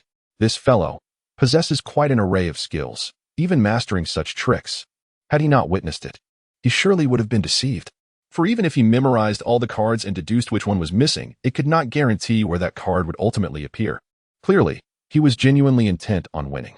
At that moment, Liu Xiaoqian noticed the reflections of 2 police officers on the glass of a shop window outside the alley, lying in ambush just beyond. A sense of urgency gripped Liu Xiaoqian. It seemed Bruce had indeed managed to track him through his phone's location. Otherwise, it would have been impossible to follow so swiftly and accurately. The phone was not even tampered with. As this realization dawned on him, a smile crept into Liu Xiaoqian's eyes. He began to flip the cards rapidly. After revealing all the cards, he paused momentarily. Something felt amiss. Am I missing one? Liu Xiaoqian murmured. It seems so. With good intentions, Luoji approached to assist Liu Xiaoqian in verifying. Ultimately, he extracted a card that had not been accounted for. Oh, you're missing a 3 of clubs. Aha, you've lost. Luoji exclaimed joyfully. Witnessing this outcome, the audience erupted in a flurry of messages. I cannot accept this outcome. I absolutely cannot accept it. I need an explanation. Indeed. Everything was going smoothly. How could one card be missing? Cheating. Yes. Luoji must have cheated. You fans of Qian are taking this too far. Is this really a scandal? At that moment, Sherlock Holmes also breathed a sigh of relief. He had just feared that Luoji might have overstepped and intruded upon the opponent's comfort zone. At last, victory has been achieved, and Luoji is filled with elation. For he believes he has discerned the opponent's blind spot. With such insight, he feels confident about securing future triumphs. The pressing question remains, will this madman continue to play? Will he wager the gun he holds, or perhaps ensnare himself in his own predicament? Just as Luoji begins to articulate his thoughts, Liu Xiaoqian suddenly furrows his brow, casting his gaze toward the alleyway. Police, he utters succinctly before turning to leave. Holmes glances back and, upon noticing Liu Xiaoqian's honesty, confirms the presence of several shadows reflected in the glass. Hey, don't think you can slip away. I've won. Luoji interjects, attempting to obstruct Liu Xiaoqian's departure. There is no time. If we don't leave now, we'll all face elimination, Holmes insists. That doesn't excuse his underhanded tactics. I would rather face elimination than be deceived, Luoji asserts resolutely. However, conveying the precise location requires more than mere words. Liu Xiaoqian places his phone into Luoji's hands, revealing the tracking feature it possesses. Chapter 67. Lend me a hand. I shall share the spoils with you. After a brief encounter, Liu Xiaoqian had already discerned the true nature of this fellow, Luoji. Although he possessed an exceptionally brilliant mind, his adaptability left much to be desired. Particularly when confronted with fear or temptation, his propensity for misjudgment increased significantly. Without hesitation, Liu Xiaoqian tossed his phone to Luoji and took off running. Holmes and Luoji had no choice but to follow Liu Xiaoqian in haste. Upon witnessing Liu Xiaoqian's movement, the police outside the alley rushed in. Hey, you two have firearms. Just take out those two and save some energy, Luoji shouted while running. There were certainly more than these 3 officers trailing behind. The louder the gunfire, the more reinforcements would arrive. Holmes's legs moved swiftly. Liu Xiaoqian, who led the way, turned around and asked, "They are coming for me. Why are you still following me?" This question momentarily stunned Luoji. Indeed, Holmes quickened his pace. The intersection ahead leads to a vendor alley. We will run left, and you go right. All right. Upon reaching this mutual understanding, they parted ways at the intersection. Holmes and Luoji dashed towards the west alley, while Liu Xiaoqian ventured alone to the east. This vendor alley was unlike the others, flanked by stalls and bustling with people, making it an excellent place to seek cover, one that Holmes had previously scouted for potential escape routes. Little did he expect it would come in handy. Luoji squinted as he ran, drenched in sweat. Holmes, why aren't we heading east? It's quite arduous running against the setting sun. That path is specifically designated for him, Holmes replied. What do you mean? Luoji inquired. It serves to guide the police. As he spoke, Holmes produced a remote control from his pocket.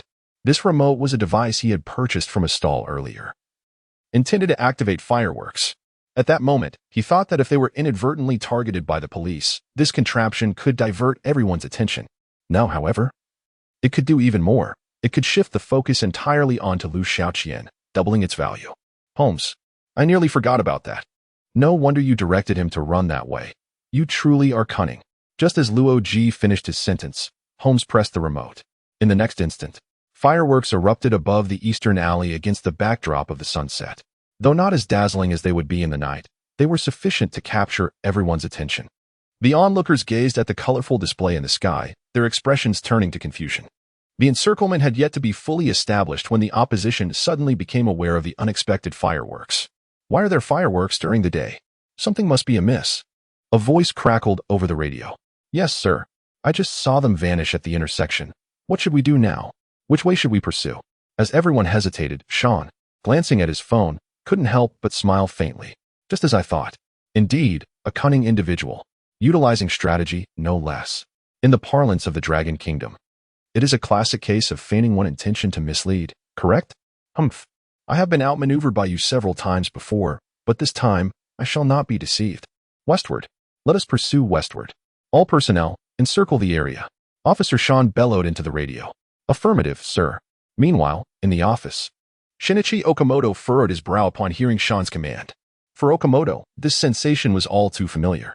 Decisive orders followed by an equally decisive deception, a seamless execution. Initially, Okamoto's concern was the bustling vendor alley. The throngs of people posed a significant risk. Who could say whether that rogue, upon spotting the police, would suspect his electronic devices and hastily discard them onto innocent bystanders?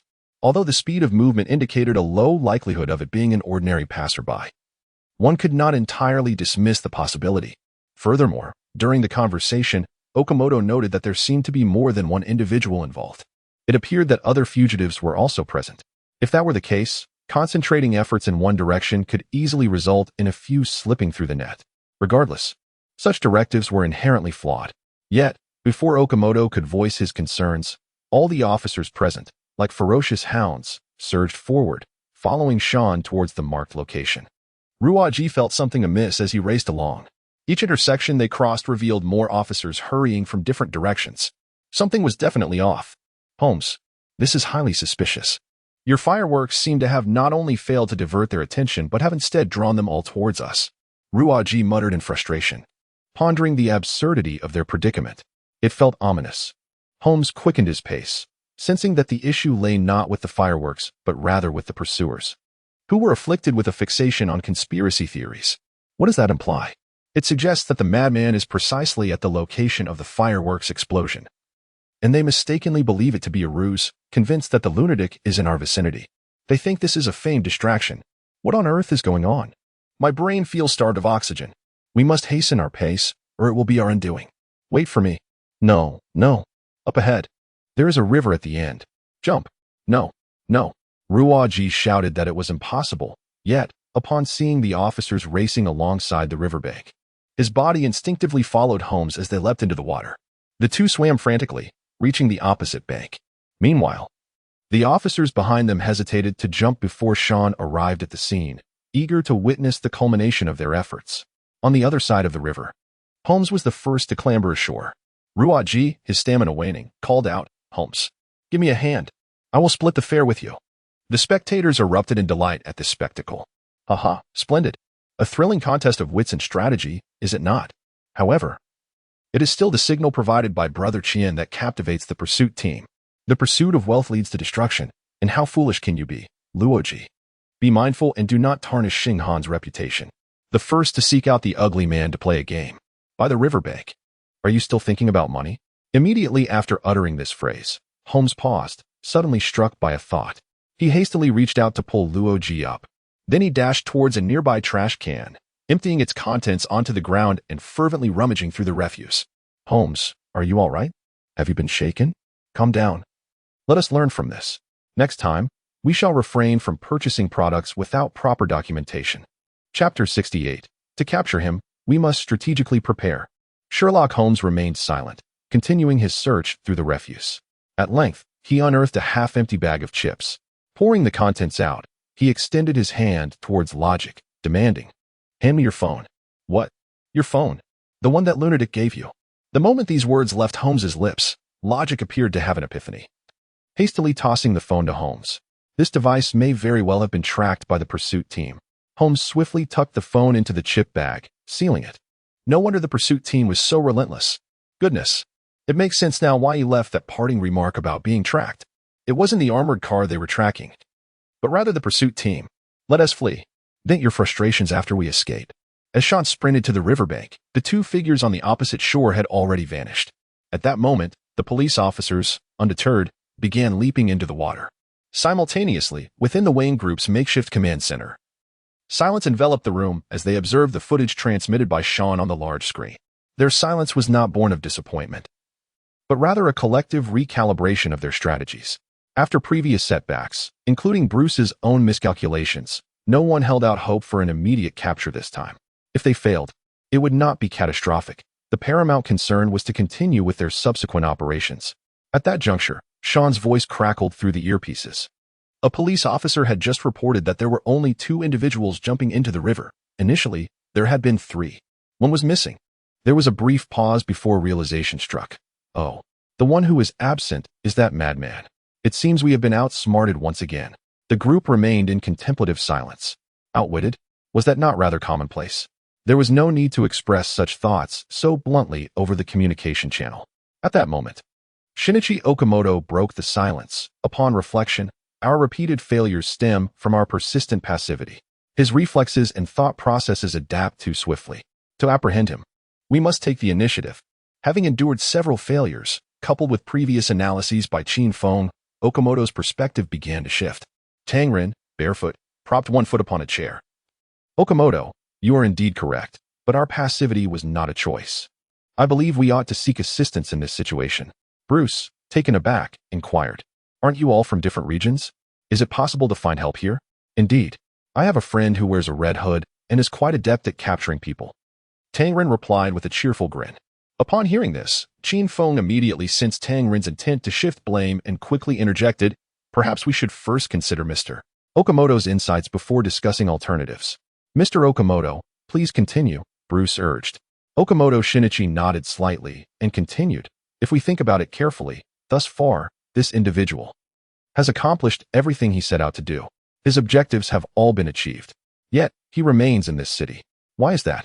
After creating such a commotion and even stealing an armored vehicle, anyone who wishes to evade capture would typically choose to leave the city temporarily. But now, there are no signs that he intends to depart. What does this indicate? Okamoto Shinichi's gaze swept across the faces of the others. It indicates that he is preparing for a second performance, Qin Feng interjected. Indeed, Okamoto Shinichi snapped his fingers. Previously, he completed his first act. His decision to stay signifies he is about to commence his second performance. With that, Okamoto Shinichi stood up. He approached Bruce and pointed to the mouse, requesting, "May I use the computer for a moment?" "No problem," Bruce replied, rising to vacate his seat. Instead of sitting down, Okamoto Shinichi directly took control of the mouse, reverting the large screen back to the fugitive's details. The cursor danced momentarily over Liu Xiaoqian's portrait. For a performance, the location is paramount. The first time, we miscalculated. The second time remains uncertain. Thus, we must shift our perspective and explore different conditions, such as characters or props. The cursor clicked on Liu Xiaoqian's profile, revealing two associated individuals, Bill and Abruzzo. For the first act, he opted for such a conspicuous method. The second must certainly achieve an impact that rivals the first, if not surpass it. Therefore, I believe the bomb remains an indispensable prop. The cursor proceeded to click on Abruzzo's profile, unveiling two more associated figures, Jack and Martin. Abruzzo is the primary source of Liu Xiaoqian's explosives. However, both Abruzzo and Jack have already been apprehended. Thus, this character becomes crucial. He is likely the next person Liu Xiaoqian will seek to contact. At this juncture, the cursor settled upon Martin's photograph. "Martin? The manager from Abruzzo's company?" Tangren inquired. "Indeed. However, that fellow has also been captured. He was involved in arms trafficking and will soon find himself sharing a cell with Abruzzo," Tangren remarked. "He differs from Abruzzo. He merely participated in the case and is not the principal offender. He will be temporarily released on bail after 4 hours. Following the court proceedings for Abruzzo's case tomorrow, once they are convicted, Martin will be reincarcerated." Thus, Okamoto Shinichi glanced at Qin Feng. "So, when he is released, Liu Xiaoqian will likely seek him out. Moreover, he is also very likely to cooperate with Liu Xiaoqian," Qin Feng concluded. "Indeed, we are now." Okamoto Shinichi glanced at his watch, indicating that it was nearly time to commence preparations. "Okamoto, you've improved. You've begun to adopt a more aggressive approach. However, I believe we should meticulously design the traps we set for him this time," Tangren said with a grin. After the meeting concluded, Okamoto Shinichi called Qin Feng and Tangren aside. "To swiftly conclude the first phase, we must clearly define our target. Shall we stick to the original plan and focus on Liu Xiaoqian, or should we pursue the other three?" Qin Feng inquired. "Isn't your target already quite clear?" "Indeed. And the other three are not to be underestimated either," Tangren replied, pulling his neck in apprehension. "What I mean is, if we decide to confront Liu Xiaoqian, we must strategically disregard the other three," Okamoto Shinichi asserted. "Why?" Tangren asked, taken aback. "Haven't you noticed? From the very beginning, Liu Xiaoqian has been intent on remaining in this world, engaging in reckless actions, while the other three have been striving to thwart him." "Exactly. That Darren initially wished to join him, only to be rebuffed," Tangren exclaimed. "Thus, his intentions are unmistakably clear. So, let us appropriately ignore the others and focus solely on him." Qin Feng nodded in agreement. Meanwhile, Liu Xiaoqian, after wandering near the theater, made his way to the detention center. Based on the information he had previously gathered, the trial concerning Abruzzo was scheduled for tomorrow. He needed to secure the necessary explosives before Abruzzo and his associates were convicted. Time was of the essence. Liu Xiaoqian's gaze fell upon the entrance of the detention center. The principal offenders, Abruzzo and Jack, were undoubtedly unable to escape. The only one who could possibly emerge was that manager, Martin. Chapter 69. Be careful. It's a dark night for murder. Upon the appearance of Liu Xiaoqian outside the detention center, all onlookers were gripped with anxiety. How could the pursuit team have deduced his whereabouts so swiftly? There was no time to waste. They needed to flee. Alas, it seemed futile. For the analysis conducted by Okamoto Shinichi had pinpointed the crux of the matter. If Liu Xiaoqian intended to orchestrate something grand, he would require explosives, and certainly not fewer than before. In this city, the only faction capable of satisfying his needs was the Abruzzo gang. Get away from that place. It took us so long to find safety. Yet, Liu Xiaoqian did not approach the detention center. Although the guards outside were few and appeared rather lax, the flow of people around was decidedly abnormal. Among them was a man carrying a briefcase, who had passed through the entrance of the detention center twice in a mere 5 minutes. Such occurrences might be dismissed as coincidence during the day, but at night, it was undoubtedly suspicious. Liu Xiaoqian remained unfazed. If the pursuit team could not even perceive this, they were unworthy of being drawn into his grand performance. He retrieved the phone given to him by Director Bobby and dialed a number. The call was answered promptly. Hey. Upon hearing Liu Xiaoqian's voice, a weary and hoarse male voice responded from the other end. Am I on stage now? You are indeed impatient because I am the one in the most anguish. My urgency is paramount. Notify me immediately when you are prepared. I hope all 100 individuals will be present, not a single one absent. To ensure that our little Bill gets his wish fulfilled, I shall gather all these fellows. Well then, little Bill, tell me. Liu Xiaoqian's lips curled into a smile. Do you have any news that would excite me? I have a video. I will send it to you right now. Excellent. I implore you. Ensure all 100 are in attendance. After Liu Xiaoqian ended the call, a video promptly arrived. Upon opening it, Bruce's figure materialized on the screen. He was seen violently shaking Bill by the collar, menacingly threatening him. Bill, in a state of desperation, pleaded for mercy. Finally, as an object struck Bill's face, a cry of agony erupted, prompting Bruce to hastily retreat. Witnessing this scene, Liu Xiaoqian chuckled. Very well, the righteous little bat. I did not anticipate you would so quickly find your footing. How impulsive of you. In that case, let us include you in this performance as well. Since leaving the circus, Liu Xiaoqian had noticed that the system's rate of similarity enhancement was slowing considerably. Initially, mere imitation of movements and forms sufficed to boost his progress with ease. Later on, more explosive actions were required.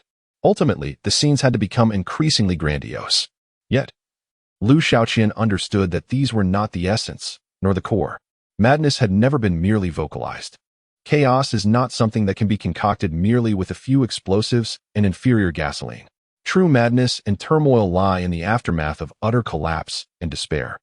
The desperation of the pursuit team, Bruce, the police, and every individual in this city.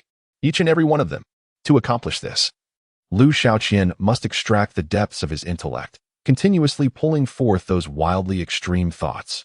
He then amalgamates them, compressing them together, ultimately crafting a plan that rivals art itself. Conversely, for Liu Xiaoqian, a madness devoid of cerebral engagement holds no significance and lacks any refinement. After hanging up the phone, a few minutes passed. 2 vehicles appeared at the far end of the street. Upon observing and confirming that the occupants were experts from the pursuit team, Liu Xiaoqian departed the scene. Meanwhile, on the other side, Okamoto Shinichi and his companions were seated in their vehicle, gazing from a distance at the entrance of the detention center. This operation was primarily entrusted to the 3 of them. Officer Sean had tasks to attend to in the morning, while Bruce claimed to be occupied that evening. Thus, the responsibility of surveilling Martin fell upon these 3 specialists from the pursuit team. An ominous event was bound to transpire tonight. Everyone must exercise caution, Tangren asserted earnestly. Why? Okamoto Shinichi inquired. It's a dark and windy night, a perfect setting for murder. Tangren pointed to the sky, his apprehension palpable.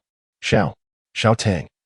Your caution is commendable, but isn't parking this close a bit unwise? Qin Feng questioned. By maintaining this position if anything stirs, I can accelerate towards it in an instant. Besides, Tangren gestured towards the L-shaped intersection behind them. There's no room for retreat. If I back up, I'll find myself on another street, and then we see nothing at all. No sooner had he finished speaking than 2 figures emerged from the detention center.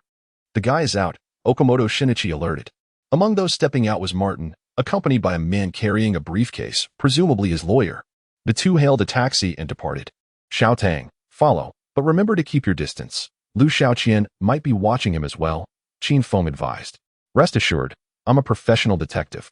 Trailing is part of the job, Tangren responded confidently. Old Qin, could you refrain from these trivial remarks? This is a live broadcast, and countless eyes are upon me. Your words may mislead my potential clients, making it impossible for me to secure business or even sell goods, he lamented amidst Tangren's incessant chatter. Under Tangren's incessant prattle, the 2 vehicles stealthily followed Martin to his residence. Martin's home was situated in an upscale villa district, a standalone villa amidst a serene community. Devoid of foot traffic, ideal for surveillance. After arriving home, Martin briefly conversed with his lawyer at the doorstep, scheduling a meeting for the following day before sending him on his way. Okamoto Shinichi directed the pursuit team to encircle the perimeter of Martin's villa. Okamoto. Mr. Okamoto, do you think the personnel arrangements are too dense? Qin Feng expressed his concerns, for that individual is exceedingly cunning. At the slightest hint of danger, he might flee. Should we perhaps allow him 2 avenues of escape to bait him? Given his capabilities, It would be impossible to detain him without encircling the entire area. Okamoto Shin cast a glance at Qin Feng. This evening, we shall rely on fortune and remain vigilant throughout the night. If he does not appear, we shall merely have squandered a night. However, he would lose the opportunity to engage with Martin's group. Deprived of his access to explosives, his plans would be thrown into disarray. Should he choose to come, we shall ensure he cannot escape. Regardless of the outcome, we stand to lose nothing. Chapter 70. I proclaim, today is a holiday. The pursuit team indeed remained vigilantly stationed there for an entire night, just as Okamoto Shinichi had asserted. However, throughout that night, aside from Martin's neighbor stepping out to dispose of some trash, nothing transpired. Truly, no one arrived. Tang Rin's face fell, feeling immensely disappointed. Yet, in truth, it wasn't a complete loss. At the very least, we ensured that Liu Xiaoqian did not succeed, Okamoto Shinichi elucidated. At that moment, the front door of Martin's residence swung open, and a prearranged taxi came to a halt at his doorstep. Martin exchanged a few words with the housekeeper before preparing to embark on his journey. Let us follow him, as long as we ensure he reaches the courtroom. Everything will be fine, Okamoto Shinichi remarked. Very well. Tang Rin ignited the engine, and another vehicle from the pursuit team roared to life as well. The two cars sped towards the road. Yet, in the next instant, Tang Rin noticed his tachometer climbing, but the car remained stubbornly stationary. Turning his head, he observed that the neighboring vehicle was likewise ensnared. The tires were emitting clouds of white smoke. What on earth is happening? Tang Rin pressed the brake, muttering as he exited the vehicle. Upon reaching the rear of the car, he stood frozen in shock.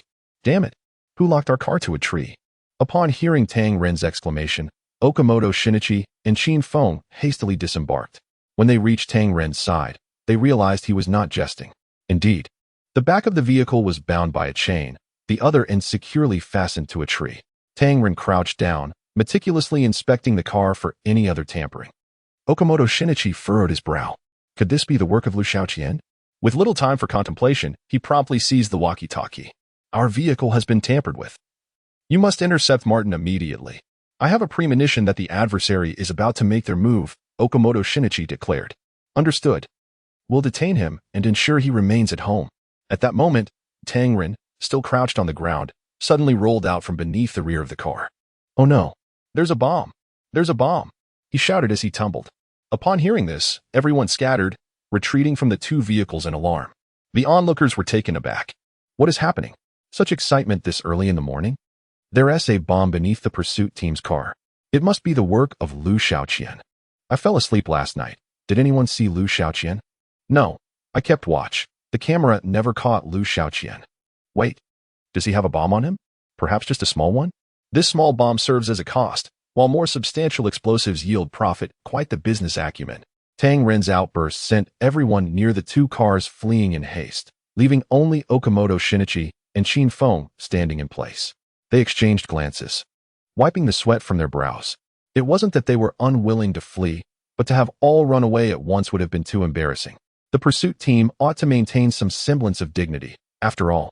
Moreover, the individual known as Tang Rin is perpetually making a commotion, at the very least. One should verify the situation before taking off. Okamoto Shinichi crouched down, one hand resting on the ground while the other supported the rear of the vehicle. Gradually lowering his body, he peered beneath the car. Just as his head was nearing the ground, a pulsating red number caught his eye, 431. 430. It was a timer. Okamoto Shinichi hastily rose to his feet, retreating a couple of steps to retrieve his phone and dial Sean. At that moment, Sean, sporting dark circles under his eyes, appeared somewhat fatigued. The previous night had been spent conducting an intense interrogation of the clowns who had robbed the armored truck. Those ruffians had all confessed, which brought a sense of relief to Sean. At the very least, there was some progress. Otherwise, with so many incidents occurring in the city, it would be disheartening to have no scapegoat. Currently, Sean was personally escorting them. Suddenly, the phone rang. Glancing at the screen, he saw it was Okamoto Shinichi and answered the call. Hello? There hasn't been any movement all night. There shouldn't be any issues, right? Is Martin nearing the courthouse? I shall arrive shortly, Sean inquired. Martin has been intercepted. He is still at home. Our vehicle is locked onto a tree, and a bomb has been discovered beneath it. What? Sean's voice escalated, startling those in the vehicle. Indeed, it must be that individual. He intends to disrupt our plans and seize Martin at the opportune moment. Okamoto Shinichi explained. Sean nodded, affirming, precisely. That individual could hijack even a professional escort vehicle. If you were to take a taxi, it would undoubtedly lead to disaster. Maintain your distance from those two vehicles. I will summon a bomb disposal expert immediately. Furthermore, ensure Martin does not leave. There will surely be complications on the way. I am en route to assist you. Voices of commotion from Martin could be heard on the other end. Okamoto Shinichi remarked, "Understood. Please hurry." He claims he will be late for court and is quite irate. Ask him which is more crucial, appearing in court or preserving his life. Calm him down. Assure him that I will explain the situation to the judge when the time comes. Very well. After hanging up, 3 police cars halted at the courthouse entrance. From those 2 vehicles, one set of officers should escort these individuals inside. The other vehicle will accompany me, Sean instructed without exiting his car. Understood.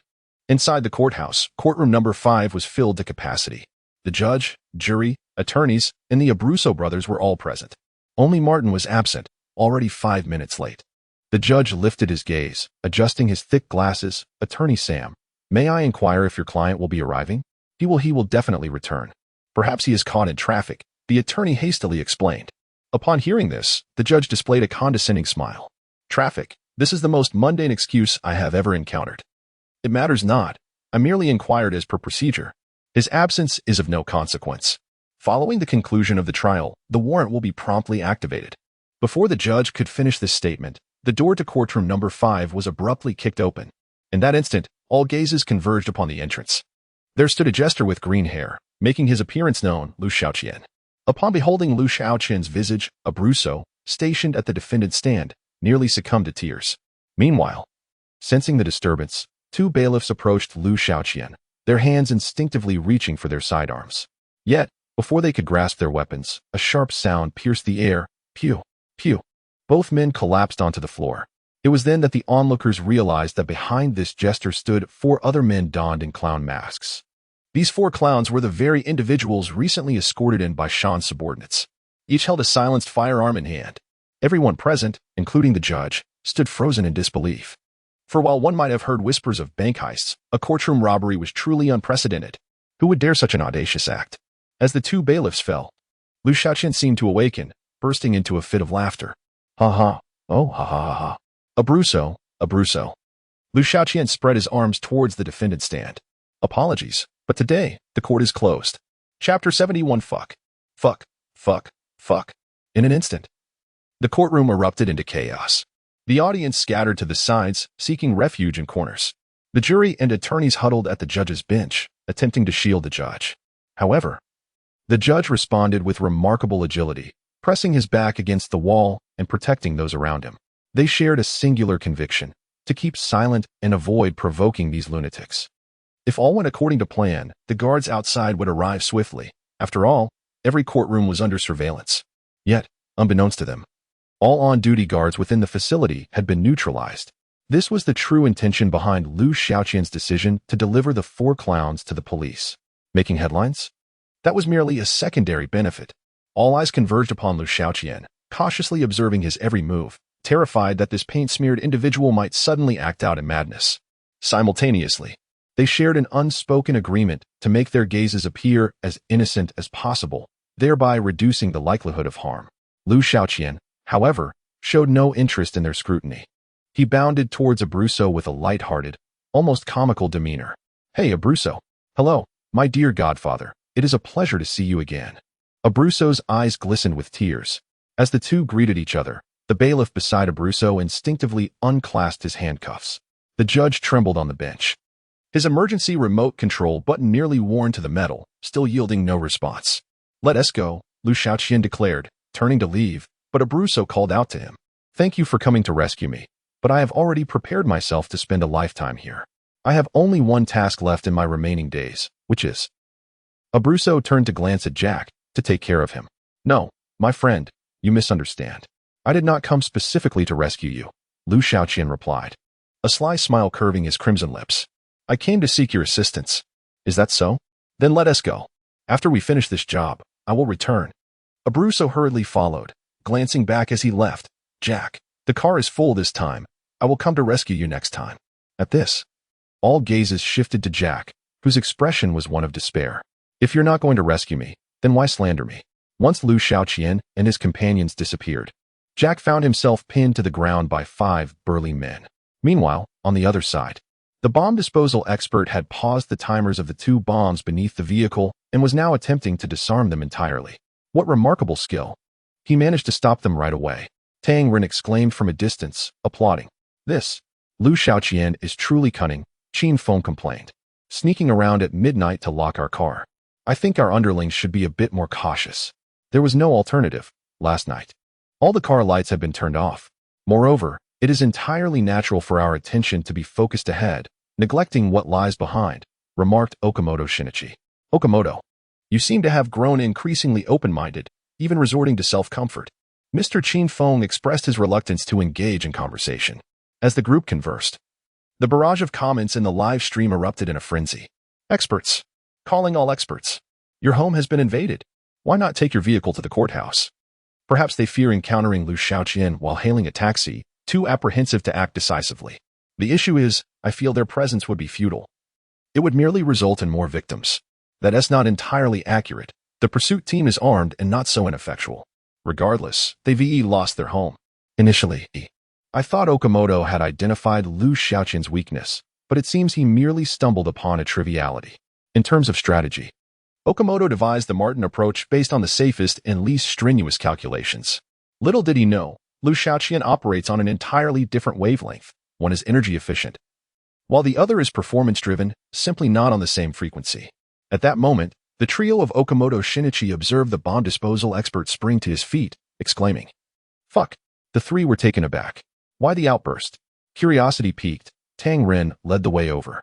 Upon arrival, they discovered the expert had dismantled the bomb, now holding it aloft. Expert, what provoked such excitement? Tang Ren inquired. Because this is not a bomb at all. Merely a timer. The expert, in frustration, hurled the object to the ground, resulting in a jester-like plastic figure springing forth, audaciously commencing a tune. Fuck. It's a joker. The 2 bomb disposal experts, incensed, stomped on the figure twice to vent their anger before turning to leave, leaving Tang Ren and his companions in a state of mutual bewilderment. Isn't it rather normal to be played like this? Such fury could easily lead to a stroke, Tang Ren muttered. At that moment, a realization struck Qin Feng, his temples tightening. This is bad. Something may be amiss at the courthouse. Quickly, call Sheriff Sean. Without hesitation, Okamoto Shinichi seized his phone to contact Sean. The call was answered promptly. Before Okamoto could utter a word, Sean's voice came through. Wait there. The bomb disposal expert has already left. I must return immediately. What is the matter? Something is likely wrong at the courthouse. We were just suspecting as much. What makes you so certain? As I departed, I instructed my 2 associates to escort those 4 individuals inside. However, I later recalled some details I had yet to convey, attempted to contact them. But they are all unreachable. If earlier there had only been suspicion, Sean's statement now solidified the gravity of the situation. Upon hearing this, Okamoto Shinichi and his companions were left in stunned silence. The courthouse. Abruzzo. Qin Feng blurted out. Oh dear. This is troubling. With a 50-50 chance. How could we both guess incorrectly? It seems a pity not to buy a lottery ticket. Tang Ren struck his thigh in frustration. Okamoto Shinichi remained silent. Yet he felt a growing heaviness in his chest. What troubled him was not Liu Xiaoqian's choice of Abruzzo over Martin. The identity of the outcome was of little consequence. What truly mattered were those 4 clowns. It turned out that while he was completing his first performance, he was already orchestrating the arrangements for the second. Those 4 clowns were intentionally left as bait for the police.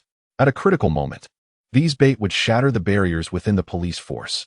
A chill crept into the palm of Okamoto Shinichi's hand. How could it be possible? How could one person prepare so thoroughly in advance? Chapter 72, Success. I have successfully infiltrated. Just as Okamoto Shinichi was lost in thought, Sean suddenly exclaimed excitedly from the other end of the line. I see them. I see them. Then, it seemed Sean was speaking into the intercom. You all stay back. Do not approach me. Upon hearing this news, everyone was taken aback. Did you see them? Okamoto Shinichi inquired. Yes, they just left the courthouse. There are 2 cars. Now, heading west, Sean reported while observing. You follow them closely and keep us updated on their location. We will head over immediately and set up a blockade. Before Okamoto Shinichi could finish, Sean interjected, No, I believe we should not proceed in that manner. Why? Okamoto Shinichi paused momentarily. Because I think you were right before, Passively pursuing them will yield no results, even if we corner them on the road. If they threaten us with a bomb using bystanders, what can we do? Sean stated earnestly. So, what do you propose? I think we should do as you suggested. Refrain from chasing them for now. I will first ascertain the details and confirm their location, then we can devise a strategy and take the initiative. Okamoto Shinichi did not respond immediately, but glanced at Qin Feng and Tang Ren. I believe Officer Sean has a point, Qin Feng said. Okamoto, don't look to us for guidance. You used to be quite decisive. Why are you so indecisive now? My psychological burden is quite heavy. Okamoto Shinichi ignored Tang Ren and directly addressed Sean. All right, we shall proceed as you suggest. Just ensure your safety. Understood. I have sent the police car back. I am driving my private vehicle, so I should not be detected. Sean replied. He needs to be cautious. If he gets caught, there will be severe consequences. Tang Ren instinctively covered his rear. Switch the call to the earpiece so we can maintain communication for your safety. Okay. Sean drove alone, stealthily following the two cars belonging to Liu Xiaoqian. Eventually, he observed the two cars enter a large courtyard and come to a halt. He parked his vehicle on the street outside. Sean began relaying real-time intelligence through the earpiece. Sean, the target has stopped. At the sewage treatment plant in the Gozen West District. Qin Feng, the sewage treatment plant? Sean, yes. It is the largest sewage treatment facility in the entire West District, operating underground. Okamoto Shinichi, as long as we know the location. We will now begin formulating a plan. We will act in 5 minutes. Sean, hold on a moment. I will infiltrate to gather more information before we proceed. Tang Ren, are we being this cautious this time? Sean, absolutely. I cannot afford to fail again if the chief wakes up to these headlines. My brother Tom and I will be sent home to tend to horses. Tang Ren, there's really no way. My brother-in-law can be left out. There's no blood relation. Qin Feng, it wouldn't hurt to take a look. This would make our operation more secure. Sean, wait for my signal. I'm climbing in now. Tang Ren, it's still daytime. Be careful. If you get caught, just say you're on paid leave. Okamoto Shinichi, Tang Ren.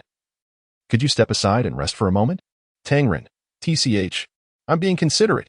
I'm worried you might get into trouble and intended to guide you. Sean was quite agile and quickly made his way inside. Upon entering, he found the courtyard devoid of any presence. Only a door leading to the underground was ajar. Cautiously, Sean ventured in. After about 5 minutes of walking, he encountered the underground scene. A series of sewage pits stretched endlessly before him. A few figures were not far off, traversing the pathways between the pits, seemingly engaged in a discussion. At this distance, he couldn't hear their conversation. He needed to get closer. However, the open space made it easy to be spotted if he relied solely on the pits for concealment. At that moment, Sean's gaze fell upon the network of pipes above. They were densely packed and crisscrossed, providing ample hiding spots for 1 or 2 individuals. Without hesitation, Sean climbed along the wall and ascended to the pipes. To minimize noise, he zipped up his jacket and, using the pipes as cover, crawled slowly towards Liu Xiaoqian and the others. Just as he was nearing them, the group suddenly halted. Sean lowered his breathing rate and continued forward. Finally, he caught snippets of their conversation. Everything you need is here. We could even level the entire city, Abruzzo declared, pressing a button on the edge of one of the pits. Upon activation, the foul sewage began to drain away. Before long, the pit was empty. Abruzzo pressed the button a second time, revealing the pit's base. To Sean's astonishment, it was filled with explosives. The model was identical to the ones previously used in the bank heist. The only difference was the quantity. They had used 30 sets to rob the bank, while this single pit contained a staggering 300 sets. And this was merely one pit. Sean glanced at the seemingly infinite number of other sewage pits, a chill running down his spine. Are you satisfied, my esteemed godfather? Abruzzo inquired with a smile. Very well. This time, the target is the Gozen Grand Theater. Upon hearing Liu Xiaoqian's words, Sean's heart began to race violently. Marvelous. He had finally uncovered their location. He continued to listen. Once we gather those 100 individuals. Sean furrowed his brow slightly. 100? 100 of whom? Suddenly, Sean recalled the scene of the negotiation at the bank. 100 voters. This man seeks vengeance upon them. Sean held his breath, yearning to eavesdrop a bit longer. Yet, Liu Xiaoqian's voice dwindled to a whisper, fading to a point where Sean could no longer discern the words. He leaned slightly forward. Suddenly, his left arm slipped, and his body was plunged into weightlessness. In that fleeting moment, Sean's mind went blank, overwhelmed by the scorching sensation at the back of his head. As if it would explode. It was over. If he fell, it would be the end. However, just as he was about to plummet, a hand abruptly seized him from behind. Heart racing, Sean slowly turned his head and beheld a black mask resembling that of a bat. Chapter 73. As a hunter, patience is paramount. Upon encountering the bat mask, Sean was suddenly reminded of certain matters. Recently, the police department had been inundated with reports of violent incidents occurring at night. Yet, each time his colleagues arrived at the scene, they could only find one or two individuals bound and abandoned on the ground. A closer examination revealed that these restrained individuals were either human traffickers or thieves. All witnesses provided consistent testimonies, describing the perpetrator as a man clad in a black cloak, resembling a dark bat. Could it be this individual before him? Sean gazed at the figure with immense gratitude. Yet, due to the presence of several clowns below, he dared not utter a sound and could only nod in acknowledgement. However, Bruce did not respond to Sean. After pulling Sean up, Bruce moved forward along the conduit, solitary in his endeavors. The previous day, having confirmed the plan to use Martin as bait and assigning the pursuit team their responsibilities, Bruce had embarked on his mission alone. He believed that Shinichi Okamoto's analysis of the location and equipment was remarkably precise. Nevertheless, a singular plan was far from sufficient. Corresponding strategies had to be devised for all individuals associated with the explosive devices. Besides Martin, there were Abraz and Jack. With Martin under the watchful eyes of the pursuit team, the remaining two would be his responsibility. Thus, Bruce had been shadowing these two since last night, from the detention center to the courthouse. Bruce Wayne remained concealed in the shadows. Historically, Bruce had a penchant for nocturnal operations. However, this time, in his quest to capture the clown, he toiled through the night. Yet, every moment was worth it. When the clown abducted Abraz, Bruce successfully tracked him. The reason Bruce had refrained from intervening was to seize all of Abraz's remaining explosives in one fell swoop, eliminating future threats. After all, even without this madman, it was inevitable that another would arise. Bruce successfully followed the trail to this location. However, he was utterly astounded by the sheer quantity of explosives present. This revelation filled Bruce with a sense of relief. Fortuitously, his decision to suppress the impulse to apprehend the adversary had led him to uncover this critical information. Otherwise, with so many explosives concealed in this place, the city would be under constant, lethal threat. From Liu Xiaoqian's perspective, the audience in the live broadcast room was left in a state of shock. Is this permissible to air? Shouldn't there be a censor? I'm scared without one. Xingu, please don't change careers. I wish you immense success in the entertainment industry. Changing professions would be detrimental to society. Thank goodness it's a virtual world. What a joke. The previous teaser indicated that the escape scenes were arranged and designed by the creators, but the external background world is simulated based on reality. Have you considered what Gotham City would be like now? I perceive that this show will either achieve great acclaim or be overshadowed by its offline reality. Indeed, it has already garnered significant attention, with online viewers surpassing 300 million, as I have just observed in the data. Consequently, the real city of Gozen must be bustling with activity. Bruce continued to advance in rhythm with the group below. There were 5 clowns, plus a Brusso, making a total of 6 individuals. Although they all wielded weapons, Bruce had recently upgraded to basic Kevlar fiber armor, which offered ballistic protection. Coupled with his own agility, Bruce felt confident in his ability to overcome them. However, he remained uncertain about subduing all 6 simultaneously, for the madman's minions, the masked clowns, were indeed deranged. Bruce sensed they would readily sacrifice themselves for their leader. Thus, he awaited an opportunity to strike when they dispersed, allowing him to take them down one by one. Moreover, the information recently divulged by Liu Xiaoqian was of utmost importance. From the tone of his voice, it seemed they were preparing to capture 100 hostages, and a portion of that had already been accomplished. This intelligence needed to be clarified, otherwise, they could easily use the hostages as leverage against him. Mr. Godfather, 100. That is indeed a monumental feat. Abruzzo remarked, giving a thumbs up. That must be quite a significant undertaking, requiring considerable time? Not too lengthy, over half has already been completed. Liu Xiaoqian replied, Indeed, that is quite swift, but it must be expedited further. You know, once I escape, the police will undoubtedly spring into action. Oh, Abruzzo, fret not. Until the plan succeeds, no one can take you away from my side. Saying this, Liu Xiaoqian produced a remote control from the inner pocket of his suit. This remote was connected to the lives of those dozens of individuals. I believe that when confronted with this dilemma, the police will become quite courteous. Mr. Godfather, you are truly my role model. Abruzzo exclaimed. Do not rush. To be like me, you must exercise even greater caution. Liu Xiaoqian opened his coat, revealing several identical remotes hanging from his person. That is, be prepared with multiple remotes. Ha ha. Ah ha ha ha. This way, there is no need to worry about being ambushed. At this, the other four clowns erupted into maniacal laughter, as if they had heard the finest of jokes, bending over in mirth.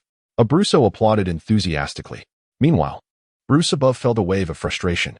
This cunning individual had amassed so many remotes precisely to thwart any attempts to ambush him and seize control of his devices. He could activate another remote at any moment. This indeed posed a considerable challenge. Even if he managed to restrain Liu Xiaoqian's hands instantly or use a tranquilizer gun, it would be difficult to ensure that the remotes dangling from him would not be inadvertently triggered upon his fall. It seemed the only viable solution was to find a way to remove all those remotes entirely. After walking a short distance, Liu Xiaoqian abruptly halted his steps. Abruzzo, I will leave the preparations for the explosives in your capable hands. No problem. Where are you headed now? I am off to set the stage. Liu Xiaoqian replied, licking his lips. Such matters, I have always preferred to handle personally. With that, Liu Xiaoqian parted ways with Abruzzo and his companions. Just as Liu Xiaoqian was departing, Bruce, positioned on the pipe, raised his wrist and shot a soft, pliable object at Liu Xiaoqian's feet. This object was a locator, composed of a fibrous material that felt akin to chewed gum, remarkably adhesive. Indeed, in the next moment, Liu Xiaoqian's leather shoe stepped right onto it. At that moment, some spectators, witnessing from a godlike perspective, discerned the unfolding situation. Qian-gu. There are people. Two heads on the pipe. Qian-gu. Though I fear your explosives, I am nonetheless willing to inform you. It must be Officer Sean. Just now, Okamoto and the others were constantly on the phone with him. The audience gasped in alarm, following Liu Xiaoqian's perspective as he moved away. Upon confirming the successful placement of the locator, Bruce signaled to Sean, indicating for him to follow. Sean nodded in agreement, and the two proceeded along the path taken by several clowns. At that moment, one clown paused and said, You all go ahead. I need to use the restroom. Sure. Go ahead. Abruzzo gestured towards a nearby passage, at the end of which lay a door. All right, the clown replied, turning towards the passage. Entering the passage, he continued forward as directed by Abruzzo, eventually spotting a door at the end. As he approached the door, intending to push it open, a sudden rush of air surged behind him. Before he could turn around, a hand covered his mouth. Chapter 74. What? Infiltrating the Joker's crew. After Bruce subdued the Joker, he immediately administered a tranquilizer. The Joker promptly fell into a deep slumber. Bruce dragged him into the restroom, removed his mask, and handed it to Sean. Put this on and change your clothes. Bruce's voice emanated through a voice changer. Sean quickly grasped the implication, accepting the mask and beginning to change attire. I am going to follow that other guy. You handle things here. Call your partners over and secure the area. Not a single bomb must leave this place. Bruce's gaze pierced into Sean's eyes. Understood? Understood. And what about that guy? Leave that to us. Bruce replied before vanishing. Following Bruce's instructions, Sean donned the Joker's garb and locked the subdued villain in the innermost stall of the restroom. He then integrated himself into the Joker's crew. Before infiltrating, he relayed the situation to the pursuit team. Upon learning of these developments, Okamoto Shinichi was left astounded. Good grief. Sean has truly transformed into a Joker operative. We must go assist him, he said, looking at Qin Feng. Officer Sean is remarkably astute, Qin Feng remarked. Astute? If this continues, we are in grave danger. Tangren gritted his teeth. Why would there be danger? Okamoto Shinichi couldn't help but inquire. If that's the case, the audience will rate Officer Sean highly. They'll berate us for merely coasting along. Upon hearing Tangren's words, Okamoto Shinichi felt a pang of regret. He lamented why he had allowed himself to engage in conversation with this individual. He vowed never to initiate dialogue with Tangren again, no matter how curious he felt. Hurry and provide assistance, Okamoto Shinichi urged. The entire pursuit team set off for the sewage treatment plant. Meanwhile, Liu Xiaoqian was driving around near the Gozen Grand Theater. Suddenly, his phone vibrated. Upon checking, he saw that the incoming call was from a landline. Liu Xiaoqian pulled over and answered the call. On the other end, he immediately recognized the excited voice of Director Bobby. Hello, sir. I've completed the arrangements you requested. Bobby's tone was somewhat animated. Keep it low-key. You wouldn't want your exclusive scoop to evaporate before it even breaks, would you? Oh, my apologies. Have you gathered the information? Yes, sir. I've collected the details of these 100 individuals through various channels. I will send it to you now, Bobby replied. Excellent. Your story is bound to succeed. Wait, sir, I have something to discuss with you. I can tell you are someone who fears nothing, but I want to ask, if you were to be apprehended, would I be in any trouble? Bobby cautiously probed. Oh, Bobby. Speaking to your partner in such a manner is rather impolite. I apologize. I truly do. However, you are fortunate that I am indifferent. Liu Xiaoqian chuckled heartily. Ha, ha. Bobby awkwardly joined in the laughter. Bobby, there is no need for such pessimism. Have you considered that perhaps we are long-term collaborators? What? Bobby was taken aback. In the future, all the sensational news from Gozen City will be released through you first. Thinking of it this way, might it not ease your mind a bit? Certainly, that is the outcome I most desire, Bobby asserted confidently. Liu Xiaoqian nodded, stating, then it is settled. Next, you shall use a temporary phone to contact those 100 individuals. Entice them with the allure of supermarket vouchers exceeding $500. Invite them to the Gozen Grand Theater at 8 o'clock this evening to attend a screening in the independent hall on the first floor. Bobby hesitated. As a journalist, he was acutely aware of time. He had even forgotten that his role had completely transformed into that of an accomplice. 8 o'clock tonight? Bobby inquired. Yes, tonight at 8. Is that too soon? Liu Xiaoqian asked. Just barely manageable, though it feels rather rushed. Thus, this is why news often catches everyone off guard. Liu Xiaoqian's tone was animated. If this timing surprises you, what about the other journalists? That would be the most sensational news. Go on, director. I wish you great success. With that, Liu Xiaoqian hung up the phone. Just as he ended the call, a tranquilizer gun, positioned not far away, aimed at his neck. The angle was rare. If the tranquilizer dart was shot into Liu Xiaoqian's neck from this position, he would fall directly backward, perfectly supported by the back of the chair, avoiding any accidental triggering of those remote controls. This tranquilizer gun had been waiting for a long time. If this shot succeeded, the farce would be entirely concluded. Just as the trigger was about to be pulled, the finger resting on it suddenly stiffened. A man was approaching Liu Xiaoqian's vehicle. The silhouette of this man was all too familiar to Bruce. He was the bank manager with half of his face burned, Bill. Upon seeing the bandaged face, an ominous premonition arose from the depths of Bruce's heart. Chapter 75. Key factors, all under control. Upon encountering Bill, Bruce finally comprehended the significance of the precise number, 100. Was that not the very count of the audience voting to judge Bill? It appeared that, after facing judgment, this individual had completely succumbed to that madman. This explained his prior reluctance to divulge any information. It was something Bruce should have anticipated long ago. The collaboration between these two would enable Bill to exact revenge on those 100 spectators, unleashing the distorted hatred festering within him. Simultaneously, for the madman, it would provide yet another opportunity to manipulate the anxiety and fear of the populace at his whim.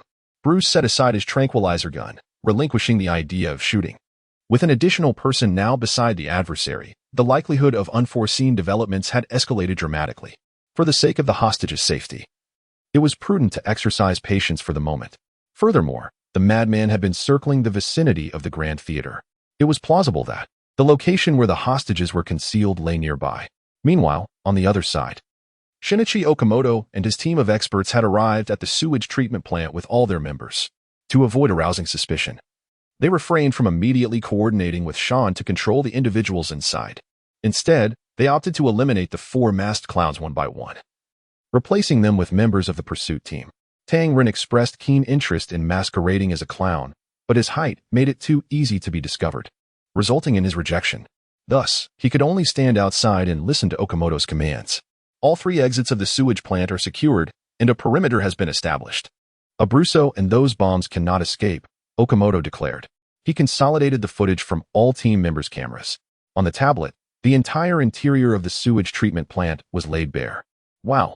While I was shocked to hear this news, seeing those tanks in person and imagining them filled with bombs sent a shiver down my spine. Liu Xiaoqian is indeed a natural at this line of work, Tang Ren remarked. Fortunately, the early discovery of the bombs meant that controlling them was tantamount to sealing off the adversary's props, thereby reducing the subsequent difficulty by half, as Okamoto noted. Witnessing this scene, the audience engaged in murmurs. Although it feels wonderful that the bombs are under control, I inexplicably feel a sense of loss. You know, I hesitated to mention it earlier, but I feel the same way. Bro, isn't world peace a shared aspiration? Why would one feel disheartened? Alas, what a misfortune. At that moment, Qin Feng suddenly recalled something. Commander Shan had previously mentioned a piece of information, that the next performance location would be the Grand Theater, correct? Qin Feng confirmed. Yes, he explicitly revealed that. Moreover, he disclosed that they have dozens of hostages, aiming for a total of 100, Okamoto stated. Then we must urgently prepare the Grand Theater. Qin Feng exclaimed. Old Qin, the bomb has been contained, which resolves half of the danger. So there's no need to be overly anxious. We have ample time. No, this individual can create considerable trouble even without a bomb. So we must exercise caution, Qin Feng remarked. I concurred, nodded Okamoto Shin. Mr. Okamoto, you possess Mr. Bruce's number, correct? Yes. What is the matter? I wish to get in touch with him. Given his connections in this city, there might be resources we can leverage. I have it saved on my phone. Feel free to use it. With that, Okamoto Shin handed his phone to Qin Feng. Qin Feng located Bruce's number and dialed. Hello? Bruce answered, albeit his voice was somewhat faint. You. Hello, Mr. Bruce. This is Qin Feng from the task force. May I ask if you are available at the moment? The more Qin Feng endeavored to maintain politeness, the more stammering ensued. I am available, Mr. Qin Feng. Feel free to be at ease. Oh, good. Qin Feng exhaled in relief. I would like to inquire if you have any shares in the Jerson Theater. Mr. Qin Feng, while I am quite affluent, the Jerson Theater is an official entity. Bruce likely surmised Qin Feng's intentions, as he happened to be near the theater at that moment. Oh, I see. Just now, Officer Sean confirmed that the Madman's next activity is set for the theater. I have heard. You are already aware? Indeed. Officer Sean encountered the bat during his operation, and I am acquainted with him. He just relayed this situation to me and consulted me regarding the theater. Oh, I understand. Do you have a plan? Although I lack shares in the theater, I have other resource channels that might assist you. I wish to cancel all performances at the theater this evening. Additionally, a comprehensive inspection of the theater is necessary. Is this feasible? Qin Feng inquired. While it presents certain challenges, it is not impossible. However, you must first answer 2 questions. What questions? First, why tonight? Before Bruce could finish, Qin Feng interjected, tonight, it must be tonight. Why? The individual only disclosed the location but did not mention the time. Because these clowns received direct orders to transport the bomb to the theater without any intermediary. I believe if he did not intend to act immediately, he would not have executed it this way. Coupled with the characteristics of the theater, he has chosen this venue for its potential for widespread impact. And since all performances occur at night when attention is at its peak, it must be tonight. Bruce pondered slightly. If that is the case, we possess the 3 essential elements: time, location, and means, which essentially grants us the ability to thwart his plan. The only factor that could constrain him ultimately is the hostage. Therefore, should we not prioritize locating the hostage? After all, his plan can be revoked at any moment, and the theater may not hold such significance for him. No. Qin Feng spoke in a low voice, addressing Mr. Bruce. I believe that the concept of a hostage is akin to that of a tool, without an intermediary. It will directly lead to the Grand Theater. Furthermore, there are 100 hostages. Do you really believe he can abduct them all in such a brief span of time? I certainly do not think so. I suspect there is a considerable possibility that he will compel those hostages to voluntarily come forward. This individual is far more cunning than we anticipate. The likelihood of him doing so is exceedingly high. Thus, my assertion to thoroughly search the theater is not solely for the purpose of locating this madman, but also to find the hostage. Chapter 76. Why target my humble brother? Upon hearing Qin Feng's analysis, Bruce on the other end of the line fell silent, evidently in agreement with Qin Feng's observations. After a brief pause, Bruce suddenly spoke. Wait. Are you suggesting that he cannot possibly kidnap all 100 hostages? Instead, he would deceive them one by one, correct? Qin Feng nodded and replied, Indeed. For the objective circumstances do not permit otherwise. Aside from deceiving those individuals one by one, I cannot conceive a quicker or less labor-intensive method. If that is the case, the remote control on that individual may not be genuine. What? What remote control? Oh, it is something my bat friend mentioned. That individual possesses numerous remote devices that could harm the hostages, which is why taking action has been difficult. Otherwise, he would have already seized that person. Is your bat friend still tailing him? Yes. Then tell him to refrain from taking any action for now. Why? Because my deduction only confirms that he cannot kidnap all 100, but capturing a few is still plausible. All right, let your friend continue to follow him. We shall act once we ascertain the condition of the hostages. Do you have a plan? Mr. Bruce, if you can locate one mobile phone, then surely you can track 100 phones as well. In an instant, Bruce grasped Qin Feng's implication. Wayne Enterprises indeed holds a significant market share in the telecommunications sector. Not to mention locating 100 numbers, even extracting their communication contents would pose no substantial challenge. Very well, but upon hearing the tone in Bruce's voice, Qin Feng recognized Bruce's apprehensions. He suddenly realized that perhaps he had divulged too much. After all, this was being broadcast live. Although the cameras might not be focused on him directly, it was still inappropriate to overtly instruct someone to violate privacy. Qin Feng hastily corrected himself, saying, "Oh, Mr. Bruce, I merely mentioned it in passing. I meant no offense." Bruce adeptly responded, "I have a few matters to attend to at the moment. Let's reconnect later." All right. Witnessing this exchange, the audience began to voice their concerns. I must admit, Qin Feng is truly intelligent, but everyone's privacy is equally important. Honestly, I am genuinely worried. Look, the tools have been compromised, the location is known, and now even we are being targeted. Next, the hostages in our hands will surely be discovered. Calm down, my friend. This is not a no man's land. How can you express your true feelings so freely? I don't care. I am worried. Brother Qian, I would trade my credit bill for you to see the comments. Hurry. Stop performing. Your stage has been targeted. If you continue, your legs might get broken. Many viewers expressed their concern for Liu Xiaoqian. However, the subsequent scene exacerbated their already dire mood. The live stream flickered, and the perspective shifted to Holmes and Logic. After jumping into the river, they severed their tracking device. Once the pursuit team departed, they concealed themselves nearby for a night before ultimately returning to Wadi Lane. At this moment, their clothing was wrinkled and disheveled, presenting a rather dismal appearance. Yet, they remained unfazed, for they were diligently seeking the armored vehicle. Previously, upon realizing they had been ensnared by that madman, they were nearly rendered incapacitated with rage. However, Holmes suddenly discerned that, from the beginning, the pursuit team had seemingly fixated on that lunatic. This situation grew increasingly perilous, to the extent that the pursuit team appeared to be neglecting the three of them in favor of focusing solely on the madman. This revelation led Holmes to unexpectedly align with Logic's perspective. Finding the armored vehicle was paramount. Logic sought the vehicle for monetary gain, while Holmes aimed to lure the madman to him. After all, this lunatic had become the target of everyone. Following in his wake invariably attracted the pursuit team, which posed an excessive risk. Conversely, enticing the madman to approach him and then devising a plan to capture him would significantly mitigate the danger. Holmes conducted a calculation based on the last recorded disappearance of the armored vehicle and the final known location of Liu Xiaoqian, narrowing the target range to 3 alleys within Wadi Lane. Notably, these 3 alleys were the outermost, allowing the armored vehicle access.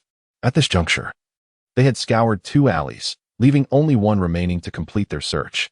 Holmes, do you truly believe that vehicle might be concealed here? Logic inquired while continuing his search. In fact, I have already broadened the scope.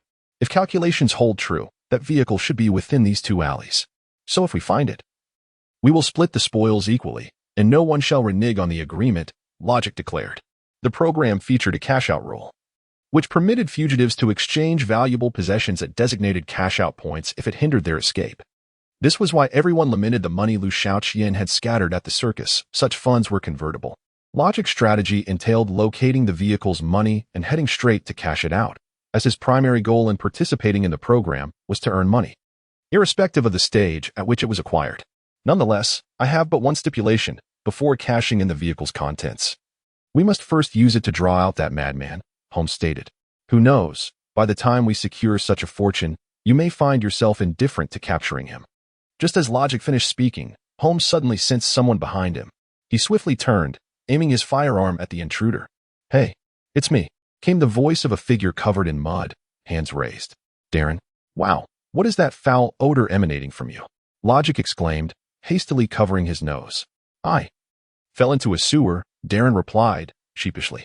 Holmes furrowed his brow, seemingly recalling Liu Xiaoqian's previous words. "You fell into a sewer and that madman saw you?" he inquired. Actually, it was like this." Darren recounted the events to Holmes and Logic, albeit altering his motives. He claimed he had sought to capture Liu Xiaoqian, seizing a rare opportunity, and hadn't he had the chance to inform them. Ultimately, he had failed. "So, you were trapped in the sewer by him? Wait, how did you find us?" Logic suddenly became wary. Oh, that's because I activated the location tracking on your phone, Darren explained. What? When did that happen? Logic asked, bewildered. When you were asleep. Don't worry, I wasn't trying to catch you, so it doesn't count as a violation. Darren smiled at the two. So, what are you up to? According to the location, you've been wandering around here. We're taking a stroll, Logic replied nonchalantly. But I thought I heard something about money? You must have misheard, Logic insisted. At that moment, Holmes suddenly bent down, scrutinizing the ground. There, on the surface, were tire tracks. The tracks extended forward, eventually vanishing before the entrance of a warehouse. The three approached and, united, pried open the massive door. Before them stood an armored truck. The sight sent the live stream into a frenzy. Chapter 77. Why don't you hypnotize that madman? Is it because you don't want to? No, that belongs to Qiangu. Call the police. I want to report that someone has stolen Qianji's cash truck. Dude, look at what you're saying. Is that even human language? That won't happen. From what I know of Qiangu, he would not be so easily deceived. Perhaps what's inside contains something else.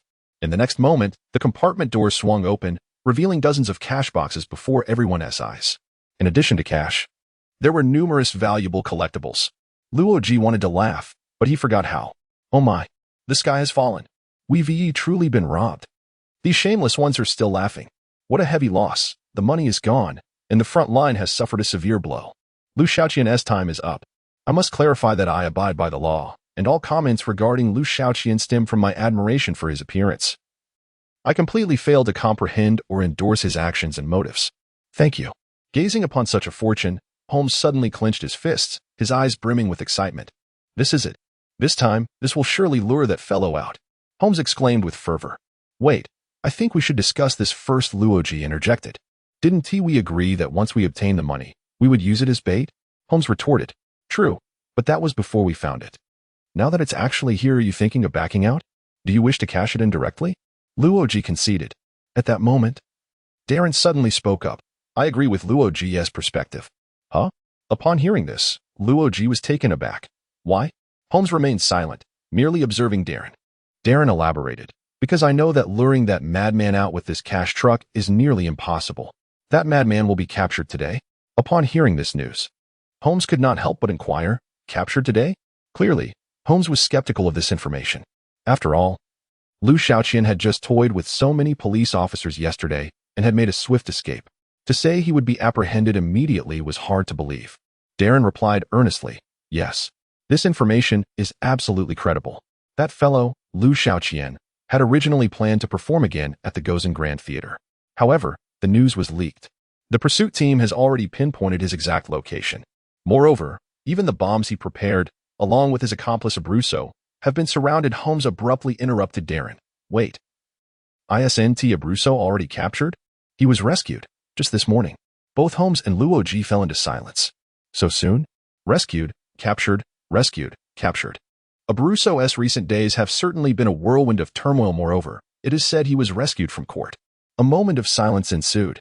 Darren shook his head and remarked, however, this time, this fellow has truly gone too far. Besides the pursuit team and the police, even the Wayne Group is involved this time. Although he is difficult to handle, no one can contend with so many powerful forces. Therefore, I believe I must quickly liquidate this money and split it among the three of us. Once Liu Xiaoqian is eliminated, we can commence our internal competition. This would be the fairest approach. Logic nodded in agreement, acknowledging that if this were indeed the case, it would be for the best. However, he queried, how did you acquire this information? Darren remained silent, merely shaking his phone in his hand. A phone call? Does your production team have someone involved? No. What I mean is, hypnosis can also be conducted over the phone. Upon hearing this, everyone was taken aback. They had not anticipated that Darren's hypnotic skills could extend to such extraordinary lengths. Over the phone as well? Previously, I had managed to escape a relentless pursuit through the sewers, relying on hypnotizing a member of the pursuit team. During the hypnosis, I retained his number. To be honest, given your impressive hypnotic abilities, why didn't you hypnotize that lunatic at the time instead of hiding in the sewer? Logic inquired. Well, the timing did not permit. Darren could have simply stated that he was unable to hypnotize that individual. However, for the past 20 hours, the adversary's words had been echoing in his mind. Your skills are also prone to error. In Darren's heart, he believed that his current level was incapable of mistakes. That incident could only be considered a minor oversight, although Liu Xiaoqian would soon be eliminated and would have no opportunity to prove himself. He was reluctant to admit any error.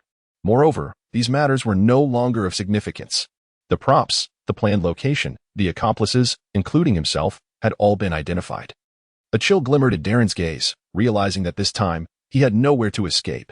Let us depart swiftly. The nearest liquidation point is in the suburbs, Logic urged. While their attention is focused on that lunatic, we should set off early. By nightfall, we might be able to exchange for the money. The sky gradually darkened. The wastewater treatment plant had been completely seized by the pursuit team. Abruzzo had been captured, and all 4 clowns had been replaced with their own personnel.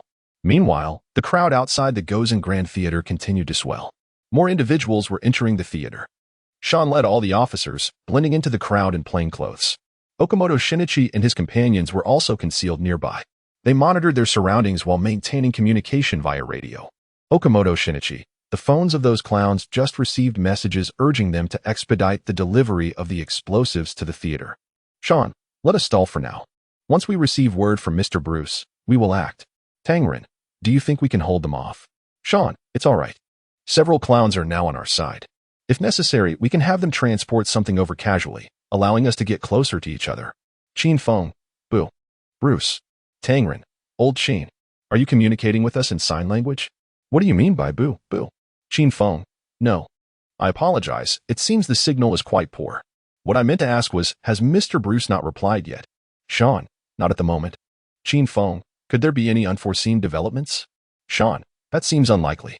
If anything were amiss, Mr. Bruce would definitely inform us. Moreover, he mentioned that the bat is currently in the vicinity, so there shouldn't be any issues. Now, as soon as we confirm the location of those 100 hostages, we can act immediately. Chapter 78. Finding the hostage? What difference does it make? At this moment, Bruce had already entered the theater. He had followed Liu Xiaoqian and Bill inside. Liu Xiaoqian was exceedingly cautious, vanishing upon entering the theater. However, Bruce remained unperturbed. The tracker he had affixed to the sole of their shoe was still operational. According to the dynamic information from the tracker, they had not exited the theater since their arrival. Bruce proceeded with his meticulously crafted plan, awaiting the hostage's location while preparing for the hunt. First, he reinforced the theater's locked back door with an additional lock. Then, he secured access to the entire theater's surveillance system from the control room. Subsequently, he installed sonar emitters and flashbangs in the emergency exits and corridors. If activated, these devices would incapacitate anyone passing through that area in an instant. Under Bruce's careful arrangement, the theater had effectively transformed into a prison, with the adversary now ensnared within its confines. Once Bruce locked the doors, the hunt would nearly be concluded. Glancing at the time, Bruce sensed that the moment was nearing. Due to the excessive number of tracked individuals, the situation had escalated to a matter of public safety, necessitating the company's formal documentation of the actions taken. Even as the owner, Bruce was required to adhere to this protocol. The company documented the actions under the pretext of cooperating with an official investigation. Now, the time seemed ripe. Just as Bruce picked up the phone to make an inquiry, it vibrated with an incoming message. Evidently, there was news. Upon unlocking his phone, he discovered a message from within the company. Mr. Bruce, 100 targets have been located. Please check the link. Bruce clicked on the link. 2 minutes later, Okamoto Shinichi and his companions listened through their headsets to the exchange between Sean and Bruce. Officer Sean had just located those 100 mobile phones. What was the outcome? Sean was eager for an answer. Nothing. There was no result. Nothing? Could it be that the location was outside the theater or beyond the city? No, it appeared that all 100 phones were switched off. Might they be hidden away in some basement? Such a possibility could not be dismissed, if that were the case. The hostage would not be rescued anytime soon. That would pose a significant problem. At that moment, Qin Feng's voice rang out through the headset. Qin Feng, wait. Officer Sean, let Mr. Bruce hold the line for a moment. Mr. Bruce, please stay on the line. Mr. Qin Feng seems to have something to convey. All right. Qin Feng, I just experienced poor signal reception. I suspect there may be some signal jamming device in operation. Tangren, yes. Where were you using sign language? Qin Feng, I was standing at the northwest corner of the theater, precisely that spot. Sean quickly relayed the information to Bruce, who pondered thoughtfully. The entire theater comprises several floors. In the northwest corner, all rooms are potential hiding spots. However, With the number of hostages totaling 100, it is improbable that they are confined to small chambers. Although the theater spans multiple levels, only the lower 3 floors house large performance halls. Thus, a thorough inspection of these 3 floors should suffice to validate Qin Feng's hypothesis. Director Sean, please refrain from entering the theater just yet. I will instruct the BAT to conduct an inspection. Await further updates, Bruce communicated before abruptly terminating the call, without waiting for Sean's response. He commenced his examination on the first floor, meticulously surveying the adjoining rooms in the northwest corner. No anomalies were detected on the first floor, nor on the second. Finally, upon reaching the northwest corner of the third floor, he arrived at the entrance of a room labeled the Independent Hall, where he discerned something unusual. The door to this hall was immovable, and several flower pots adorned its exterior, more than those outside the other rooms. Bruce seized one of the flower pots and smashed it with a resounding crash, revealing a small black box amidst the debris. A jamming device, he mused, simultaneously retrieving his phone while crushing the device underfoot. In an instant, 100 red dots illuminated his screen. Hostages.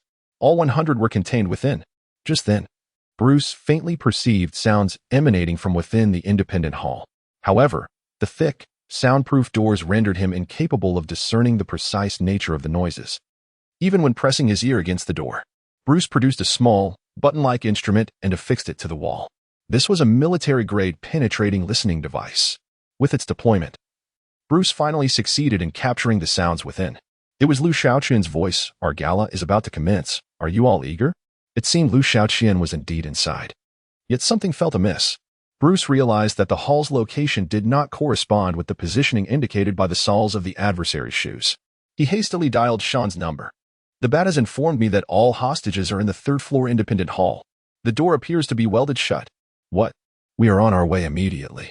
Evacuate everyone else from the theater for safety in case he possesses explosives. Wait, I must report to the chief first. At this juncture, what is there left to report? Evacuate everyone immediately. I will take responsibility for any consequences. Understood. Sean stationed several officers around the theater's perimeter while the rest surged inside. Kanemoto Shinichi and his companions followed suit. Meanwhile, Bruce, fixated on the tracking device, began his pursuit of the target. The earlier situation indicated a mismatch between the performance hall and the positioning, leading to 2 possible conclusions. Either the adversary was indeed within the performance hall, while the tracking device had been left elsewhere, or the adversary was absent from the hall, merely utilizing playback equipment to simulate their voice. Bruce leaned towards the latter possibility. Positioned in the corner, every level of surveillance proved futile. Thus, he was compelled to conduct a meticulous search floor by floor. Yet, after scouring through over a dozen levels, he still failed to locate his adversary. This growing frustration began to gnaw Bruce. He inhaled deeply and reopened his phone to reassess the location. Indeed, the coordinates indicated a corner. There was no mistake. However, this position corresponded to a wall in the architectural blueprint. No, that was incorrect. It was not within the theater, but above it. Bruce rushed towards the rooftop. Upon pushing open the rooftop door, he was greeted by the sight of 2 figures standing at the farthest corner. One figure was seated, while the other stood, disheveled and precariously poised. The blood-red mouth was an image Bruce would never forget. It was none other than Liu Xiaoqian. Bruce's instinct was to charge forward, but he noticed the remote control clasped in Liu's hand. Wait, don't act impulsively. Liu Xiaoqian pointed the remote towards the ground at Bruce's feet. It was then that Bruce realized. Beside him lay a set of mixed explosives. Little bat, you are not the only one capable of preparing the scene in advance. Liu Xiaoqian licked his lips, a glint of cold light flashing in his dark eye sockets. I can do it too. Chapter 79. Give me a reason that moves me, do you? Know me? Bruce inquired, his gaze scanning the surroundings. He did not anticipate receiving any valuable information from this madman. Instead, he was merely stalling for time. Strategizing a response, this lunatic held a remote control in his hand. Given the distance between them, Bruce realized he could never reach him in time to subdue him. Moreover, the man stood precariously at the edge of the rooftop, accompanied by another individual. If he were to act rashly, there was no guarantee that either of them would not react instinctively and tumble over the edge. Should such a tragedy occur, it would mean Bruce had unwittingly taken 2 lives, a result he ardently wished to avoid. At present, there existed but one solution to this predicament: to engage the adversary in conversation, coaxing one of them away from the precipice. The remaining individual could then be restrained using his grappling hook. Of course, targeting the man's arm was essential. If sufficient force was applied, not only could he gain control over the assailant, but the remote control would likely be dislodged as well. Fortunately, this particular remote was for a mixed explosive, distinct from the one he had observed earlier. This device required a substantial amount of pressure to detonate, alleviating concerns about accidental triggering if it were to fall. Having settled on a plan, Bruce now needed only to await the opportune moment. Meanwhile, Liu Xiaoqian, standing at the rooftop's edge, waved the remote in his hand, seemingly oblivious to Bruce's keen gaze. I have always been intrigued by those wealthy individuals with a sense of justice. Shall we converse? No? Oh, I apologize. But that is not feasible at the moment. I have something urgent at hand. Liu Xiaoqian raised his other hand, holding a mobile phone, as if to emphasize the pressing matter. Before he could finish, he suddenly directed the phone towards his face. The image on the screen wobbled, compounded by his hair being tousled by the wind, creating an atmosphere of extreme instability. Hey, esteemed viewers, I apologize. There's someone pestering me. Let us continue with our show.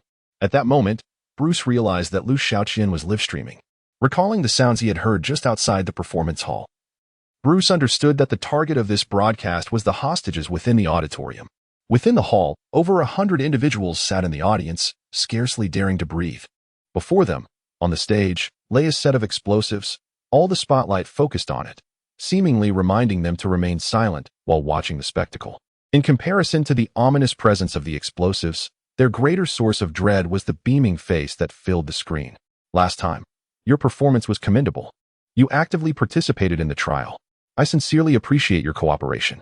Among the seated individuals, there were men and women, the elderly and the young. Yet, regardless of their age or gender, the expressions on their faces conveyed sheer terror, fearful yet obedient. If one were to merely glance at their appearances, it would be difficult to fathom that those malevolent votes were pinned by their hands. Of course, you should also extend your gratitude to me. For the sensation of judging others must be rather exhilarating, wouldn't you agree? Liu Xiaoqian suddenly erupted into a fit of laughter, so intense that it induced a fit of coughing. Thus, we are even now. Upon hearing this, a collective sigh of relief escaped the lips of those present. However, the individuals you judged do not share this sentiment. Before the words could fully escape, the image on the large screen began to quiver. The camera panned away from that grotesque grin, capturing the pavement below, causing the legs of all to waver involuntarily. Subsequently, the lens focused on a solitary figure, seated sideways to the camera.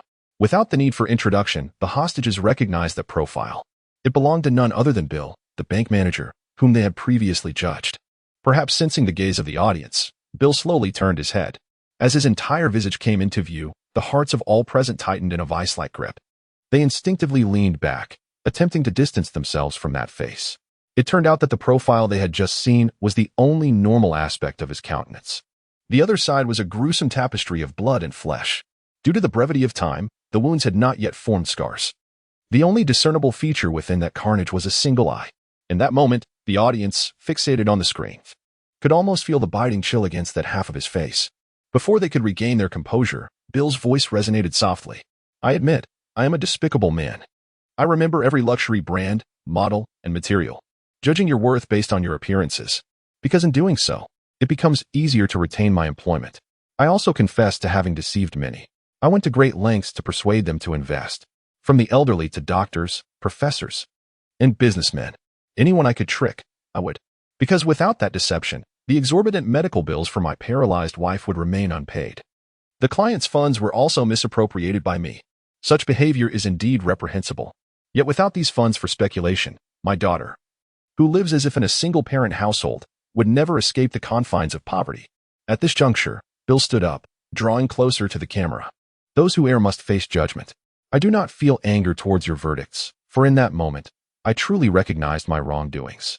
What incites my ire, however, is your judgment is not a genuine reckoning, but rather your own release. When I soiled my trousers and knelt before you in desperation, like a dog, you unleashed all your malice upon me. Realizing my agitation, Bill paused momentarily.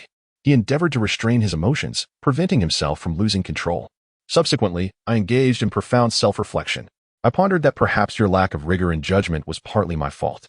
My expressions of remorse were not sufficiently compelling to resonate with you. Thus, you did not approach that trial with the seriousness it warranted. Moving forward, the same principle applies. If you seek a genuine judgment, I implore you to approach your contrition with greater sincerity. Provide me with a reason that truly moves me. Tell me, why should you not face death? Chapter 80. Who prevails?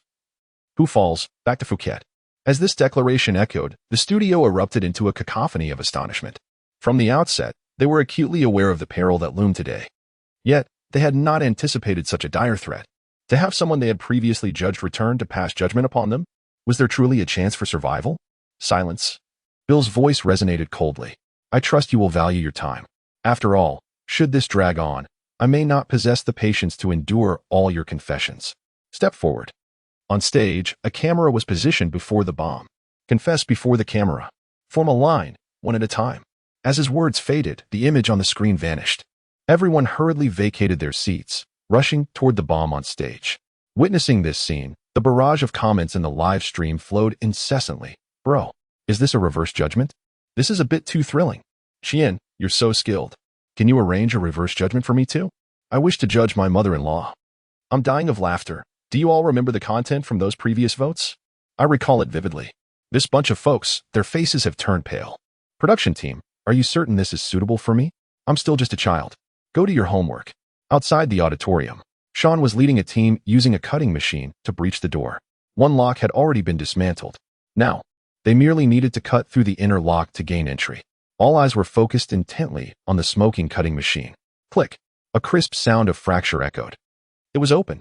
The officer wielding the cutting machine swiftly powered it down. The two nearby officers prepared to open the door. Wait. Shinichi Okamoto halted them. What's wrong? Sean glanced at Shinichi. Hold on. I can't shake the feeling that it won't be this simple.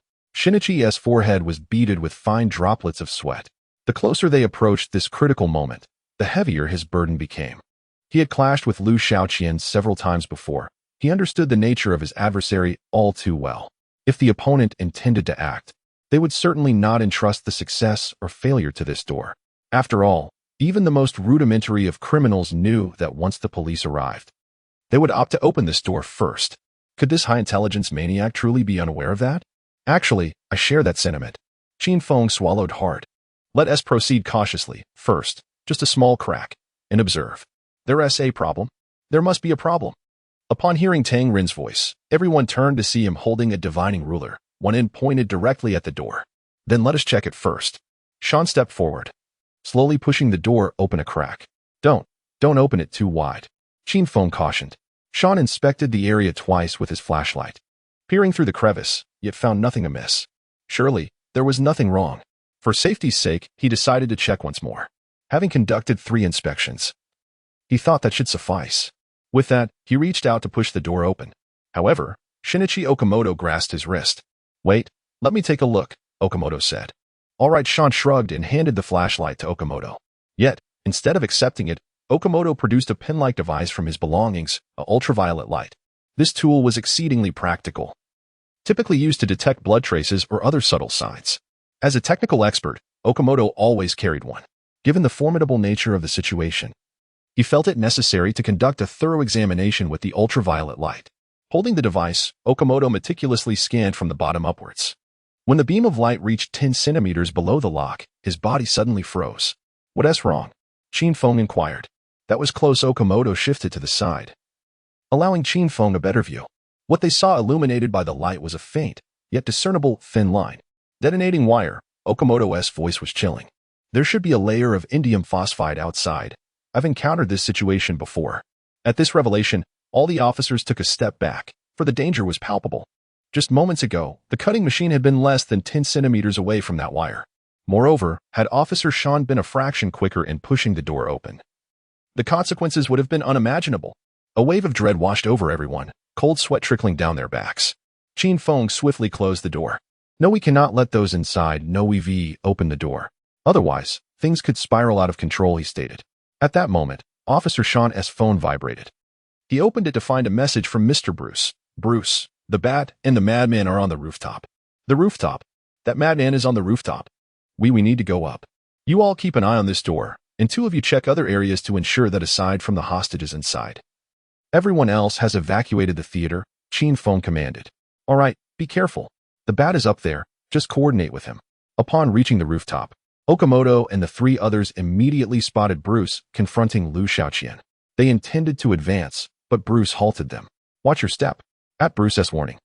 The trio realized there were also bombs on the rooftop, with the remote control in the madman's grasp. "Ah, you three," Liu Xiaoqian smirked wickedly. "Do you like the clown clock beneath the car?" Yu Okamoto gritted his teeth. "Of course we like it. Perhaps you could relinquish the remote control in your grasp. Unlock your phone and send me the link to this alarm clock. I wish to purchase a couple more." Tang Ren squeezed out a smile. "In a certain sense, you resemble a jester more than I do." "Ha ha ha." Liu Xiaoqian laughed heartily. Tang Ren's expression darkened instantly. "Do not revel in your triumph. Although you have spanked me, I am not intimidated by you. The outcome of today's confrontation remains uncertain, does it not? Oh, aside from defeat. Do you possess any other options? All of your subordinates have been captured by us." Tang Ren mimicked Liu Xiaoqian, bursting into laughter.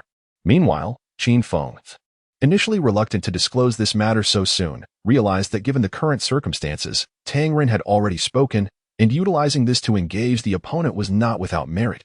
After all, the primary objective now is to divert the opponent's attention, to create an opportunity for the restless bat beside him. Indeed, you did not foresee this, did you? Qin Feng cast a glance at Okamoto Shinichi. Okamoto Shinichi produced a tablet, displaying the surveillance footage from the wastewater treatment plant. "Your den has been eradicated. There will be no further reinforcements." Okamoto Shinichi suggested, "Perhaps we should consider an alternative plan and engage in discussion?" Liu Xiaoqian squinted, straining to discern the details on the tablet. Ultimately, he shook his head. "It is too small. The details are indistinct. To gain clarity, we would require a significantly larger screen." As he spoke, he raised his arm, directing his finger toward a specific direction. That direction. Suddenly, a previously dim building illuminated brilliantly. The exterior LED wall, akin to a colossal screen, began to display footage. The images portrayed the interior of the wastewater treatment plant. Within the footage, 20 members of the pursuit team dangled above a pool of water. "That is not my den. Rather, it is the den prepared for your special task force."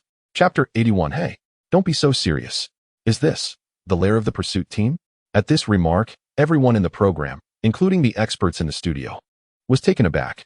The sewage treatment plant. How did this territory, which had been thoroughly conquered, suddenly transform into a trap? Host Yonggu and the others exchanged bewildered glances. Meanwhile, the usually silent Uncle Ba could no longer restrain himself and sat up straight, gazing at the more than 20 members of the pursuit team suspended in midair. His mouth emitted a hiss akin to that of a venomous serpent, a sound that signified his overwhelming impatience. Previously, during the bank explosion, he had been disheartened not to see any experts eliminated, particularly when he noticed that Tang Ren had been shot in the backside rather than the head, which left him utterly disappointed. Although he comprehended the exhilarating pleasure that the crazed, painted madman derived from toying with his opponents, Liu Xiaoqian's delight had thwarted his own opportunity to take the stage. He longed to communicate to the lunatic on the screen, "Don't be mischievous, little one. Open that door, do it swiftly." At that moment, Professor Moriarty let out a laugh. "What a splendid trick. I finally sense that there are still one or two talented individuals in this world." Moriarty glanced at Uncle Ba. "Are you not on the edge of your seat?" Uncle Ba remained silent, merely rolling his tongue around his teeth. Just then, several individuals burst into the studio. Leading them was a sharply dressed man with slicked back hair. Everyone was momentarily stunned, and 2 staff members hurried to intervene. Unauthorized personnel are not allowed. Without waiting for the staff to speak, the wax-haired man shoved a document into one of their faces. "I am the representative of the American Chamber of Commerce, led by Wayne Group, and I hereby formally warn you to cease any actions that damage our corporate image immediately. This matter should be discussed behind the scenes with our representatives. It is a waste of our time." The wax-haired man's tone was unyielding. "This was an official warning, and if you do not halt, legal action will commence immediately." "Oh, how fascinating." Professor Moriarty turned his head, a hint of playful amusement flickering in his eyes. "Are you rule makers about to turn on each other? Surely, young Master Wayne has discovered his undergarments missing and is seeking ways to cover up. It would appear rather undignified." Uncle Boss sat upright, stating, "If needed, inform Bruce that I am willing to offer my services." The wax-haired man appeared to disregard their conversation. Having delivered his message, he turned and left. The audience began to murmur among themselves. This is unprecedented. Has the production team truly become so realistic? What happened to that previous prophet? It's all gone south. It appears that the pressure on the production team is quite immense. One wonders if the show might be halted. Let us hope not. For I rely on this to while away my working hours. Your boss likely shares the same sentiment, so perhaps you should refrain from excessive subtitling. Quickly now. Direct the camera towards Qian. Let us seize the moment before the program is interrupted and indulge in a frenzy. Meanwhile, the standoff on the rooftop continues. Gazing at the building transformed into a colossal screen, Okamoto Shinichi can already envision the throngs of passers-by halting to watch. Why, Qinfeng murmured. Prior to their arrival, he and Okamoto Shinichi had resolved all matters within the sewage treatment plant. A total of 80 team members were deployed, 60 stationed outside, while 20 ventured inside to conduct a thorough cleanup. Abruzzo had been subdued, and all 4 clowns were under control. To avoid alarming the enemy, they had even arranged for personnel to manage phone calls and messages. How could it happen so suddenly? This is not difficult to comprehend. If you cannot grasp even this, it merely indicates that Liu Xiaoqian spread his hands. You are far from achieving the perfect crime. The notion of a flawless crime remains distant. This statement struck Qinfeng like a heavy hammer to the chest, rendering him motionless. Liu Xiaoqian shook his head, a hint of pity glimmering in his eyes. You must understand one thing. If I can control 4 clowns, then I can control countless others. Just then, beneath the image of the suspended team members, over 20 figures emerged, clowns adorned with masks. They are all my colleagues from the circus. Poor colleagues, tirelessly engaged in the same monotonous tasks. Despite your derision, they have honed their skills to perfection. Once the lights in the sewage plant are extinguished, they can flit about like phantoms, appearing in any corner at will. Detecting those who navigate in darkness is as simple as noticing a bat concealed in the pipes. Finally, arm each of them with a gun. Consequently, your team members will become living targets. Of course, there are still your men surrounding the sewage plant. However, my dear clowns are singularly focused on executing our plan. They fear not death. Suddenly, Liu Xiaoqian, standing precariously at the edge of the rooftop, stumbled slightly, nearly losing his balance. Chunks of crumbled concrete cascaded off the edge, startling everyone. Hey, do not be so grave. They are not dead yet. A smile would be more fitting. Oh, ha ha ha. As Liu Xiaoqian laughed uproariously, Okamoto Shinichi felt as though he were entwined in a dream. This was no mere program. The individual before him was an unadulterated lunatic. He suddenly felt a tightness in his chest, even struggling to breathe. What exactly do you want? Okamoto Shinichi finally could not contain himself and asked this question. Upon hearing it, Liu Xiaoqian's smile abruptly vanished. It was as if the performance had only just commenced. Well asked. This is precisely the theme of our next segment. Liu Xiaoqian waved his hand once more. The faces of the members of the pursuit team were magnified on the large screen. I offer you an opportunity to save them. All you 3 need to do is reveal your true identities to this Mr. Bat. Then, I shall release them. Liu Xiaoqian's expression was earnest. Quite simple, isn't it? The moment these words were uttered, Okamoto Shinichi and his companions were utterly stunned. What kind of demand was this? This was against the regulations set by the production team.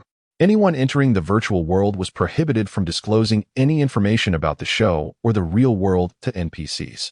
It was a rule. If they complied, the 3 of them would be eliminated immediately. And that was not even the most terrifying aspect. The most dreadful consequence was that this virtual world, meticulously crafted through the efforts of countless individuals, would collapse entirely. A madman. He was truly a madman. Chapter 82. I should have been the master. But what if I do not comply with his demands? Undoubtedly, Liu Xiaoqian would mercilessly proceed with his subsequent plans. In that case, the experts from the 3 project teams would also find themselves unable to stand their ground in this world. Tangren, standing nearby, was on the verge of breaking his flip-flops with anxiety. He initially thought that Liu Xiaoqian would merely demand their pleas for mercy or subject them to humiliation.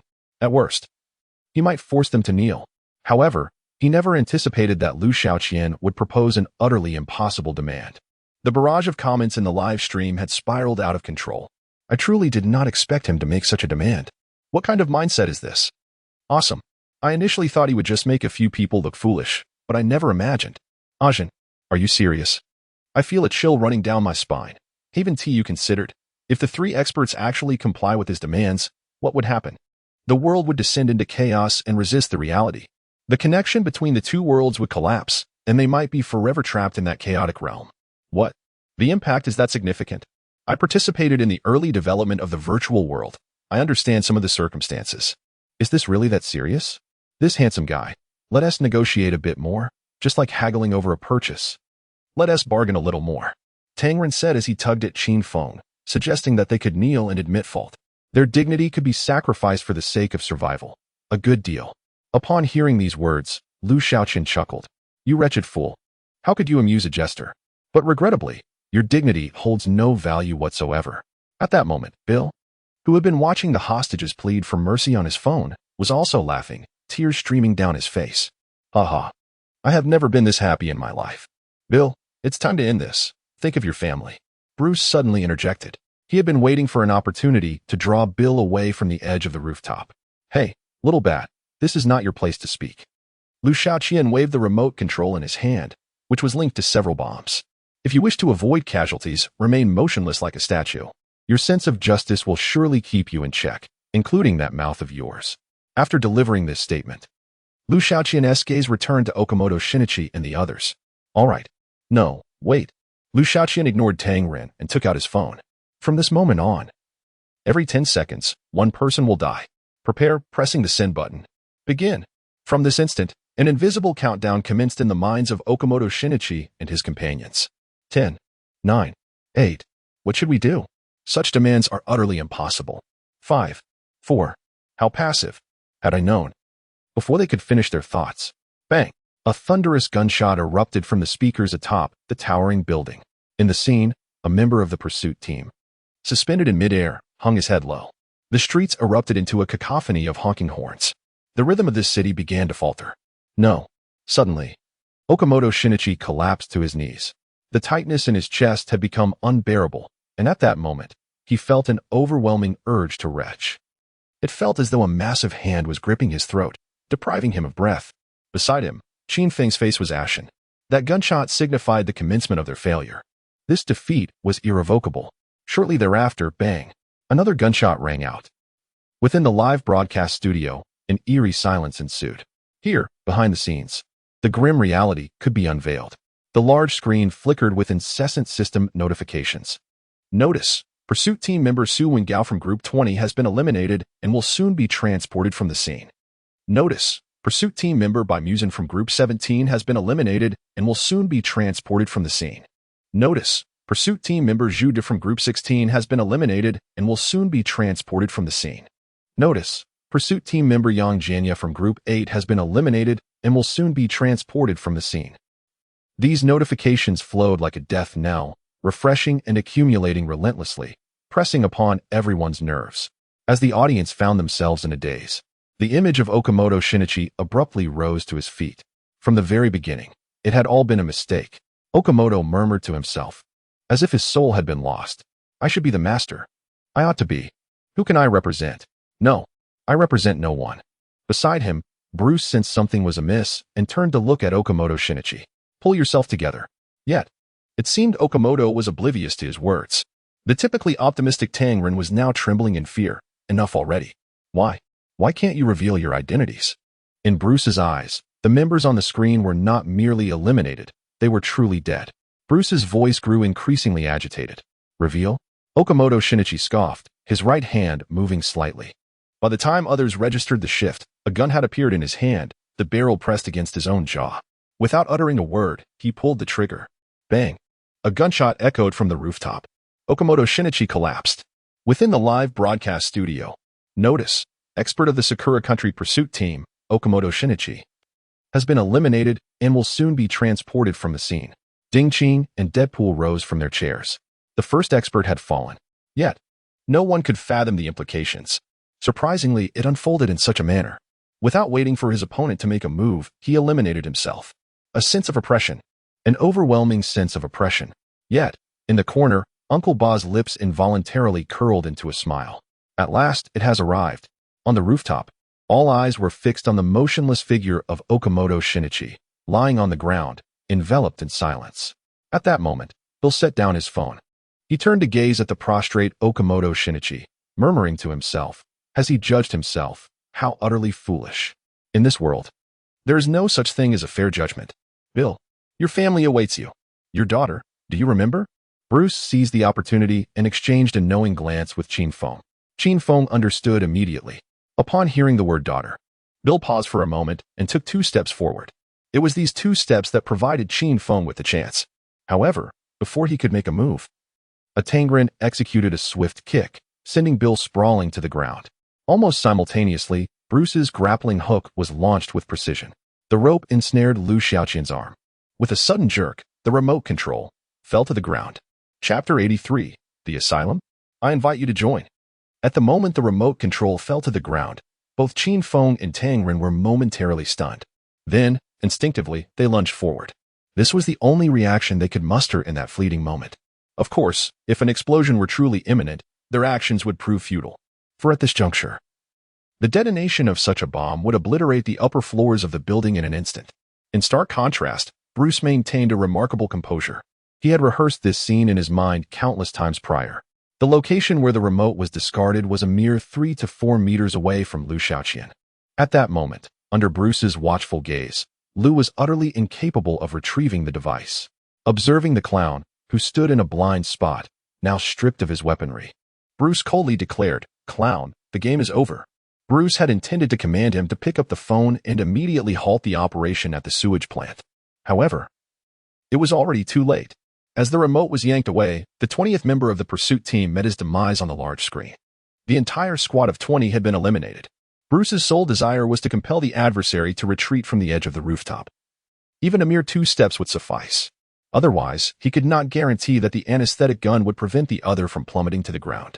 Over? No. Liu Xiaoqian shook his head. Once the show begins, it cannot be halted. Otherwise, the audience would be incensed. Before he could finish his thought, the imagery on the building behind Liu shifted. A bed emerged in the frame, and lying upon it was Bill, his face untouched by injury. Upon witnessing this scene, Bruce immediately grasped the clown's intentions. He sought to destroy him. In the footage, Bruce began to shake the weakened Bill forcefully. The threatening voice was amplified, while Bill's desperate plea for help echoed through the air. "It's not like that," Bruce exclaimed instinctively. Liu Xiaoqian paid no heed to Bruce's protests. "Little bat, do you understand why? When you were above me, I could have woven a far more perfect lie. For instance, I could have claimed I possessed a release-type remote, which would trigger upon my death. That would have been infallible. Yet, I refrained from doing so. Do you know why?" Bruce recalled the moments spent infiltrating the sewage plant, realizing that this would instill a sense of hope within you, compelling you to follow me relentlessly. You would be under the illusion that by pursuing me, you could seize an opportunity to capture me. Yet, you remain oblivious. In the end, the only thing you could capture is yourself in the darkness. Simultaneously, a heart-wrenching scream reverberated from the upper part of the large screen. In the footage, Bill clutched his face in agony. Passers-by surrounding the building witnessed the scion of the Wayne group committing an act of violence, their mouths agape in disbelief. Some, overcome with emotion, even erupted in furious outbursts. The harrowing scene of the execution involving over 20 individuals resurfaced vividly in their minds. A peculiar thought began to take root within them. Should the order of this world undergo a transformation? On the rooftop, Qin Feng and Tang Ren seemed to sense something amiss. The bat before them appeared to embody Bruce from the earlier scene. They glanced at the large screen, then at Bruce, ultimately resting their gaze upon Bill, who lay motionless on the ground. At that moment, Bruce could no longer contain himself. The tranquilizer gun was firmly in his grasp. He had no time for hesitation. A singular thought consumed him. He must apprehend this madman. Should the adversary fall, he would find a way to pull him back up. Bruce's movements were swift. The instant the tranquilizer gun was raised, the ammunition was unleashed, not aimed at the opponent's head, but rather directly at the abdomen. This position was optimal for striking the target, as it was virtually impossible to evade. Witnessing this, the audience in the live stream was momentarily stunned, their fingers poised to type yet unable to react. In the next heartbeat, a more astonishing scene unfolded. As the projectile burst forth from the barrel, Liu Xiaoqian appeared to be prepared, spreading his arms wide, his body arching backward, and he plummeted. In an instant, the barrage of comments flooded the screen, obscuring the text. After Liu Xiaoqian fell, the grappling hook rope entwined around his arm was quickly yanked away. Observing this, Bruce hastily seized the rope. However, the overwhelming force of gravity compelled him to lurch forward. Upon reaching the edge of the rooftop, Bruce grasped the rope with one hand while clutching the concrete ledge with the other, desperately managing to keep Liu Xiaoqian suspended in midair. Seeing this, Qin Feng and Tang Ren rushed to assist. They could hear Liu Xiaoqian's laughter echoing from his precarious position. "You lunatic!" Bruce gritted his teeth, tugging at the rope. "You belong in a madhouse." "Ha ha ha, a madhouse. We should be roommates." Liu Xiaoqian could hardly contain his mirth. In truth, he had already prepared an escape route prior to this moment. On the opposite side of the building, outside the wall, there was an emergency fire escape ladder. This path would have allowed him to evade Bruce's meticulous planning. However, as he stood on the rooftop's edge, he suddenly felt that such an escape was not what he desired. He resolutely abandoned that ordinary route, for he was no longer himself, he was the Joker. In the instant of his descent, every cell in his body surged with exhilaration, alongside the incessant reminders from the system in his mind. A single voice clamored within him, "Be more intense. Be more chaotic. From this moment forth, I shall no longer merely play a role. Ha ha. Oh, ha ha ha ha. Yes, just like that. This is true chaos. Character similarity, 40 completed. Ding. Character similarity, 50 completed. Ding. Character similarity, 60 completed." Just as Bruce seized him, the system notification ceased. "Do you think this will spare you from retribution?" Bruce gritted his teeth. "I will undoubtedly capture you." Ha ha. "Do you believe this is merely a matter between us?" Liu Xiaoqian hung in the air. "It is a battle for the soul." "Oh, ho ho ho." Behind Bruce, Qin Feng was drenched in sweat. Tang Ren's slippers were utterly ruined. "Let's pull him up in one go," Tang Ren shouted, enduring the pain in his feet. Upon hearing Tang Ren's voice, Liu Xiaoqian laughed even more heartily. The sensation of gravity, does it not bear a striking resemblance to madness? A dagger materialized in Liu Xiaoqian's hand. A gentle push would suffice. Before he could finish his thought, the rope binding his arms snapped with a sharp crack. He plummeted, rapidly descending. Ding. Character similarity, 70 completed. Chapter 84, Which Mouse Stole My Cheese?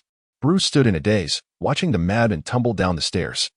Before he could regain his senses, a fit of manic laughter erupted behind him. Bill. At that moment, the three of them noticed that Bill, who had been lying on the ground, had already risen. The remote control was now in his grasp. Ha-ha. This frenzied laughter signaled to them that the situation had spiraled beyond redemption. Chaos, indeed, is equitable. Staggering, Bill fixated on the remote in his hand. Thus, let fairness be sought within the turmoil. His finger pressed the button on the remote. Boom.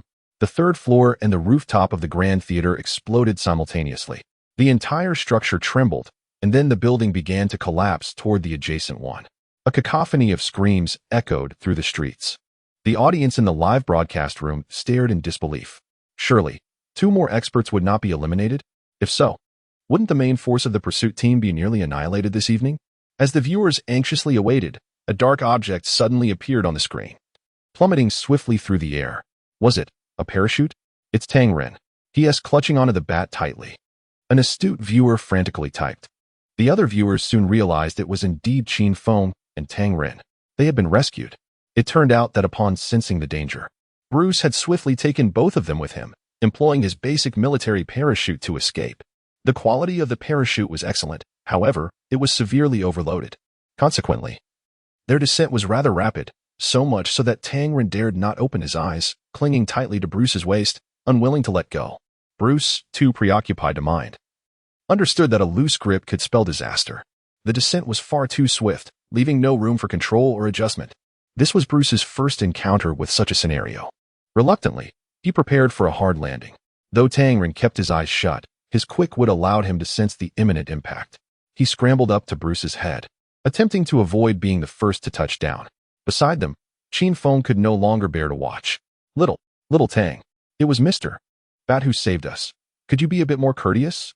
Are you climbing a tree here? Old Qin, my legs are weak. Before he could finish, the trio successfully landed hard.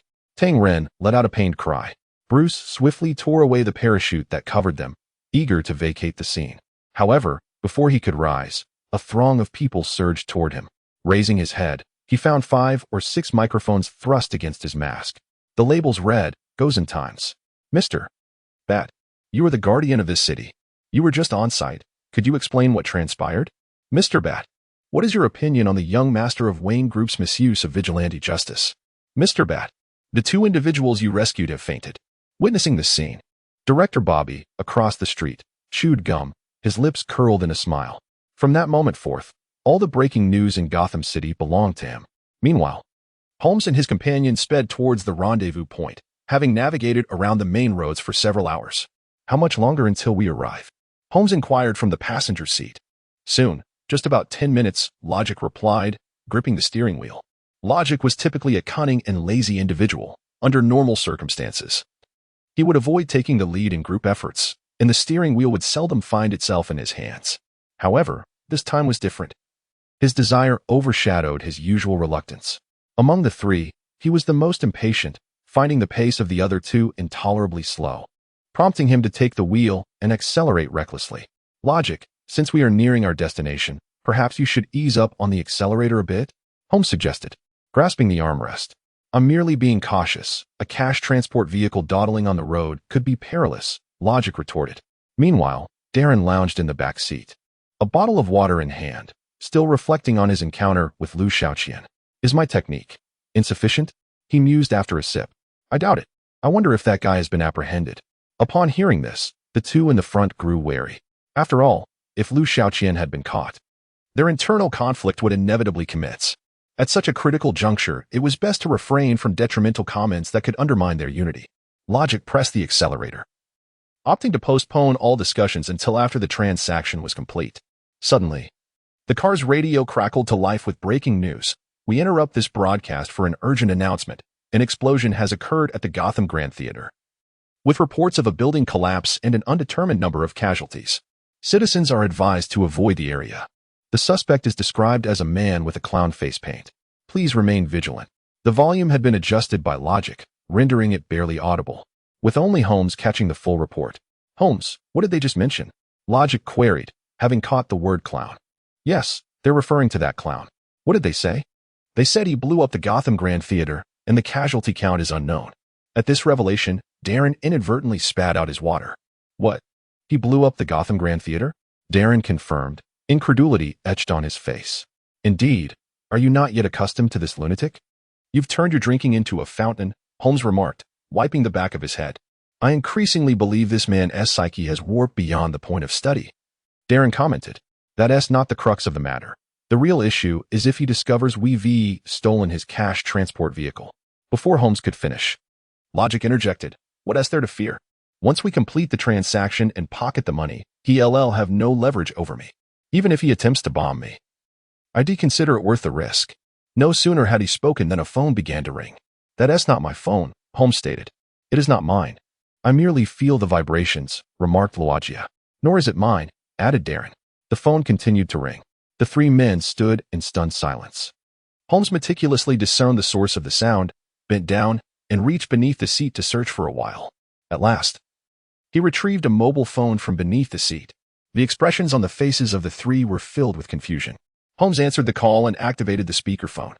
Let me guess, which little mice have pilfered my cheese? Upon hearing this voice, a chill ran down the spines of the three men. The voice belonged to Liu Xiaoqian. They exchanged glances, speechless. So, no one wishes to speak?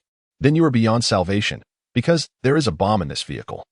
At these words, the faces of the three turned ashen, and you do not know how to avoid triggering it. Luagia could not restrain himself and inquired. What do you mean? I knew it was you. This car was originally designated for the pursuit team. Since you have taken it, the game is now in your hands. Please, speak clearly. Luagia swallowed hard. From this moment on, maintain a speed no less than 80. Do not apply the brakes. Should you fail to comply with any of these directives, the car will explode instantly. With that, the call was abruptly terminated.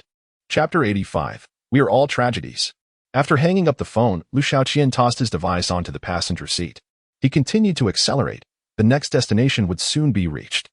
At this moment, he felt exceedingly weak.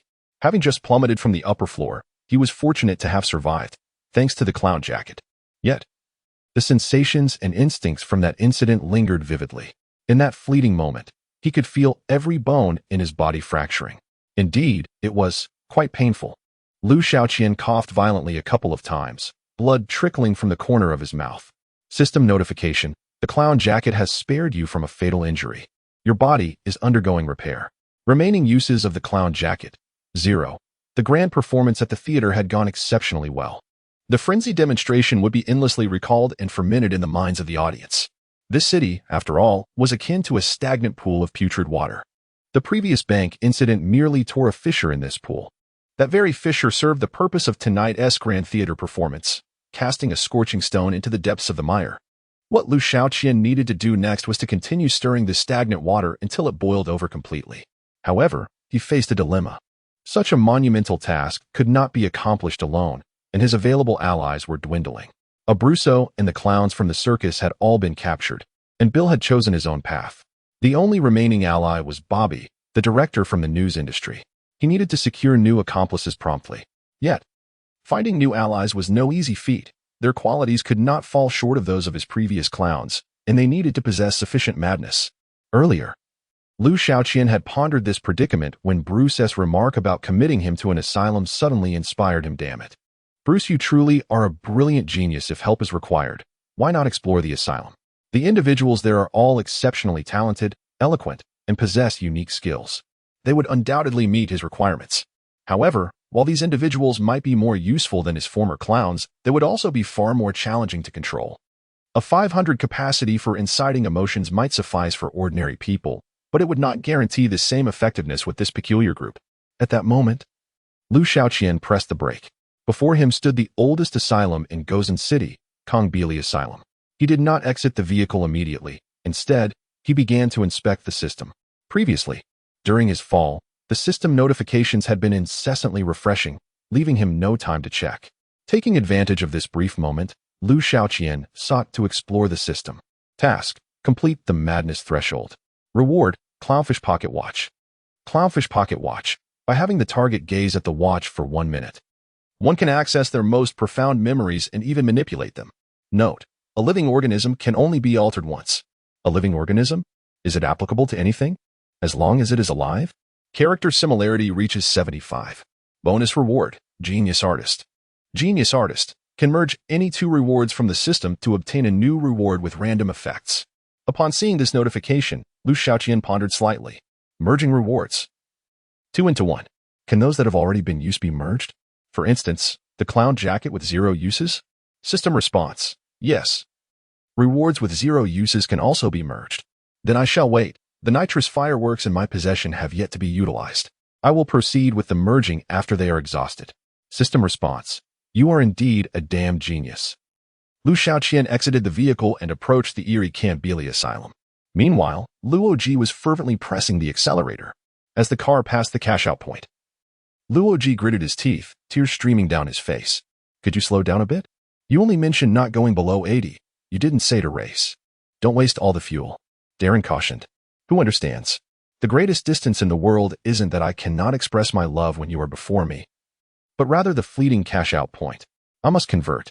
Luoji, restrain that damned desire of yours, and check how much fuel we have left, Holmes remarked. There's 2 bars left. 2 bars. Is jumping out of the car the only option? Darren exclaimed. Jumping out? Wouldn't that eliminate us both? Luoji questioned. What then? Don't panic. Their intention is quite evident. To use this vehicle to draw firepower. In other words, they do not wish for this car to come to a halt, Holmes analyzed. Are you suggesting there must be gasoline in the car? Darren inquired. There must be, Holmes replied, looking back. Darren, search the trunk. Me? Darren pointed to himself. I could accompany you. But do you trust leaving him alone in the driver's seat? Holmes asked impassively. Both Luoji and Darren were taken aback. The issue remains, even if there is gasoline. What do we do after refueling? Just keep driving? Darren queried. Let us refuel first. I have a plan forming in my mind for the subsequent actions, Holmes stated. A plan? Yes, I have a rough idea of where that fellow is. However, we must first extricate ourselves from our current predicament. With Holmes' assurance, everyone felt a surge of confidence. All right then. In truth, you should be more concerned about whether I might just leap from the vehicle. Darren murmured. U1T jump. The speed cannot drop below 80, and exceeding 100 would hinder your control, so I will maintain a speed of around 95. If you jump, I'll ensure your immediate elimination. Luoji declared. Thank you for your encouragement. Here is the key. Sherlock Holmes tossed the compartment key to Darren. The fuel tank cap located beside your door. Well, Darren, clad in garments caked with mud, crawled out. He had never imagined, during his previous dazzling performances at the Parrot Kingdom State Banquet, that he would find himself in such a predicament. The live stream comments flooded in unison. Darren, you are truly a tragedy. How unfortunate. Participating in this show must be the most regrettable decision of his life. It's not just him, so far. I sense that everyone, except Liu Xiaoqian, deeply regrets this, especially Okamoto Shinichi. Okamoto Shinichi is indeed in a dire situation. He might have to appear in the live studio soon. How embarrassing. Chapter 86. Which fierce warrior wishes to step forward? In the brief span of merely half an hour, the news of the opera house's destruction reverberated throughout every corner of the city. This incident stands as the most sensational news in the city over the past 2 years. In comparison, the bank affair has suddenly faded into insignificance. The opera house serves as the heart of spiritual and intellectual discourse for this city, where numerous ideologies have been encapsulated in various theatrical performances and disseminated. Yet, in an instant, this revered establishment has been reduced to rubble, sending tremors through the entire city. Aside from the shocking news, a video of Bruce threatening Bill has been circulating wildly. The Gotham Times headquarters is inundated with activity, tasked not only with reporting on the Opera House incident, but also creating a special column analyzing the underlying causes of this event. The Gotham Times characterizes this occurrence as an uprising of the oppressed underclass, prominently featuring Bruce's threatening image in the column. The metaphorical implications are unmistakable. At this moment, Bruce has resumed his true identity, having brought Tang Run and Qin Feng back to Wayne Enterprises. In the temporary office, only the three of them are present. Although the matter of Bruce's identity has yet to be addressed openly, both Tang Ren and Qin Feng are acutely aware of it. A heavy silence envelopes them until Tang Ren, breaking the quietude, inquires, "So, has Officer Sean passed away?" "No. I saw someone teetering on the edge of the rooftop, and a crowd had gathered. He went downstairs to disperse the crowd," Bruce replied. "Oh, could I perhaps have a pair of shoes?" Tang Ren asked, rubbing his toes as a means to initiate conversation. Bruce instructed his assistant to fetch a pair of leather shoes for Tang Ren, who donned them, creating a stark contrast with his shorts. "I was pondering, once the scene is officially cleared, should we arrange a funeral for Mr. Okamoto?" Bruce queried. Upon hearing this, Tang Ren and Qin Feng exchanged glances. "No need. No need." Tang Ren shook his head. "No need?" Bruce expressed his astonishment. "The customs back in your hometown are quite casual. They're rather adaptable. Some simply cast the ashes into the river, while others discard them in the trash. Mr. Bruce, you are now the one in the most troublesome position. You ought to hold a press conference for yourself," Tang Ren suggested. "Otherwise, you might soon be perceived as Gotham's tyrant, and at that point, we would feel embarrassed to associate with your company." Bruce, already fraught with anxiety, found his spirits further dampened by Tang Ren's remarks. At that moment, Qin Feng suddenly spoke up, asking, "Mr. Bruce, you are indeed the Batman, correct?" At this utterance, Bruce's expression froze. He had never contemplated the prospect of revealing his identity to the public. However, now, "No, the Bat is my ally. Mr. Bruce, if this continues, you shall become increasingly passive." Qin Feng's expression was grave. "You must sense that our adversary this time is no ordinary individual. He even possesses the ability to see through the hearts of men."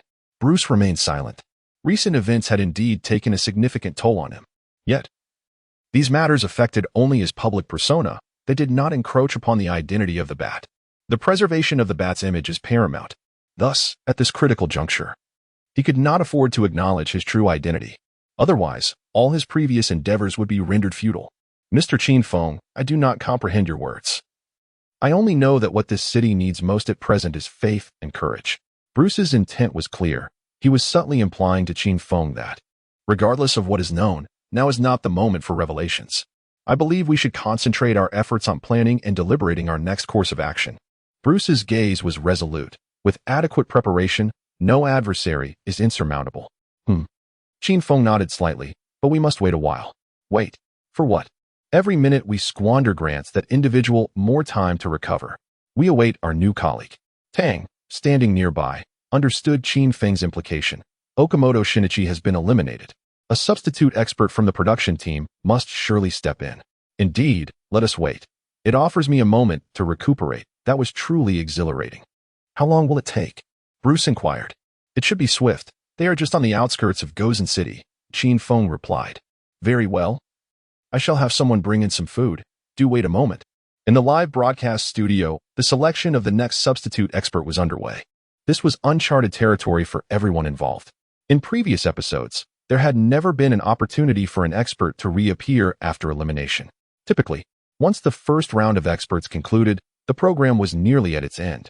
The absurdity of an expert being eliminated was unheard of.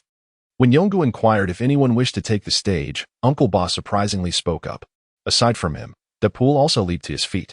"Hey, buddy. Have you been able to endure sitting for so long?" Deadpool twisted his waist. That fellow is quite mad. Allow me to take over, shall we? Your waist is indeed quite flexible, but your muscles are rather stale. Uncle Ba did not even spare him a glance. Dealing with this individual required a sharp intellect. Do you possess one? I cannot ascertain until I dissect your brain. What a sinister fellow you are. Deadpool pressed his head against the ground, supporting his body as he continued to twist. Let us engage in a cerebral dance and spar a little. No need for that. No need. Yonggu waved his hands repeatedly, explaining the rules of the program. If multiple contestants wish to take the stage as substitutes, the eliminated expert must designate who would step in. Are you referring to Okamoto Shinichi? Deadpool inquired. Indeed, came the response. Then we can showcase our dance-off for Okamoto Shinichi to make his decision. At that moment, the door to the live studio was abruptly thrust open, and several individuals stormed in, including the wax-haired man from last time, but this time he lingered behind. Leading the charge was none other than Bruce, the true Bruce. I am the substitute expert, he declared. Everyone stood in stunned silence. Even Yonggu, a staff member, was caught off guard. You? Deadpool gasped in disbelief. By what right? Uncle Ba questioned icily. By the fact that I am now the program's largest sponsor, Bruce replied, his expression unyielding. And also because I am Batman. With that proclamation, the entire internet reverberated. Chapter 87. The man at the apex of the food chain. Heavens. Bruce is that bat. Ah, the classic I have a friend moment. Has Liu Xiaoqian truly forced the real deal into the open? If he doesn't emerge, it seems inevitable. Otherwise, the Wayne group will be utterly ravaged. Uncle Ba had to prepare for a dance-off with Deadpool just to make an appearance, only to be met with a slap of money power upon arrival. The bidding must have been astronomical. The production team hadn't even had time to notify internally, and Brother Yong's jaw is practically on the floor. A friend of mine mentioned he had never seen so much money in his life. With such wealth, why would he even participate in a trivial show? Do you think Bruce's revelation at this juncture is a prelude to a showdown with Liu Xiaoqian? Otherwise, if he continues to apply pressure on the production team, there is a chance he could halt the show altogether. Suddenly, I believe I understand Liu Xiaoqian's earlier words. This isn't merely a private matter between them, but rather, a struggle. Bruce approached Brother Yong, locking eyes with him, while Brother Yong hung his head, listening to the notifications relayed through his earpiece. Initially, Bruce intended to exert pressure to terminate the show. However, following the events at the Gotham Theater, all semblance of control had evaporated. In the real Gotham City, the tidal wave of public opinion surged towards the Wayne Group, causing its stock prices to plummet like an avalanche. Yet, for Bruce, this was not the crux of the issue. The paramount concern was that the Joker's ideology was beginning to proliferate throughout Gotham City. On the streets and in the alleys, numerous individuals had started donning the Joker's mask, chanting bizarre slogans with fervor. Even some young ones began to mimic the Joker's behavioral patterns. It seemed as though everyone was awaiting the Joker's imminent arrival in reality. The street toughs, once fearful of the bat, were gradually becoming emboldened. This was far from a favorable omen. Moreover, incited by Liu Xiaoqian, many citizens began to harbor suspicions towards the Wayne Group. If pressure were exerted on the show at this moment, resulting in its cancellation, even if Bruce employed legitimate legal means, the public would remain unconvinced. They would likely conflate the Wayne Group with various conspiracy theories. Thus, the show absolutely could not be paused. Not only must it continue uninterrupted, but it must also accelerate its pace. However, this does not imply that the program should progress along its previous trajectory. Bruce needed to personally intervene in the show. The virtual version of himself was entirely oblivious to the gravity of the situation. Unaware of the existence of this show, that digital doppelganger was woefully behind the curve. This was the primary reason Bruce chose to step forward and acknowledge his own identity. Previously, due to concerns over the exposure of his identity, he hesitated about whether to utilize the resources and power of the group to upgrade his equipment. Now, there is no need for hesitation. Bruce has made the decision to upgrade all his gear and configurations upon entering the virtual realm. If there is to be a struggle, then he shall give it his all. At this moment, Brother Yong has finished listening to the notifications from the backstage. He picks up the microphone and begins to announce Wayne Group's sponsorship of the program. He then states that the sponsorship from Wayne Group is entirely gratuitous, with only one condition, that Mr. Bruce must participate in the capture. The production team has carefully considered this proposal and has agreed to Mr. Bruce's request. However, in the interest of fairness to the other experts, we must consult the opinions of the two guests who are about to participate. Upon hearing this, all eyes turned to Deadpool and Uncle Ba. If it were anyone else, I would certainly refuse. However, it is Bruce himself, who who has just faced a setback. I am genuinely curious. Deadpool raises his middle finger at Bruce, saying, "This time, I support you." Bruce shifts his disdainful gaze from Deadpool to Uncle Ba, inquiring, "And you?" Just when everyone expected Uncle Ba to oppose, to their surprise, he uttered a few words. "Good luck, little bat." There is a hint of amusement in Uncle Ba's eyes, and the corners of his mouth curve slightly. He had originally intended to seize this opportunity to step onto the stage and experience the enthusiasm of that clown. Unfortunately, a true bat has emerged in the midst of it all. Nevertheless, he does not believe this bat can change anything. On the contrary, it makes him look forward to his subsequent encounter with the clown even more. The more people that fall under his hand, the more it proves his worth. This principle is akin to the food chain, with layers upon layers.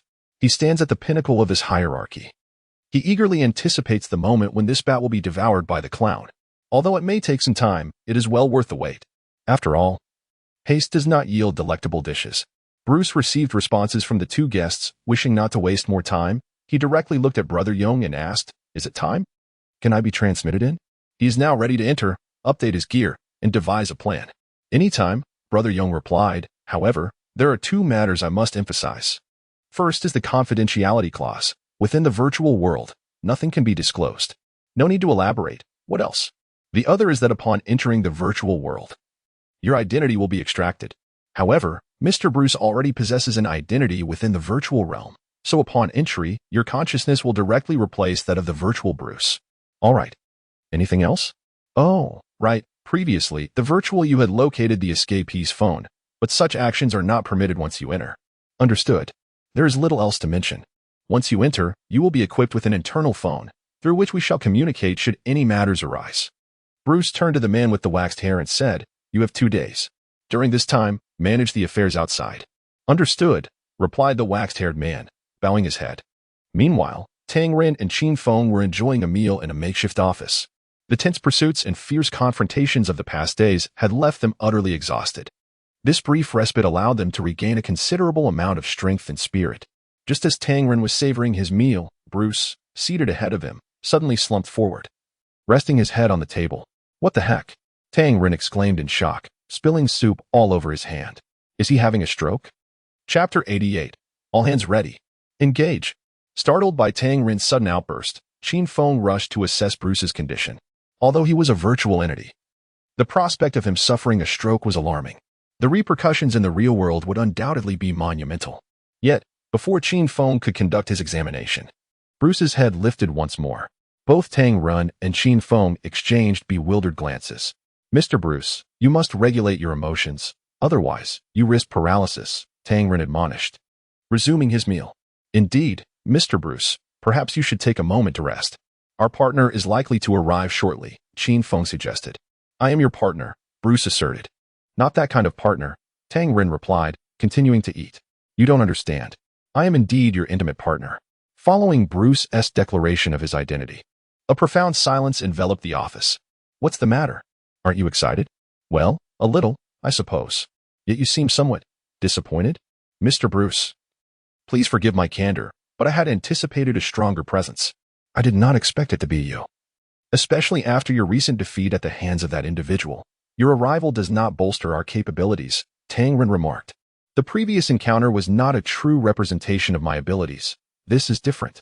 It's the same, a 100% simulation." Tang Ren shook his head. "Let it go." "Xiao Tang, if it's detrimental to our unity, refrain from speaking," Qin Feng interjected. "But I simply cannot hold my tongue." Bruce chose not to engage with Tang Ren further and summoned his assistant. "That's enough. We are satiated and require no further service. Please, silence yourself," Bruce instructed, casting a glance at Tang Ren. "Oh." Bruce then addressed his assistant. "There are several tasks I need you to attend to immediately." "Understood," the assistant replied, promptly retrieving a pen to take notes. "First, contact the head of Wayne Technologies. I require 2 items from there. One is molecular self-assembling material to assist me in constructing a liquid armor resembling the bat featured in the news. Additionally, I need a duplicate of the Wayne Smart City Management System so I can access over 90% of Gotham City surveillance data." "Understood." "Next, reach out to the head of Wayne Aerospace. Utilizing bomber coding technology in conjunction with the Meteorological Engineering Department's fog generator, create an invisibility system for this armor. ensuring it achieves dual invisibility effects, both visual and radar, for 30 seconds. Yes. Lastly, contact Technology Director Lucius to modify the military warehouse's assault bridge vehicle. He will need to discuss the specifics with me directly. Understood. I will attend to it at once. With that, the assistant promptly exited the office. Bruce turned back to find Tang Rin and Qin Feng staring at him, utterly dumbfounded. Ah, so you have come to upgrade your equipment. Qin Feng swallowed hard. Tang had just spoken too loudly. Bruce, do you possess such an array of peculiar items? Tang inquired. Not surprising. These are resources that have long been available within the organization, came the reply. Then why didn't you upgrade earlier? With that, we could have easily subdued that clown. We wouldn't have to resort to skydiving. Tang exclaimed, brimming with excitement. I did not wish to reveal my identity before, but at this juncture, it no longer matters. Then we shall certainly be able to capture him. My female fans will not flee. Meanwhile, Holmes and his companions were racing through the suburbs, pursued by 3 police cars. Darren managed to locate gasoline in the vehicle and, with great effort, refueled it. When he returned to his seat, his hair stood on end. All set. Now what? Darren slumped in his seat, the police cars tailing them closely. Indeed. What shall we do now? Holmes, you mentioned you had a plan. Do share it with us, Logic urged, peering into the rearview mirror. Continue along the banks of the Pulley River until we approach the Blackgate district. Maintain a speed of 80, and then we shall leap into the river together. Wait, are you suggesting we jump into the river together? Logic asked. And why are we heading towards the Blackgate district when the river is so long? Darren queried. Because that fellow is located in the Blackgate district at the Comely Asylum. Upon hearing this, both Logic and Darren were taken aback.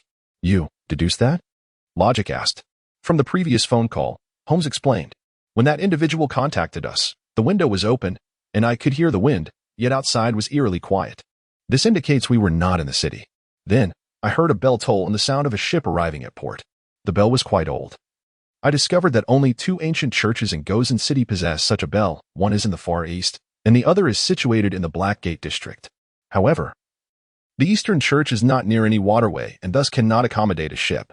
Hence, it must be the old church in the Blackgate district. Wait a moment, what you just mentioned is not a general vicinity but a specific location, the Comely Asylum, Darren exclaimed. That place, apart from the church, has only 2 farms and an asylum nearby. So you opted for the asylum? Isn't that rather arbitrary? Logic sought confirmation. At this, Holmes abruptly turned his gaze towards Logic, fixing him with an intense stare. To confront this individual, your mind must operate according to his thought processes and behavioral logic. Consider carefully. What thus far could be of value to him? It certainly is not money. Logic murmured. Indeed. People. Darren interjected. Yes, precisely, people. His previous actions have all necessitated accomplices. Sherlock Holmes lit a cigarette and continued. The news has just reported that over 20 clowns have been apprehended, and that a Bruz has also been captured. At this moment, we cannot ascertain anything with certainty, except that he will persist in his endeavors. Therefore, after suffering such significant losses, he will undoubtedly reorganize his forces to continue his operations. Currently, he has been sighted near a church, a lunatic asylum, and 2 farms. Where do you think he will go next? Upon hearing Holmes' analysis, Logic and Darren fell into deep contemplation. The sole question that remained was whether they wished to confront him. Of course we do, Darren replied without hesitation. He was the one among the 3 who had suffered the most. Each time he was outsmarted, he was seamlessly drawn into the fray. And you? Holmes inquired, turning his gaze to Logic. Regardless, you certainly want to be able to claim this sum of money. It is no longer merely a matter of money. Logic gritted his teeth. It is a matter of a man's pride. Very well then. To locate him, you must follow my instructions. Even so, we needn't confront him in person, do we? The lunatic asylum, it sends shivers down my spine. Logic pondered. Would it be wiser to alert the authorities? Holmes asked coldly, at this point, do you still believe that the pursuit team and the police can handle him? Chapter 89. Fear not. We are strategic partners. Upon uttering these words, Holmes fell into a contemplative silence. After a considerable pause, Logic finally spoke. It appears there is truly no way to evade this. If our attitudes align, then let us commence. Should we not deliberate on a strategy? Darren inquired. First, let us locate him. If he has indeed been committed to the asylum, we shall unite our strengths and apprehend him within its confines, Logic declared. Pressing the accelerator to the floor, the armored vehicle sped along the canal towards the Blackgate district, closely followed by 3 police cars. With a sudden explosion, The trio leapt into the river. Thick smoke billowed from the shore as several police cars surrounded the scene. The three exerted every ounce of strength to swim to the opposite bank, reaching the boundary of the Blackgate district. To reach the Comerley Asylum, they would need to traverse the entirety of this district, for the asylum lay at its far end. To avoid leaving any clues that might lead the police to them, Holmes sought out a blind spot in the surveillance and flagged down a taxi. They boarded the cab and traversed the Blackgate district, disembarking near a secluded farm. As they exited, the driver heard a sharp snap of fingers. "Driver, you have not been here in recent days, have you?" Darren spoke gently. "No, I have not." The driver replied, nodding slowly. "Let us go," Darren said, closing the door behind him as the taxi departed. This farm was now alarmingly close to the asylum. The surroundings were desolate, devoid of any streetlights. The trio ventured cautiously along a muddy path. During this journey, Holmes remained silent, walking intermittently, sometimes crouching to inspect the ground, and at other times gazing towards a distant church. It was upon his third pause that the church bells tolled. "This is it," Holmes suddenly remarked. "What do you mean by this?" Logic inquired, but Holmes offered no reply, instead following the tire tracks that led into the nearby underbrush. As they entered the thicket, they soon stumbled upon a heap of weeds. Without hesitation, Holmes approached and cleared the foliage. Before them stood a small sedan. The live stream burst into exclamations of admiration. "Is he discerning the tire tracks based on the sound of the bells? Truly, Mr. Holmes is remarkable, an esteemed name, worthy of trust. Are we in a television shopping segment? What a thrilling pursuit." Had Holmes joined the chase team, they might have already triumphed. Then why not suggest that if Holmes had partnered with Liu Xiaoqian, the chase team would fare even worse? Do you not recall that summer by the Daming Lake, when the cross-dressing lord was mocked by clowns? Upon your suggestion, it suddenly occurs to me that Sherlock Holmes and the Joker would make quite the pair, remarked one, while another added, a hook-nosed clown would indeed be more sinister. It was clear that the individual in question had truly arrived. Truth be told, throughout this journey, I have been pondering whether Mr. Holmes's deductions were indeed accurate, Darren mused, stroking his chin. We are now strategic partners. It is essential to instill confidence in our companion, said Logic. Holmes appeared oblivious to their conversation, circling the automobile twice. As he scrutinized the vehicle, he muttered to himself. The steering wheel and the door handle, fresh blood. The seats are clean, signs of weakness, internal injuries. Suddenly, his gaze fell upon the passenger seat. A mobile phone lay discarded. Who here can unlock a car door? Holmes inquired, turning to face them. I can only unlock human locks, Darren shrugged. I can. I've learned how. Logic pulled a wire from his pocket. You certainly have acquired a plethora of skills, adept at both cheating and stealing cars. Holmes remarked. I can master a skill in merely 20 minutes. It hardly requires much time. With that, Logic crouched down and began to tamper with the door lock. In just 2 minutes, he had successfully opened the car door. Holmes reached in and retrieved the mobile phone. This is not the production team's phone. Holmes pondered. Why would he leave his phone here? Darren queried. This indicates that, according to his plan, he intended to return after his retreat. Furthermore, Holmes gazed towards the asylum, deducing that he intended to disguise himself as a patient to infiltrate, hence he could not carry a phone. Holmes removed his overcoat, crumpling it into a bundle, and stuffed both his phone and his own into it. You too, place your phones in here as well. Upon hearing Holmes's words, Logic and Darren exchanged glances. Could it be that we are thinking along the same lines? Indeed, you are correct, Holmes nodded. We shall also masquerade as patients to gain entry. The three concealed their phones and each altered their appearances, striving to resemble individuals of unsound mind. Logic even smeared a bit of mud from the ground upon his face. Once prepared, they approached the exterior of the Comerley Asylum. To their surprise, the institution was far larger than they had envisioned. The courtyard housed 5 or 6 buildings, most shrouded in darkness. Blackbirds circled ominously above, adding to the eerie atmosphere. The trio circumnavigated the perimeter, seeking a section of wall that was relatively low. Shall we simply climb over? Darren inquired, eyeing the wall. Of course, unless you propose we knock at the door? Logic retorted. Let us scale this section. It is lower and lacks a security net above, Darren observed. You make a valid point. You go first, Logic suggested. Why must it be me? Because it was your idea, was the reply. Rest assured, we are strategic partners and will not betray you, remarked Logic. Darren glanced at Holmes, who nodded in affirmation, allowing him to relax. Very well, I shall enter first. All right, I will commend you, Logic replied, giving a thumbs up. Should any unforeseen circumstances arise, I will inform you. With that, Darren scaled the wall and effortlessly leaped over. His agility was commendable, a seamless execution of movement. However, as he jumped down, he realized a grave predicament awaited him. Below lay a vast expanse of cacti. Quickly, he grasped the wall, hanging precariously. Damn it, he muttered. No wonder there were no security nets installed here. It was because of these thorny plants. Chapter 90. There are standards for the insane. Outside the wall. After Darren jumped in, the two outside waited for a moment, hearing no noise. Mr. Holmes, it's your turn. I'm quite timid. So I'll be bringing up the rear, he remarked nonchalantly. No matter, Holmes replied, displaying agility as he leapt inside. I would rather betray the world than allow the world to betray me. Logic's lips curled slightly, suggesting they forge ahead to scout the path first. Once both had jumped in, Logic deliberately paused, confirming that neither was captured before making his move. He imitated their actions, leaping gracefully into the fray. However, the instant he vaulted over the wall, his heart sank. To his dismay, he found his two companions hanging on the wall. Looking down, he was met with a bed of cacti.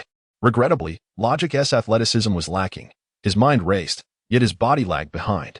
He plunged headfirst into the prickly mass. 5 minutes later, Logic emerged from the cacti, his body covered in wounds. Darren and Holmes gradually maneuvered to the side and jumped down as well.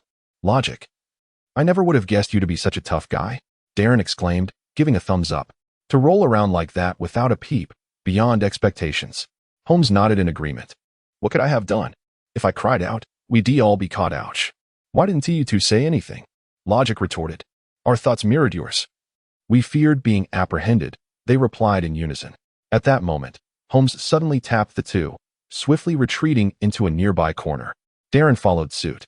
Following Holmes's gaze, they spotted a figure not far away. The person had disheveled hair, a hunched posture, and their makeup was entirely smeared. They advanced slowly, occasionally bursting into suppressed laughter. It's that madman. The very same lunatic, Logic exclaimed in a hushed tone. What is going on? How can he laugh in such a setting? Darren questioned, bewildered. What other reason is there to label him a madman? Holmes left the corner, trailing after him. At this moment, Liu Xiaoqian was decidedly unhinged. Perhaps due to his injuries, he felt physically weakened, making it difficult for his rational mind to combat the role he had adopted. Since his similarity to the target reached 70, bizarre voices had begun echoing in his mind. While his thoughts grew increasingly agile, his body seemed to teeter on the brink of losing control. At times, he found himself unable to suppress laughter. Liu Xiaoqian was acutely aware that in his current state, infiltrating the asylum undetected was nearly impossible. By chance, he had gleaned from the bulletin board that a new batch of patients would arrive at 9 o'clock that evening. When he noticed the announcement, the time was already 8:55. Thus, he resolved to alter his strategy, transforming himself into a new mental patient, brazenly entering the asylum. As he approached the main building, the external gate suddenly swung open. A bus slowly drove into the institution, presumably transporting new patients. The doors of the vehicle opened, and two staff members disembarked first, followed by a line of patients. Liu Xiaoqian moved closer to the bus, and just as he was about to blend into the queue, a sudden tension gripped his temples. In an instant, his mind felt as though it had been unmoored, spiraling out of control. Clutching his head, he laughed maniacally, unable to maintain his balance. Who? The two staff members immediately rushed over in response to the noise. Upon seeing Liu Xiaoqian, their brows furrowed. I told you not to run around. One scolded. Damn it. The other approached Liu Xiaoqian and kicked him. However, Liu Xiaoqian felt no pain. On the contrary, he was exhilarated, laughing even louder. His frenzied laughter unnerved the two staff members. This individual appears quite deranged. Hitting him is futile. We should expedite his entry and allow our colleagues inside to deal with him. Perhaps a few electric shocks will subdue him. They pulled Liu Xiaoqian into the queue. Meanwhile, Holmes and his companions seized the opportunity to blend into the line. As they advanced, the trio entered the main building. Upon entering, Luoji quickly realized he was in trouble. Every patient who entered was subjected to a machine test. This test was exclusively effective on the mentally ill. It would measure their abnormality index. What to do? How do we handle this test? Luoji whispered behind Holmes. There is no choice. We must try to appear abnormal. Holmes replied, gazing ahead. There is no stipulation for how abnormal one must be to remain here. A slight deviation from normalcy suffices. Surely, they won't expel us at this late hour, Darren remarked. That makes sense, but how can we appear abnormal? Luoji inquired. Darren whispered, it's simple. Normal thought processes are typically goal-oriented. When it's your turn to be tested, Refrain from thinking about those things. Instead, focus on random, inconsequential thoughts. Before he could finish, the patient in front completed their test, and it was Darren's turn. Suddenly, Darren's gaze became vacant, and he began talking to himself, exhibiting signs of dissociative identity disorder as he approached the machine. It went smoothly. The machine's peak score is 150, and Darren scored 40. The machine displayed Darren's photograph alongside his score. Next was Holmes' turn. His expression remained unchanged as he stood before the machine. The result, a score of 60. This outcome left Darren momentarily speechless. It appears that Holmes' psyche is rather disturbed as well. At last, it is Logic's turn. Logic is exceedingly anxious. Akin to a student who has slumbered through an entire semester, now confronted with the impending final examination. Approaching the machine, he succumbs to a whirlwind of errant thoughts. Consequently, Logic scores 0 points. Both Holmes and Darren feel a heavy weight settle in their hearts. Two staff members advance towards Logic. He promptly sticks out his tongue, letting it dangle to one side, and begins to drool. The staff instruct Logic to attempt the test once more. The result remains 0 points. One of the staff members scrutinizes Logic for an extended moment before exclaiming, "Damn, why are even the intellectually challenged sent here?" "What now?" inquires the other staff member. "What else can we do? Let us keep him locked up for now." Those scoring above 100 are sent to the critical care unit, while these few are relegated to the general ward. Upon hearing this, Holmes and his companions breathe a sigh of relief. Finally, they have managed to blend in. At this juncture, Holmes casts a glance at the record in the staff member's hand. To his astonishment, he discovers that Liu Xiaoqian's photograph bears a score of 150 points. The three are escorted to the general ward, while Liu Xiaoqian is taken to the critical care unit. Two staff members follow closely behind Liu Xiaoqian, escorting him down the corridor of the cellar. As they enter the corridor and pass the first cage, a hand suddenly reaches out, fiercely grasping Liu Xiaoqian's arm. He turns to find the other party is a figure, his head shrouded in a burlap sack. Chapter 91. Congratulations. You have acquired a warm-hearted fellow patient. Before Liu Xiaoqian could thoroughly appraise the individual before him, two staff members swiftly intervened, pulling him aside and turning his face away. "No, do not look at that man," one of the staff exclaimed. "Although your mind may not be entirely sound, at least you are alive. This fellow could frighten even the bravest soul." Witnessing the guard's palpable anxiety, the occupant of the cage chuckled, a peculiar sound reminiscent of a bird choking on its meal. As he laughed, he awkwardly swayed his head, which was encased in a burlap sack. He resembled an antiquated puppet, conjuring in Liu Xiaoqian's mind the image of a scarecrow. Yet, Liu Xiaoqian recalled that scarecrows were typically slender, whereas this individual was quite corpulent. It could not be. The two staff members, unable to meet each other's gaze, shuddered as they escorted Liu Xiaoqian to the adjacent cage. They locked him inside. The space has become rather constrained lately. This is the only available room. One staff member indicated towards the wall separating the two cages. "I warn you, this wall may safeguard your life. Do not engage him in conversation. Why would you even bother? They're all insane. If you speak to them earnestly, they might think you are singing.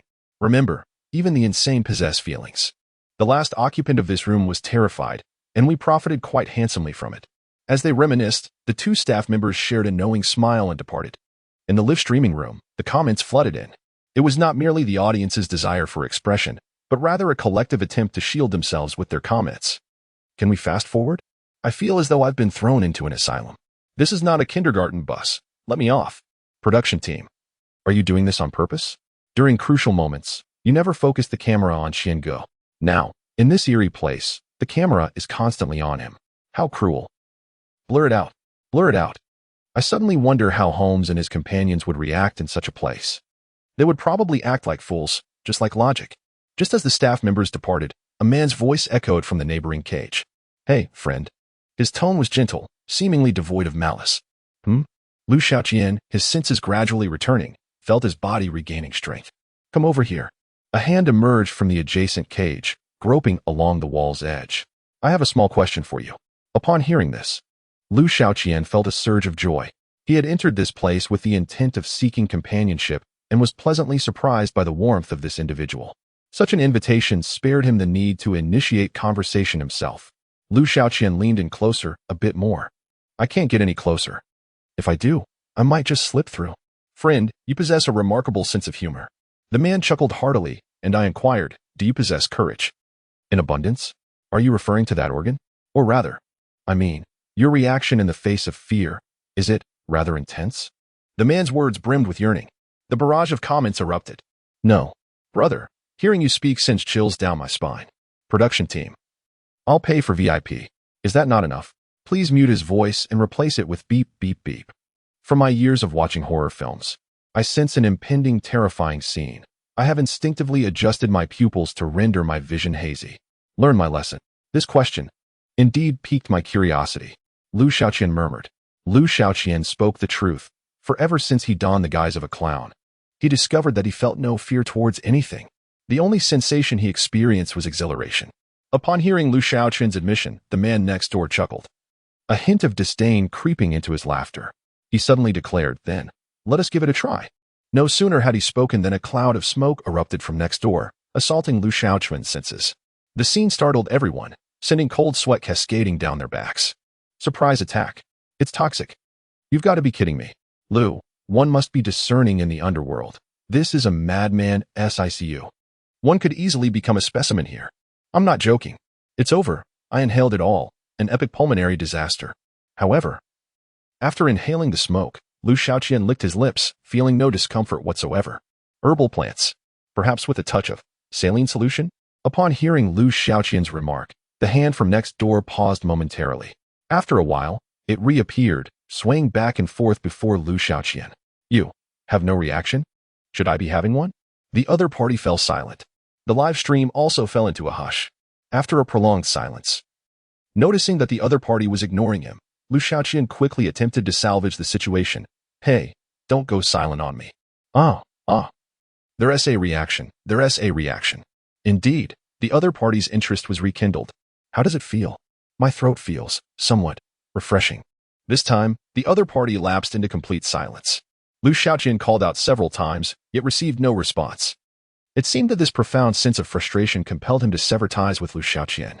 Conversely, Liu Xiaoqian felt a sense of dissatisfaction. Just upon entering, he had finally encountered an enthusiastic fellow patient who initiated conversation. He had intended to engage this individual to glean information about all the formidable characters here. Yet, the relationship had soured so abruptly? This simply would not do. Absolutely not. Liu Xiaoqian contemplated briefly and recalled the system reward he had recently acquired, the clownfish pocket watch. Previously, Liu Xiaoqian had pondered this reward. It had the power to alter the most profound memories, thereby allowing him to change the dynamics of his relationship with the other. Regardless of the mental state of the other party, Liu Xiaoqian resolved to give it a try. He retrieved the clownfish pocket watch, and a system prompt immediately appeared. Would you like to use it on the target? Liu Xiaoqian selected yes. Would you like to alter the target's memories? Liu Xiaoqian chose yes. System reminder, as this is the first use of the item, the scope of alteration will be limited. Options, transform yourself into the person the target adores the most, or into the person the target fears the most. Without hesitation, Liu Xiaoqian opted for the person they fear the most. After all, his purpose for being here was to scout talent. If the other party was not intimidated, how could he command and control them? Customization complete. Please ensure the target gazes at the pocket watch for a duration of at least 1 minute. Chapter 92. Hey, are you really just a scarecrow? Come, let me show you something amusing. The cage next door remained unresponsive. Just take a look. It's quite entertaining. It might give you a fright. Oh, is there anything that could actually scare me? The other party seemed intrigued. Indeed, give it a try. With that, Liu Xiaoqian opened a pocket watch and placed it between the two cages. The pocket watch ticked rhythmically. The other party appeared to be watching intently. 1 minute passed swiftly. A fragment appeared in Liu Xiaoqian's mind, viewed from the perspective of this man. He was a child then, confined in a dim room surrounded by dismembered dolls. These dolls appeared lifelike. Even the scars upon them were disturbingly realistic. Liu Xiaoqian could sense the boy trembling violently. Then, a figure emerged at the doorway of the room. Why was this moment of resistance so fleeting? Damn. Such a short duration, the data is far from sufficient. A flurry of punches and kicks ensued. Next time, endure a bit longer. Fear. Let me witness your fear. Another flashback unfolded. The man incessantly subjected the boy to various bizarre experiments. The experiments escalated step by step, from animals to humans, and then to souls. The sole purpose of these experiments was to instill terror in the child. In just a minute, Liu Xiaoqian had witnessed the entirety of the man's memories, leaving him somewhat speechless. Seriously, are you truly a scarecrow? But scarecrows are typically quite slender. How have you grown so portly since the memory was extracted? The man in the adjacent cage had hidden away, falling silent. In the dead of night, Liu Xiaoqian heard his muffled sobs, intermittent and restless. The man was likely trapped in a nightmare, continuously calling out for his father. This realization sent a chill down Liu Xiaoqian's spine, for he had previously altered the man's memories to make him the embodiment of the man's deepest fears. Damn it. The following morning, after breakfast, it was time for some fresh air. Holmes and his companions donned the garb of the asylum's patients, hastily arriving in the courtyard ahead of all the other patients. Seeking the best vantage point to crouch down, they were awaiting Liu Xiaoqian's appearance. Of course, they did not intend to overtly subdue Liu Xiaoqian in the courtyard. After all, this was an asylum, and they could easily end up receiving electroshock treatment. An escape would be impossible. Their plan was to pinpoint Liu Xiaoqian and draw him into a carefully laid trap. Once they captured him, they would all flee the asylum together, ultimately binding Liu Xiaoqian like a dumpling and leaving him at the entrance of the weighing group. As the three appeared, the chat room buzzed with activity. The three of them in patient attire. How adorable. Seriously, is that what you're fangirling over? Anything you do will only harm you. Logic, the matter of the venue is entrusted to you. Have you found a suitable location? Holmes inquired. As I passed through the hall during last night's test, I memorized the floor plan of this place. After a night of profound contemplation, I believe the most advantageous location for our setup is the activity hall in Building No. 2. The activity hall serves as the unified leisure space for all patients. Although most merely daydream there, it is a place that every patient is required to visit weekly. The activity hall. Why choose that? Darren asked. Because it is the only place, aside from dining, where ordinary patients and those in critical condition intersect. Furthermore, I noticed that building number 2 is the only structure with a basement according to the overall floor plan. This means there is an area where the drainage system overlaps. In other words, if we manage to capture him there, we can escape directly through the drainage passage into the municipal sewer system. Holmes nodded. It seems that place is not accessible every day. Every Thursday, without fail, from dinner time until just before bedtime, Logic replied. Today is already Wednesday, which means we can go there tomorrow. Holmes turned to Darren. What about the personnel situation? This time, to be cautious. They did not plan to act solely among the three of them. Instead, they aimed to enlist as many ordinary ward patients as possible to join their efforts. In the ordinary ward, besides us, there are 78 patients. I have already hypnotized 30 of them. Before we act tomorrow, I can hypnotize the remaining 78 without issue. Darren stated. Darren, can you truly control even the mentally ill? Logic inquired. Patients with mental disorders are still human. Moreover, they are merely ordinary cases, not those in the critical ward.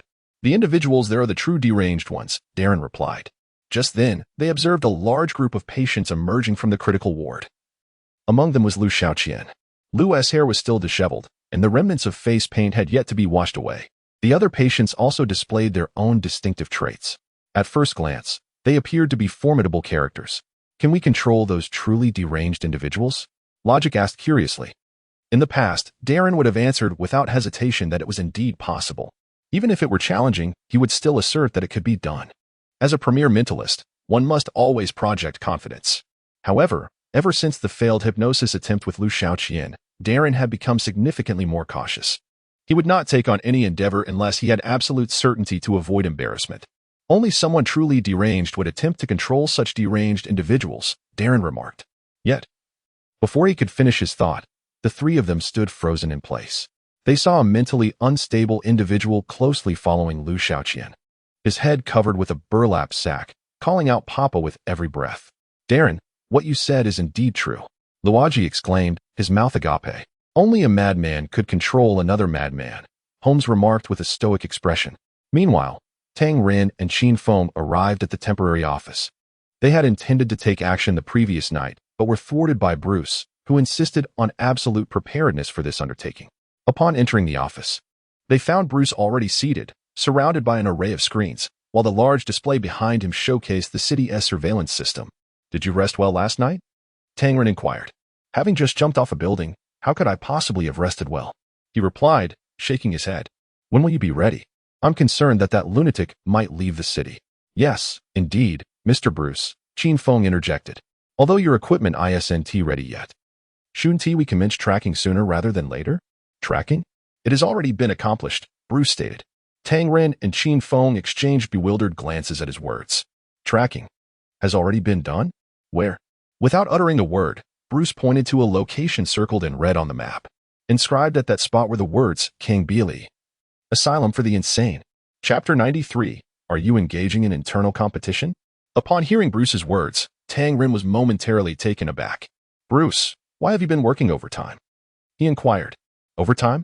You lulled us into rest while you tracked matters yourself. Isn't that essentially working extra hours? Tang Ren pressed on. This makes us appear utterly ineffectual. You're drawing us into this competitive spiral.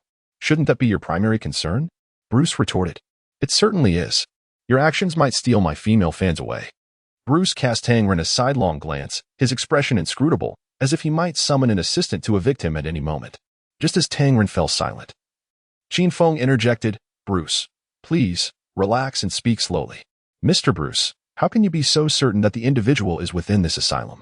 Bruce tapped his computer twice, and the screen flickered to life with images of a burning armored truck. Last night, an armored vehicle exploded beside the Pulley Canal. According to the information provided by the officers, 3 individuals were confirmed to be in the truck at the time, mere seconds before the explosion. Those 3 jumped into the canal. What do you think of this, 3 individuals? Bruce looked toward Qin Feng and Tang Ren. 3 people, Liu Bei, Guan Yu, and Zhang Fei. Tang Ren blurted out. Bruce diverted his gaze solely to Qin Feng. Sherlock Holmes, Darren, and Logic. Indeed, those 3. Bruce nodded. Why do you believe they would suddenly appear in this location, driving an armored vehicle laden with explosives? The only keywords that come to mind are ambush, failure, trap, escape. Qin Feng swiftly articulated. Bruce nodded in agreement, continuing, correct, but it's not entirely accurate. There's one keyword missing. From my initial analysis, the vehicle was originally in Liu Xiaoqian's possession. However, during his confrontation with you on the rooftop, it fell into the hands of these 3. Considering the circumstances from last night, Liu Xiaoqian had a high probability of being eliminated. Thus, they sought to collaborate to seize the vehicle, anticipating Liu Xiaoqian's elimination, only to engage in internal conflict afterward. Yet, they never anticipated Liu Xiaoqian's victory last night. Furthermore, they received word that the vehicle they had commandeered was rigged with explosives. Left with no choice, they resorted to jumping into the river to escape. Tang Ren interrupted. Wait. This has nothing to do with the asylum. Patience. The critical clues are extracted from these ordinary lines of thought, meticulously unraveling the threads. I am retracing the steps solely to accommodate you, allowing you to keep pace, Bruce replied. Bruce, I truly believe you are mocking me. Such behavior lacks gentlemanly conduct and would hardly endear you to female fans. Haha. Bruce shook his head and continued to explain. The location where they jumped into the river is of paramount importance. To understand why they chose this particular spot, one must analyze their state of mind and their intentions. The canal is extensive and based on the pursuit route provided by the officers. They drove along the canal for nearly 12 minutes before abruptly exiting the vehicle. This indicates that their arrival at this location and their subsequent actions were undoubtedly motivated by more than just a desire for escape. If their sole aim was to flee, they could have leaped out at any point during those 12 minutes. There was no need to prolong the risk unnecessarily. Therefore, Bruce tapped the photograph on the screen with his finger. They came here with an ulterior motive. At that moment, Qin Feng suddenly became animated. He clapped his hands and exclaimed, counterattack. That's the missing keyword. Excellent. Bruce nodded and remarked, from Liu Xiaoqian's initial demeanor. It is clear that his objectives differ from those of the other 3 competitors. There exists a fundamental opposition between them. If Liu Xiaoqian is not eliminated, the other 3 contestants are compelled to remain in this realm indefinitely, unless one among them manages to eliminate the other 2, thus concluding the challenge.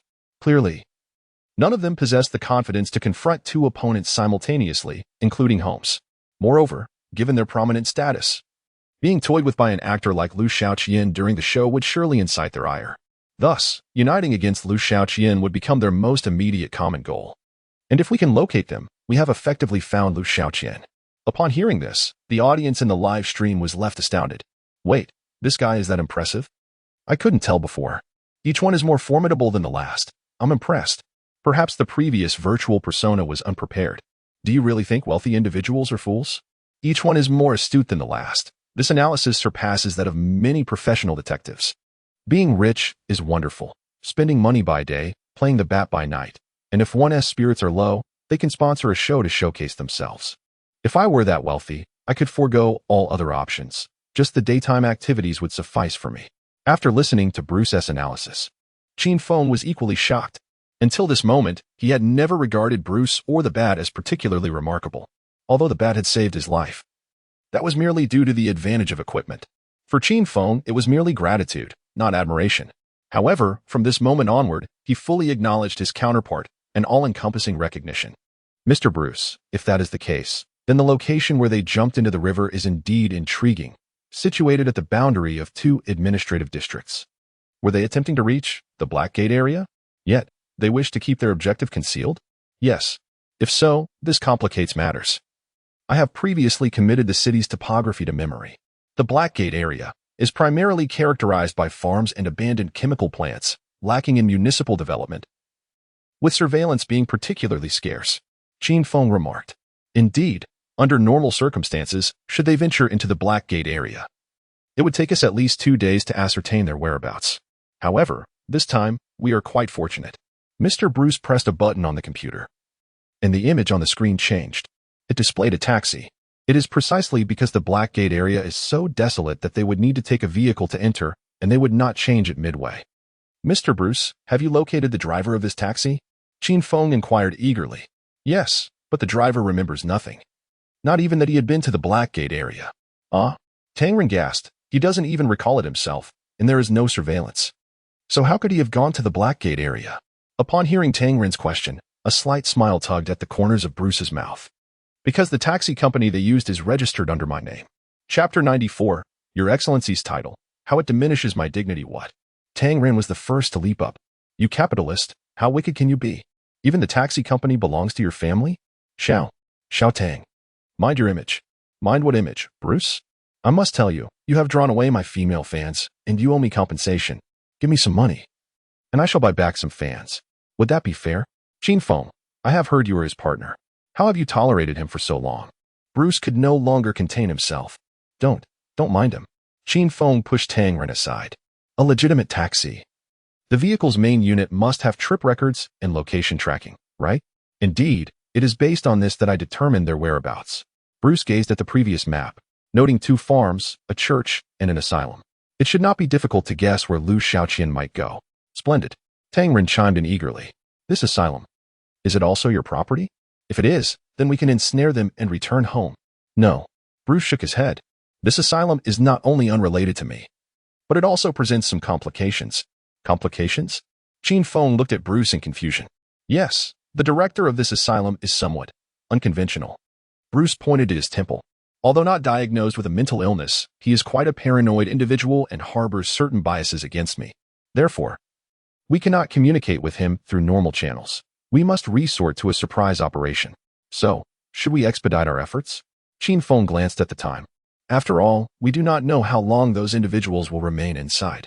There is no need for concern. Last night, I dispatched my personal security team to lie in wait around the asylum. Though their firepower is not formidable, they will notify me at the first sign of any disturbance. Mr. Bruce, Qin Feng pondered, are you waiting for something? I'm awaiting the completion of all preparations, aside from the equipment. At that moment, Bruce's phone suddenly rang. Qin Feng inadvertently caught a glimpse of the caller ID, Adam, head of Speedy News. Bruce answered the call, murmuring softly before hanging up. He set down the phone and looked at Qin Feng, a flicker of sternness passing through his eyes. Public opinion is not merely a weapon for clowns. It can equally serve our purposes. Meanwhile, inside the asylum, Liu Xiaoqian was strolling through the yard. His gaze was fixated on the patients in the other critical care areas. Daddy. The scarecrow trailed closely behind him. Although Liu Xiaoqian did not care about others' opinions of him, the repeated calls of Daddy made him feel rather low. Liu Xiaoqian was displeased. Hey. Liu Xiaoqian suddenly turned around, glaring at the scarecrow. Change your address. Referring to me as such makes me appear foolish. Liu Xiaoqian's face bore no expression, yet upon beholding it, the scarecrow inexplicably felt a surge of fear. Well, Father, this is not merely a change. It is a complete transformation. Do you understand? Dad. Damn it. Liu Xiaoqian, unwilling to squander words on this fellow, sought assistance. Could you introduce me to someone who could help? Help? I could be of service. What are your special skills? I can instill fear in others. Is that truly a skill? The scarecrow pondered for a moment before ultimately deciding to validate his claim. He turned and approached a grotesque, oversized man. Get lost. He stated flatly. Huh? The bulky man, 3 times the scarecrow's size, frowned and glared at him. Are you itching for trouble? The scarecrow chuckled lightly, then abruptly raised his hand. A plume of smoke erupted from it, smoke reminiscent of Liu Xiaoqian's epic inhalation from the night prior. Unlike Liu Xiaoqian, the hefty man, upon inhaling this smoke, suddenly grasped his own throat with both hands, his expression morphing into sheer terror. His eyes trembled, fixated on the scarecrow, as if he might vomit his bile at any moment from fright. Get lost, the scarecrow reiterated.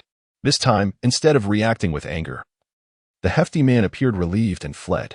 Look, Dad, this is my ability.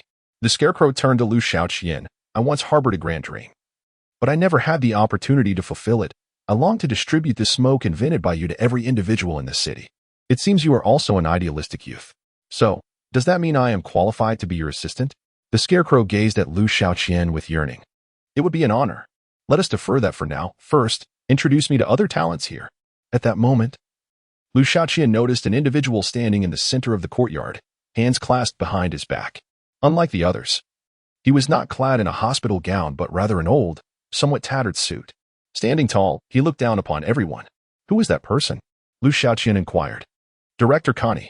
Director Connie? What kind of person is he? A paranoid. In his eyes, there are hardly any normal individuals in this society. He once advocated for the examination of all capitalists, but was rejected by the authorities. Intriguing, Liu Xiaoqian murmured. Only a genius would contemplate such ostentatious individuals as subjects for study, much like Bruce. Suddenly, the scarecrow was taken aback. Dad, how do you know he is studying Bruce? Is he truly researching him?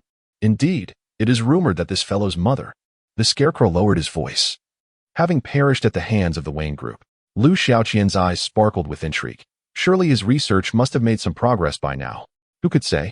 However, at that moment, Dean Connie's gaze fixed intently upon Liu Xiaoqian's face. He furrowed his brow and adjusted his suit collar before striding purposefully toward Liu Xiaoqian. Before even reaching him, Dean Connie called out, "You, where do you hail from?" Chapter 95. What the hell is this rule? Dean Connie uttered this question, and before Liu Xiaoqian could respond, the scarecrow feebly interjected, "He is my daddy." Upon hearing this, Dean Connie stood there, momentarily stunned. What was this situation? Had the efficacy of the medicine in the institution diminished recently? How could you, after all this time, still be deteriorating? Dean Connie cast a disdainful glance at the scarecrow. That damned father of yours turned to dust 20 years ago. Hey, Dean. Liu Xiaoqian raised a hand, waving it between the dean and the scarecrow. You are unlike those pretentious socialites who cloak their words in politeness. I truly admire your candor. However, your candor is misplaced. Liu Xiaoqian's gaze suddenly turned icy. He is my little follower.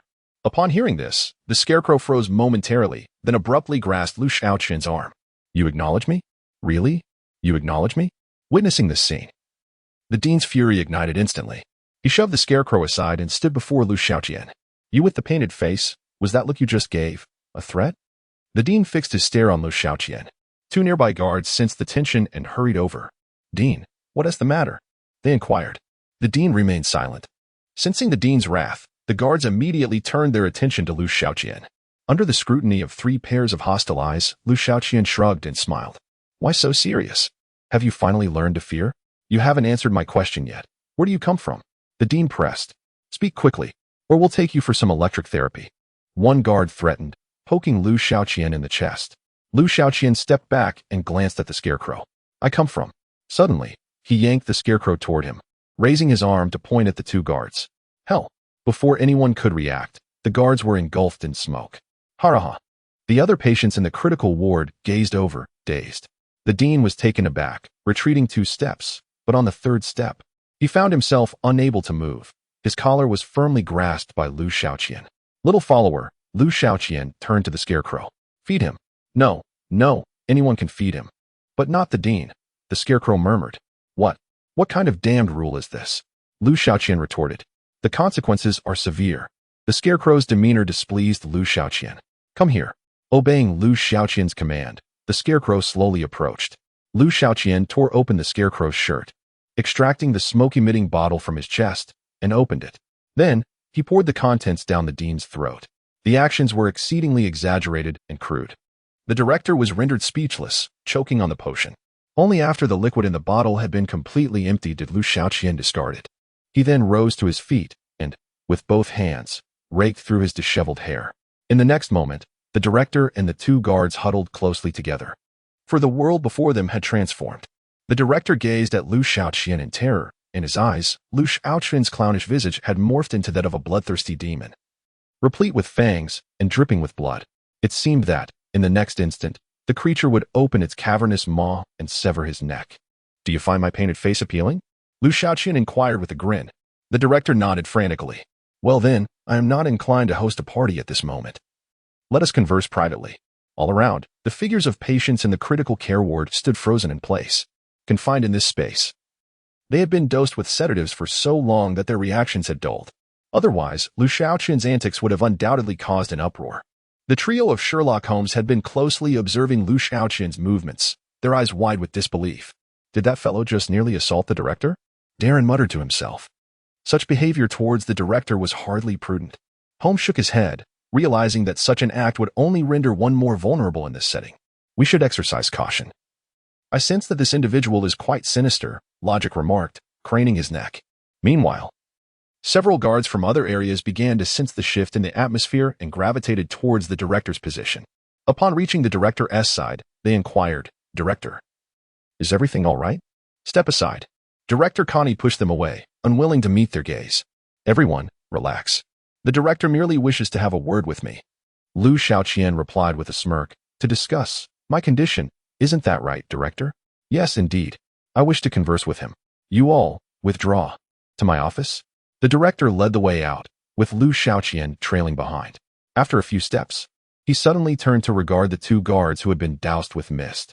"You ought to keep watch over me." The guards swallowed hard, reluctantly falling in line. The scarecrow followed suit as well, while the others dispersed. In the director's office, the two guards trembled at the door. "Do not flee." Director Connie murmured softly before shutting the door. Liu Xiaoqian settled into the director's chair, with the scarecrow standing nearby. The director began, standing across the desk with his head drooping. "What shall we discuss?" "Sit." Upon hearing this command, Director Connie immediately complied, yet his head remained stubbornly lowered. "I have heard about you," he said, rubbing his hands together. "It is said that you are quite the obsessive individual." Sweat began to bead on the director's forehead. "Obsessive. I find that term quite appealing, hence, I admire you." Sweat trickled down Dean Connie's temples. "I have a few questions for you, so please respond thoughtfully." Dean Connie nodded repeatedly. "What do you think of Bruce?" Liu Xiaoqian inquired. "Wayne Enterprises?" "Yes, that Bruce. Share your thoughts." Dean Connie did not respond immediately. Instead, he pondered the intent behind Liu Xiaoqian's words. Should he speak kindly, or convey the unvarnished truth? His mind was almost aflame with contemplation. Ultimately, Dean Connie discerned a certain attitude from the term guy. "He is a hypocritical individual," Dean Connie exclaimed loudly. Chapter 96, Bruce, a subject worthy of thorough investigation. "Very well, please continue." Upon hearing Liu Xiaoqian's words, Dean Connie realized he had made the right bet. The rate of his perspiration began to diminish. Given this, the subsequent discourse would proceed smoothly, for it reflected his genuine sentiments. Dean Connie began to articulate his thoughts with increasing confidence. "I have conducted a study on all the capitalists in Gozen City. None of them are of sound mind. Their psyche is profoundly dark. The addiction to exploitation and enslavement permeates their being. Among these individuals, the one who feigns a nonchalant demeanor and appears indifferent to wealth, Bruce, is the darkest of them all." As he spoke, Dean Connie rose and approached the bookshelf. He opened a cabinet door and retrieved a document, placing it upon the table. "Everything I assert is grounded in research and substantiated by evidence. The character and psyche of an individual are most profoundly shaped during childhood. Thus, the most effective way to uncover a person's true essence is to dissect their formative years. I have studied Bruce. His childhood was remarkable. His parents were murdered before his very eyes when he was young." Dean Connie pushed the document towards Liu Xiaoqian. "This contains detailed information about that case. Although such incidents occur daily in Gozen City, many others have endured similar fates. However, those individuals tend to express their emotions through different avenues. Emotions are akin to a plague, perpetually spreading. This explains the persistently high crime rates in Gozen City over the years." Yet, Dean Connie tapped the document with his finger, emphasizing Bruce's name. "He is different. He does not vent his emotions. In fact, he has grown into a good person." "I refuse to believe it. Absolutely not." He must be engaging in some nefarious activities behind the scenes to release his emotions. Kidnapping, enslavement, even murder. Each is a possibility, if not all. Heaven knows. Regrettably, I cannot conduct a first-hand study of him. Otherwise, I would unearth the truth. With a long sigh, Dean Connie lamented. Meanwhile, Liu Xiaoqian, seated across the table, suddenly began to applaud. Congratulations, Dean, your deductions are entirely correct. Ah, really? Indeed, but his means of emotional release are somewhat unique. However, this does not affect the ultimate conclusion. Liu Xiaoqian twirled his finger before Dean Connie. Why are you so preoccupied with Bruce? Because. Dean Connie lowered his head and replied, I grew up closely bonded with my mother. She suffered from mild cognitive impairment and had a very limited income to support us both. She often juggled multiple jobs, expressing her gratitude towards the employers who provided her with work. Thus, regardless of how menial the tasks were, she dedicated herself wholeheartedly. Yet, when I turned 10, she tragically passed away at a chemical plant owned by the Wayne family. These wretched capitalists showed utter disregard for the lives of their workers. They couldn't even provide her with a proper mask. Upon hearing these words, Liu Xiaoqian's lips drooped in sympathy. Oh, how pitiful. It is they who are detestable. Hence, in a certain sense. Liu Xiaoqian's eyes suddenly sparkled. Your psyche is equally dark, and you too are venting your emotions? Yes, but I dare to admit it.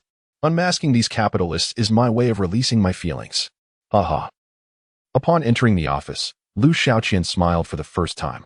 As I mentioned, you are indeed a straightforward individual. I appreciate you. Now, I shall tell you, I can offer you an opportunity to study Bruce. Would you care to? The moment those words escaped his lips, Dean Connie was taken aback. As was the scarecrow standing nearby. Are you jesting with me? Dean Connie still dared not meet Liu Xiaoqian's gaze. Look up and see me. Look up. Dean Connie trembled and reluctantly raised his head to face Liu Xiaoqian. I enjoy joking, but this time it is no jest. If this is true. Thank you so much. Dean Connie suddenly stood up, circled the table, and embraced Liu Xiaoqian. He had managed to overcome his fear. Prepare yourself well. Liu Xiaoqian gently pushed Dean Connie away. In a couple of days, I will bring Bruce over, and you must study him thoroughly. Thank you for this opportunity.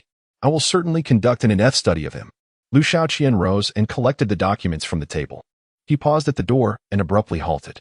Please arrange for a larger room for me and my entourage. I can prepare 2 comfortable rooms for you. Otherwise, I can set up 2 specifically in the office. No, I prefer the intensive care area. The folks there are quite delightful. Very well. By the way, once the room change is complete, please bring me 2 medium rare steaks, as I am feeling a bit peckish. Liu Xiaoqian glanced at the scarecrow. And I believe you are as well. Hee. The scarecrow nodded vigorously. No problem. I will arrange it at once. The 2 departed the office. Meanwhile, at Wayne Group's temporary office. Are the preparations complete? Bruce was on the phone. All right, have the equipment delivered directly to the office. As for the vehicle, store it in the warehouse for now. I will test it later. Bruce hung up the phone. Is everything ready so swiftly? Qin Feng inquired. Yes. Most of the equipment was already available. It merely required some modifications, Bruce replied. It sounds quite impressive, but is it truly effective?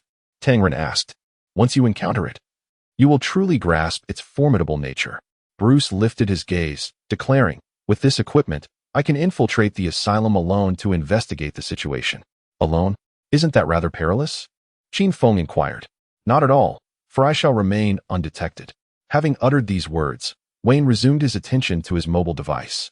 He dialed a number and asked, Are you prepared? I am ready, came the response from the other end. Excellent. Then come over. I am at the temporary office. Bruce hung up the phone. And before Qin Feng and the others could inquire further, the door to the temporary office swung open.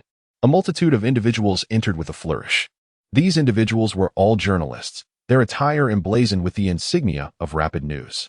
Once everyone had assembled, the door was closed. Mr. Bruce, everyone is ready, announced a man at the forefront.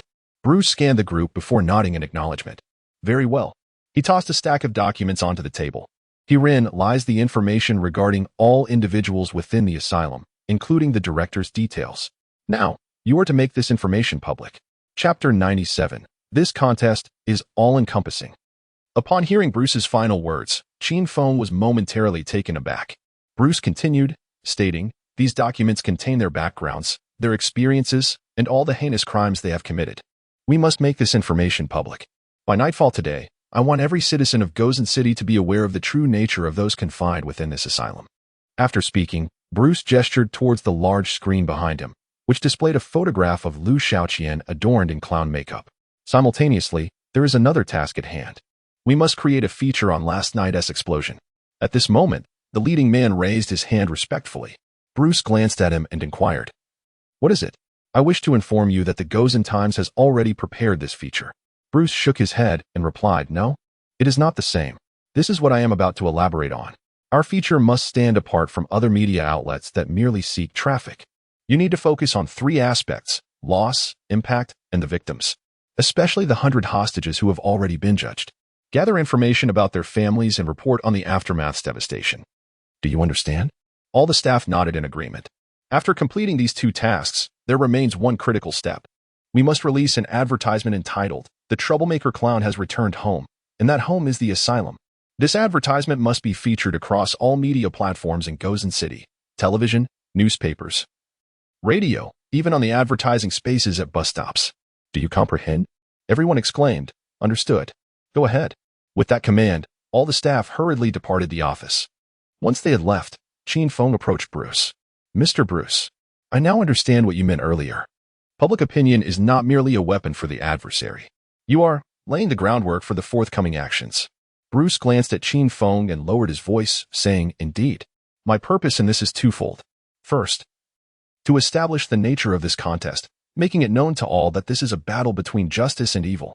Secondly, this operation does not exclude the possibility that the adversary may use the individuals within the asylum as hostages to threaten us or may attempt to recruit them to oppose us. Both scenarios are plausible. We cannot allow ourselves to be led by the nose. To seize the initiative, we must prepare in advance. Thus, we must provide all citizens with a preview. Let them understand that those confined within the asylum are far from innocent. They are all villains whom the police have invested considerable effort and sweat to apprehend. While we do not intend to cause loss of life, we must convey to the citizens that in the forthcoming confrontation, regardless of the events transpiring within the asylum, it is a battle against malevolence that demands a price." At this juncture, Bruce glanced upward, seemingly observing the non-existent live broadcast that was part of the show. He lowered his voice further and spoke to Qin Feng. "These matters must not only impact the citizens within the virtual realm, but also resonate with the viewers in reality. The previous erratic behavior of that individual is influencing everyone. We must mount a comprehensive counterattack against him." Bruce's fist gradually pressed down upon the tabletop. "If we cannot eradicate his influence over the populace, even if we capture him, we shall still be deemed unsuccessful." Qin Feng nodded slightly. However, he pondered aloud. "If we were to directly announce that the Joker is indeed within the asylum, wouldn't that information leak?" Bruce shook his head, asserting, "It will not. That facility is inherently isolated. Moreover, I have arranged for security teams to establish a signal jamming perimeter there. Thus, for the next 48 hours, that location will be impervious to external news." Once Bruce finalized his arrangements, all personnel from the Rapid News Agency promptly sprang into action. Within merely an hour, the information, columns, and a particular advertisement were disseminated throughout the streets and alleys of Gotham City. By nightfall, the public sentiment in Gotham had shifted dramatically. The individuals previously donning clown masks had entirely vanished, replaced by patrol teams and pedestrians discussing the asylum. This news and information, being of special relevance to the program, were also edited and broadcasted during the show. Upon viewing this material, the audience in the live stream broke into a cold sweat. These cases are utterly terrifying. I had no idea so many murderers were confined within the asylum. Murderers? To put it that way is to overestimate them. Each of these individuals would dominate in any ordinary prison environment. Oh no, I used to find those patients somewhat endearing. This is truly frightening. They are all drugged. Otherwise, they would all be formidable figures. Qin this? How am I supposed to continue watching? Can't we find a less intense place to escape to? Perhaps an amusement park or something. I'm genuinely scared of this asylum now. Stop calling him Qin. Have you considered that, in a sense, he is no different from those individuals inside the asylum? Bruce's actions indeed yielded the desired effect. This information caused many of Liu Xiaoqian's fans to waver. Compared to before, the comments filled with excitement and thrill had nearly vanished. At 9 o'clock in the evening, Bruce donned his new battle armor in the temporary office.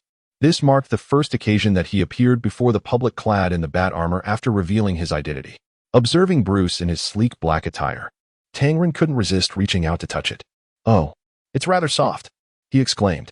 "Old Sheen, you should give it a feel too." "Xiao Xiao. Tang. Mind your manners," came the admonishment. "We're all so familiar with each other, it hardly matters. Last time, I even had my arm around his waist. Wait, no. That was another version of him." Tangren's hand roamed over Bruce's arm, prompting Bruce to gently push him away. "Please don't misunderstand. I'm merely curious about your armor. Is it truly soft enough to withstand bullets?" Tang inquired. "Bulletproofing is the most fundamental aspect." Bruce's voice resonated through the voice modulator, deep and magnetic. Yet, he seemed disinclined to elaborate further. "Once you don the armor, you certainly adopt a more formidable demeanor." Tangren chuckled. "I hope you can manage that clown on your own, so we can finally relax. When we do relax, it would be best if you kept your mouth shut too." "Mr. Bruce, are you truly going to face that asylum alone?" Qinfeng asked. "Indeed. This time we seek certainty, so conducting preliminary investigations is essential." Chapter 98. After dinner, let us act.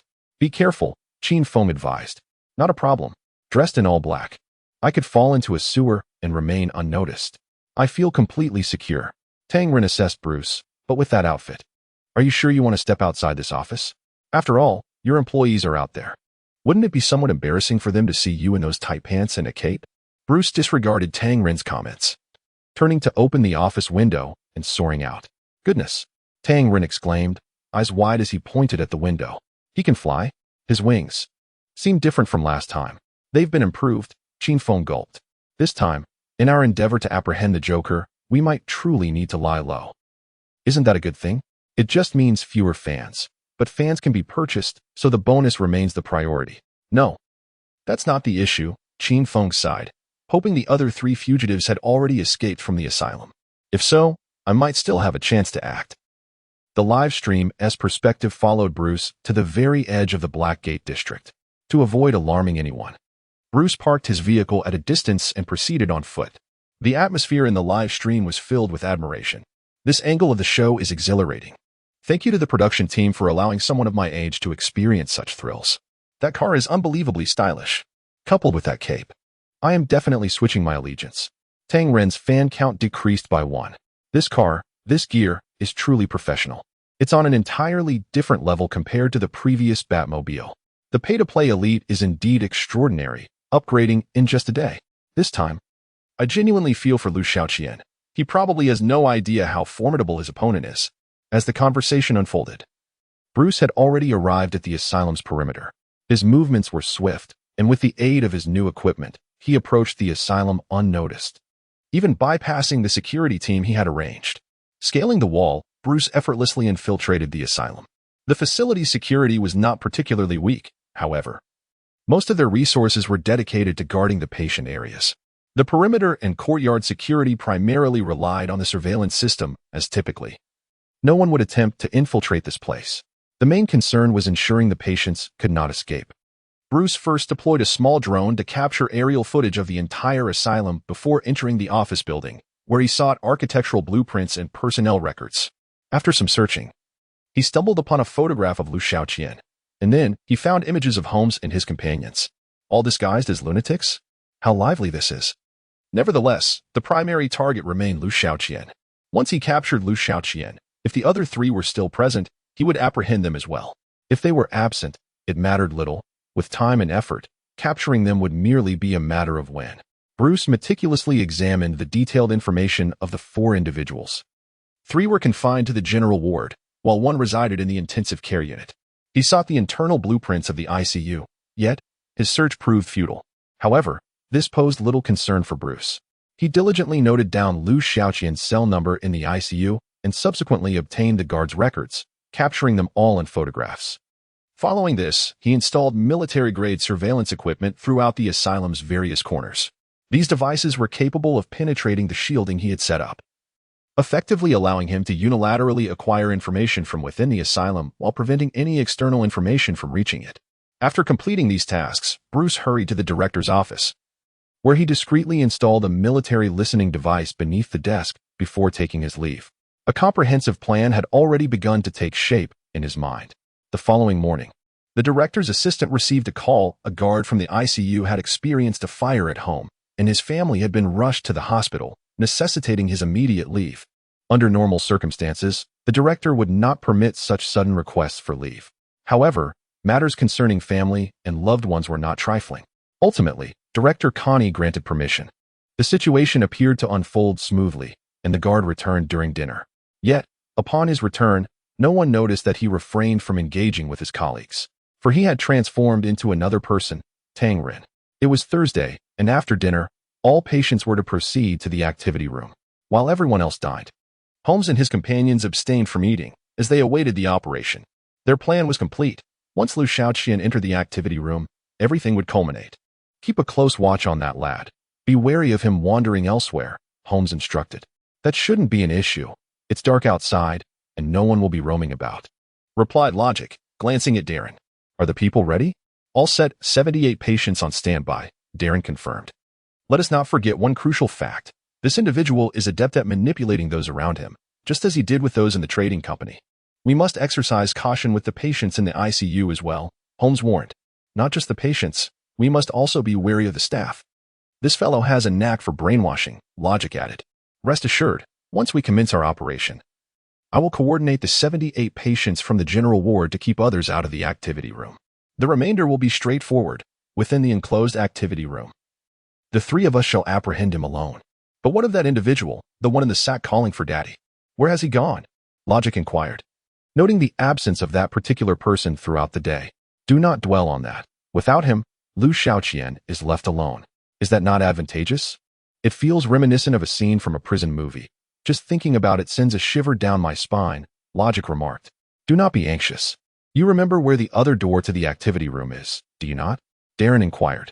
I have long since memorized its location. It is situated in the northeast corner of the room, obscured by the mobile display screen. The newcomer is undoubtedly unaware of it. When the time comes to capture him, we shall escort him through that door to the basement level and then escape via the drainage system, Logic replied. This time, he will have no means of escape. As the three conversed, they kept a vigilant watch over Liu Xiaoqian's every movement. At that moment, a figure approached Liu Xiaoqian's side. Turning his head, he discovered it was Dean Connie. Once we reach the activity room, do not wander about. I shall take you to a most intriguing place, the dean whispered. Where might that be? It is a place where we study the capitalists. Where is it? Right beneath the activity room. Chapter 99. It seems everyone is taking this seriously. As Dean Connie engaged in conversation with Liu Xiaoqian, the latter noticed three heads casting furtive glances in his direction. With a disinterested air, Liu Xiaoqian set down his spoon, declaring, I have no appetite. Shall I take you to see something now? Without uttering another word, he rose and walked towards the dining hall's exit, with Dean Connie trailing behind him. That fellow seems intent on leaving. Logic exclaimed in astonishment. Do not move. I will investigate. With that, Holmes followed Liu Xiaoqian outside, but was intercepted by the guards. Dinner time is not yet over. You cannot leave. Frustrated, Holmes returned to his seat. It's fine, nothing has changed, Darren remarked, leaning against the window with an air of calm. You appear quite composed, Holmes observed. Of course. It is precisely as I orchestrated, Darren replied, a subtle smile gracing his lips. Before dinner, I had a brief exchange with the dean. He is now one of us. What did you say? Logic inquired. I suggested he find a way to bring Liu Xiaoqian to the activity room ahead of schedule. This way, after dinner. We can corner him there, Darren explained. That sounds feasible. I was beginning to think the situation had shifted. As long as he doesn't venture elsewhere and attends the evening's activities as usual, everything remains under our control. Logic took a bite of bread but quickly spat it out, exclaiming, This is terrible. We shall leave here tonight. Remain cautious. The dopamine in the cerebral cortex can be utilized but may also lead to self-deception. Holmes maintained a stoic expression, his fingers lightly tapping on the table, appearing to be craving a smoke. Rest assured, Logic said with a smile, upon reflection, this fellow's tricks are rather limited. As long as he is devoid of lethal weapons or hostages, we three can easily subdue him.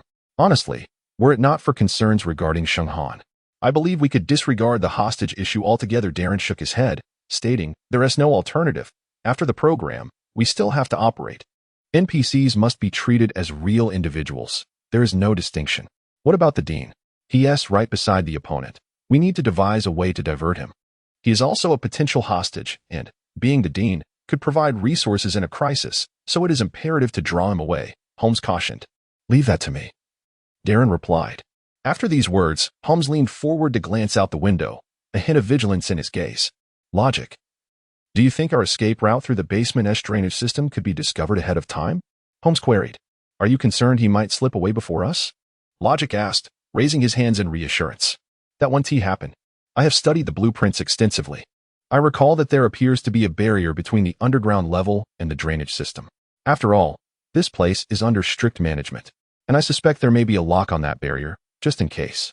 This afternoon, I stealthily ventured to the office building, and to my surprise, I discovered a key in their key cabinet. The inscription on the key read Building 2-1 Drainage. This confirms my suspicion. That barrier indeed has a lock. Without the key, escape from that location would be impossible. And that key, Logic bent down, retrieving it, and placing it on the table. This is mine.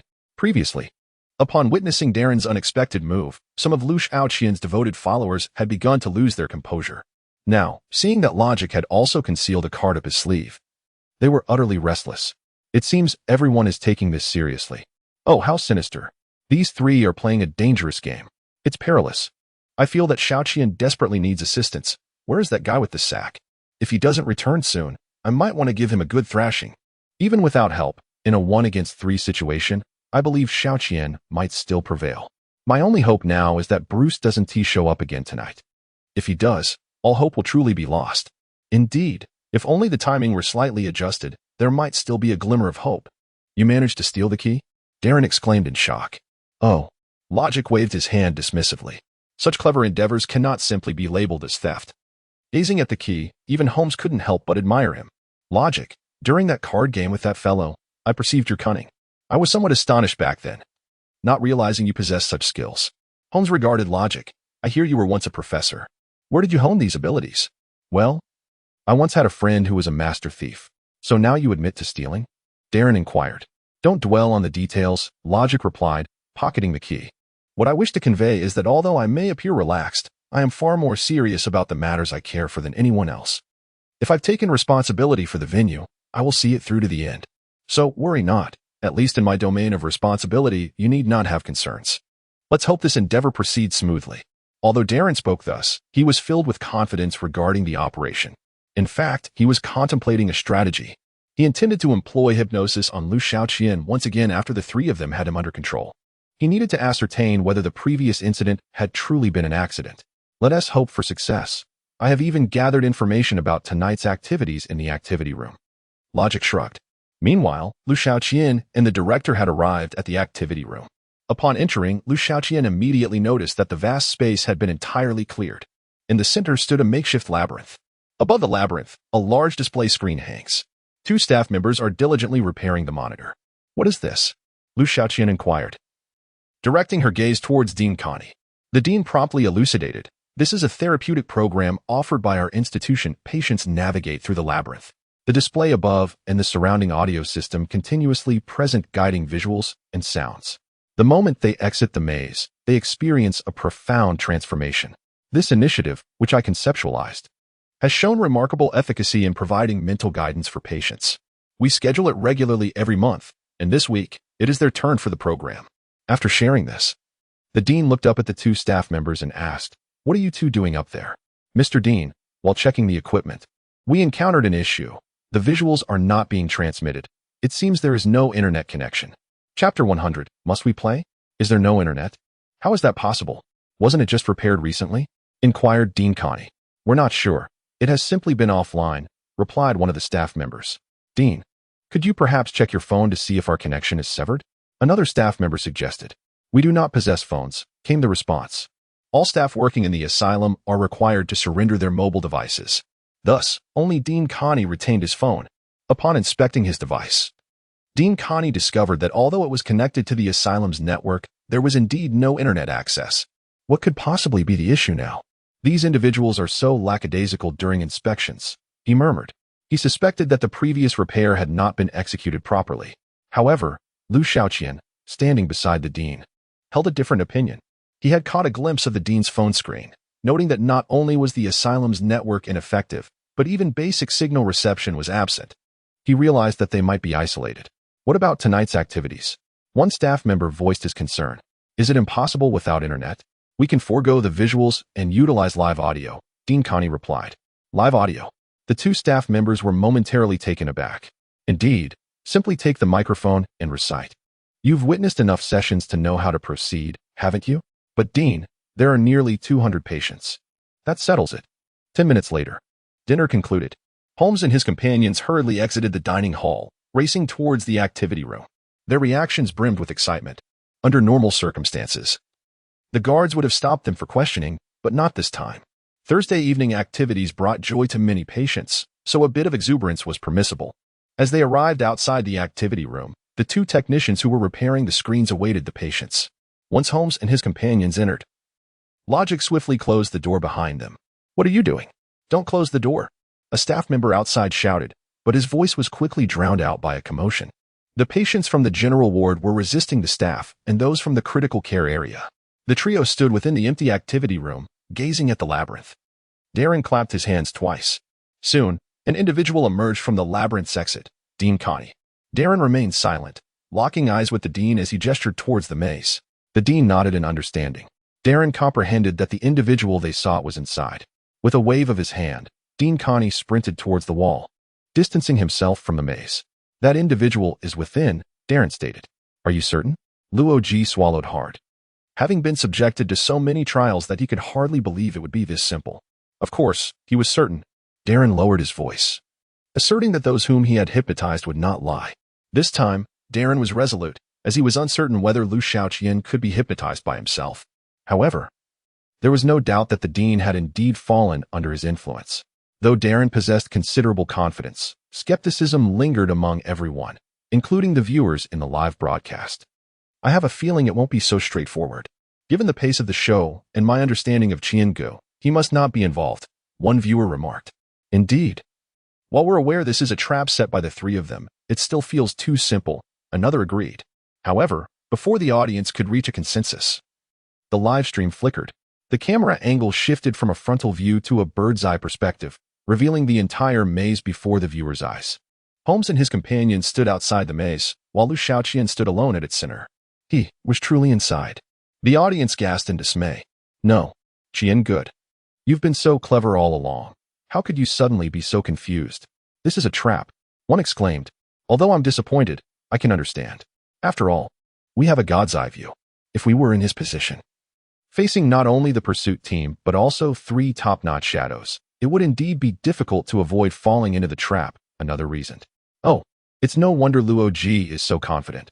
He must have thoroughly researched this project. Just look at the shape of the maze and the exits, a viewer pointed out.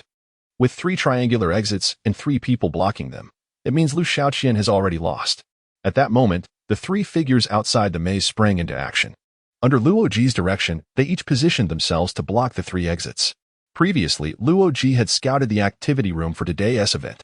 He was aware that no other activities would take place, and all other equipment would be cleared out.